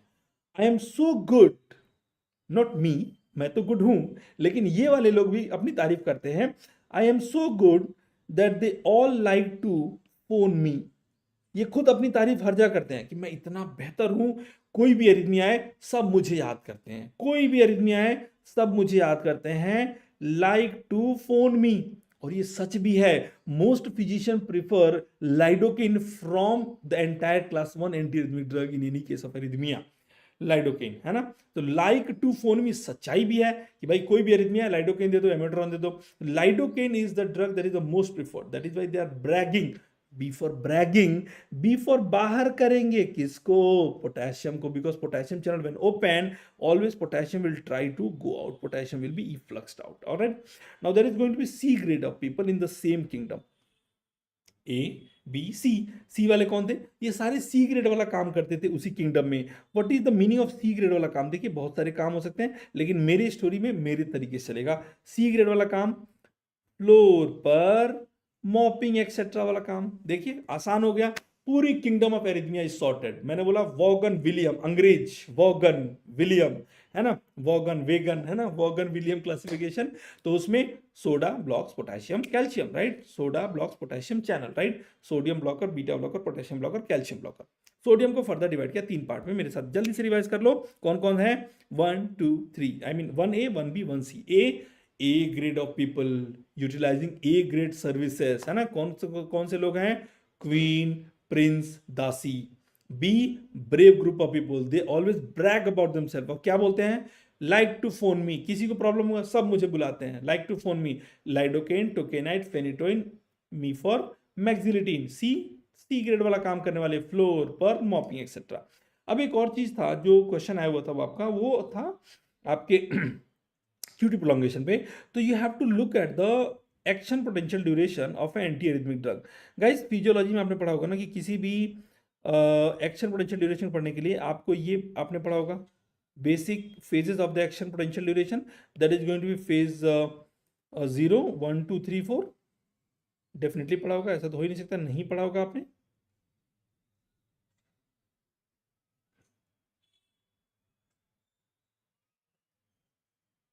है ना. ये just थोड़े बहुत मैं ड्रॉ कर दे रहा हूँ just for the sake of completion, I guess.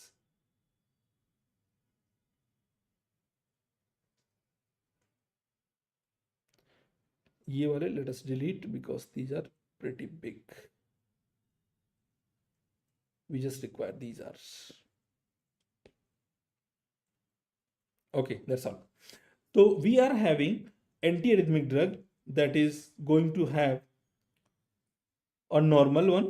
और नॉर्मल एंटीआरिथमिक ड्रग के लिए आप सभी को पता है कि एक एक जो है नॉर्मल एंटीआरिथमिक ड्रग का हर एक फेज का एक रीजन होता है. For example we are having phase 0 that is due to the sodium influx, phase 1, phase 2, phase 3 and phase 4, that is the resting membrane potential. Phase 0 is because of the sodium influx.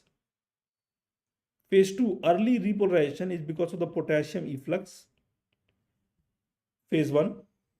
Phase 2 ke there will be two important reasons. One is potassium continues to go out and meanwhile the calcium channel is open and there is going to be calcium influx.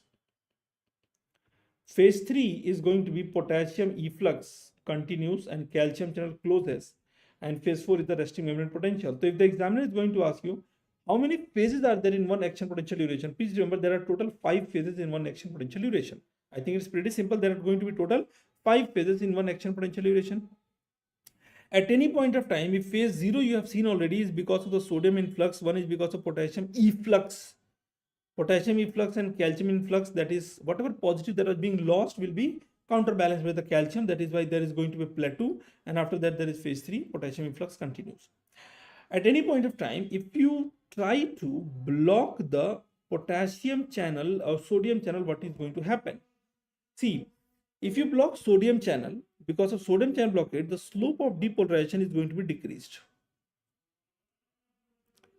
There will be very slow depolarization, and after that the repolarization is going to be as it is. लेकिन examiner ये बोला कि ये तो class 1 है, but class 1 antiarrhythmic drug is going to have multiple other properties as well. For example, some of the class 1 is having sodium channel blocking property. Yes, because of sodium channel blocking property, slope of depolarization will decrease. But they also have potassium channel blocking property. Because of that, the potassium efflux will be slowed down and they will actually lead to increase in the action potential duration.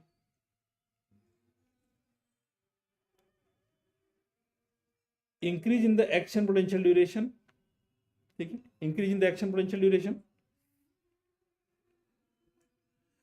Please remember that whenever there is one action potential duration that I have told you, this is including depolarization of the ventricle and also the repolarization, because there is going to be depolarization and repolarization both, everything is there. This is actually going to be achieved if you study a single cardiac myocyte fiber. But we do not do that in our patient. In our patient, we always take the ECG, that is the non-invasive test. So ECG में कैसा दिखेगा? ECG में you will be getting something like this. One action potential duration in ECG will be having something like this kind of activity. That is P. QRS is the depolarization and T is the repolarization.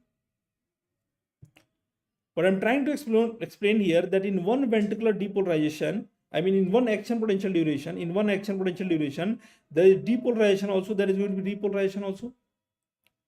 So this one action potential duration, it corresponds to QT interval of the ECG. It corresponds to what? QT interval of the ECG. Okay? QT interval, which interval? QT interval, यहाँ से लेकर के और T के and होने तक QT interval बोलते हैं इसको. When you give potassium channel blocker, what is going to happen? When you give sodium channel blocker, slope of depolarization will be reduced, but because of the potassium channel blockade, potassium efflux will be very much slowed down, and that will lead to increase in the action potential duration, and we can also say QT interval. So you must have read this many number of times that this drug is causing QT prolongation, that drug is causing QT prolongation. But one reason for the QT prolongation is always going to be potassium channel blockade. And this is one important concept that you have to remember always. In the same image, if I explain to all of you guys what will happen if there is a potassium channel blockade, sodium blockade की वजह से there will be decrease in the slope of depolarization, agreed.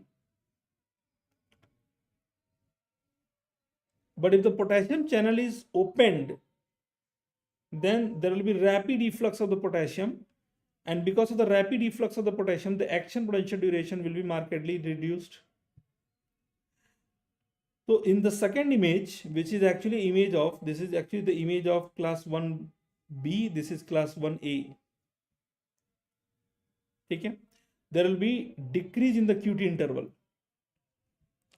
But if you look at the first image where there is only a decrease in the slope of depolarization and no effect on the repolarization, this will be mainly class 1C antiarrhythmic drug, because they have only and only blocking action at the sodium, not at the potassium. They have no action at the potassium. If I compare the activity of all of them with only and only class 3 antiarrhythmic drug, which is going to be a potassium channel blocker, remember it will not at all affect the depolarization. Depolarization is going to be as it is, जैसे चल रहा था वैसे ही होगा, but the repolarization will get affected and it will take more time to come back to the resting membrane potential. So remember, this will be having increase in the action potential duration, increase in the action potential duration, and we say they are going to cause QT interval. तो कौन कौन से दो drug थे जो QT interval को prolong कर रहे थे? एक तो क्लास 3 वाले थे और एक था आपका class 1A antiarrhythmic drug. The overall classification that I wanted to explain here for all of you guys is going to be Vaughan-Williams classification. और इस क्वेश्चन पे दोबारा आते हैं, which antiarrhythmic drug is causing QT prolongation? So I think the answer is going to be 1A and class 3. Each one of you have got this, I believe. ठीक है, 1A, 1B, 1C. Amiodarone is one of the class 3 antiarrhythmic drug. It is one of the class 3 antiarrhythmic drug. What kind of side effect is expected from them? As I told you that there will be a lot of side effects, but you have to remember the important ones. For the examination point of view, you have to find out the, the cheat codes. देखना है कि what is the pickup line, because the examiner will definitely give those kind of words. So they will be leading to side effect that is caused QT prolongation, although QT prolongation will be a side effect of 1A and 3 both.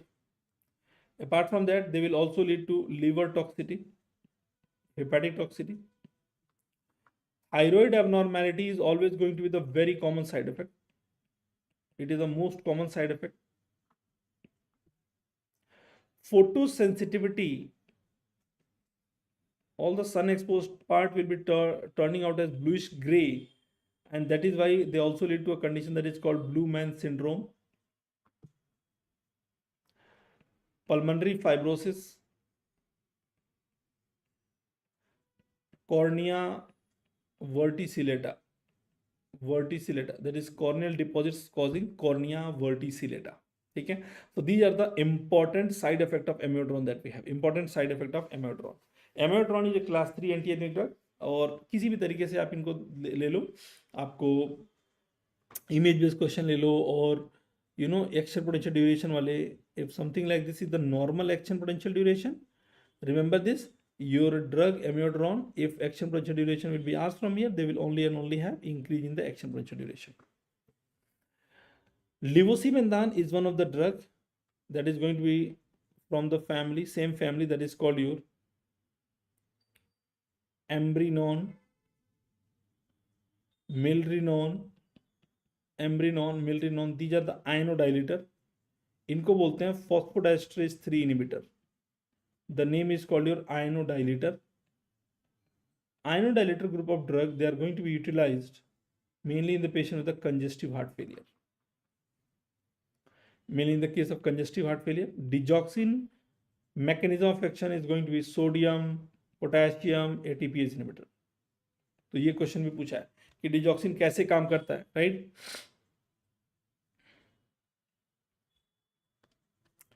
One of the causes of the pulmonary hypertension could be pulmonary fibrosis. So fibrotic reaction में, if you use this one, they can precipitate, they can worsen the condition. Most common side effect of digoxin. Most common side effect of digoxin. What is the most common side effect? So digoxin का most common side effect will be very funny, nausea and vomiting.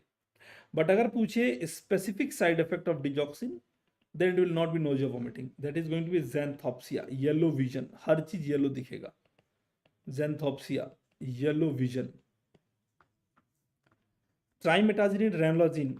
Try running if you want to burn your fat. If you want to burn your fat, I said try running. So that is going to be fatty acid oxidation inhibitor, utilized mainly in the angina. Currently, what they're saying that ranolazine has a different mechanism. Rather, the main mechanism of action of ranolazine is going to be late sodium influx inhibitor. ranolazine late sodium जाने को रोकेगा.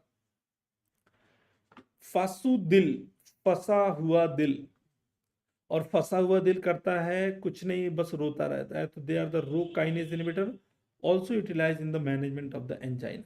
Rho kinase inhibitor. और fibrate having uricosuric drug. कौन सा fibrate है जो gout में prefer करेंगे because of their uricosuric drug? Which fibrate has the uricosuric drug? The name of the fibrate is called your fenofibrate. Fibrate is one of the anti-dyslipidemic drug that is going to have PPAR alpha agonistic property. Peroxisome proliferator activator receptor alpha, PPAR alpha agonistic property. ठीक है. Anti-dyslipidemic drug of choice for child and pregnancy. So this will be a history. So you have to check the pickup line. कि pregnancy में anti dyslipidemic पूछेगा तो that is going to be bile acid sequestrant. Bile acid sequestrants, that is cholestyramine, cholestyramine, cholesevelam, all these, right? Cholestyramine, cholestyramine, all these. What is the drug of choice for hypertension in a low GFR patient or resistant hypertension? In दोनों ही condition में we are going to use spironolactone. Spironolactone, that is one of the aldosterone receptor antagonist. Renoprotection in diabetic patient के लिए best is ACE inhibitor, that is all are going to end with the prils.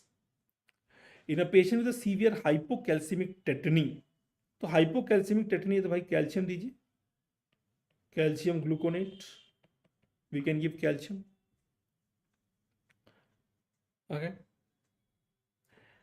Antihypertensives in pregnancy. Antihypertensives in pregnancy. There are two questions here. Which one is safe? Space को थोड़ा optimise नहीं किया गया है. एक बार देख लीजिए which one is safe antihypertensive in pregnancy. Safe antihypertensive pregnancy मैं बोलता हूँ कि प्रेग्नेंट फीमेल को आप भेज दीजिए लेडी हार्डिंग मेडिकल कॉलेज में. Lady Harding Medical College is going to be labetalol. Harding will be hydralazine. Medical College is going to be alpha methyl dopa and also your clonidine. And college will be calcium channel blocker, the DHPs, all those acting or ending with the dipines, और C से cardioselective beta blocker. They are going to be safe. तो pregnant female को कहाँ भेजोगे? उनको प्यार से भेज दीजिए. कैसा करिए, आप लेडी हार्डिंग मेडिकल कॉलेज चले जाइए, वहाँ पे आपका हाइपरटेंशन का इलाज हो जाएगा. लेकिन कहाँ जाने के लिए मना करोगे? Which anti hypertensive drug is avoided in pregnancy? तो I always say anti hypertensive drug, there is no space there, तो I just write it here. Antihypertensive drug that is going to be avoided in pregnancy is going to be ACE inhibitor, ARB, angiotensin receptor blocker. All the diuretics should always be avoided during pregnancy. Non-DHPs, non-DHP मतलब verapamil, diltiazem, इसको non-DHP बोलते हैं. And beta blocker. कौन सा beta blocker? Non-selective beta blocker should not be allowed. Non-selective should not be selected. Yes, I will forward the PDF once the class is over. But I would also recommend that if you can write, make sure that you write. But PDF will be certainly yours at the end of the class, right? So we have avoided in pregnancy. So I say you can send the patient to Lady Hardy Medical College, but always ask her to avoid DNB colleges. DNB college में है ना, उसको नहीं जाना है. These are going to be avoided. Avoid DNB colleges. ठीक है.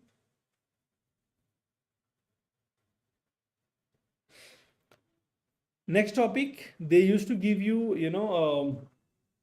a tubule, and they ask you which diuretic is working at which particular site. So you already know site of action for this one, acetazolamide, dorzolamide, brinzolamide, is called proximal convoluted tubule.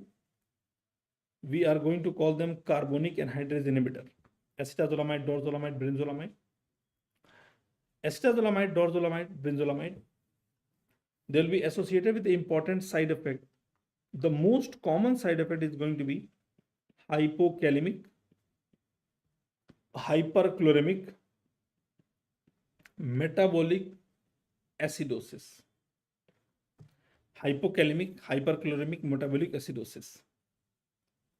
Okay. They also lead to paresthesias of upper limb, lower limb. Okay. Paresthesias, increasing the risk of renal stone. Increasing the risk of renal stone. Okay. Important side effect of the carbonic anhydrase inhibitors. Next, it is going to be furosemide, torsemide, bumetanide. These are going to be your loop diuretics. It is mainly working at the thick ascending limb of loop of Henle. We call them loop diuretics. और किसको block करते हैं? They act by blocking the transporter that is called sodium potassium 2 chloride NaK2Cl, है ना, NaK2Cl. इथाक्रिनिक acid एक और था जिसको हम यूज नहीं करते हैं. They have been banned because of the high ototoxicity. They are going to act at the early part of DCT. इनको हम thiazides बोलते हैं. Agents like hydrochlorothiazide, indapamide, bumetanide. ब्यूमेटानाइट तो नहीं होगा ना यहाँ पे. हाइड्रोक्लोरोथियाजाइड, थायाजाइड, इंडापामाइड, मेटोलाजोन होगा. टाइपोग्राफिकल एरर है, प्लीज कर लीजिए, करेक्ट कर लीजिएगा. मेटोलाजोन. ठीक, अर्ली पार्ट ऑफ डीसीटी पे काम करते हैं. We are going to call them thiazide diuretics. Now these thiazide diuretics, they actually have some of the important side effect is common to both of them. कुछ side effect दोनों के लिए common होते हैं, जैसे कि both of them will lead to side effect that is called hyponatremia, hypokalemia, metabolic alkalosis, hyponatremia, hypokalemia, metabolic alkalosis, hyperglycemia, hyperuricemia. Hyperuricemia is more common in thiazide compared to loop, because thiazides are very slow acting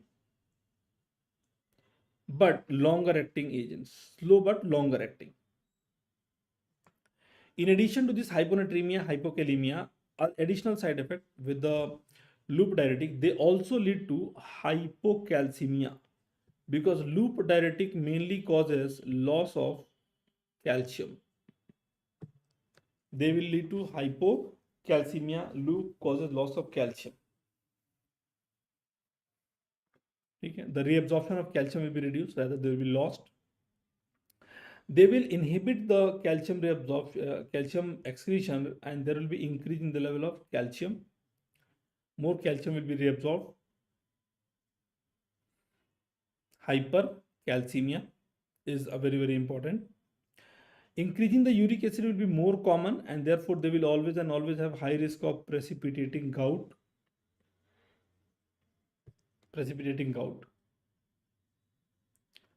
Spironolactone, eplerenone, these are all going to be potassium sparing diuretics.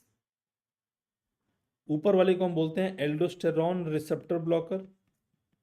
acting at the collecting duct, trimterene, amyloride. I don't know how bumetanide has been repeated again and again. Trimterene. Next one is going to be amyloride. These are going to be potassium sparing में epithelial sodium channel blocker, ENaC blocker. Collectively, all four are given the name as the potassium sparing diuretic, and you can remember them by the simple mnemonic of SETA. SETA.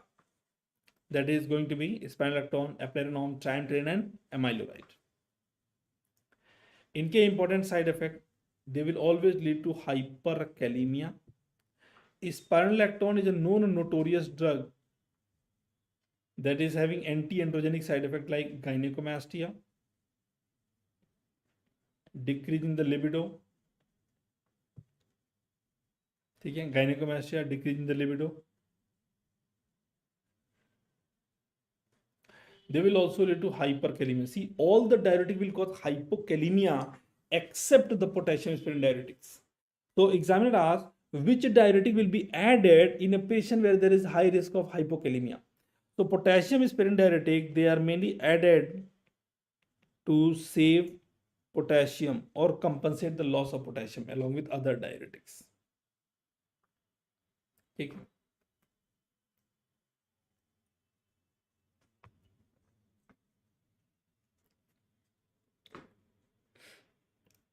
Examiner asks a very simple question. Which of the following diuretic causes, अच्छा इसका एक और side effect होता है जिसको बोलते हैं metabolic acidosis. This can also lead to metabolic acidosis. So which of the following diuretic causes hypokalemic metabolic acidosis? So hypokalemic metabolic acidosis, I think all my students are already aware. Hypokalemia was caused by carbonic anhydrase and metabolic acidosis भी करा रहा था, so that is going to be carbonic anhydrase inhibitor. But if the question is changed, hyperkalemic metabolic acidosis, then the answer will change to potassium sparing diuretics. Potassium sparing diuretics. ठीक है. Which diuretic will be having cardiac remodeling को reduce करने वाला property? That is your potassium sparing like spironolactone. As a matter of fact, the next topic is going to be mortality reducing drug in a patient with the congestive heart failure. So congestive heart failure में mortality is going to be very common. To slow down the remodeling process, we have a couple of drugs. I always say that learn pharma in my style. So you will say the first one is going to be ARNI. It is the overall best drug at present. At present, it is the overall best drug which is having a combination of ARB, angiotensin receptor blocker by the name of valsartan, plus neprilysin inhibitor. Neprilysin inhibitor, that is going to be sacubitril. Sacubitril. ARNI. AR neprilysin inhibitor. ARNI. Overall best. ये सबसे best है at present because there is a combination of two drugs. Next in the order is going to be ACE inhibitor. Next in the order is going to be ARB, angiotensin receptor blocker. ACE inhibitor, all the prils. ARB is going to be all the sartans. Beta blocker, the cardioselective beta blockers are going to be preferred. They have shown to also reduce the mortality. Always start at the low dose, or we can also utilize the third generation like carvedilol. Okay? So we have drugs like your bisoprolol that have got their approval, metoprolol and carvedilol. ठीक है. So these are going to be the cardioselective beta blocker. Examiner option में आपको confuse करने के लिए देगा start beta blocker at the optimal dose. See, all this word sounds very tricky. Start at the optimal dose देख के लगेगा अरे यार यही तो है, ऑप्टिमल डोज पे तो करना चाहिए। No no no no no no, don't start at the optimal dose, always start at the low dose, never start at the optimal dose, ठीक है। Then we also have SGLT2, आजकल हर exam में आ रहा है। Your drugs like your empagliflozin, they have every property, जो बोल दीजिए सब है इसके साथ ना, जो प्रॉपर्टी चाहिए, decreasing the level of glucose, yes, cardiac remodelling को रिड्यूस करने वाला property, yes, improve the CKD risk, yes, तो lot of property they have, ठीक है। So this is your anti drugs that is going to reduce the cardiac mortality, and this is the topic that we have covered CVS, और साथ में parallel में हमने important diuretics भी कर लिए। तो डायरेटिक वाला जो टॉपिक आएगा, please read the case based scenario, जैसे कि रिसेंट एग्जाम में आया था कि a patient went on mountaineering and he had some symptom, he was started on a drug, on which site of the tubule it will work. तो अगर आपको पता है कि PCT एक ट्यूब्यूल में कहाँ दिखता है, आप आसानी से उसको करेक्ट कर सकते हो, बिना किसी डर के, बिना किसी कंफ्यूजन के, आराम से कर सकते हो, है ना। इंपॉर्टेंट साइड इफेक्ट अगर पूछ रहे हैं तो एंटी डायबिटिक ड्रग के बारे में थोड़ा देख लेते हैं। What are the anti diabetic that we have and what are their important side effect. So we have alpha glucosidase inhibitor. The site of action, यहाँ पे दो चीजें क्लियर हो रही हैं। One, under alpha glucosidase inhibitor what all drugs that is coming, acarbose, voglibose, miglitol. The important side effect of this anti-dyslipidemic drug is going to be mainly GI related side effect, that is going to be flatulence, mainly GI related side effect, that is going to be flatulence, malabsorption, flatulence, malabsorption, mainly GI related side effect आएगा, ठीक है। They will also be leading to diarrhea like secretory diarrhea, ठीक है, bloating, the patient will be usually feeling bloated, ठीक है। These are the GI related side effect. Other drugs are going to be GLP-1 analog, that is exenatide, lixisenatide, liraglutide. Although they are all given by the subcutaneous route, but we have one GLP analog that is available oral also, and the name of that is called your semaglutide. Semaglutide is orally effective. It's a orally effective. GLP analog, glucagon like peptide, तो इनके important side effect will always and always be hypoglycaemia. एक rule आपको मैं पहले भी बता चुका हूँ, अगर आपने क्लास अटेंड किया होगा तो, the drug name if ending with the peptide वाला ide, they will always cause hypoglycaemia, like pramlintide, glyburide, glibenclamide, they will all cause hypoglycaemia, remember that, ठीक है।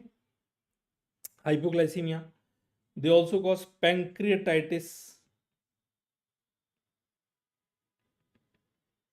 Wait loss. As a matter of fact आज के time पे सीमाग्लूटाइड तो भाई साहब मतलब धूम मचा रखा है, जहां जाइए सब लोग सीमाग्लूटाइड के बारे में बात करते हैं। अगर आपको पता चल गया रास्ते में कहीं जा रहे हो, फ्लाइट में बैठे हो, और पता चल गया कि you are a doctor and doctor mainly from the pharmacology background, तो they will definitely ask about कि भाई कैसा है ये ड्रग, बताइए। देखिए, it is being utilised, but जो इसका लॉन्ग टर्म जो इसके ADR वाले पार्ट आएंगे ना, वो कमिंग डेज में आएंगे, because they have a lot of side effect. I mean, they have been actually associated with increasing the risk of medullary carcinoma of thyroid. So they are increasing the risk of MCT. Therefore, they are always going to be contraindicated in patient with the family history of medullary carcinoma of thyroid. Thyroid cancer के risk को बढ़ाता है ये, ठीक है। Weight loss, pancreatitis, increasing the medullary carcinoma of thyroid. Semaglutide है ना, semaglutide तो everywhere it is being discussed. So they are also utilized as an anti-obesity drug. Also as anti obesity, तो डायबिटीज के लिए तो यूज कर रहे हैं, एंटी ओबेसिटी भी इसको यूज करते हैं। DPP-4 inhibitor, that is going to be all the gliptins, जैसे कि sitagliptin, saxagliptin, alogliptin, vildagliptin, linagliptin, all of them are going to be the gliptin, ठीक है। इनके इंपॉर्टेंट साइड इफेक्ट, बहुत ज़्यादा साइड इफेक्ट नहीं होते हैं। Usually they are associated with the upper respiratory tract infection. Sometime examiner uses the word nasopharyngitis, तो nasopharyngitis is URTI only. They have been associated with the headache. Possible reason could be due to their increase in the substance P increasing property, substance P को increase करने का इनके पास capacity होता है, इसके वजह से possibly they are causing headache as well. ठीक है. Other question in this one that can be asked is going to be, which one is safe in the renal failure? Safe DPP4 inhibitor in renal failure. Safe DPP4 inhibitor in renal failure is going to be linagliptin, है ना, because linagliptin is excreted by the liver. तो lina को liver failure में नहीं लेना है, but Leena को लेना है renal failure. They are the safe in renal failure. तो एल आई से लीना, एल आई से लिवर, तो they are excreted mainly by liver, hepatically excreted, right, excreted mainly by the liver. ठीक है.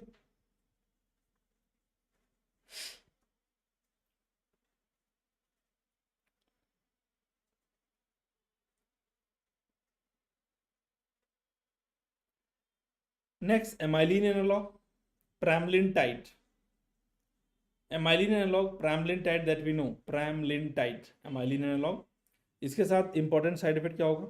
They can lead to side effect like pancreatitis. They can lead to side effect like pancreatitis. They will also lead to weight loss, है ना. और आइड है तो hypoglycaemia भी होगा, hypoglycaemia भी होगा. ये आ गया कैनाग्लिफ्लोजीन, डैपाग्लिफ्लोजीन, एम्पाग्लिफ्लोजीन, रेमोग्लिफ्लोजीन, अवाग्लिफ्लोजीन. Lot of gliflozins are there. Lot of gliflozins are there. The most common side effect of these are always going to be UTI, urinary tract infection, most commonly seen in female. The examiner uses the word urosepsis also. That is the same meaning, right? Urosepsis, you know, UTI. Other will be your euglycemic ketoacidosis, and weight loss, Fournier gangrene. Now इस पे ध्यान रखिएगा इस बार. Fournier gangrene, although NICT में पूछा जा चुका है पहले, but might be there in upcoming examination as well, because इस टॉपिक से भर भर के क्वेश्चन आते हैं. In fact I can put a triple star on this topic. Anything, every uses, every side effect you should know. Sulfonylureas like glipizide, glibenclamide, glyburide, they will be causing most common side effect that is going to be is hypoglycemia. Because they are sulfonylurea are insulin secretagogue, मतलब ये insulin के secretion को बढ़ाते हैं. And you already know is insulin has a fat sparing property from your physiology knowledge of first year. Because of the fat sparing property they will lead to weight gain. ध्यान रखिएगा, hypoglycaemia, weight gain, associated with other side effect called bone marrow suppression. ठीक है, bone marrow suppression. Biguanide like metformin, phenformin तो ban कर दिया गया because of the lactic acidosis as a side effect. Lactic acidosis as side effect. तो metformin का important side effect क्या है? They are associated with important side effect called, can they also cause lactic acidosis? Yes, they can cause in renal failure patient. Other side effect will be vitamin B12 deficiency, peripheral neuropathy. Other than that, they are relatively very, very safe kind of drug. PPAR gamma agonist. That is going to be drugs like your pioglitazone, rosiglitazone, glitazone नाम में आएगा, glitazone. They are associated with sodium and water retention, and because of sodium and water retention in the body, there will be increase in the weight. Sodium and water retention weight gain करा देगा, ठीक है. Now this weight gain is not the same as weight gain caused by sulfonylurea. That was because of the fat sparing property. Here it is because of the sodium and water retention. They can also lead to macular edema. Macular edema, ठीक है, macular edema.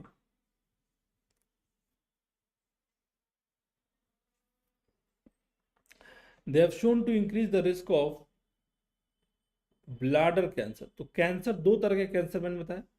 Medullary carcinoma of thyroid is mainly increase risk with the GLP-1 analogue, exenatide, lixisenatide. और कुछ भी अगर आप पीते हो, pioglitazone, ये एक्चुअली पायो है, पियोग्लिटाजोन में पढ़ रहा हूँ। If you drink anything it will be stored ultimately in the bladder, तो ब्लैडर कैंसर के रिस्क को बढ़ा देगा। It has many other drugs as well that is not used clinically, for example troglitazone. तो इसको ट्रोल इसलिए किया गया because it was highly hepatotoxic agent, it is highly hepatotoxic agent. फिर एक आ गया रोजीग्लिटाजोन, या आ गई rosiglitazone. Rosi actually increase the cardiotoxicity risk, MI risk को बढ़ा दी। ठीक है, तो ये दोनों के दोनों ही एजेंट क्लिनिकली यूज नहीं होते। The ban has been lifted from rosiglitazone in some countries, but in our country we are still not using. Myxedema coma is a hypothyroid emergency. Myxedema coma is one of the hypothyroid emergency, and in that you wanted to use a faster acting, more potent, that is going to be T3.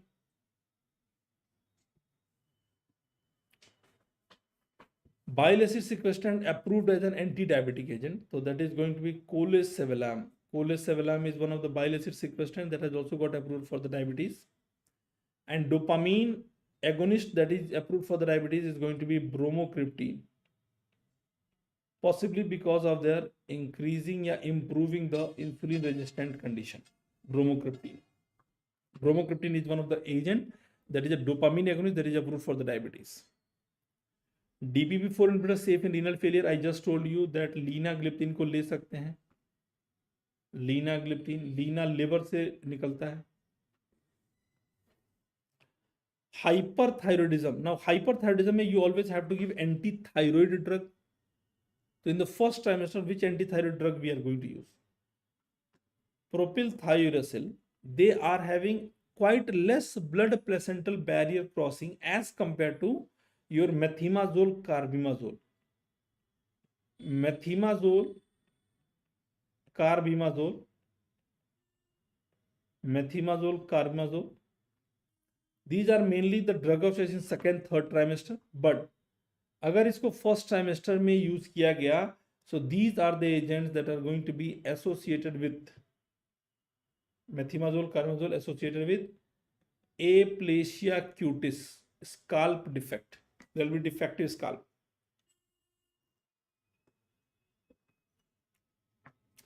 Aplasia cutis. Emergency contraception का topic बार बार आता है। Within 72 hour क्या use करेंगे, within 5 days क्या use करेंगे, right. तो best within 72 hour is always going to be levonorgestrel, either 1.5 milligram single dose और 0.75 का 2 dose at the 12 hour interval. ठीक है, within 5 days the most effective is going to be intra uterine contraceptive device, IUCD। ठीक है, IUCD। ठीक है, lanreotide, pasireotide. Anyone can tell me where can I use this lanreotide? Lanreotide, somatostatin analog. Somatostatin analog, lanreotide, pasireotide, right? They are the somatostatin analog. तो somatostatin analog इनको हम बोलते हैं growth hormone inhibitory hormone. तो growth hormone के level को कम करेंगे, they are going to reduce the level of the growth hormone and we can utilise them in acromegaly. Acromegaly और कहाँ यूज कर सकते हैं, एक्रोमेगली या gigantism. We can also use them in secretory diarrhoea और oesophageal variceal bleed. esophageal variceal bleed, secretory diarrhea. ठीक है, in all of them we can utilize variceal bleed of esophagus, acromegaly. ठीक है, lanreotide octreotide भी एक और होता है, ऑक्ट्रियोटाइड। लैंड्रोटाइड का डिपोट प्रिपरेशन आता है, that can also be utilize. Okay,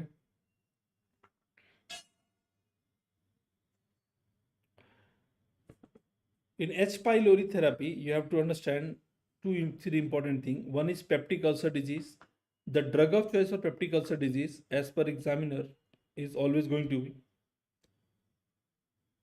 ठीक है,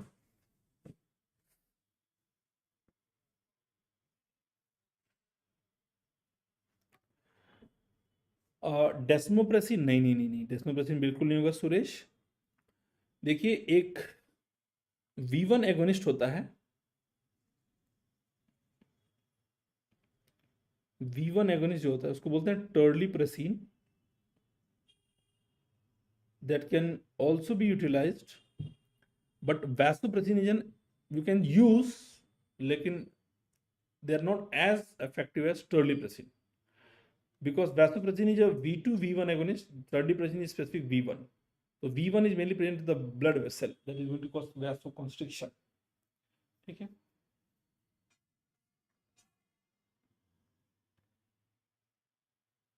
Dr. Suraj, I think it's sorted for you. Drug of choice for PPI, drug of choice for peptic ulcer disease is going to be proton pump inhibitor PPI. It is going to be a drug that is acting by hydrogen potassium ATPase inhibition. Hydrogen potassium ATPase, drug of choice.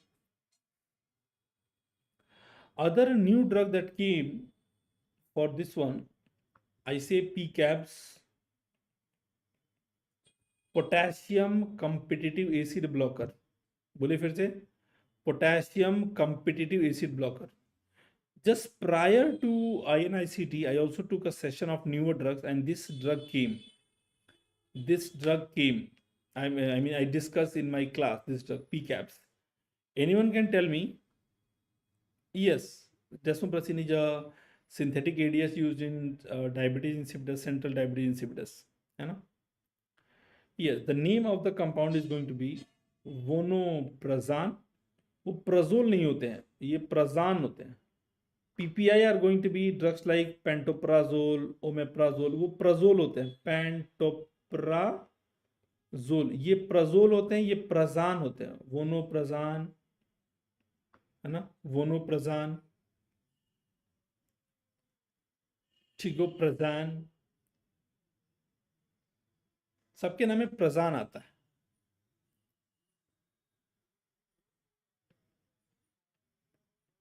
Right, चिवरप्रजान, वोनोप्रजान, इस सबके नाम में प्रजान आएगा, वोनोप्रजोल नहीं होता है, वही मैं बता रहा था आपको चंदन पात्रा, इट इज प्रजोल नहीं होता है, प्रजान।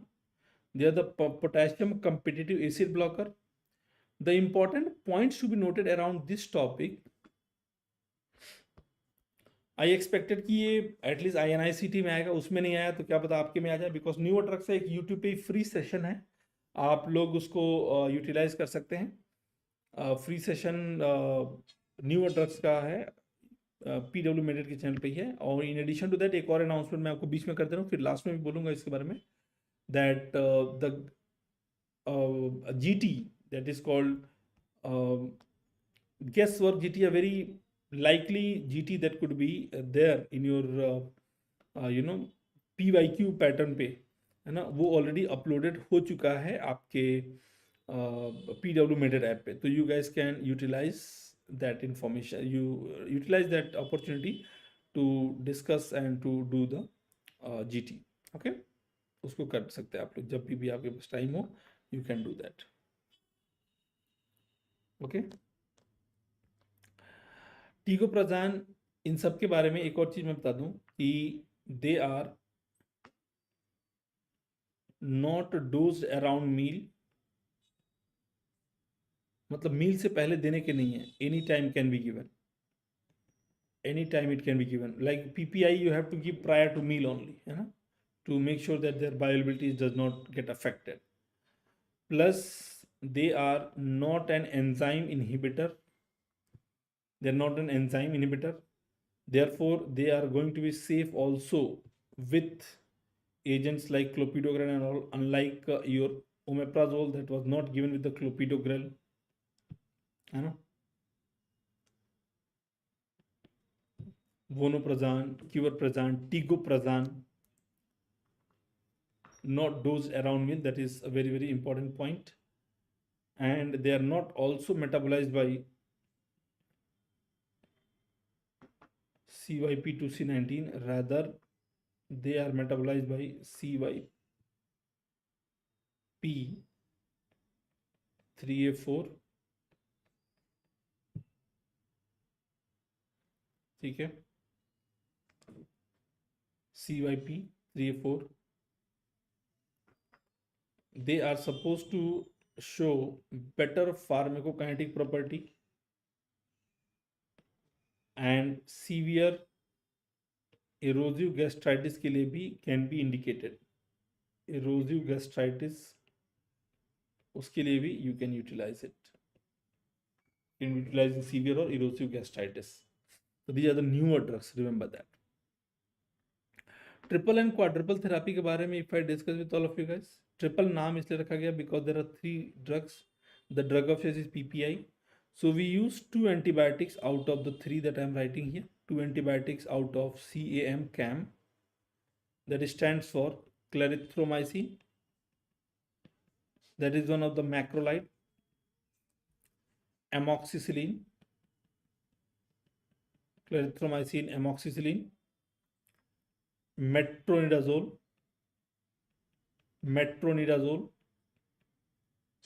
plus साथ में you will be using proton pump inhibitor. So this is going to be 2 antibiotics out of the 3, CAM और PPI. तो ओवरऑल हो जाएगा CAMP, CAMP, cyclic AMP. Either triple therapy or quadruple therapy, the duration of therapy is going to be almost 10 to 14 days. Quadruple therapy name has been given because we are going to use 4 drugs in the quadruple therapy. This is a doxy based therapy. So you are going to use one of the tetracycline like doxy. You can utilize tetracycline like doxy you can use. In addition to that, you will also be using metronidazole, doxy, metronidazole. And we are also going to use CBS, that is one of the colloidal bismuth subsalicylate. Colloidal bismuth subsalicylate, one of the ulcer protectors. ठीक है, one of the bismuth compound. One of the bismuth compound. And साथ में आप PPI तो use करोगे ही. तो you can remember like this, that ये तो camp हो गया, cyclic AMP. This you can remember in Bengal there is a party called TMC party. जो 4 लोगों की पार्टी, 4 लोग आते हैं, कुछ भी करते हैं. TMC पार्टी, तृणमूल कांग्रेस, है ना. Any of my Bengal students in the house? Yes. तो TMC पार्टी, दीदी की पार्टी, टेट्रासाइक्लिन, 4 याद रखना है आपको. Antiplatelets, I think it's pretty easy. Aspirin is one of the COX-1 inhibitor, and they are going to decrease the level of thromboxane A2,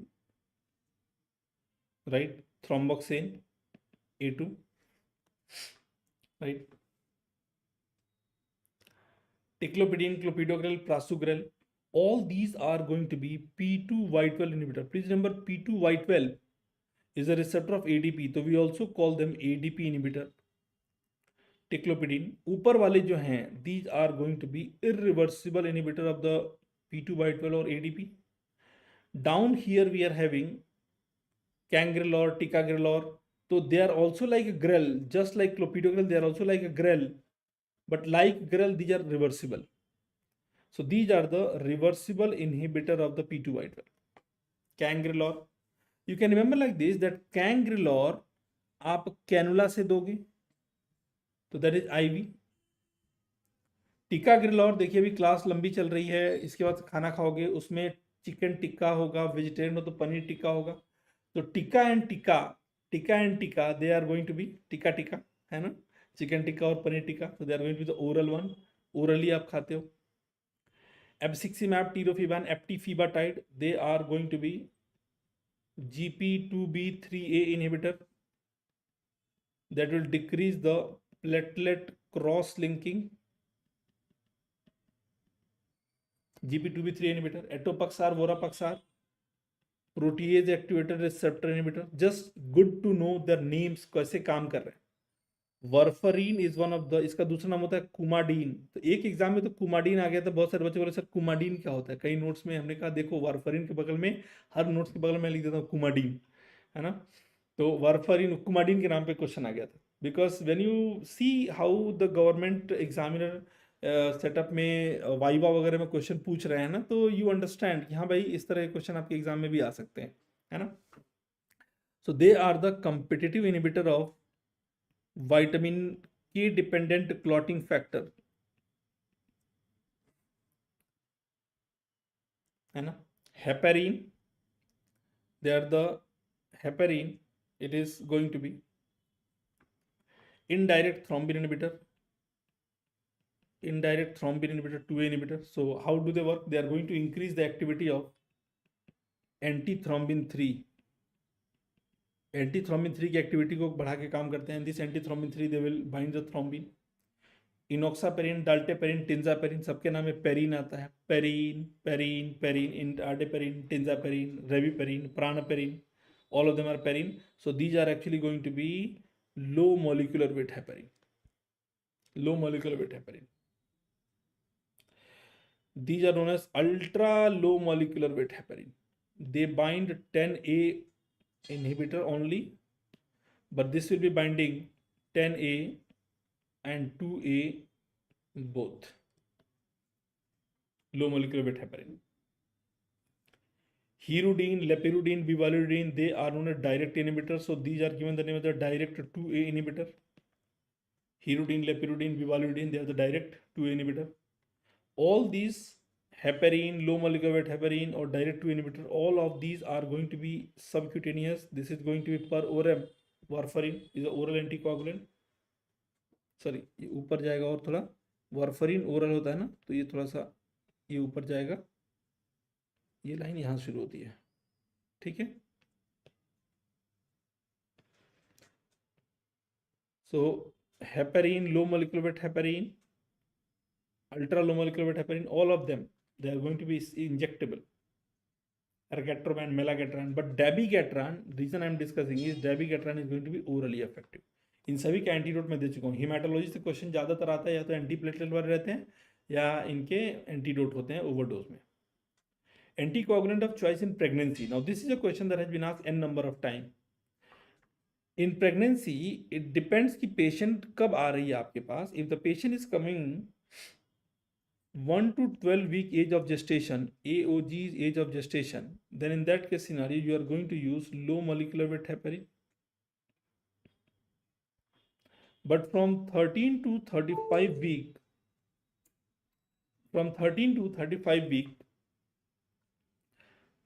you have to use a stronger anticoagulant that is called warfarin. And in the 36th week, you are supposed to switch back again to, right, low molecular weight heparin. That is the most preferred one. Okay? That is the most preferred one. So you have to find out the case को ठीक से पढ़िए and see कि examiner क्या पूछ रहा है. Just a minute please.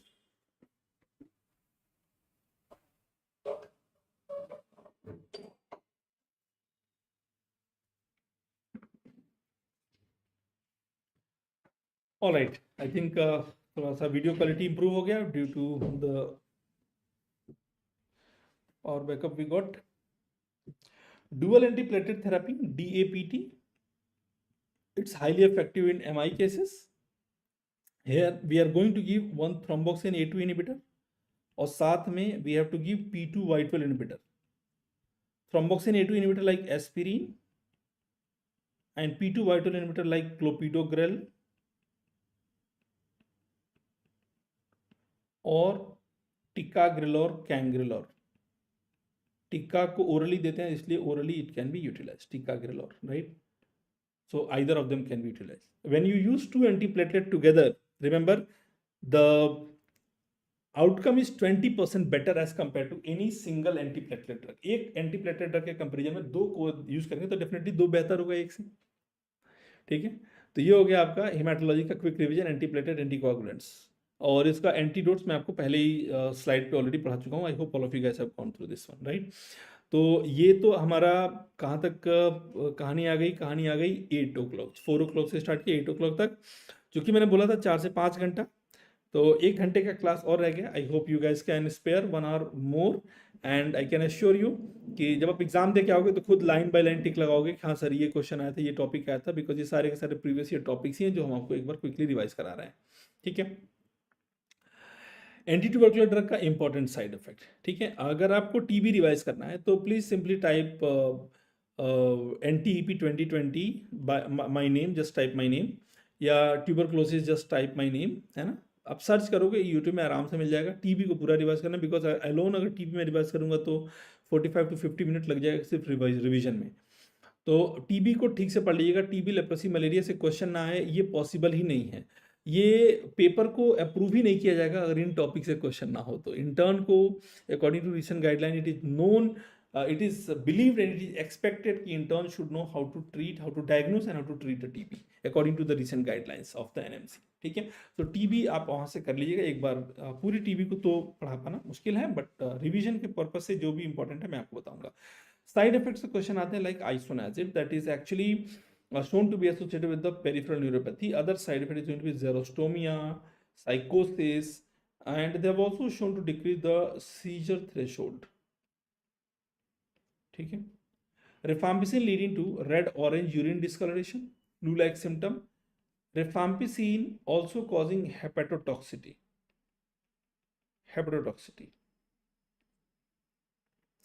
Pyrazinamide, do you remember pyrazinamide, pyrazinamide? प्यार बहुत ही टॉक्सिक है। Among all the anti tubercular drug first line में maximum hepatotoxicity is going to be pyrazinamide. और प्यार इतना टॉक्सिक है कि प्यार दर्द भी देता रहता है, और जो दर्द देता है उस दर्द को गाउट वाले दर्द बोलते हैं। तो they can increase the gout का प्रेसिपिटेशन। गाउट को ये प्रेसिपिटेट कर सकता है, दे विल कॉज गाउट का प्रेसिपिटेशन, ठीक है। इथम्ब्यूटॉल, थम्ब्यूटॉल, थम जाना इज रुक जाना। Remember it is one of the tuberculostatic. जैसे बारिश आ रही थी हमारे यहाँ, बारिश थम गई, थम जाना इज रुक जाना। It leads to optic neuritis leading to red-green color blindness, and they have also been associated with this side effect as well, hyperuricemia and gout precipitation. Streptomycin, highly ototoxic and nephrotoxic drug. It is always going to be contraindicated in the pregnancy and in myasthenia gravis patients. जो ये video चल रहा है ना doctor Aaradhya प्रामाणिक, जो video चल रहा है, इस वीडियो के डिस्क्रिप्शन में टेलीग्राम लिंक एम्बेडेड है। आप वहाँ से जो नोट्स वाले जितने PDF है आप वहाँ से डाउनलोड कर सकते हो। तो ये जो अभी सीरीज चल रहा है आप सभी के लिए, 1 वीक का, आई थिंक 7 to 8 days का सीरीज है, in which you will be revising all the high yield topics of NEET PG। मैं अपने सब्जेक्ट में बहुत ही श्योर हूँ कि आप एक बार रिवाइज करके जाइए, you will not regret this, ठीक है। Ethionamide has been associated with the neuropsychiatric side effect. Cycloserine को मैं बोलता हूँ, don't read it as cycloserine, read it as a psychoserine. Psychiatric कर देगा ऐसा है सेरीन, न्यूरोसाइकेट्रिक साइड इफेक्ट। आपके फेवरेट सब्जेक्ट पैथोलॉजी में आप एक बड़े फेमस स्टेन के बारे में पढ़ते हो ना, पास स्टेन। सो पास नाम है, it's actually para amino salicylic acid, it's actually para amino salicylic acid. Now, this para-amino salicylic acid is the first ever anti-tubercular drug. लेकिन आपको याद रखना है, पास एक स्टेन का नाम है, तो ये ड्रग स्टेन भी करता है। Body secretion discoloration, eye and skin discoloration plus hypothyroidism. Now examiner asks, hypothyroidism is associated with what two drugs? So remember, this is very important, asked already in 2023. Hypothyroidism associated with the two anti-tubercular drug. कौन सा ATT associated with which ATT? तो एक का नाम होगा इथियोनामाइड, hypothyroidism इथियोनामाइड, और एक का नाम होगा PAS, para amino salicylic acid. They both will be causing hypothyroidism. Linezolid causing bone marrow suppression and peripheral neuropathy. Examiner will ask you that bone marrow suppression में क्या सबसे common? तो most common in bone marrow suppression is going to be decrease in the platelet count. और एक और मैं बता दूं, they have MAO inhibiting property. Because of that, they will be associated with serotonin syndrome. You see, I have already taught you serotonin syndrome in SSRI वाले chapter में, अगर आपको याद हो तो serotonin syndrome caused by SSRI, SNRI, it is the fact that is accepted, है ना, कि भाई सेरोटोनिन को बढ़ा रहा है तो सेरोटोनिन सिंड्रोम हो जाएगा. But if serotonin syndrome is caused by an antibiotic, that becomes a news, right? So which antibiotic can cause serotonin syndrome? एक और मेरा ये बोल सकते हैं कि मैं पिछले कई बार से बोल रहा हूँ और पूछा नहीं गया, बट जिस दिन एग्जामिनर का नजर पड़ जाएगा ये क्वेश्चन आपके एग्जाम में होगा. लाइनेजोलिड में बोन मैरो सप्रेशन में सबसे कॉमन क्या होता है? तो thrombocytopenia. Bedaquiline, delamanid, quiline. Please remember that bedaquiline, it's one of the ATP synthase inhibitor. ATP synthase inhibitor. So B bedaquiline, A for ATP synthase inhibitor. डेलामेनिड और एक और इसका भाई आता है जिसका नाम है pretomanid. Manid and manid. This manid and manid, these are actually free radical generation, and because of the free radical generation they cause mycolic acid inhibition. Mycolic acid को टारगेट करते हैं. आई बिलीव जो मैंने अभी आपको बताया था कि प्लीज डू रिवाइज ट्यूबरक्लोसिस. बिना टीबी के क्वेश्चन के पॉसिबल ही नहीं है. I have discussed the recent guideline national TB elimination programme that is going to be in YouTube, freely available. You can just search it out, और या PW Medit के channel पे मिल जाएगा या YouTube पे करोगे तो आराम से मिल जाएगा. आप उसको वहाँ से कर लीजिएगा. आई बिलीव कि टीबी आप वहाँ से करके ही जाओगे. मलेरिया के लिए I think the table is self explanatory. If there is a patient coming to you और खुद ही क्वेश्चन बोल रहा है कि क्लोरोक्विन सेंसिटिव फैल्सिपारम में क्या यूज करेंगे, तो chloroquine. But most of the patient chloroquine are resistant for falciparum malaria. तो for that we use artemisinin based therapy. उसको हम बोलते हैं artemisinin combination therapy. We are going to call them artemisinin combination therapy. Artemisin combination therapy. Alright, ACT. अब depend करता है कि patient कहां से आ रहा है. If the patient is coming from north east state, then in that you are going to use artemether plus lumefantrine. Artemether plus लुमिफेंट्रिन.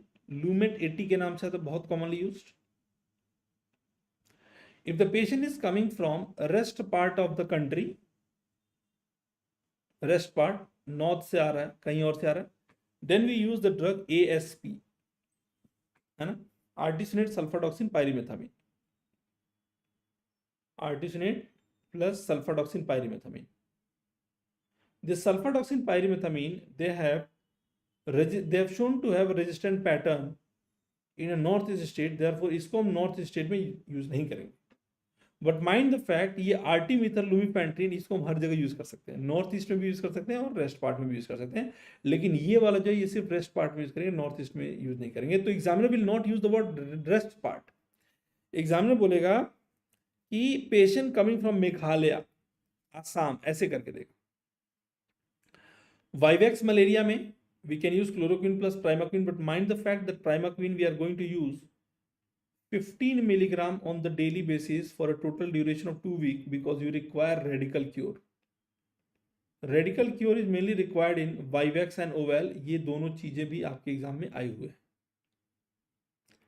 Severe malaria, they use the word cerebral malaria, severe malaria, complicated malaria. IV artesunate, the drug of choice. If there is a malaria in pregnancy, then we are going to use quinine. You may add Clinda also.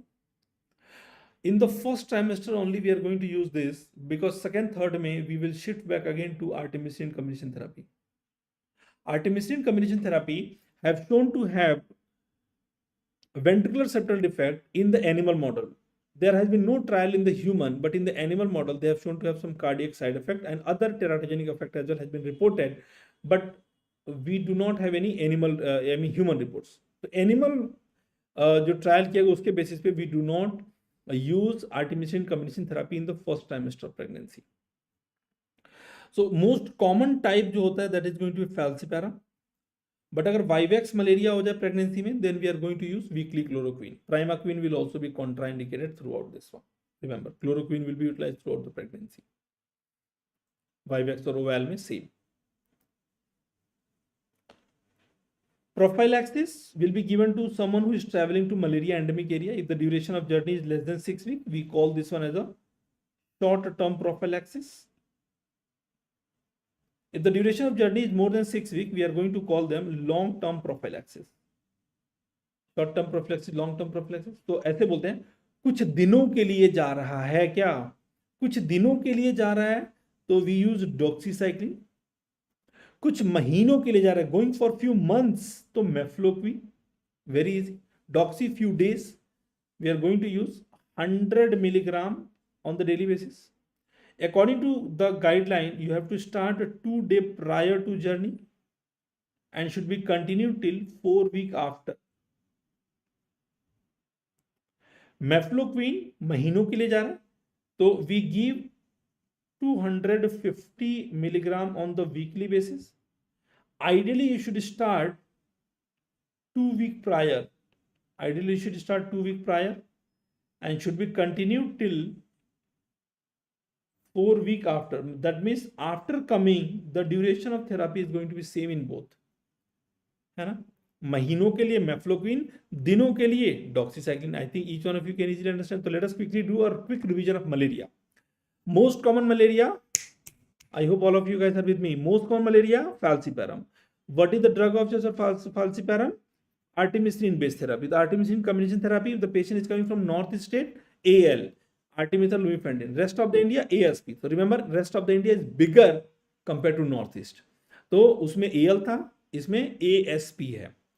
In both the cases, also remember, we can add primaquine 45 milligram single dose on day 2. ठीक है, 45 milligram single dose on day 2. ठीक है. Then Vivax या oval malaria, Vivax malaria, oval malaria, they require radical cure. So they are still sensitive to chloroquine. So we use chloroquine with primaquine. But since they require radical cure, you have to kill the hypnozoid stage that is hiding in the liver. We have to use it for a 2-week duration, chloroquine. But examiner said, if the Vivax also is resistant to chloroquine, तब क्या करोगे? If it is resistant, मैं यहाँ पे लिख दे रहा हूँ, if resistant, in resistant cases, we shift again to the same artemisinin combination therapy plus primaquine. Only difference is artemisinin combination therapy will be given for 3 days, but primaquine will be given again here also for the 2 weeks. ठीक है. अब आते हैं severe में IV artesunate. ठीक है.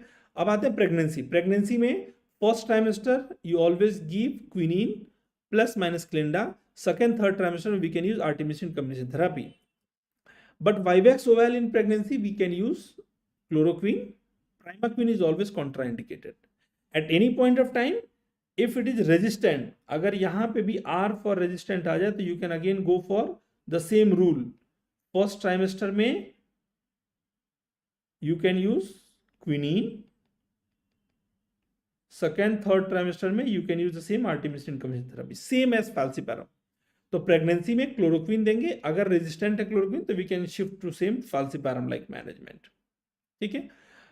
Prophylaxis short term duration, कुछ दिनों के लिए जा रहा है तो डॉक्सी, कुछ महीनों के लिए जा रहा है तो we are going to give mefloquine. Right. Prior to journey you have to see, कुछ दिनों के लिए 2 दिन पहले, डॉक्सी 2 दिन पहले, मेफ्लोक्वीन M को रिवर्स कर दो, इट लुक लाइक W. तो you have to start 2 weeks prior, should be continued 4 weeks after. ठीक है. Chloroquine is a very important anti-malarial drug. It is considered as a fast-acting erythrocytic scinticide. They are considered as a fast-acting erythrocytic scinticide. Erythrocytic scinticide मतलब RBC level पे काम करते हैं. These are the agents that are known as your heme polymerase inhibitor. Heme polymerase. Side effect पूछा है तो the most common side effect is going to be gastritis. Very notorious drug to cause gastritis. GI side effect is very common. Gastritis followed by nausea, vomiting, very very common. Right. They will also be leading to rash, oculotoxicity, that is leading to vortex keratopathy and bull's eye maculopathy. Bull's eye maculopathy. This is an irreversible phenomenon. Oculotoxicity can lead to peripheral neuropathy and cardiac depressant property, decrease in the BP, QT prolongation. Okay, they have cardiac depressant property. In G6PD patient, they can even lead to hemolysis. Sulfonamide, it's one of the folic acid synthase inhibitor. They are bacteriostatic kind of drug, folic acid synthase inhibitor. They are considered as a PABA analog, PABA, para-aminobenzoic acid analog, sulfonamide. We do not use sulfonamide alone because alone they are not effective, they are a static drug. So we always give a combination with some other drug. So here we are going to talk about a drug which is a combination of trimethoprim and sulfamethoxazole. So trimethoprim is one of the dihydrofolate reductase inhibitor, and this is going to be folic acid synthase inhibitor. Together they become cider. This will be 80 milligram. This will be 400 milligram. Ratio in the tablet has been a previous year MCQ. Ratio in the tablet क्या क्या है? Trimethoprim plus sulfamethoxazole. So that is going to be 1:5. What is 5 times high is the sulfamethoxazole. S looks like number 5. Sulfamethoxazole. S looks like number 5. That is going to be 5 times high. ठीक है? 80 है ना? 80 से 5 गुना ज़्यादा है, 400 मिलेगा. But examiners are asking important side effect in this question. Side effect, remember, one side effect is called kernicterus, excessive bilirubin in the neonatal brain, crystalluria, and renal toxicity. Crystalluria and renal toxicity. Crystalluria and renal toxicity. Okay. They can also lead to anemia, but what kind of anemia they will be causing? That will be hemolytic kind of anemia. Hemolytic kind of anemia. Stevens-Johnson syndrome and hypersensitivity reaction. Mind the fact, hypersensitivity reaction associated with the rash being the most common side effect. Okay. This is going to be the most common side effect. Cotrimoxazole is a very broad spectrum antibiotic. Collectively, they become a cidal drug. But when you use any of the drug alone, they will be static. But collectively, they become cidal when you use the cotrimoxazole, trimethoprim, sulfamethoxazole, दोनों एक साथ cidal हो जाते हैं. Overall, you can remember their important side effect. Kernicterus sounds like Karina, cry for Aishwarya. Karina, cry for Aishwarya. Why will Karina cry for Aishwarya? Who knows? And why should we worry? But in pharma, things are possible. Karina, cry for Aishwarya. Karina, kernicterus, cry, crystalluria, anemia, Stevens-Johnson syndrome, and hypersensitivity reaction presenting with the rash. Next question examiner has asked here that penicillinase resistant penicillin. Now you have to see and understand the line of the question and the meaning of the question. Penicillinase, who is producing penicillinase? The bacteria. To target what? Beta lactams, right? Beta lactam ring. So penicillinase resistant matlab you have to use a super kind of penicillin. Penicillinase is going to be produced by the bacteria. A super kind of penicillin you have to make so that they do not be targeted by the beta lactam, do not be targeted by this penicillinase producing bacteria. ठीक है, तो बोलते हैं penicillinase resistant penicillin. Penicillinase कौन produce किया? Bacteria. To target what? The beta lactam ring. To target the beta lactam ring. ठीक है. So penicillinase resistant में the drug will be your methicillin. That is going to be very very strong. Methicillin, cloxacillin, oxacillin, methicillin, cloxacillin, oxacillin, nafcillin, dicloxacillin. These are going to be the penicillinase resistant penicillin, या एक बोल सकते हैं कि super kind of penicillin जो कि बड़े strong हैं, बीटा लैक्टेमेज प्रोड्यूसिंग बैक्टीरिया को भी टारगेट कर सकते हैं. And this super kind of penicillin you can remember by the simple mnemonic of medical colleges of New Delhi. Medical colleges of New Delhi. तो medical college of New Delhi में आपको ये सुपर पेनिसिलिन मिलते हैं. अब इन सब में सबसे पावरफुल कौन है? जैसे बहुत सारे सुपर हीरो तो हैं, लेकिन सबसे पावरफुल कौन सुपर हीरो था? That was let's say your Iron Man. तो इन सभी में सबसे जो पावरफुल है that is methicillin. It is the most resistant. It is the most resistant. सबसे ज्यादा रेजिस्टेंट है ये. It is the most resistant. Do remember that. सबसे ज्यादा पावरफुल यही है. ठीक है. But sometime we see that इससे भी रेजिस्टेंस डेवलप हो जाता है. कभी कभी हम क्या देखते हैं कि there is going to be development of resistance even with this. तो उसको हम बोलते हैं मेथिसिलिन रेजिस्टेंट स्टैफ ऑरियस, है ना. Methicillin resistant staph aureus. सबसे पावरफुल कौन है? Methicillin.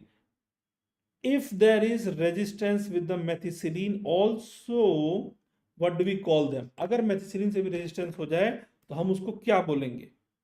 We are going to call them MRSA. Methicillin resistant staph aureus. क्या बोलेंगे उसको? MRSA. What is the meaning of MRSA guys?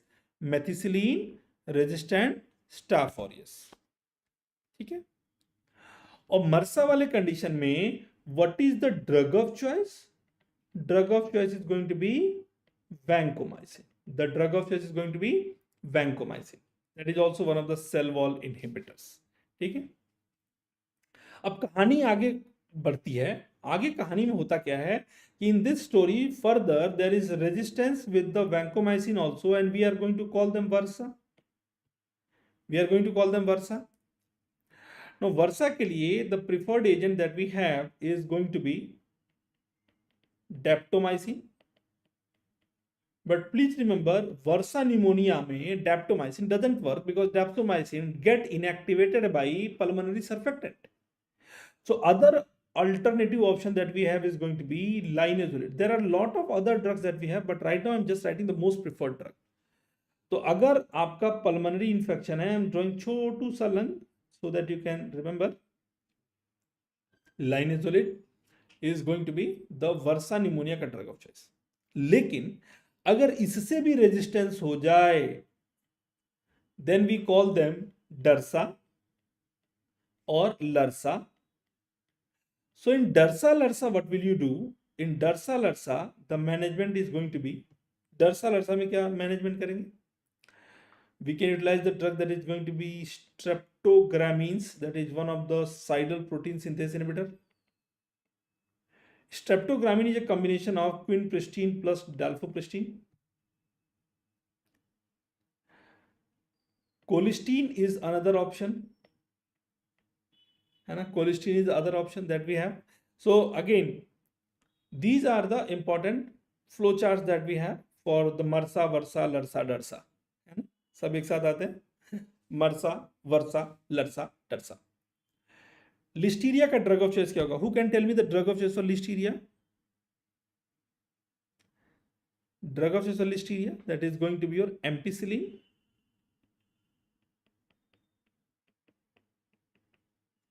मर्सा में हम आपको बता चुका हूं, वैंको. वर्सा भी बता चुका हूं. Cephalosporin for Pseudomonas. Ceftazidime being the drug of choice. Ceftazidime being the drug of choice for Pseudomonas. Ceftazidime being the drug of choice. और क्या यूज कर सकते हैं? We can utilize fourth generation one. इनका नाम याद करना भी अपने आप में एक बड़ा सिंपल सा क्वेश्चन है. The fourth generation one is going to be cefepime. सबके नाम में पाई पाई आता है. और सेफपिरोम.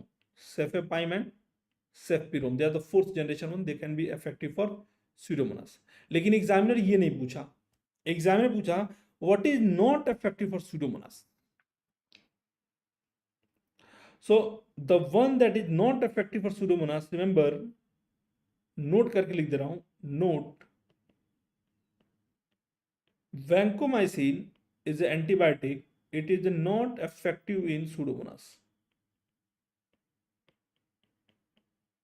vancomycin is not effective in Pseudomonas. vancomycin pseudo के लिए नहीं है, ठीक है। Ceftriaxone is the drug of choice in following condition, जिसको मैं बोलता हूं महात्मा गांधी की CCT से याद कर लो। यहां भी ड्रग ऑफ चॉइस होता है, that is going to be meningitis, meningitis like listeria meningitis, gonococcal infection,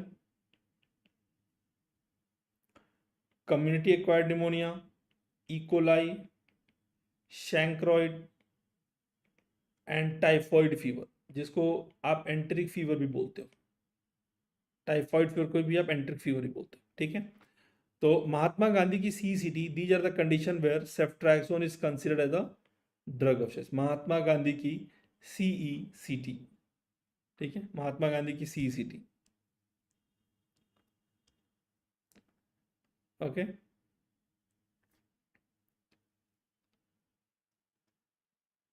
In antibiotic, 30S inhibitor for the protein synthesis inhibitor is going to be aminoglycosides and tetracycline. Mind the fact that there are only these two drugs that we have on the 30S inhibitor. Aminoglycosides, they are going to act by causing misreading of the mRNA sequence. Misreading of the mRNA sequence. Example of the drugs are going to be drugs like, let's say, streptomycin, capreomycin, kanamycin, gentamicin, tetracycline like doxycycline, है ना, that is going to be tRNA inhibitor, amino acid tRNA inhibitor, ठीक है, tRNA को inhibit करके काम करते हैं, that is 30S inhibitor.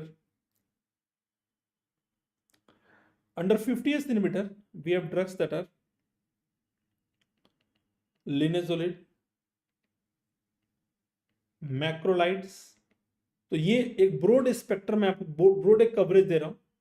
Macrolide में you have drugs like your azithromycin, clarithromycin and all. Then we have clindamycin, quinupristin, dalfopristin, quinupristin plus dalfopristin, collectively we are going to call them streptogramins. और एक और आता है, उसको बोलते हैं chloramphenicol. Chloramphenicol, another broad spectrum antibiotic under protein synthesis inhibitor. So you see in your examination, the passing is going to be 50% mark should be there. Next आ रहा है उसमें भी 50% होगा, है ना, कॉलेज में भी 50% होता होगा। तो if you are getting stuck at 30s, at 30s में अगर stuck हो रहे हो, तो I always say चलो, क्या बोलता हूं मैं, चलो लाइन से MCQ करो, चलो क्लोरमफेनिकोल लाइन से MCQ करो। लाइन से MCQ will be linezolid, macrolide, clindamycin, that is one of the lincosamide group of drug, lincomycin बोलते हैं, क्लिंडामाइसिन उसमें आता है, quinupristin, dalfopristin. Next one is going to be drug of choice for plague, tularemia, brucellosis, we are going to use streptomycin, but please remember हम साथ में doxy भी add जरूर करते हैं, that is one of the doxycycline. Drug of choice for anthrax is going to be penicillin G, but if the examiner is going to ask you drug of choice for prophylaxis of anthrax, now the answer will definitely change now to ciprofloxacin, which is one of the fluoroquinolone, it's one of the DNA gyrase inhibitor, fluoroquinolone DNA gyrase inhibitor, ठीक है। If the examiner is going to make your paper little difficult, then इसमें examiner पूछेगा anthrax के लिए what is the monoclonal antibody, what is the monoclonal antibody, anyone can tell me monoclonal antibody for anthrax. एक है उसका नाम है रेक्सीबाकुमाब, monoclonal antibody रेक्सीबाकुमाब, ठीक है. A monoclonal antibody that is called 𝐒𝐎𝐂𝐈𝐀.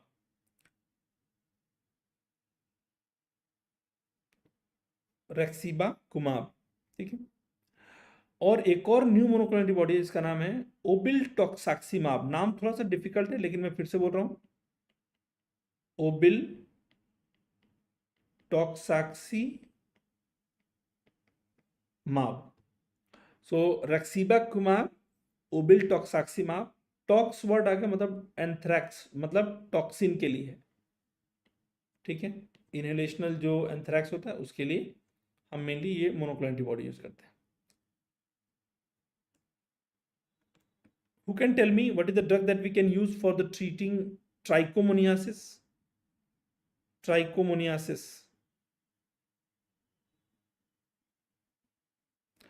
Currently, it is said that trichomoniasis के लिए a single dose of tinidazole is much preferred over 1 week of metronidazole.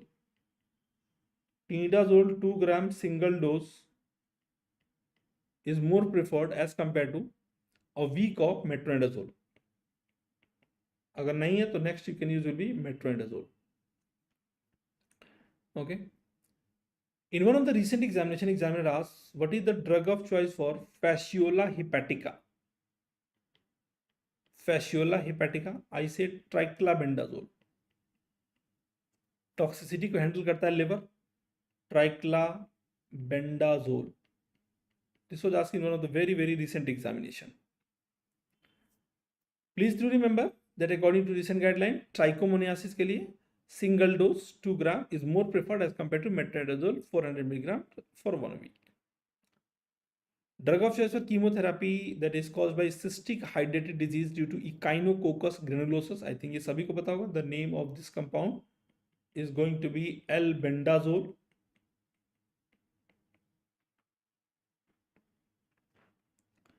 Burn infection, silver sulfadiazine.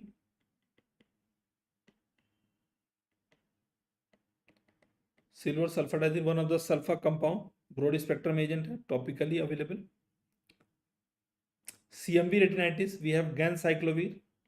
इसी का एक प्रो ड्रग आता है, उसको बोलते हैं valganciclovir. For the bacterial vaginosis, we can still use metronidazole.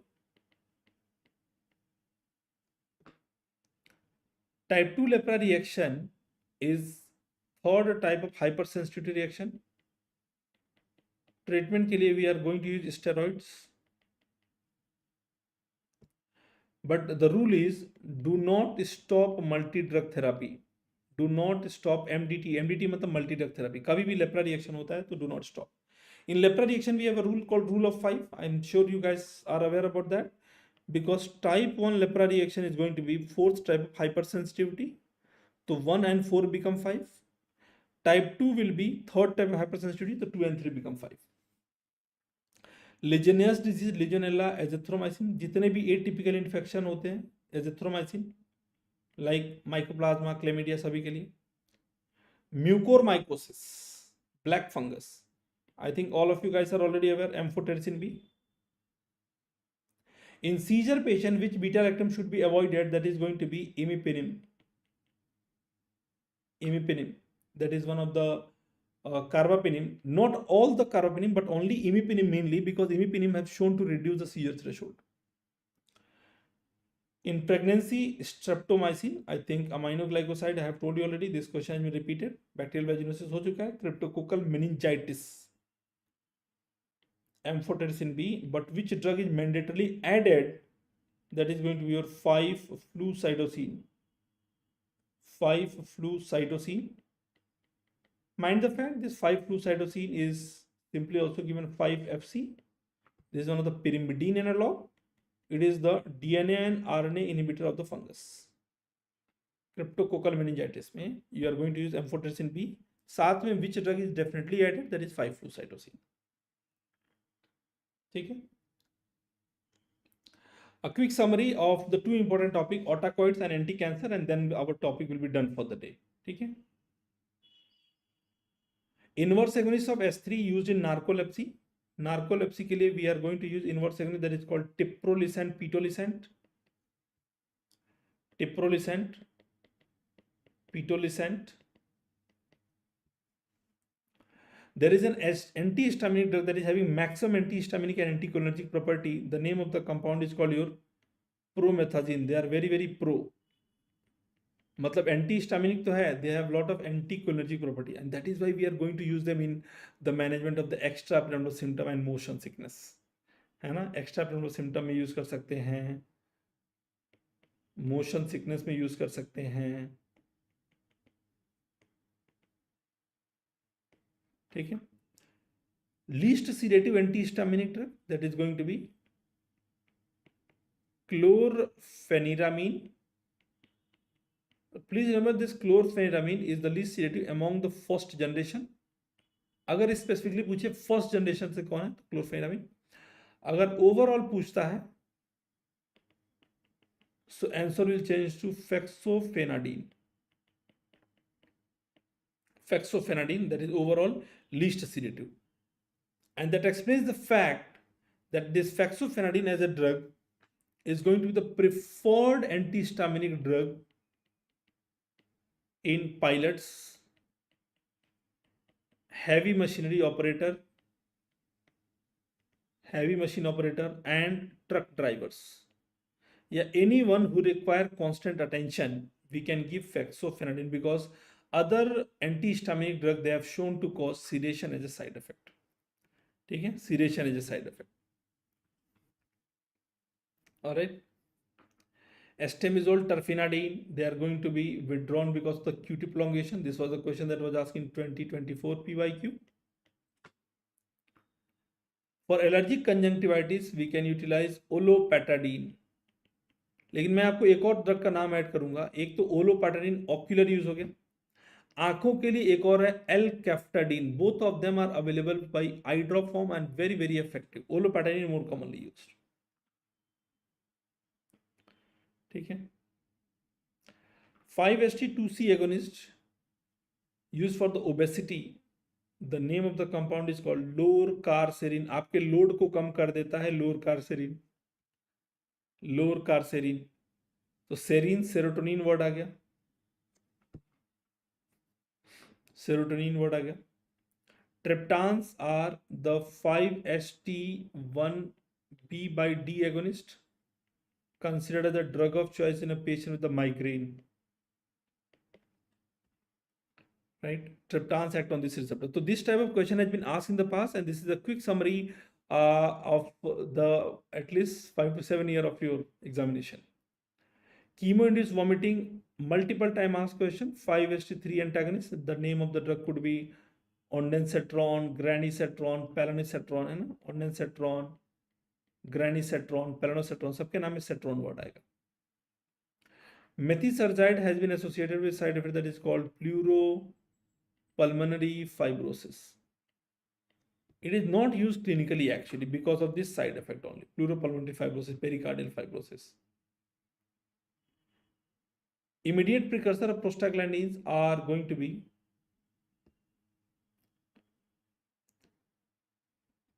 arachidonic acid. Immediate precursor is going to be arachidonic acid.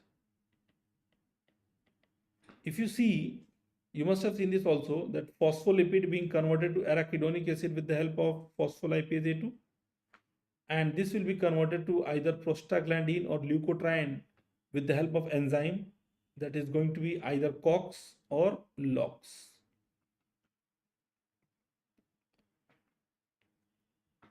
Prostaglandin in fetus, it maintains the ductus arteriosus का patency. DA patency मतलब ductus arteriosus का patency.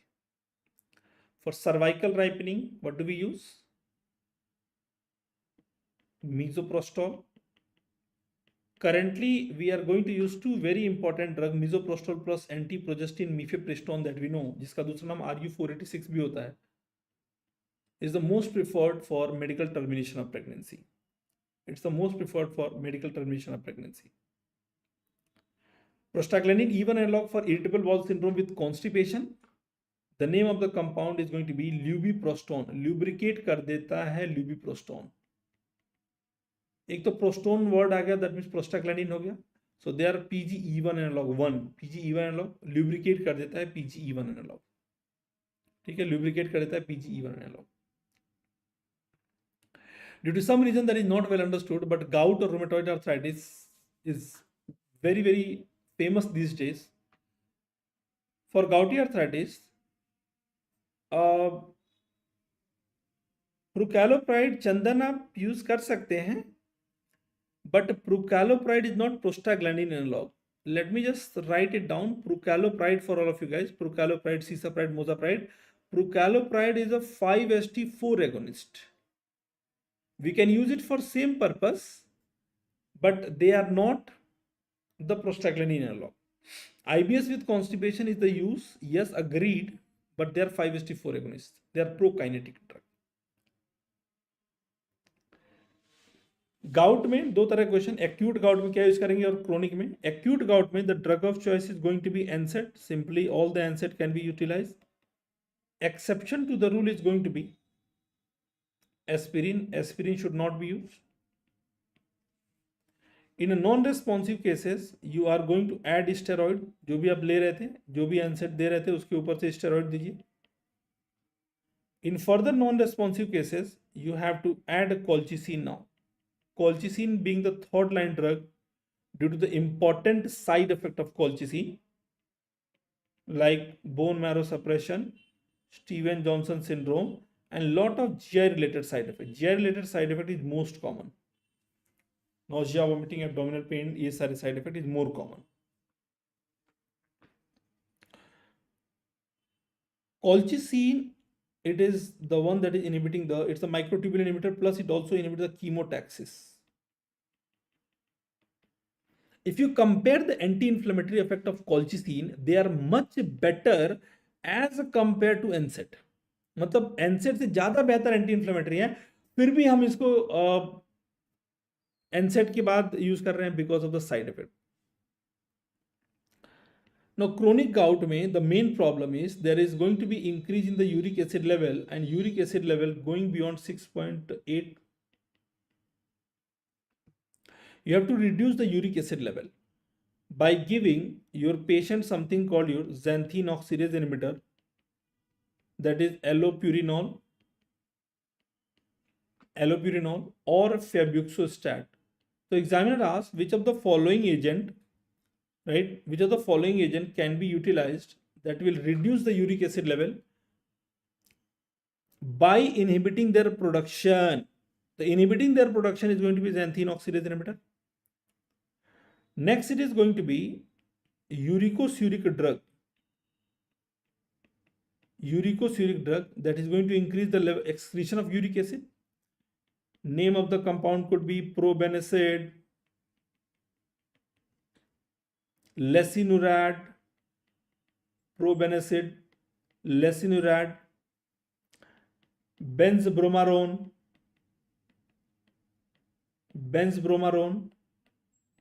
sulfinpyrazone. In fact, in one of the recent examination 2022 के आसपास examiner asked which of the following will be used in the chronic gout. Lesinurad was the answer in that question because बाकी सारे option थे NSAID steroid वाले option थे, तो chronic gout वाले right side वाले हो गए. Other way, which of the following will decrease the uric acid level by increasing their metabolism? So we have recombinant uricase, which I am pretty sure all of you guys are aware. The name of the compound is going to be rasburicase, and other one is called your p-gluticase. Rasburicase, p-gluticase, these are going to be the recombinant uricase. They are going to increase the uric acid metabolism. Uric acid will be metabolized to form allantoin. Uric acid will be metabolized to form allantoin, which is going to be a water soluble metabolite. This can easily be excreted because they are very fast acting. Because they are going to be very fast acting, we can also utilize them in a patient with a tumor lysis syndrome. There will be rapid reduction of uric acid in tumor lysis syndrome, that is by rasburicase, p-gluticase. Okay, rasburicase and p-gluticase. So this was a quick summary of your gout. Rheumatoid arthritis का drug of choice will be methotrexate, which is one of the dihydrofolate reductase inhibitor.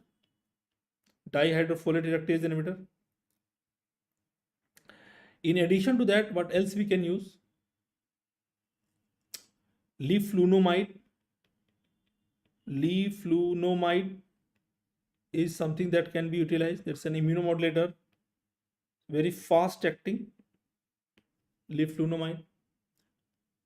आजकल तो methotrexate के बाद से immediately इम्यूनोमोडुलेटर्स हम use कर देते हैं. Then we have sulfasalazine. Newer drugs are going to be olsalazine, balsalazine. They can also be utilized. Newer drugs. Rheumatoid arthritis being a autoimmune condition जहाँ पे पेशेंट को अर्ली मॉर्निंग जॉइंट स्टिफनेस वाली history आएगी. methotrexate, leflunomide, sulfasalazine. We have other compounds as well. That is going to be azathioprine, calcineurin inhibitors, right? Calcineurin inhibitor like your cyclosporine. So they are all immunomodulatory agent. Tacrolimus, cyclosporine, tacrolimus. Yes, anti-inflammatory drug that is janus kinase inhibitor definitely can be utilized. जो आपने बोला टोफासाइटिनिब, आजकल सारे orthopaedician या आपके जो rheumatologist हैं, they are all using it very very commonly. Tofacitinib, baricitinib, baricitinib, they are the JK inhibitor, janus kinase inhibitor, very commonly used. ठीक है.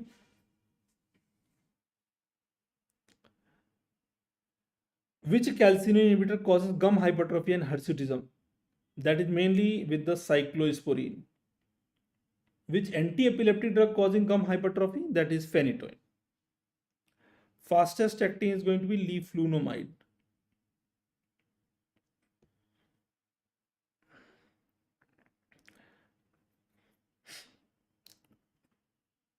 Interleukin 1 will be anakinra. A interleukin rheumatoid arthritis में भी use कर सकते हैं. Interleukin 2 से 2, that is going to be daclizumab. D से 2. Next is going to be B is the second letter, basiliximab. B से basiliximab. Interleukin 1A, anakinra. 2 daclizumab. Interleukin 6 is going to be tocilizumab. I say read it as a tocilizumab. आपको क्या पढ़ना है इसको? tocilizumab. tocilizumab नहीं पढ़ना है, tocilizumab पढ़ना है. And we have one more, sarilumab. S से 6 हो गया. 6 interleukin. Calcineurin inhibitor, I have already told you, they are going to be cyclosporine, tacrolimus, है ना, ऊपर लिख दिया मैंने ऑलरेडी. TNF alpha inhibitor,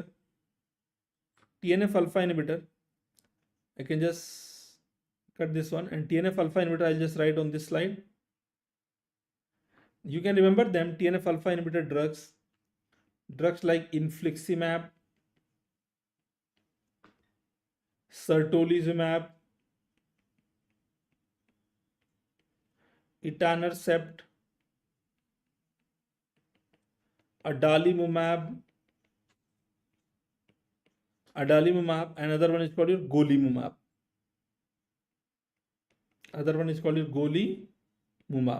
ठीक है. तो TNF alpha, strong anti-inflammatory drug having immunomodulative property. Inflammation causing जितने भी cytokine हैं उनको inhibit करेगा directly आप, like TNF alpha. So you can remember like this कि inflammation है तो उस पर आइस रखेंगे, और आइस और आग साथ साथ चलते हैं. आइस एंड आग साथ साथ चलते हैं. देखिए अभी एग्जाम होगा पार्टी होगी, क्लास होगा पार्टी होगी, ब्रेकअप हो गया पार्टी होगी, हर चीज़ में पार्टी होती है। और पार्टी में दो चीज़ की बहुत ज़रूरत पड़ती है, आपसे बेहतर कौन जानता है ना? मैं भी क्या बोल रहा हूँ, लेजेंड्स हैं आप लोग। तो पार्टी में दो चीज़ जरूरत पड़ती है, आइस, आप समझ सकते हैं आइस, ठंडा पानी पीने के लिए, और आग, है ना? ठंडी से ज़्यादा दूर रह पाओ तो उसके लिए आग चाहिए। दो चीज़ों की जरूरत पड़ती है ना, आइस और आग साथ साथ, शोला और शबनम साथ साथ, है ना? Mammalian transcription of rapamycin mTOR inhibitor. What are the mTOR inhibitor? Who can tell me mTOR inhibitor? mTOR inhibitor. Very good. Sirolimus, Everolimus, Sirolimus and Everolimus. ठीक है? अब जितने लोग पूरे टाइम मेंटेन करके बैठे हो, राइट, इसके लिए गट्स चाहिए, आसान नहीं है इतना लंबा बैठ पाना। देखिए हम लोग को तो आदत है, लेकिन एक स्ट्रेच में इतनी बड़ी क्लास करना और फिर आप उसमें बहादुरी के साथ बैठ रहे हो तो ये अपने आप में बहुत बड़ी बात है। ठीक है, क्विकली एंटी कैंसर को समराइज करेंगे in the next 20 minutes and then our class will be done. जैसे कि मैंने प्रॉमिस किया था 9 साढ़े 9 से पहले कर देंगे, तो I hope that I will be able to cover that. Chemotherapy induce nausea and vomiting के लिए I have already told you we can use 5-HT3 antagonist, ondansetron, granisetron, palonosetron, NK1 antagonist like aprepitant, rolapitant, netupitant, PK antagonist. This is mainly preferred in delayed nausea and vomiting, delayed chemo-induced nausea and vomiting, delayed CINV.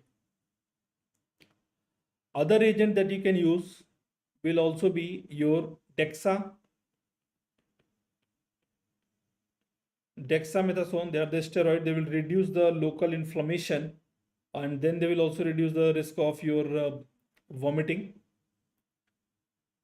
But lot of question has been asked in chemo-induced bone marrow suppression. तो bone marrow suppression में अलग अलग counts कम होंगे. For example, if there is going to be anemia में we are going to use the compound that is called epoetin, darbepoetin. तो सबके नाम में darbepoetin, सबके नाम में पोइटिन आ गया, epoetin. Neutropenia में we can use granulocyte colony stimulating factor. The name of the compound is called filgrastim. They are the granulocyte stimulant.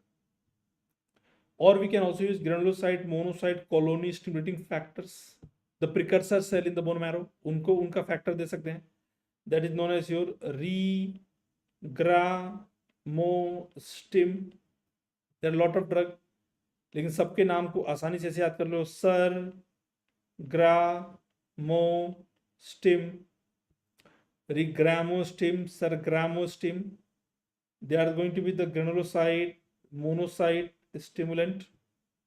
Sergramostim are going to be granulocyte monocyte stimulant. ठीक है, in one of the examiner asked why are we treating with the filgrastim. Option में था it has anti-cancer property to boost the immune system of the patient, right? Why are we giving this one? Mainly, what is the problem? If there is neutropenia, there will be systemic infection. So mainly they are given or added to prevent the systemic infection. A similar kind of question has also been asked in USMLE. ठीक है, USMLE में भी इस तरह question पूछा गया. Thrombocytopenia के लिए interleukin 11 agonist. The name of the compound is going to be oprelvecin. That is going to be 11 interleukin. Or thrombopoietin receptor agonist. Thrombopoietin receptor agonist is going to be romiplastim. That is going to be platelet count stimulant. Romiplastim. L-trombopag. They are going to be L-trombopag. That is going to be thrombopoietin also ka agonist. Others are also there, L-trombopag, avatrombopag, lusutrombopag, सबके नाम में trombopag आएगा। They are the thrombopoietin के agonist. तो thrombocytopenia में we need to check on the platelet count. Neutropenia में we need to make sure that the WBCs are in intact orders to prevent the systemic infection. Anemia के लिए again epoetin darbepoetin can be given. Now ऐसा नहीं है कि we are only going to use them in a cancer patients, है ना? We can also use if there is anemia due to CKD, है ना? Anemia due to CKD में भी यूज कर सकते हैं, कीमो, है ना, क्रोनिक किडनी डिजीज, या जिसका दूसरा नाम होता है एंड स्टेज रीनल डिजीज, उन सभी में भी यूज कर सकते हैं आसानी से आप इसको, ठीक है। टेमोक्सिफेन side effect specially in the females, तो आई थिंक ये तो आसान सा क्वेश्चन है, कोई इसमें रॉकेट साइंस नहीं, सभी को पता है। फीमेल में they can lead to endometrial hyperplasia, endometrial cancer, because they are tamoxifen selective estrogen receptor modulators, है ना, तो they have agonistic property at the endometrial lining. The cardiotoxic anti-cancer drug is going to be anthracycline group of drug. Drugs like your doxorubicin, दिल वाला काम करता है, doxorubicin, donorubicin, others are going to be epirubicin, valrubicin, है ना, तो दिल पे टॉक्सिसिटी करता है और नाम में रूबी भी है। तो मैं नोटिस करके बता रहा हूँ कि जहां पे भी ड्रग के नाम में रूबी रोजी आता है, तो ये रूबी और रोजी नाम के जितने भी ड्रग्स होते हैं ये सब दिल पे ही वार करते हैं, जैसे कि डॉक्सोरूबिसिन, डोनोरूबिसिन, रोजीग्लिटाजोन, बताया था ना डायबिटीज में, है ना। This anti cancer drug that require bladder function monitoring, that is going to be cyclophosphamide,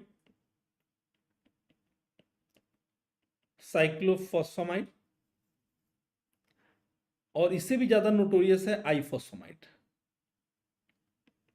Ifosfamide is the IV analog of the cyclophosphamide only, है ना। Ifosfamide is the IV analog of cyclophosphamide. They are very notorious and they are known to cause hemorrhagic cystitis, associated with hemorrhagic cystitis,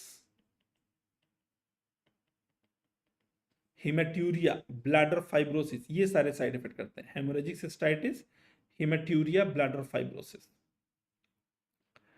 ठीक है। Drug use to prevent pulmonary fibrosis, जैसे यहां पे भी है ना, इसको प्रिवेंट करने के लिए we add mesna along with the therapy, we add mesna. Likewise, to prevent the pulmonary fibrosis, which is mainly caused by drugs like your bleomycin, busulfan, we use a drug that is called perfenidone, or we use one more that is called nintedanib. Either of them we can use, nintedanib, perfenidone or nintedanib. Anti-androgenic drug है flutamide, rituximab, Ritu, 20 year की Ritu, remember that is going to be anti CD20 monoclonal antibody. Ritu was a very young girl, just 20 year की Ritu. Cervical cancer, cervix cancer, cisplatin, very recently asked question and n number of repeated question. Cisplatin, multiple side effects are there. Important side effect is also going to be nephrotoxic event, and to prevent this nephrotoxic event we are going to give amifostine or N-acetylcysteine, which is having also nephroprotective property, ठीक है। Cisplatin का side effect nephrotoxicity. Cancer में important drug of choices का let us make a summary. Selective estrogen receptor modulators, like tamoxifen being the drug of choice, tamoxifen being the drug of choice for your breast cancer। ये Brian हो गया, इसको brain कर लीजिएगा, थोड़ा सा spelling correct कर लीजिएगा, टाइपोग्राफिकल एरर है, BRAIN, ब्रेन कैंसर, है ना। ब्रेन कैंसर में हम कौन सा ड्रग यूज कर सकते हैं उसके बारे में ये समरी है, क्विक समरी है, ठीक है।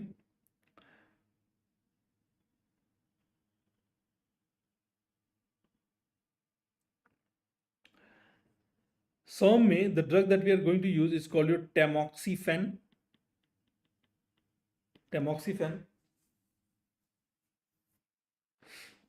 इसके लिए we can use the drug that is called temozolomide. That is one of the alkylating agent. Temozolomide, one of the alkylating agent. Head and neck cancer, lung cancer, upper GI cancer, that includes esophagus. It includes gastric carcinoma, cholangiocarcinoma, urogenital carcinoma, that includes bladder, cervix, ovary, testis. इन सभी के लिए आपका अपना प्यारा cisplatin, that is one of the platinum compound. Cisplatin is one of the platinum compound. Cisplatin being the drug of choice, it is one of the platinum compound. ठीक है. Drug of choices में usually ये बड़े direct वाले होते हैं, इसमें बहुत ज़्यादा घुमाता फिराता नहीं है. बिकॉज देखो, लंग कैंसर पूछना है तो या तो इमेज देगा या वो डायरेक्टली बोलेगा. सर्विक्स कैंसर, ब्लैडर कैंसर तो डायरेक्टली बोल देते हैं, भाई ब्लैडर कैंसर हो गया, बताओ क्या दोगे. तो cisplatin is always going to be the drug of choice in this case scenario. Colorectal carcinoma, 5-fluorouracil, a pyrimidine analog, 5-fluorouracil. Pancreatic cancer, the drug of choice is going to be gemcitabine. So I say like this, all the gem people of the world. What is the meaning of gem people? Gem people are the very good people. Like let's say Irfan Khan, Bollywood actor, or Steve Jobs, the Apple founder. They all are very gem. Gem people are good people. They all died of pancreatic cancer. So just a way to remember, pancreatic cancer, gem लोगों को, the gem मतलब good people. ठीक है. Osteosarcoma, choriocarcinoma, इन सभी के लिए we can actually utilize methotrexate, that is a dihydrofolate reductase inhibitor. CML के लिए ड्रग ऑफ चॉइस क्या होगा? What is the drug of choice? CML. Who can tell me? CML. CML, और जिसके लिए the drug of choice is going to be imatinib mesylate, a tyrosine kinase inhibitor. ठीक. CLL, fludarabine, CLL, fludarabine,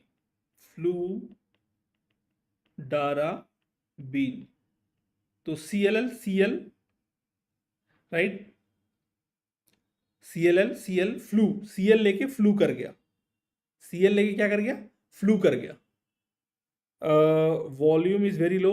मेरे end से तो volume ठीक है. आप लोग में और किसी को वॉल्यूम का इश्यू है क्या? बिकॉज मेरा जो वॉल्यूम वाला है वो मैक्सिमम तक जा रहा है. जो डेसिबल जितना परमिट किया जाता है सुनने के लिए, उसमें मैक्सिमम तक जा रहा है. Anyone else who is having problem with the volume apart from Naseemuddin? मेरे एंड से वॉल्यूम पूरा है. Try checking your system doctor Naseemuddin एक बार. Other student please confirm. Hairy cell leukemia refractory histiocytosis के लिए we use cladribine. Classy hair, cladribine. ठीक है, क्लासी हेयर ना. सिकल सेल डिजीज, ना ये बहुत ही फनी है. The preferred drug is going to be hydroxyureas. चाहे आप ये एग्जाम टारगेट करो या अगला एम्स, उसमें से सिकल सेल का क्वेश्चन आ सकता है. एक न्यू मोनोक्लोनल एंटीबॉडी, उसका नाम है crizanlizumab. The drug of choice is only this one. Hydroxyurea is, drug of choice. Other drug is crizanlizumab. Other drug that is available is going to be voxelotor and L-glutamine. ये 4 treatment option ही हैं इसके लिए.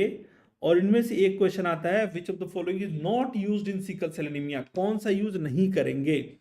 तो इसको कैसे याद करोगे so that you remember now and for ever. ठीक है. क्लासी हेयर मैंने बता दिया, CL लेके फ्लू कर गया, है ना, वो सारी बातें हो गई. इसमें मैं बता रहा हूं आपको, सिकनेस मतलब बीमारी, सिकल सेल एनीमिया, सिकनेस में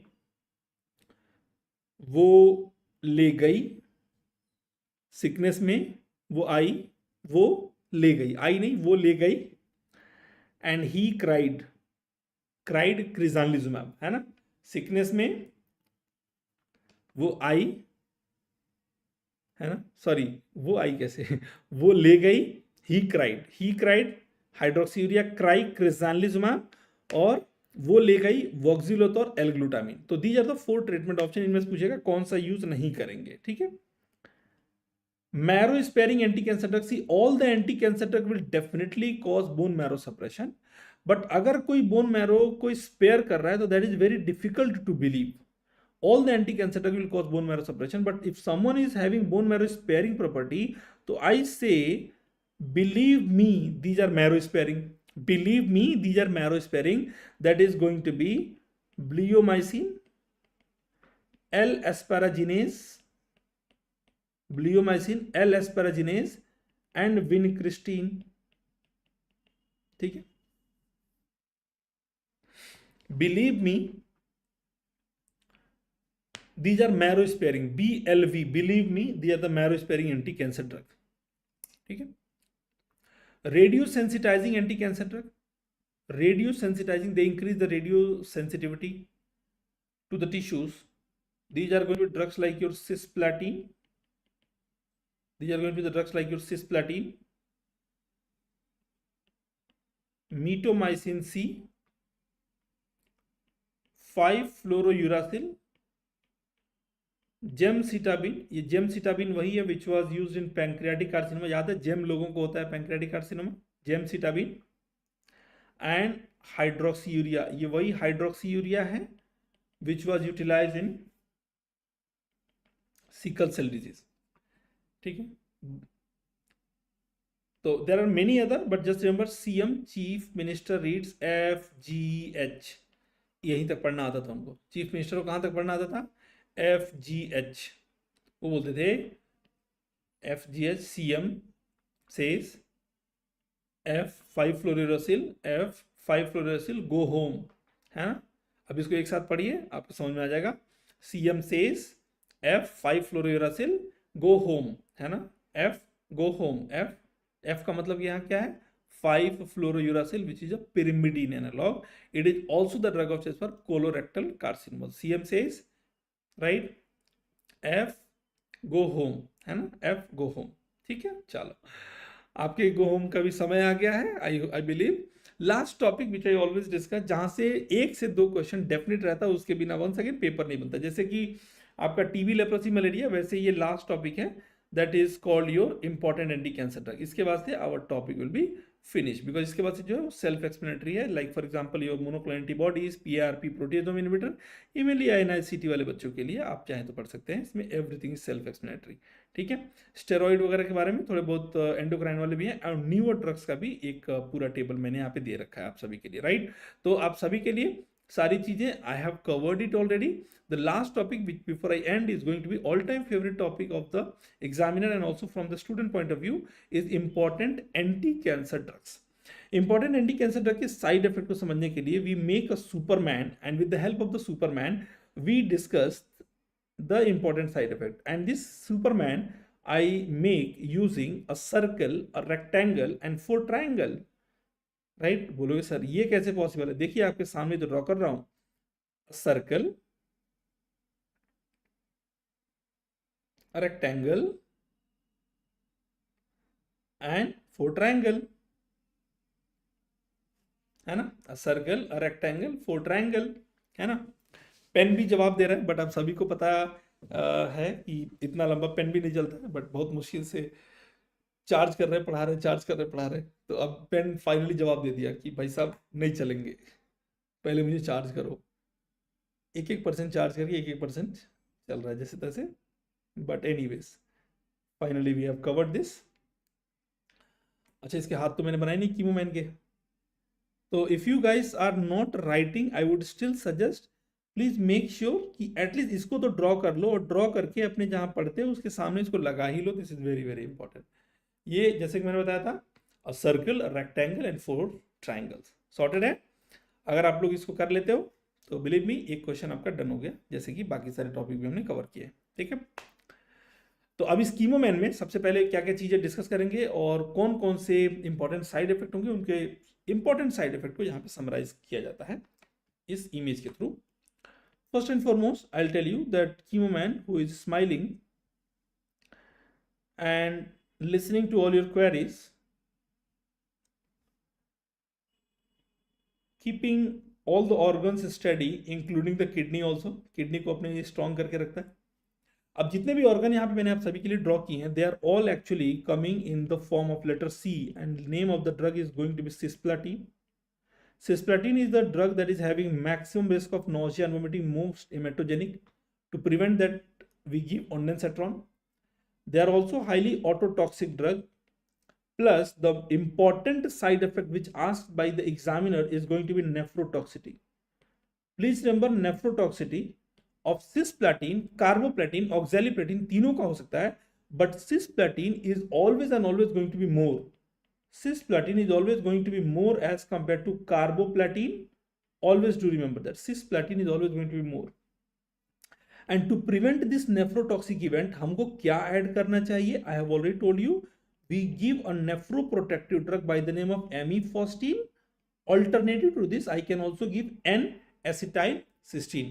Amifostine or N-acetylcysteine. Amifostine is one of the nephroprotective agent, right? Cisplatin एक sorted drug हो गया जो हमने देख लिया. Ototoxicity, important side effect is nephrotoxicity, right? This question multiple time repeated. कई कंडीशन में drug of choice you start from head to toe, right? Head and neck cancer, upper GI cancer, cholangiocarcinoma, then urogenital carcinoma, सभी में drug of choice है cisplatin, है ना? Next let me draw one more organ of the chemoman. This is going to be the lungs of the chemoman. The lungs of the human will be in the shape of double letter double B. This is going to be bleomycin and this is going to be busulfan. Bleomycin, busulfan. They both will be causing pulmonary fibrosis, and I told you to prevent the pulmonary fibrosis, we are going to add a drug that is called your nintedanib. बोलिए मेरे साथ, ये 1 degree sign is for the prevention होता है. nintedanib, और I told you we can use pirfenidone, और we can use what? Pirfenidone. Pirfenidone is the alternative drug. Please do draw this one. नहीं अब तक लिख रहे तो कोई दिक्कत नहीं, ये तो लेकिन ड्रॉ कर लो, मैं आपसे रिक्वेस्ट करता हूं, ठीक है? Now in between both the lungs, है ना, we have one more organ. कौन सा ऑर्गन होता है दोनों लंग्स के बीच में? दोनों लंग्स के बीच में क्या होता है यहाँ पे? दिल. दिल, दिल, और दिल है कि मानता नहीं. ये दिल है जो मानता नहीं है और सब पे ट्रस्ट कर लेता है, जो आया सब पे ट्रस्ट कर लेता है. दिल है कि मानता नहीं, सब पे ट्रस्ट कर लिया. दिल ही तो ट्रस्ट करता है. बोला ना मैंने तुम पे दिल से ट्रस्ट किया था. दिल से क्यों ट्रस्ट किया था? तुम्हें कहीं और से ट्रस्ट करना चाहिए था, है ना? दिल से कौन ट्रस्ट करता है, right? So D stand for we have doxorubicin. अगर याद होगा तो एंथ्रासाइक्लिन ग्रुप ऑफ ड्रग है. रूबी रूबी वाले ड्रग, तो रूबी तो बताया था मैंने, रूबी रोजी जितने होते हैं दिल वाला काम करते हैं. Daunorubicin, they cause cardiotoxicity that is called dilated cardiomyopathy. Cardiotoxic leading to dilated cardiomyopathy. और एक और जो मैंने बताया ट्रस्ट कर लेता है, तो एक और ड्रग है, राइट? ट्रस्ट कर लेता है, that is going to be trastuzumab. That is going to be what? Trastuzumab. Trust कर लेता है trastuzumab. Trastuzumab. तो this is actually utilized for HER2 positive breast cancer. HER2 positive breast cancer के लिए आप इसको यूज करते हैं, ठीक है? ट्रास्टुजुमाब HER2 पॉजिटिव जो ब्रेस्ट कैंसर होता है उसके लिए हम इसको मेनली यूटिलाइज करते हैं. डू रिमेंबर दैट, है ना? लेकिन कार्डियोटॉक्सिटी को प्रिवेंट करने के लिए हम क्या यूज करते हैं? We use a drug that is called your dexrazoxane. तो डी वाला जो दवाई है उसको ठीक कौन करेगा? एक और D, dexrazoxane, which is originally actually having iron chelating property. Dexrazoxane, INICD question 2023 check कर लीजिएगा जो मैं बोलता हूं, ठीक है? Now Let me talk about one more organ just closer to your kidney, which is going to be your inverted letter C, inverted letter C, और यहां पे आ गया वाई, और बीच में है एक आई। तो सी और वाई से आपको याद रखना है साइक्लोफॉस्फामाइड और आई phosphamide. Please remember that the cyclophosphamide ifosfamide, they are one of the metabolite is called acrolein, which is very much toxic to the bladder, leading to hemorrhagic cystitis, hematuria, bladder fibrosis, hemorrhagic myocardial necrosis, all of them. और इसको prevent करने के लिए हम क्या देते हैं, we run ivy मेसना, पहले अब मेसना का इन्फ्यूजन देते हैं, दे हैव, है ना। तो एक एग्जाम में क्वेश्चन पूछा with which of the following drug bladder function monitoring is required, तो साइक्लोफॉस्फामाइड डाइफॉस्फामाइड। अब क्या देख सकते हैं, look at the limbs of the our chemoman, that is going to be vincristine, vinblastine. They will be associated with the peripheral neuropathy. Patient presenting with a tingling sensation, pinprick sensation. Pinprick sensation ये word होता है, tingling sensation ये word होता है, कौन सा anti cancer करेगा? So that is going to be vincristine, vinblastine. And to prevent this, we can add the drug that is going to be vitamin B6, vitamin B12. Okay. Now let me draw one more organ of the human, and this time I am going to draw here, right? एक और organ draw करेंगे, that is going to be liver. और liver का काम body में होता क्या है? liver का काम होता है body में toxicity को handle करना. संदीप जी पूछ रहे हैं, sir, will the live session be available later on for the viewing? Yes, for definitely few days it should be allowed to everyone. अगर आपको देखना है तो definitely you can watch it also, जैसे ही आपको टाइम मिले, but it's better that we cover, because ये कंटिन्यूस 8 दिन का जो सीरीज रहने वाला है आप सभी के लिए काफ़ी फायदेमंद रहेगा। आप 8 दिन में पूरे 19 सब्जेक्ट का एक बार ब्रशअप कर लेते हो, ठीक है। आई एम नॉट श्योर कि आपको रियलाइजेशन है कि नहीं कि पिछले 5 घंटे में जो हमने डिस्कस किया, started with a very basic poisoning antidote से स्टार्ट किया था, general pharma we have covered, ANS we have covered, CNS, CVS, CNS में भी काफ़ी अच्छा कवरेज हमने कर लिया, और ANS तो बताई थी मैंने, एंटी कैंसर तो कर ही रहे हैं, एंटी माइक्रोबियल, GIT ठीक ठाक किया, बिकॉज GIT के ऐसे क्वेश्चन होते हैं कि आराम से निकल जाते हैं, और उसके अलावा कैंसर कीमोथेरापी का जो साइड इफेक्ट होता है उसको प्रिवेंट करने वाले वो क्वेश्चन बार बार एग्जाम में आते हैं। रेस्पिरेटरी में देखिए ब्रोंकियल आस्मा और COPD जैसे टॉपिक होते हैं, वो सबको आता है, ब्रोंकियल आस्मा, लाबा साबा, तो that is something that is well known to all of you guys. Renal हमने कवर कर लिया, एंटी डिस्लिपिडेमिक भी कवर कर लिया, एंटी एरिथमिक कवर कर लिया, तो lot of topic we have covered today in just this many hours, but rest assured that इसके साथ आपको बस अपने GTs को ध्यान में रखना है, अपनी जो भी गलतियां आप कर रहे हो सिली मिस्टेक्स को बस कंट्रोल करना है। मैं आपको बता रहा था कि हमारा जो लिवर है, liver handles all the toxicity. Liver क्या हैंडल करता है?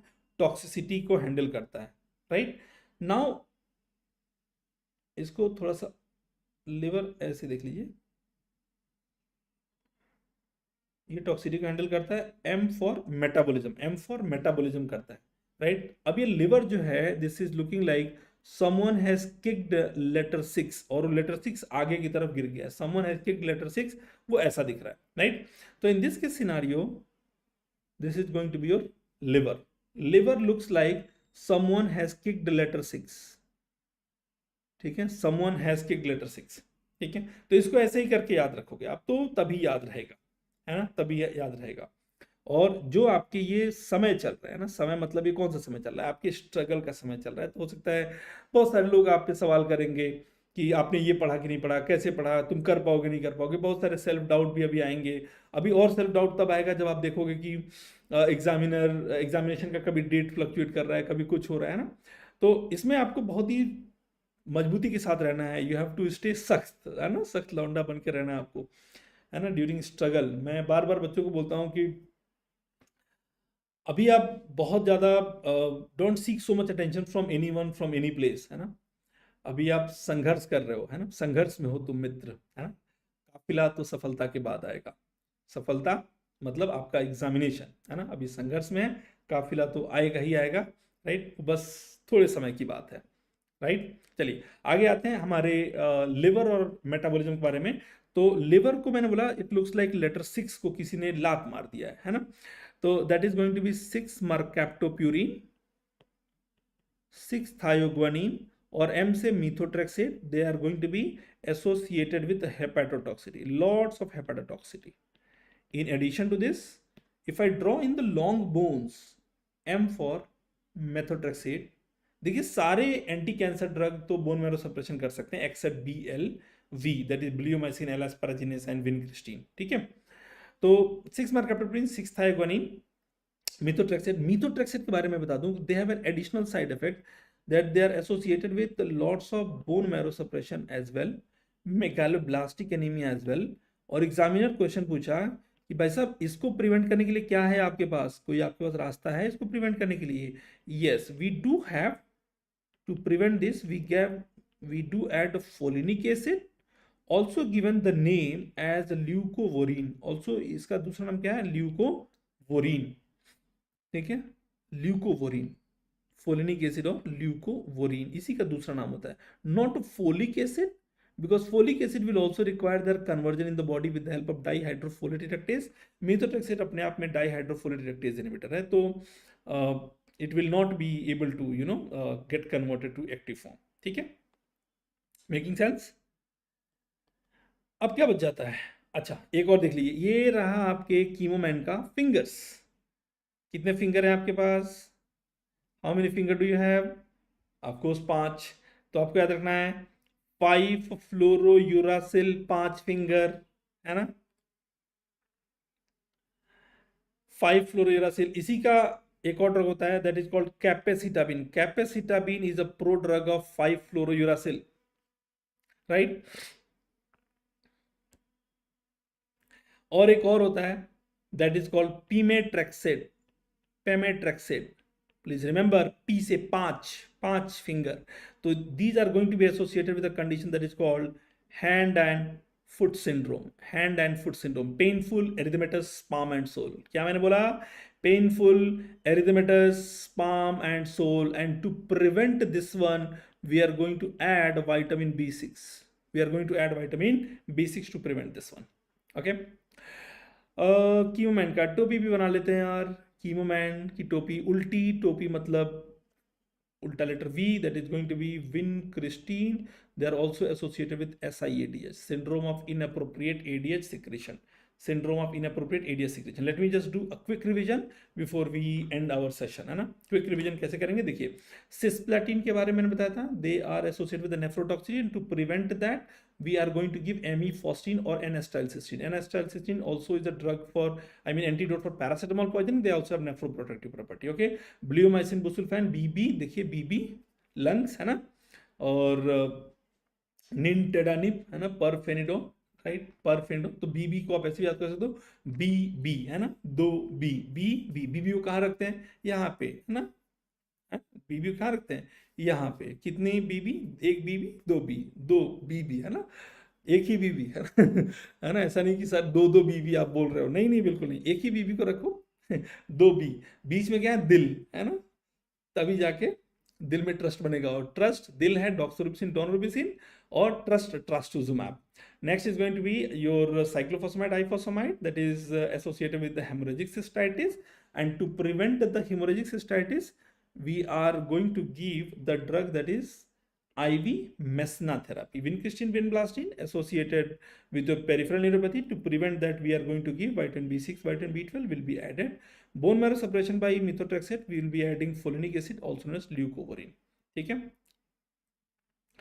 5 fluorouracil 5 and pemetrexed, hand and foot syndrome, ठीक है। अगर आप शुरू से बैठे हो तो kudos to you, and I wanted to really pat your back that you guys have taken time to revise subject। most of the student might think कि ठीक है recorded देख लेंगे, but ठीक है, that is totally dependent on your own wish कि आप कैसे इसको revise करना चाहते हैं। but from my end I have covered, and I'm pretty sure all of you guys are going to correct most of the question in pharmacology। आप believe रखिए मैं जो बोल रहा हूँ और जितना revise कराया गया उसके addition में आप अपना जो regular पढ़े थे वो तो पढ़ते रहिए, साथ में क्विक रिवीजन के लिए ये 4-5 घंटे का सेशन, अगर आप इसको दोबारा सुनना चाहते हैं तो 1.25 1.5 पे सुन सकते हैं आप आराम से. You will be able to cover this in somewhere around 3 hours. The PDF will be provided definitely for all of you guys. ठीक है, तो एक लास्ट बात से मैं अपनी बात को एंड करूंगा कि जैसे कि मैं बता रहा था कि अभी स्ट्रगल का समय चल रहा है and lot of self doubt will be coming. Lot of people will be looking for कि भाई क्या कर रहे हो, कैसे कर रहे हो, इतना टाइम लग रहा है. Lot of things are going on around you. I can understand that. तो जैसे कि एक कवि बोल सकते हैं, शायर बोल सकते हैं, उन्होंने बोला कि अभी सूरज नहीं डूबा जरा सी शाम होने दो, अभी सूरज नहीं डूबा जरा सी शाम होने दो, मैं खुद लौट जाऊंगा मुझे नाकाम तो होने दो, मुझे बदनाम करने का बहाना ढूंढता है जमाना, मुझे बदनाम करने का मुझे बदनाम करने का बहाना ढूंढता है जमाना, मैं खुद हो जाऊंगा बदनाम, पहले नाम तो होने दो. है ना, तो नाम आपका होगा ही होगा. जस्ट रिमेंबर कि आपने इस चीज के लिए जो इसमें जो हाथ डाला है, मतलब इस समय पे ये नीट पीजी तैयारी करनी है, एनएससी की तैयारी करनी है तो करनी है ना. तो इसमें पीछे नहीं हटना है कि नहीं यार ये नहीं हो पा रहा है, वो नहीं हो पा रहा है, बिकॉज जैसे जैसे एग्जामिनेशन नजदीक आएगा ना, सेल्फ डाउट बढ़ेगा. ये रिवीजन नहीं हो पा रहा है, वो रिवीजन नहीं हो पा रहा है, यू फील लाइक कि I am being crushed from all the direction. You just have to believe on yourself कि you have read. If the question will come, I'm pretty sure you will be able to rule out the option very easily. अपने आप पे believe रखो. और ये अच्छी बात है कि अगर आपको ऐसा लग रहा है कि आप भूल रहे हो, प्रॉब्लम मैं तब समझूंगा जब आप बहुत कॉन्फिडेंट हो, आपको लग रहा है कि नहीं मैं कुछ नहीं भूल रहा हूँ, सब याद है. देखिए हम लोग मीडियोकर्स हैं. We read, we forget, then we revise, we forget, we re revise. बात समझ गया ना. तो इसको आप ले लिया है, चैलेंज ले लिया तो ले लिया, ठीक है. अब आपको you can not fall back, पीछे नहीं हट सकते, है ना. एक लाइन मुझे बहुत अच्छी याद आती है, दिनकर साहब की है. रामधारी सिंह दिनकर जी अपनी बड़ी अच्छी कविताएं लिखते हैं. वो बोलते हैं कि अब जो सिर पर आ पड़े हैं तो डरना नहीं है. ले लिया आपने चैलेंज, है ना. मेडिकल ले लिया, 11th-12th के बाद ही आपने ले लिया. अब उसके बाद से एमबीबीएस भी कर लिया, अब नीट पीजी करना चाह रहे हो, तो अब जो सिर पर आ पड़े हैं तो डरना नहीं है, जन्मे हैं एक बार तो 2 बार मरना नहीं है ना. एकदम बहादुरी के साथ आप आगे बढ़िए, हम सब आपके साथ हैं. पीडब्ल्यू मेड टीम आप सभी के साथ है. We will definitely see the better tomorrow for all of you guys. With this I will end my session for the day. Thank you very much to all of you guys. Have a good night. और इसके पीछे का जितना भी ये new drugs और ये है, आप इसको यहाँ से रिवाइज कर सकते हो एक बार. I hope you guys have enjoyed the session for the day. Thank you very much. See you around YouTube with more such session. ठीक है? Any question you can ask. Other than that, we will end the session here.